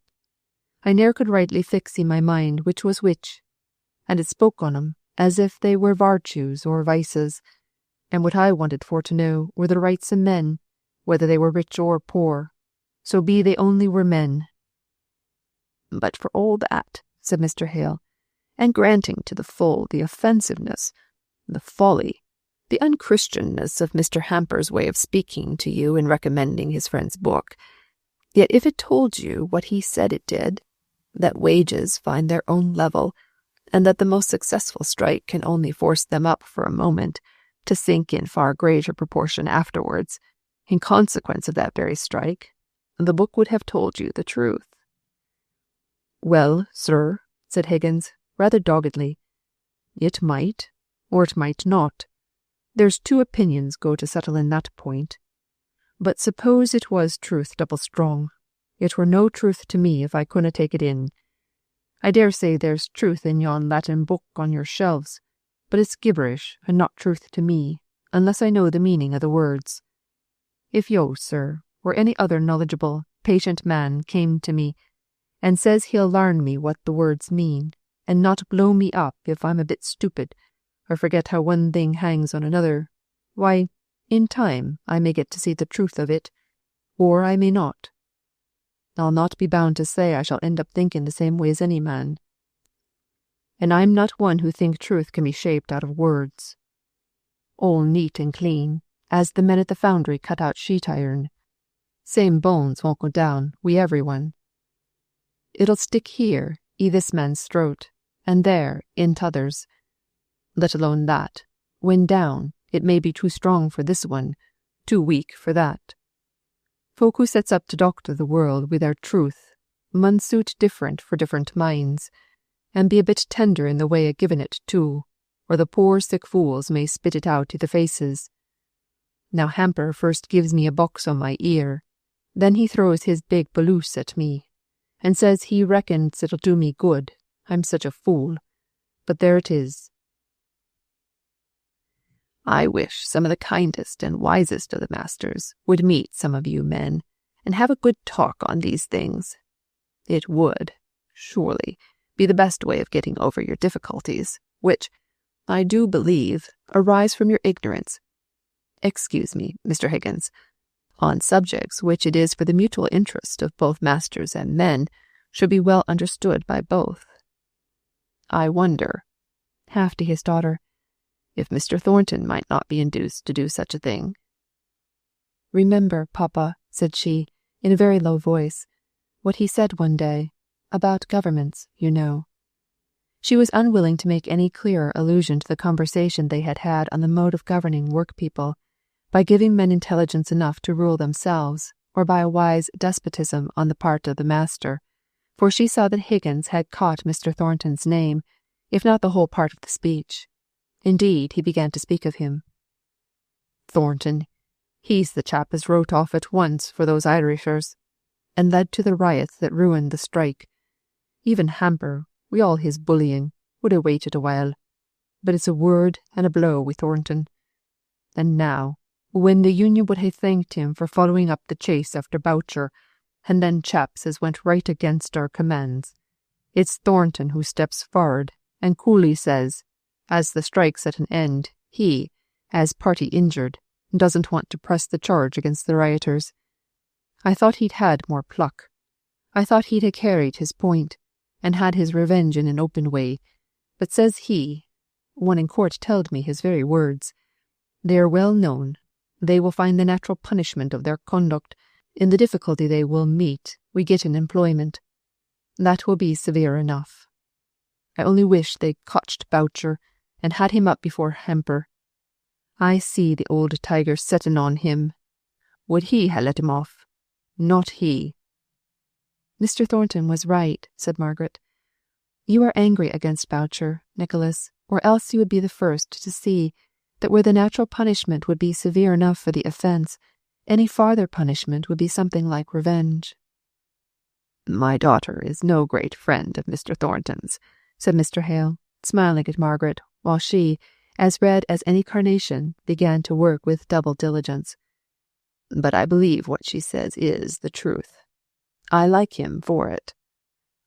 Well, sir, this strike has been a weary piece of business to me, and you'll not wonder if I'm a bit put out with seeing it fail, for just a few men who wouldna suffer in silence, and howd out, brave and firm. You forget, said Margaret. I don't know much of Boucher, but the only time I saw him it was not his own sufferings he spoke of, but those of his sick wife, and his little children. True, but he were not made of iron himself. He'd hae cried out for his own sorrows next. He were not one to bear. How came he into the Union? Asked Margaret, innocently. You don't seem to have much respect for him, nor gained much good from having him in. Higgins' brow clouded. He was silent for a minute or two. Then he said, shortly enough, It's not for me to speak of the Union. What they does, they does. Them that is of a trade mun hang together, and if they're not willing to take their chance, along with the rest, the Union has ways and means. Mr. Hale saw that Higgins was vexed at the turn the conversation had taken, and was silent. Not so Margaret, though she saw Higgins's feeling as clearly as he did. By instinct she felt that if he could but be brought to express himself in plain words, something clear would be gained on which to argue for the right and the just. And what are the Union's ways and means? He looked up at her, as if on the point of dogged resistance to her wish for information, but her calm face, fixed on his, patient and trustful, compelled him to answer. Well, if a man doesn't belong to the Union, them as works next looms has orders not to speak to him. If he's sorry or ill, it's the same. He's out of bounds. He's none o' us. He comes among us. He works among us. But he's none o' us. I some places them's find who speaks to him.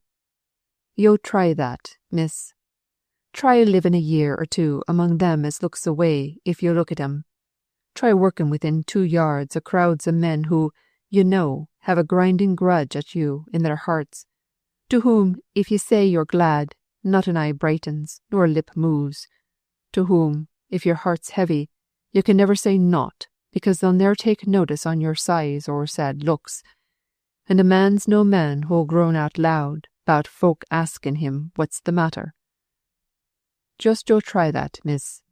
10 hours for 300 days, and you'll know a bit o' what the Union is. Why, said Margaret, what tyranny this is! Nay, Higgins, I don't care one straw for your anger. I know you can't be angry with me if you would, and I must tell you the truth, that I never read, in all the history I have read, of a more slow, lingering torture than this. And you belong to the Union, and you talk of the tyranny of the masters.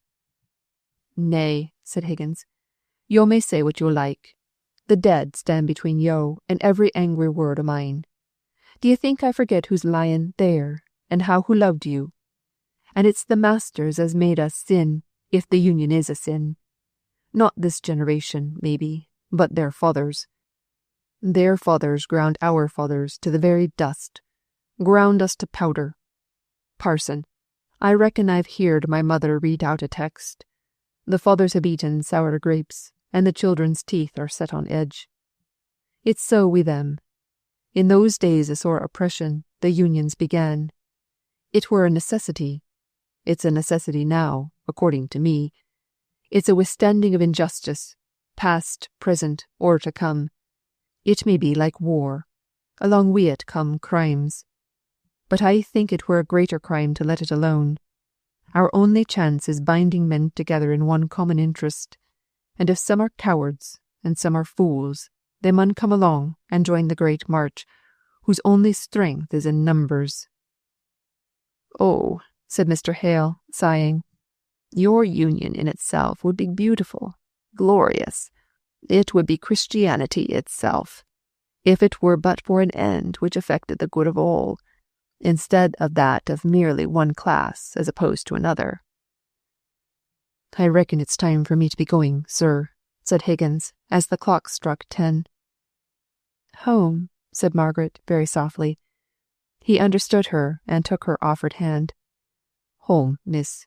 You may trust me, though I am one of the Union. I do trust you most thoroughly, Nicholas.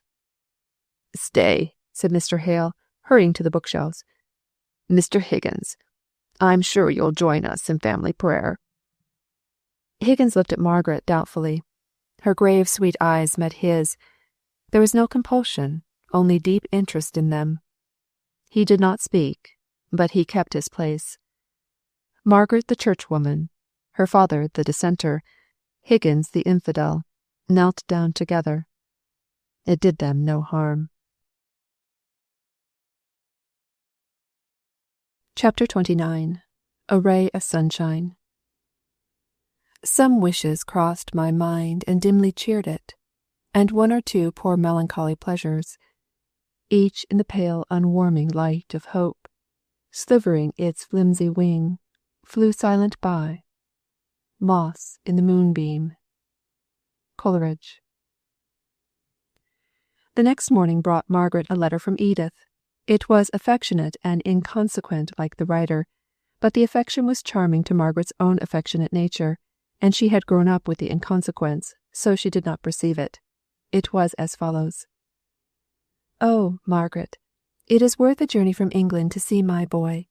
He is a superb little fellow, especially in his caps, and more especially in the one you sent him, you good, dainty-fingered, persevering little lady. Having made all the mothers here envious, I want to show him to somebody new, and hear a fresh set of admiring expressions. Perhaps that's all the reason. Perhaps it is not. Nay, possibly there is just a little cousinly love mixed with it. But I do want you so much to come here, Margaret. I'm sure it would be the best thing for Aunt Hale's health, and everybody here is young and well, and our skies are always blue, and the sun always shines, and the band plays deliciously from morning till night, and, to come back to the burden of my ditty, my baby always smiles. I am constantly wanting you to draw him for me, Margaret. It does not signify what he is doing. That very thing is prettiest, gracefullest, best. I think I love him a great deal better than my husband, who is getting stout and grumpy, what he calls busy. No, he is not. He has just come in with news of such a charming picnic given by the officers of the Hazard at anchor in the bay below. Because he has brought in such a pleasant piece of news, I retract all I said just now. Did not somebody burn his hand for having said or done something he was sorry for? Well, I can't burn mine, because it would hurt me, and the scar would be ugly, but I'll retract all that I said as fast as I can. Cosmo is quite as great a darling as baby, and not a bit stout, and as ungrumpy as ever husband was. Only, sometimes he is very, very busy. I may say that without love. Wifely duty. Where was I? I had something very particular to say, I know, once. Oh, it is this.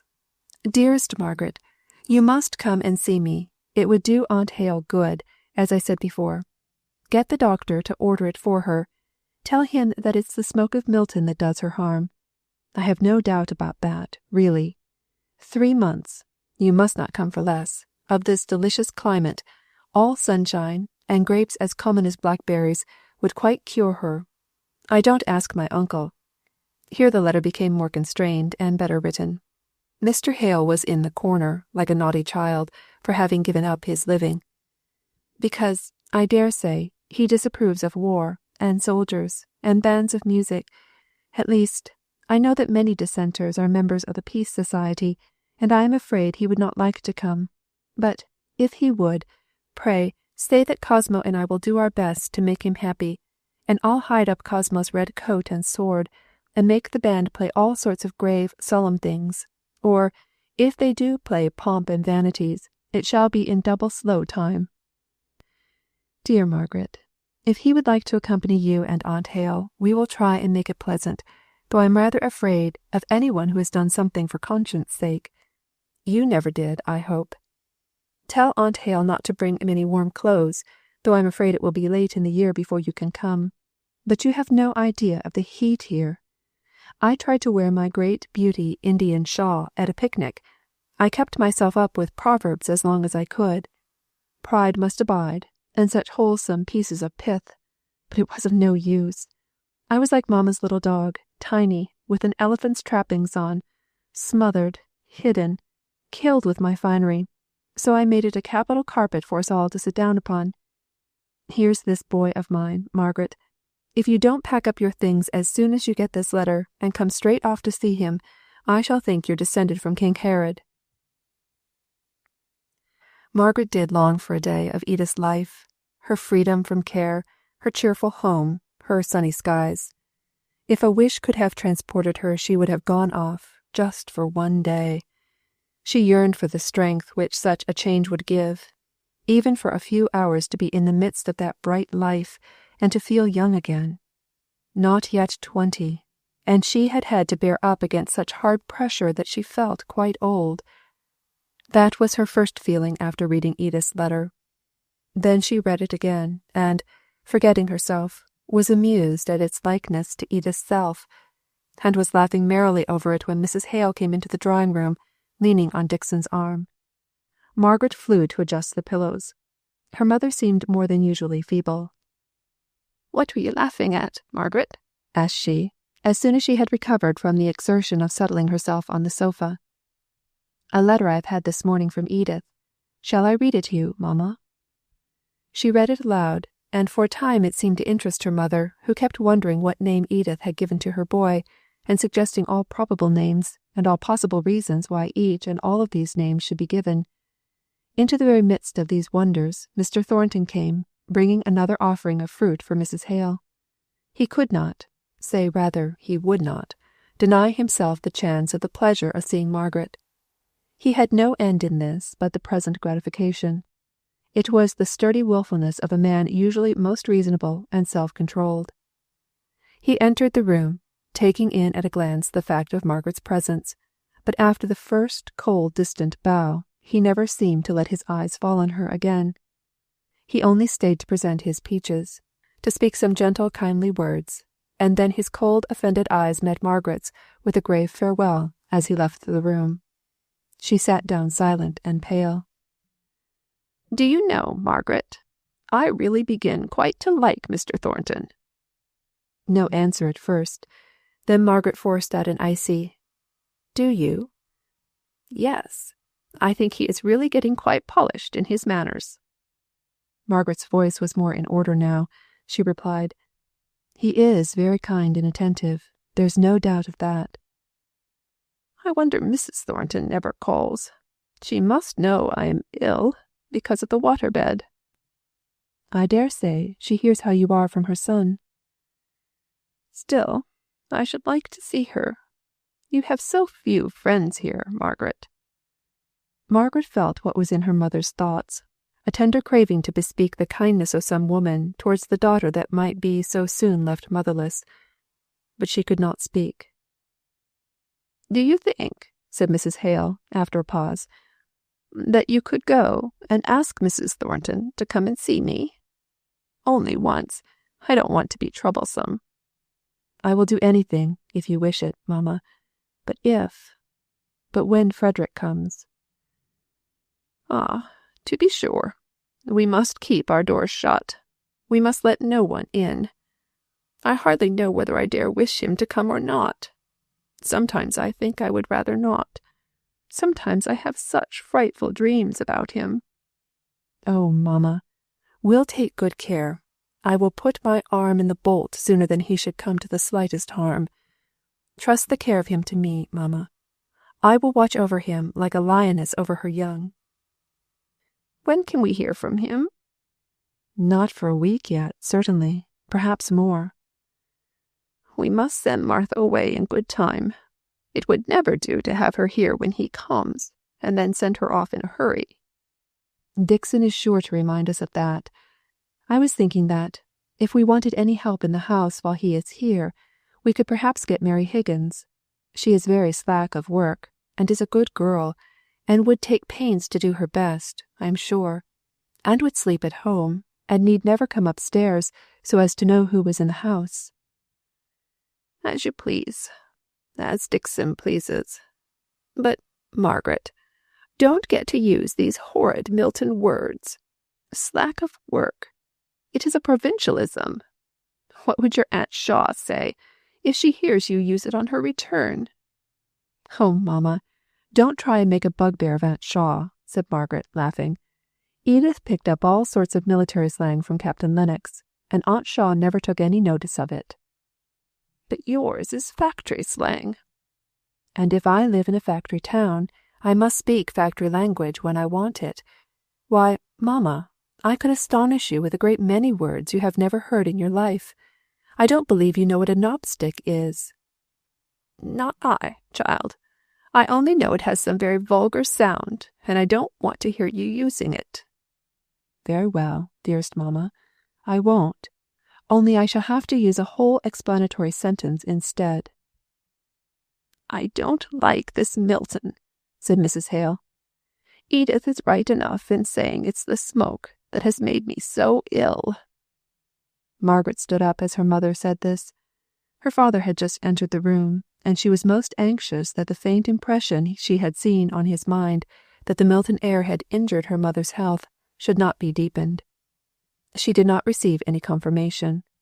She could not tell whether he had heard what Mrs. Hale had said or not, but she began to speak hurriedly of other things, unaware that Mr. Thornton was following him.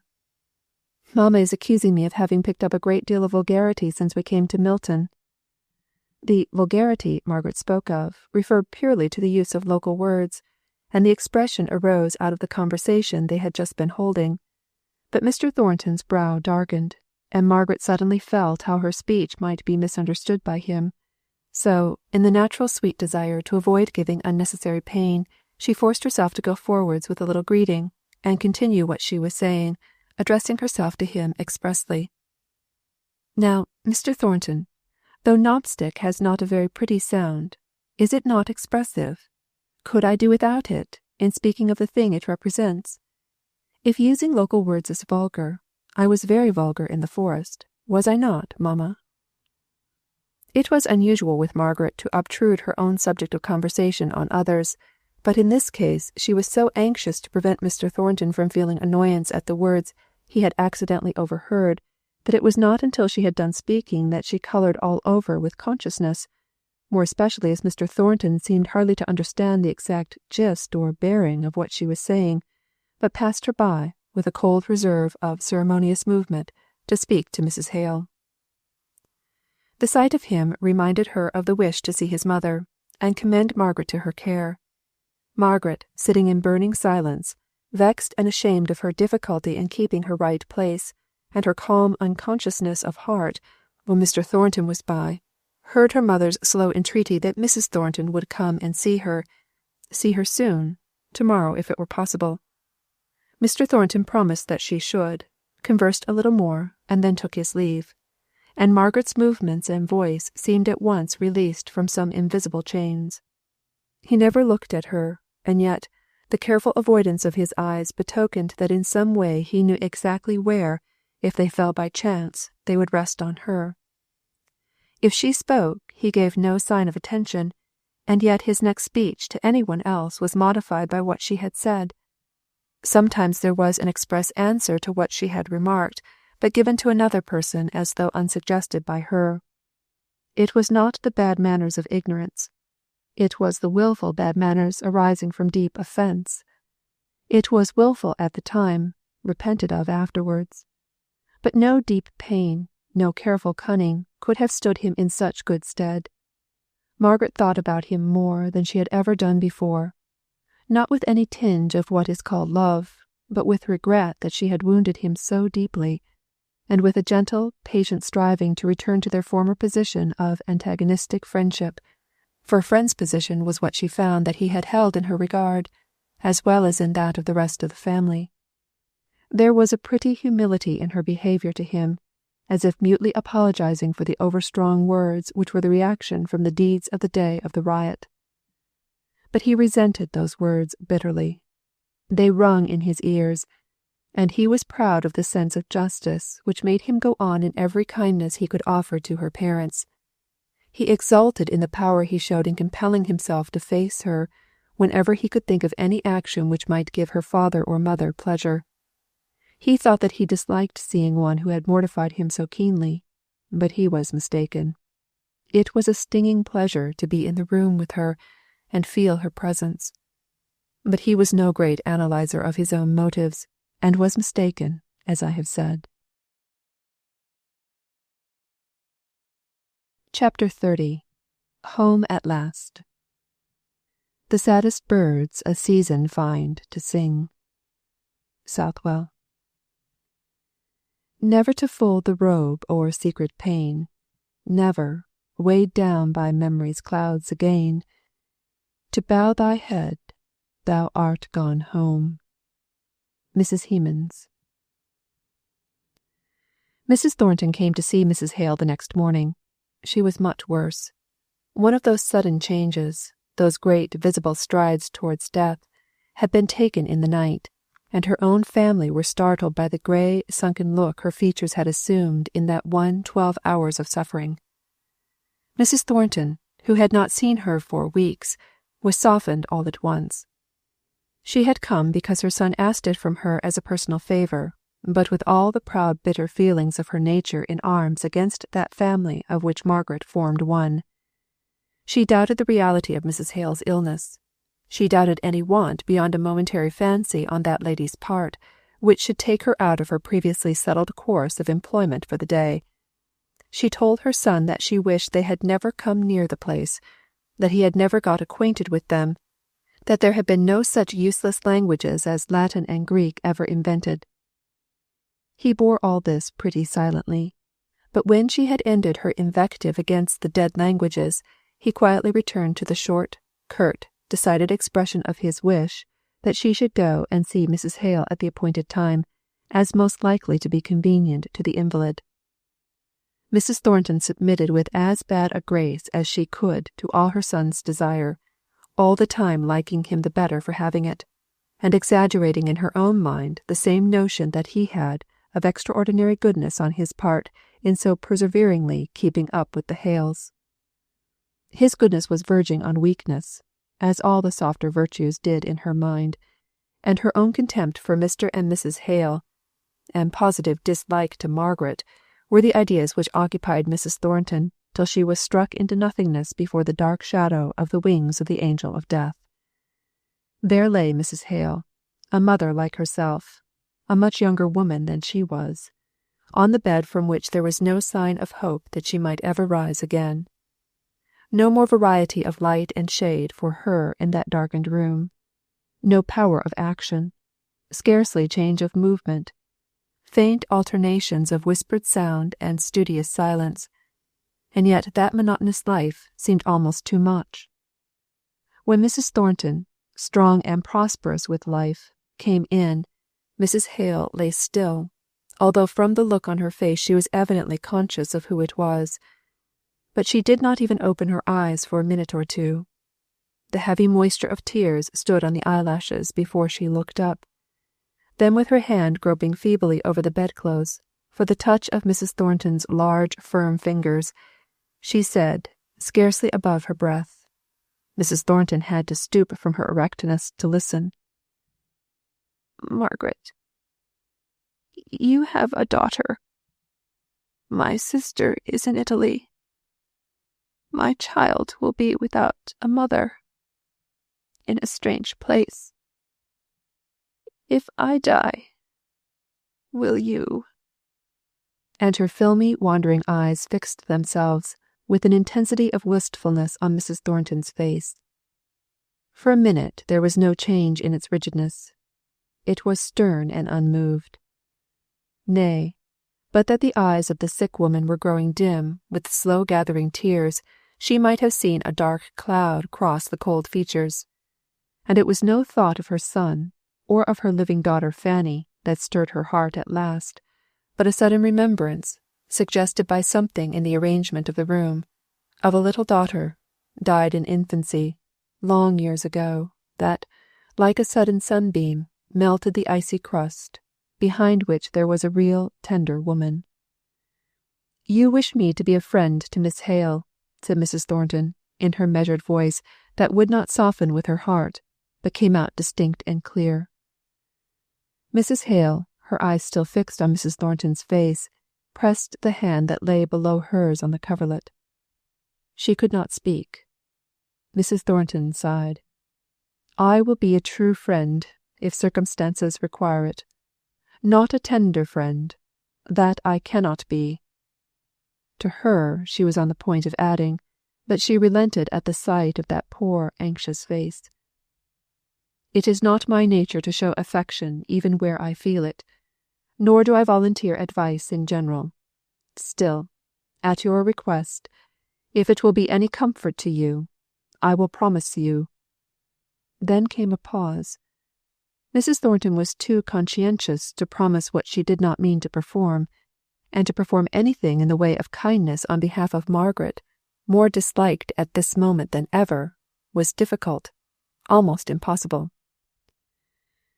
"I promise," said she, with grave severity, which, after all, inspired the dying woman with faith as in something more stable than life itself, flickering, flitting, wavering life. "I promise that in any difficulty in which Miss Hale—" "Call her Margaret," gasped Mrs. Hale. "In which she comes to me for help, I will help her with every power I have, as if she were my own daughter.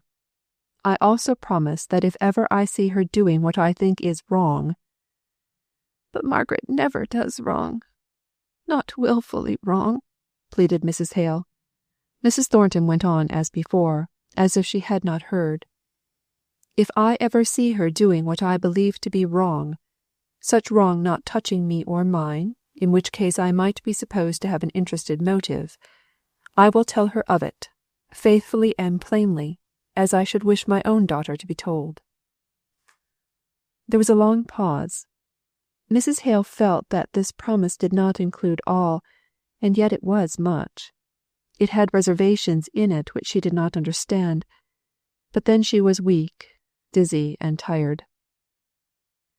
Mrs. Thornton was reviewing all the probable cases in which she had pledged herself to act. She had a fierce pleasure in the idea of telling Margaret unwelcome truths, in the shape of performance of duty. Mrs. Hale began to speak. "I thank you. I pray God to bless you. I shall never see you again in this world, but my last words are, I thank you for your promise of kindness to my child."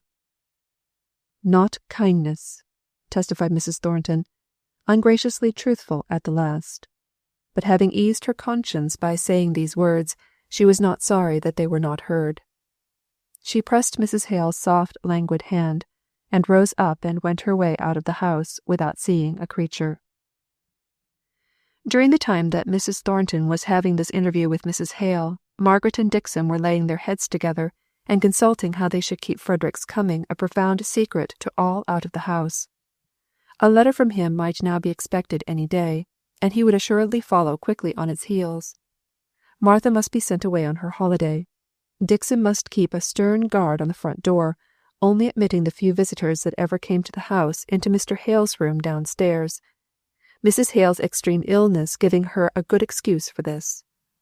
If Mary Higgins was required as a help to Dixon in the kitchen, she was to hear and see as little of Frederick as possible, and he was, if necessary, to be spoken of to her under the name of Mr. Dickinson. But her sluggish and incurious nature was the greatest safeguard of all. They resolved that Martha should leave them that very afternoon for the visit to her mother. Margaret wished that she had been sent away on the previous day, as she fancied it might be thought strange to give a servant a holiday when her mistress's state required so much attendance. Poor Margaret! All that afternoon she had to act the part of a Roman daughter, and give strength out of her own scanty stock to her father. Mr. Hale would hope, would not despair, between the attacks of his wife's malady. He buoyed himself up in every respite from her pain, and believed that it was the beginning of ultimate recovery. And so, when the paroxysms came on, each more severe than the last, they were fresh agonies and greater disappointments to him. This afternoon he sat in the drawing-room, unable to bear the solitude of the study, or to employ himself in any way. He buried his head in his arms, which lay folded on the table. Margaret's heart ached to see him, yet, as he did not speak, she did not like to volunteer any attempt at comfort. Martha was gone. Dixon sat with Mrs. Hale while she slept. The house was very still and quiet, and darkness came on, without any movement to procure candles. Margaret sat at the window, looking out at the lamps and the street, but seeing nothing, only alive to her father's heavy sighs. She did not like to go down for lights, lest the tacit restraint of her presence being withdrawn, he might give way to more violent emotion, without her being at hand to comfort him. Yet she was just thinking that she ought to go and see after the well-doing of the kitchen fire, which there was nobody but herself to attend to, when she heard the muffled door ring with so violent a pull that the wires jingled all through the house, though the positive sound was not great. She started up, passed her father, who had never moved at the veiled, dull sound, returned and kissed him tenderly. And still he never moved, nor took any notice of her fond embrace. Then she went down softly, through the dark, to the door. Dixon would have put the chain on before she opened it, but Margaret had no thought of fear in her preoccupied mind. A man's tall figure stood between her and the luminous street. He was looking away, but at the sound of the latch he turned quickly round. "Is this Mr. Hale's?" said he, in a clear, full, delicate voice. Margaret trembled all over. At first she did not answer. In a moment she sighed out, "Frederick," and stretched out both her hands to catch his and draw him in. "Oh, Margaret," said he, holding her off by her shoulders, after they had kissed each other, as if even in that darkness he could see her face, and read in its expression a quicker answer to his question than words could give. "My mother, is she alive?" "Yes, she is alive, dear, dear brother. She, as ill as she can be, she is, but alive. She is alive." "Thank God," said he. "Papa is utterly prostrate with this great grief." "You expect me, don't you?" "No, we've had no letter." "Then I have come before it. But my mother knows I am coming." "Oh, we all knew you would come. But wait a little. Step in here. Give me your hand. What is this? Oh, your carpet bag. Dixon has shut the shutters, but this is Papa's study, and I can give you a chair to rest yourself for a few minutes, while I go and tell him." She groped her way to the taper and the lucifer matches. She suddenly felt shy when the little feeble light made them visible. All she could see was that her brother's face was unusually dark in complexion, and she caught the stealthy look of a pair of remarkably long-cut blue eyes, that suddenly twinkled up with the droll consciousness of their mutual purpose of inspecting each other. But though the brother and sister had an instant of sympathy in their reciprocal glances, they did not exchange a word. Only, Margaret felt sure that she should like her brother as a companion as much as she already loved him as a near relation. Her heart was wonderfully lighter as she went upstairs. The sorrow was no less in reality, but it became less oppressive from having someone in precisely the same relation to it as that in which she stood. Not her father's desponding attitude had power to damp her now. He lay across the table, helpless as ever, but she had the spell by which to rouse him. She used it perhaps too violently in her own great grief. "Papa," said she, throwing her arms fondly round his neck, pulling his weary head up in fact with her gentle violence, till it rested in her arms, and she could look into his eyes and let them gain strength and assurance from hers. "Papa, guess who is here?" He looked at her. She saw the idea of the truth glimmer into their filmy sadness, and to be dismissed thence as a wild imagination. He threw himself forward, and hid his face once more in his stretched out arms, resting upon the table as heretofore. She heard him whisper. She bent tenderly down to listen. "I don't know. Don't tell me it's Frederick. Not Frederick. I cannot bear it. I am too weak, and his mother is dying." He began to cry and wail like a child. It was so different to all which Margaret had hoped and expected, that she turned sick with disappointment and was silent for an instant. Then she spoke again, very differently, not so exultingly, far more tenderly and carefully. "Papa, it is Frederick. Think of Mamma, how glad she will be. And oh, for her sake, how glad we ought to be. For his sake, too, our poor, poor boy."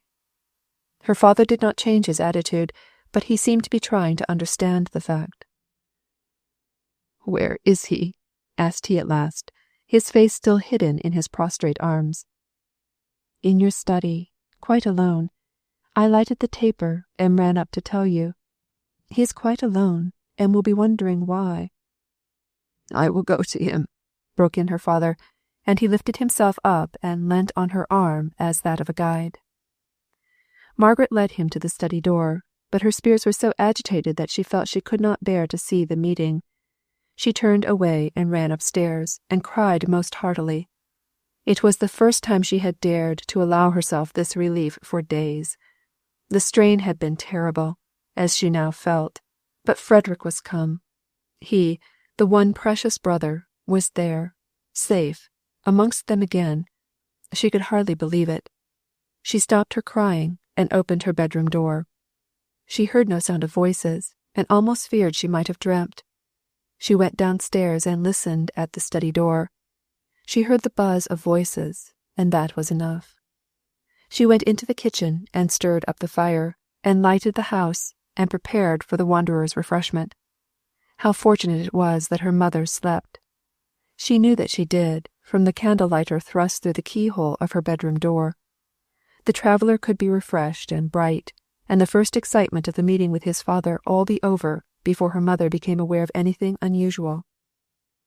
When all was ready, Margaret opened the study door and went in like a serving maiden, with a heavy tray held in her extended arms. She was proud of serving Frederick, but he, when he saw her, sprang up in a minute and relieved her of her burden. It was a type, a sign, of all the coming relief which his presence would bring. The brother and sister arranged the table together, saying little, but their hands touching, and their eyes speaking the natural language of expression, so intelligible to those of the same blood. The fire had gone out, and Margaret applied herself to light it, for the evenings had begun to be chilly, and yet it was desirable to make all noises as distant as possible from Mrs. Hale's room. Dixon says it is a gift to light a fire, not an art to be acquired. "Poeta nascitur, non fit," murmured Mr. Hale, and Margaret was glad to hear a quotation once more, however languidly given. "Dear old Dixon, how we shall kiss each other," said Frederick. "She used to kiss me, and then look in my face to be sure I was the right person, and then set to again. But, Margaret, what a bungler you are! I never saw such a little, awkward, good-for-nothing pair of hands. Run away and wash them, ready to cut bread and butter for me, and leave the fire. I'll manage it. Lighting fires is one of my natural accomplishments." So Margaret went away and returned, and passed in and out of the room in a glad restlessness that could not be satisfied with sitting still. The more wants Frederick had, the better she was pleased, and he understood all this by instinct. It was a joy snatched in the house of mourning, and the zest of it was all the more pungent because they knew in the depths of their hearts what irremediable sorrow awaited them. In the middle, they heard Dixon's foot on the stairs. Mr. Hale started from his languid posture in his great armchair, from which he had been watching his children in a dreamy way, as if they were acting in some drama of happiness, which was pretty to look at, but which was distinct from reality, and in which he had no part. He stood up and faced the door, showing such a strange, sudden anxiety to conceal Frederick from the sight of any person entering, even though it were the faithful Dixon, that a shiver came over Margaret's heart. It reminded her of the new fear in their lives. She caught at Frederick's arm and clutched it tight, while a stern thought compressed her brows and caused her to set her teeth. And yet they knew it was only Dixon's measured tread. They heard her walk the length of the passage into the kitchen. Margaret rose up. "I will go to her and tell her, and I shall hear how mamma is." Mrs. Hale was awake. She rambled at first, but after they had given her some tea she was refreshed, though not disposed to talk. It was better that the night should pass over before she was told of her son's arrival. Dr. Donaldson's appointed visit would bring nervous excitement enough for the evening, and he might tell them how to prepare her for seeing Frederick. He was there, in the house, could be summoned at any moment. Margaret could not sit still. It was a relief to her to aid Dixon in all her preparations for Master Frederick. It seemed as though she could never be tired again. Each glimpse into the room where he sat by his father, conversing with him about she knew not what, nor cared to know, was increase of strength to her. Her own time for talking and hearing would come at last, and she was too certain of this to feel in a hurry to grasp it now. She took in his appearance and liked it. He had delicate features, redeemed from effeminacy by the swarthiness of his complexion and his quick intensity of expression. His eyes were generally merry-looking, but at times they and his mouth so suddenly changed, and gave her such an idea of latent passion, that it almost made her afraid. But this look was only for an instant, and had in it no doggedness. It was rather the instantaneous ferocity of expression that comes over the countenances of all natives of wild southern countries, a ferocity which enhances the charm of the childlike softness into which such a look may melt away. Margaret might fear the violence of the impulsive nature thus occasionally betrayed, but there was nothing in it to make her distrust, or recoil in the least, from the new-found brother. On the contrary, their intercourse was peculiarly charming to her from the very first. She knew then how much responsibility she had had to bear, from the exquisite sensation of relief which she felt in Frederick's presence. He understood his father and mother, their characters and their weaknesses, and went along with a careless freedom, which was yet most delicately careful not to hurt or wound any of their feelings. He seemed to know instinctively when a little of the natural brilliancy of his manner and conversation would not jar on the deep depression of his father, or might relieve his mother's pain. Whenever it would have been out of tune and out of time, his patient devotion and watchfulness came into play, and made him an admirable nurse. Then Margaret was almost touched to tears by the allusions which he often made to their childish days in the New Forest.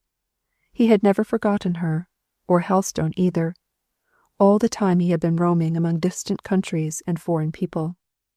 She might talk to him of the old spot, and never fear tiring him. She had been afraid of him before he came, even while she longed for his coming.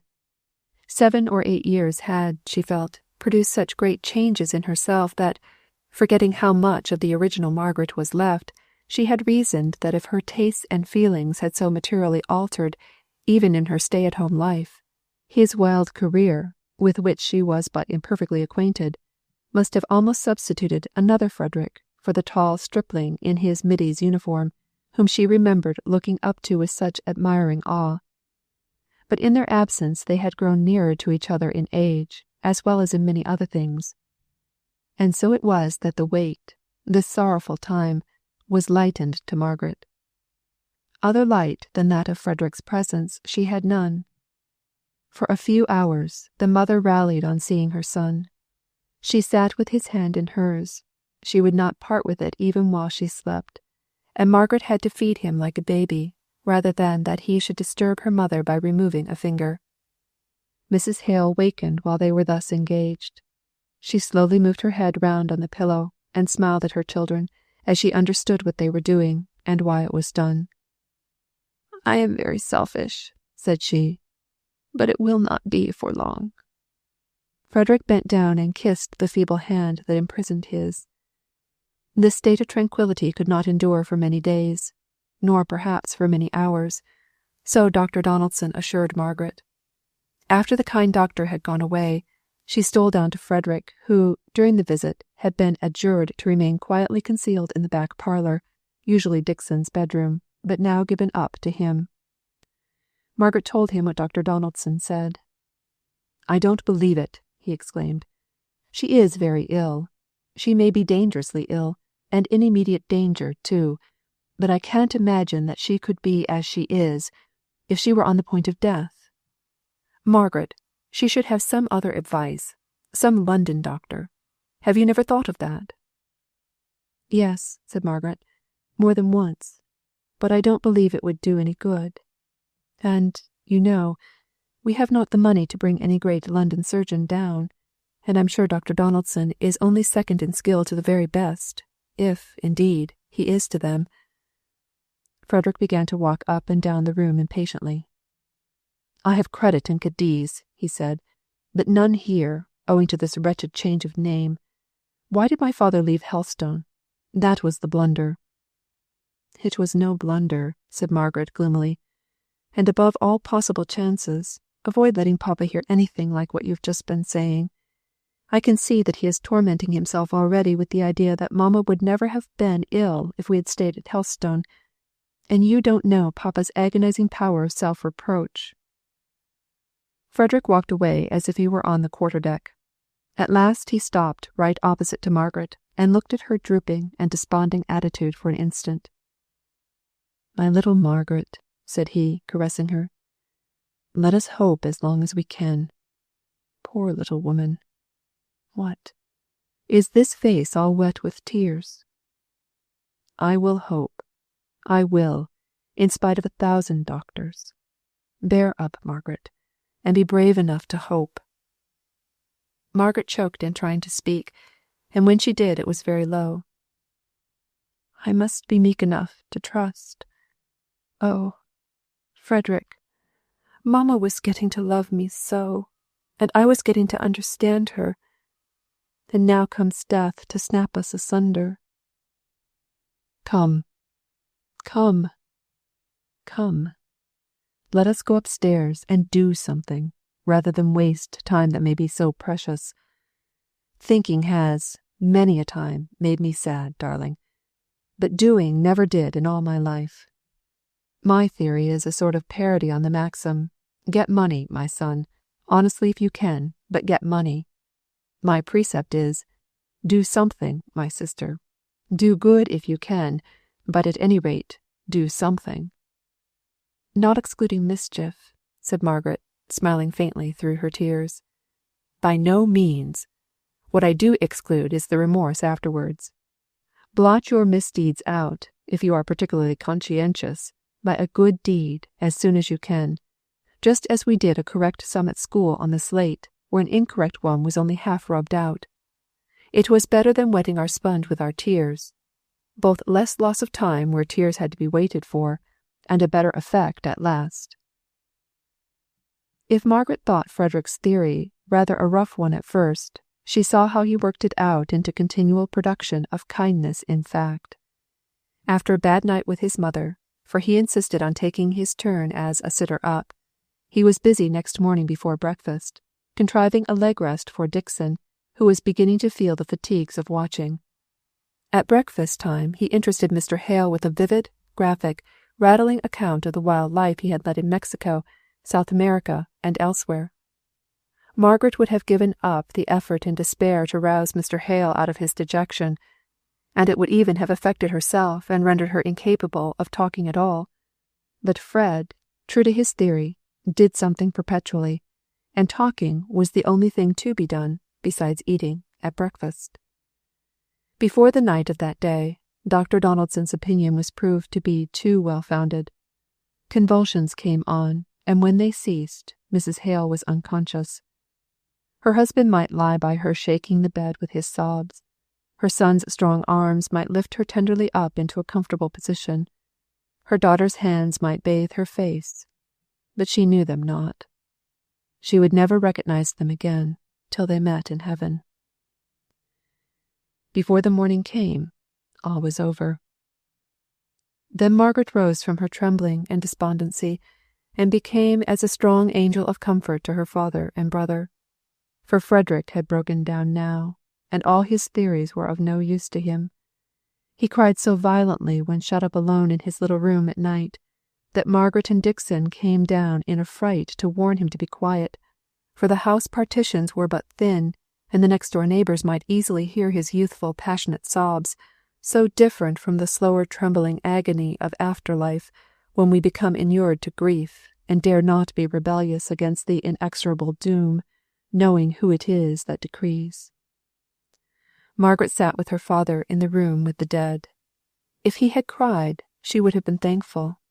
But he sat by the bed quite quietly, only, from time to time, he uncovered the face and stroked it gently, making a kind of soft, inarticulate noise, like that of some mother animal caressing her young. He took no notice of Margaret's presence. Once or twice she came up to kiss him, and he submitted to it, giving her a little push away when she had done, as if her affection disturbed him from his absorption in the dead. He started when he heard Frederick's cries, and shook his head. Poor boy, he said, and took no more notice. Margaret's heart ached within her. She could not think of her own loss in thinking of her father's case.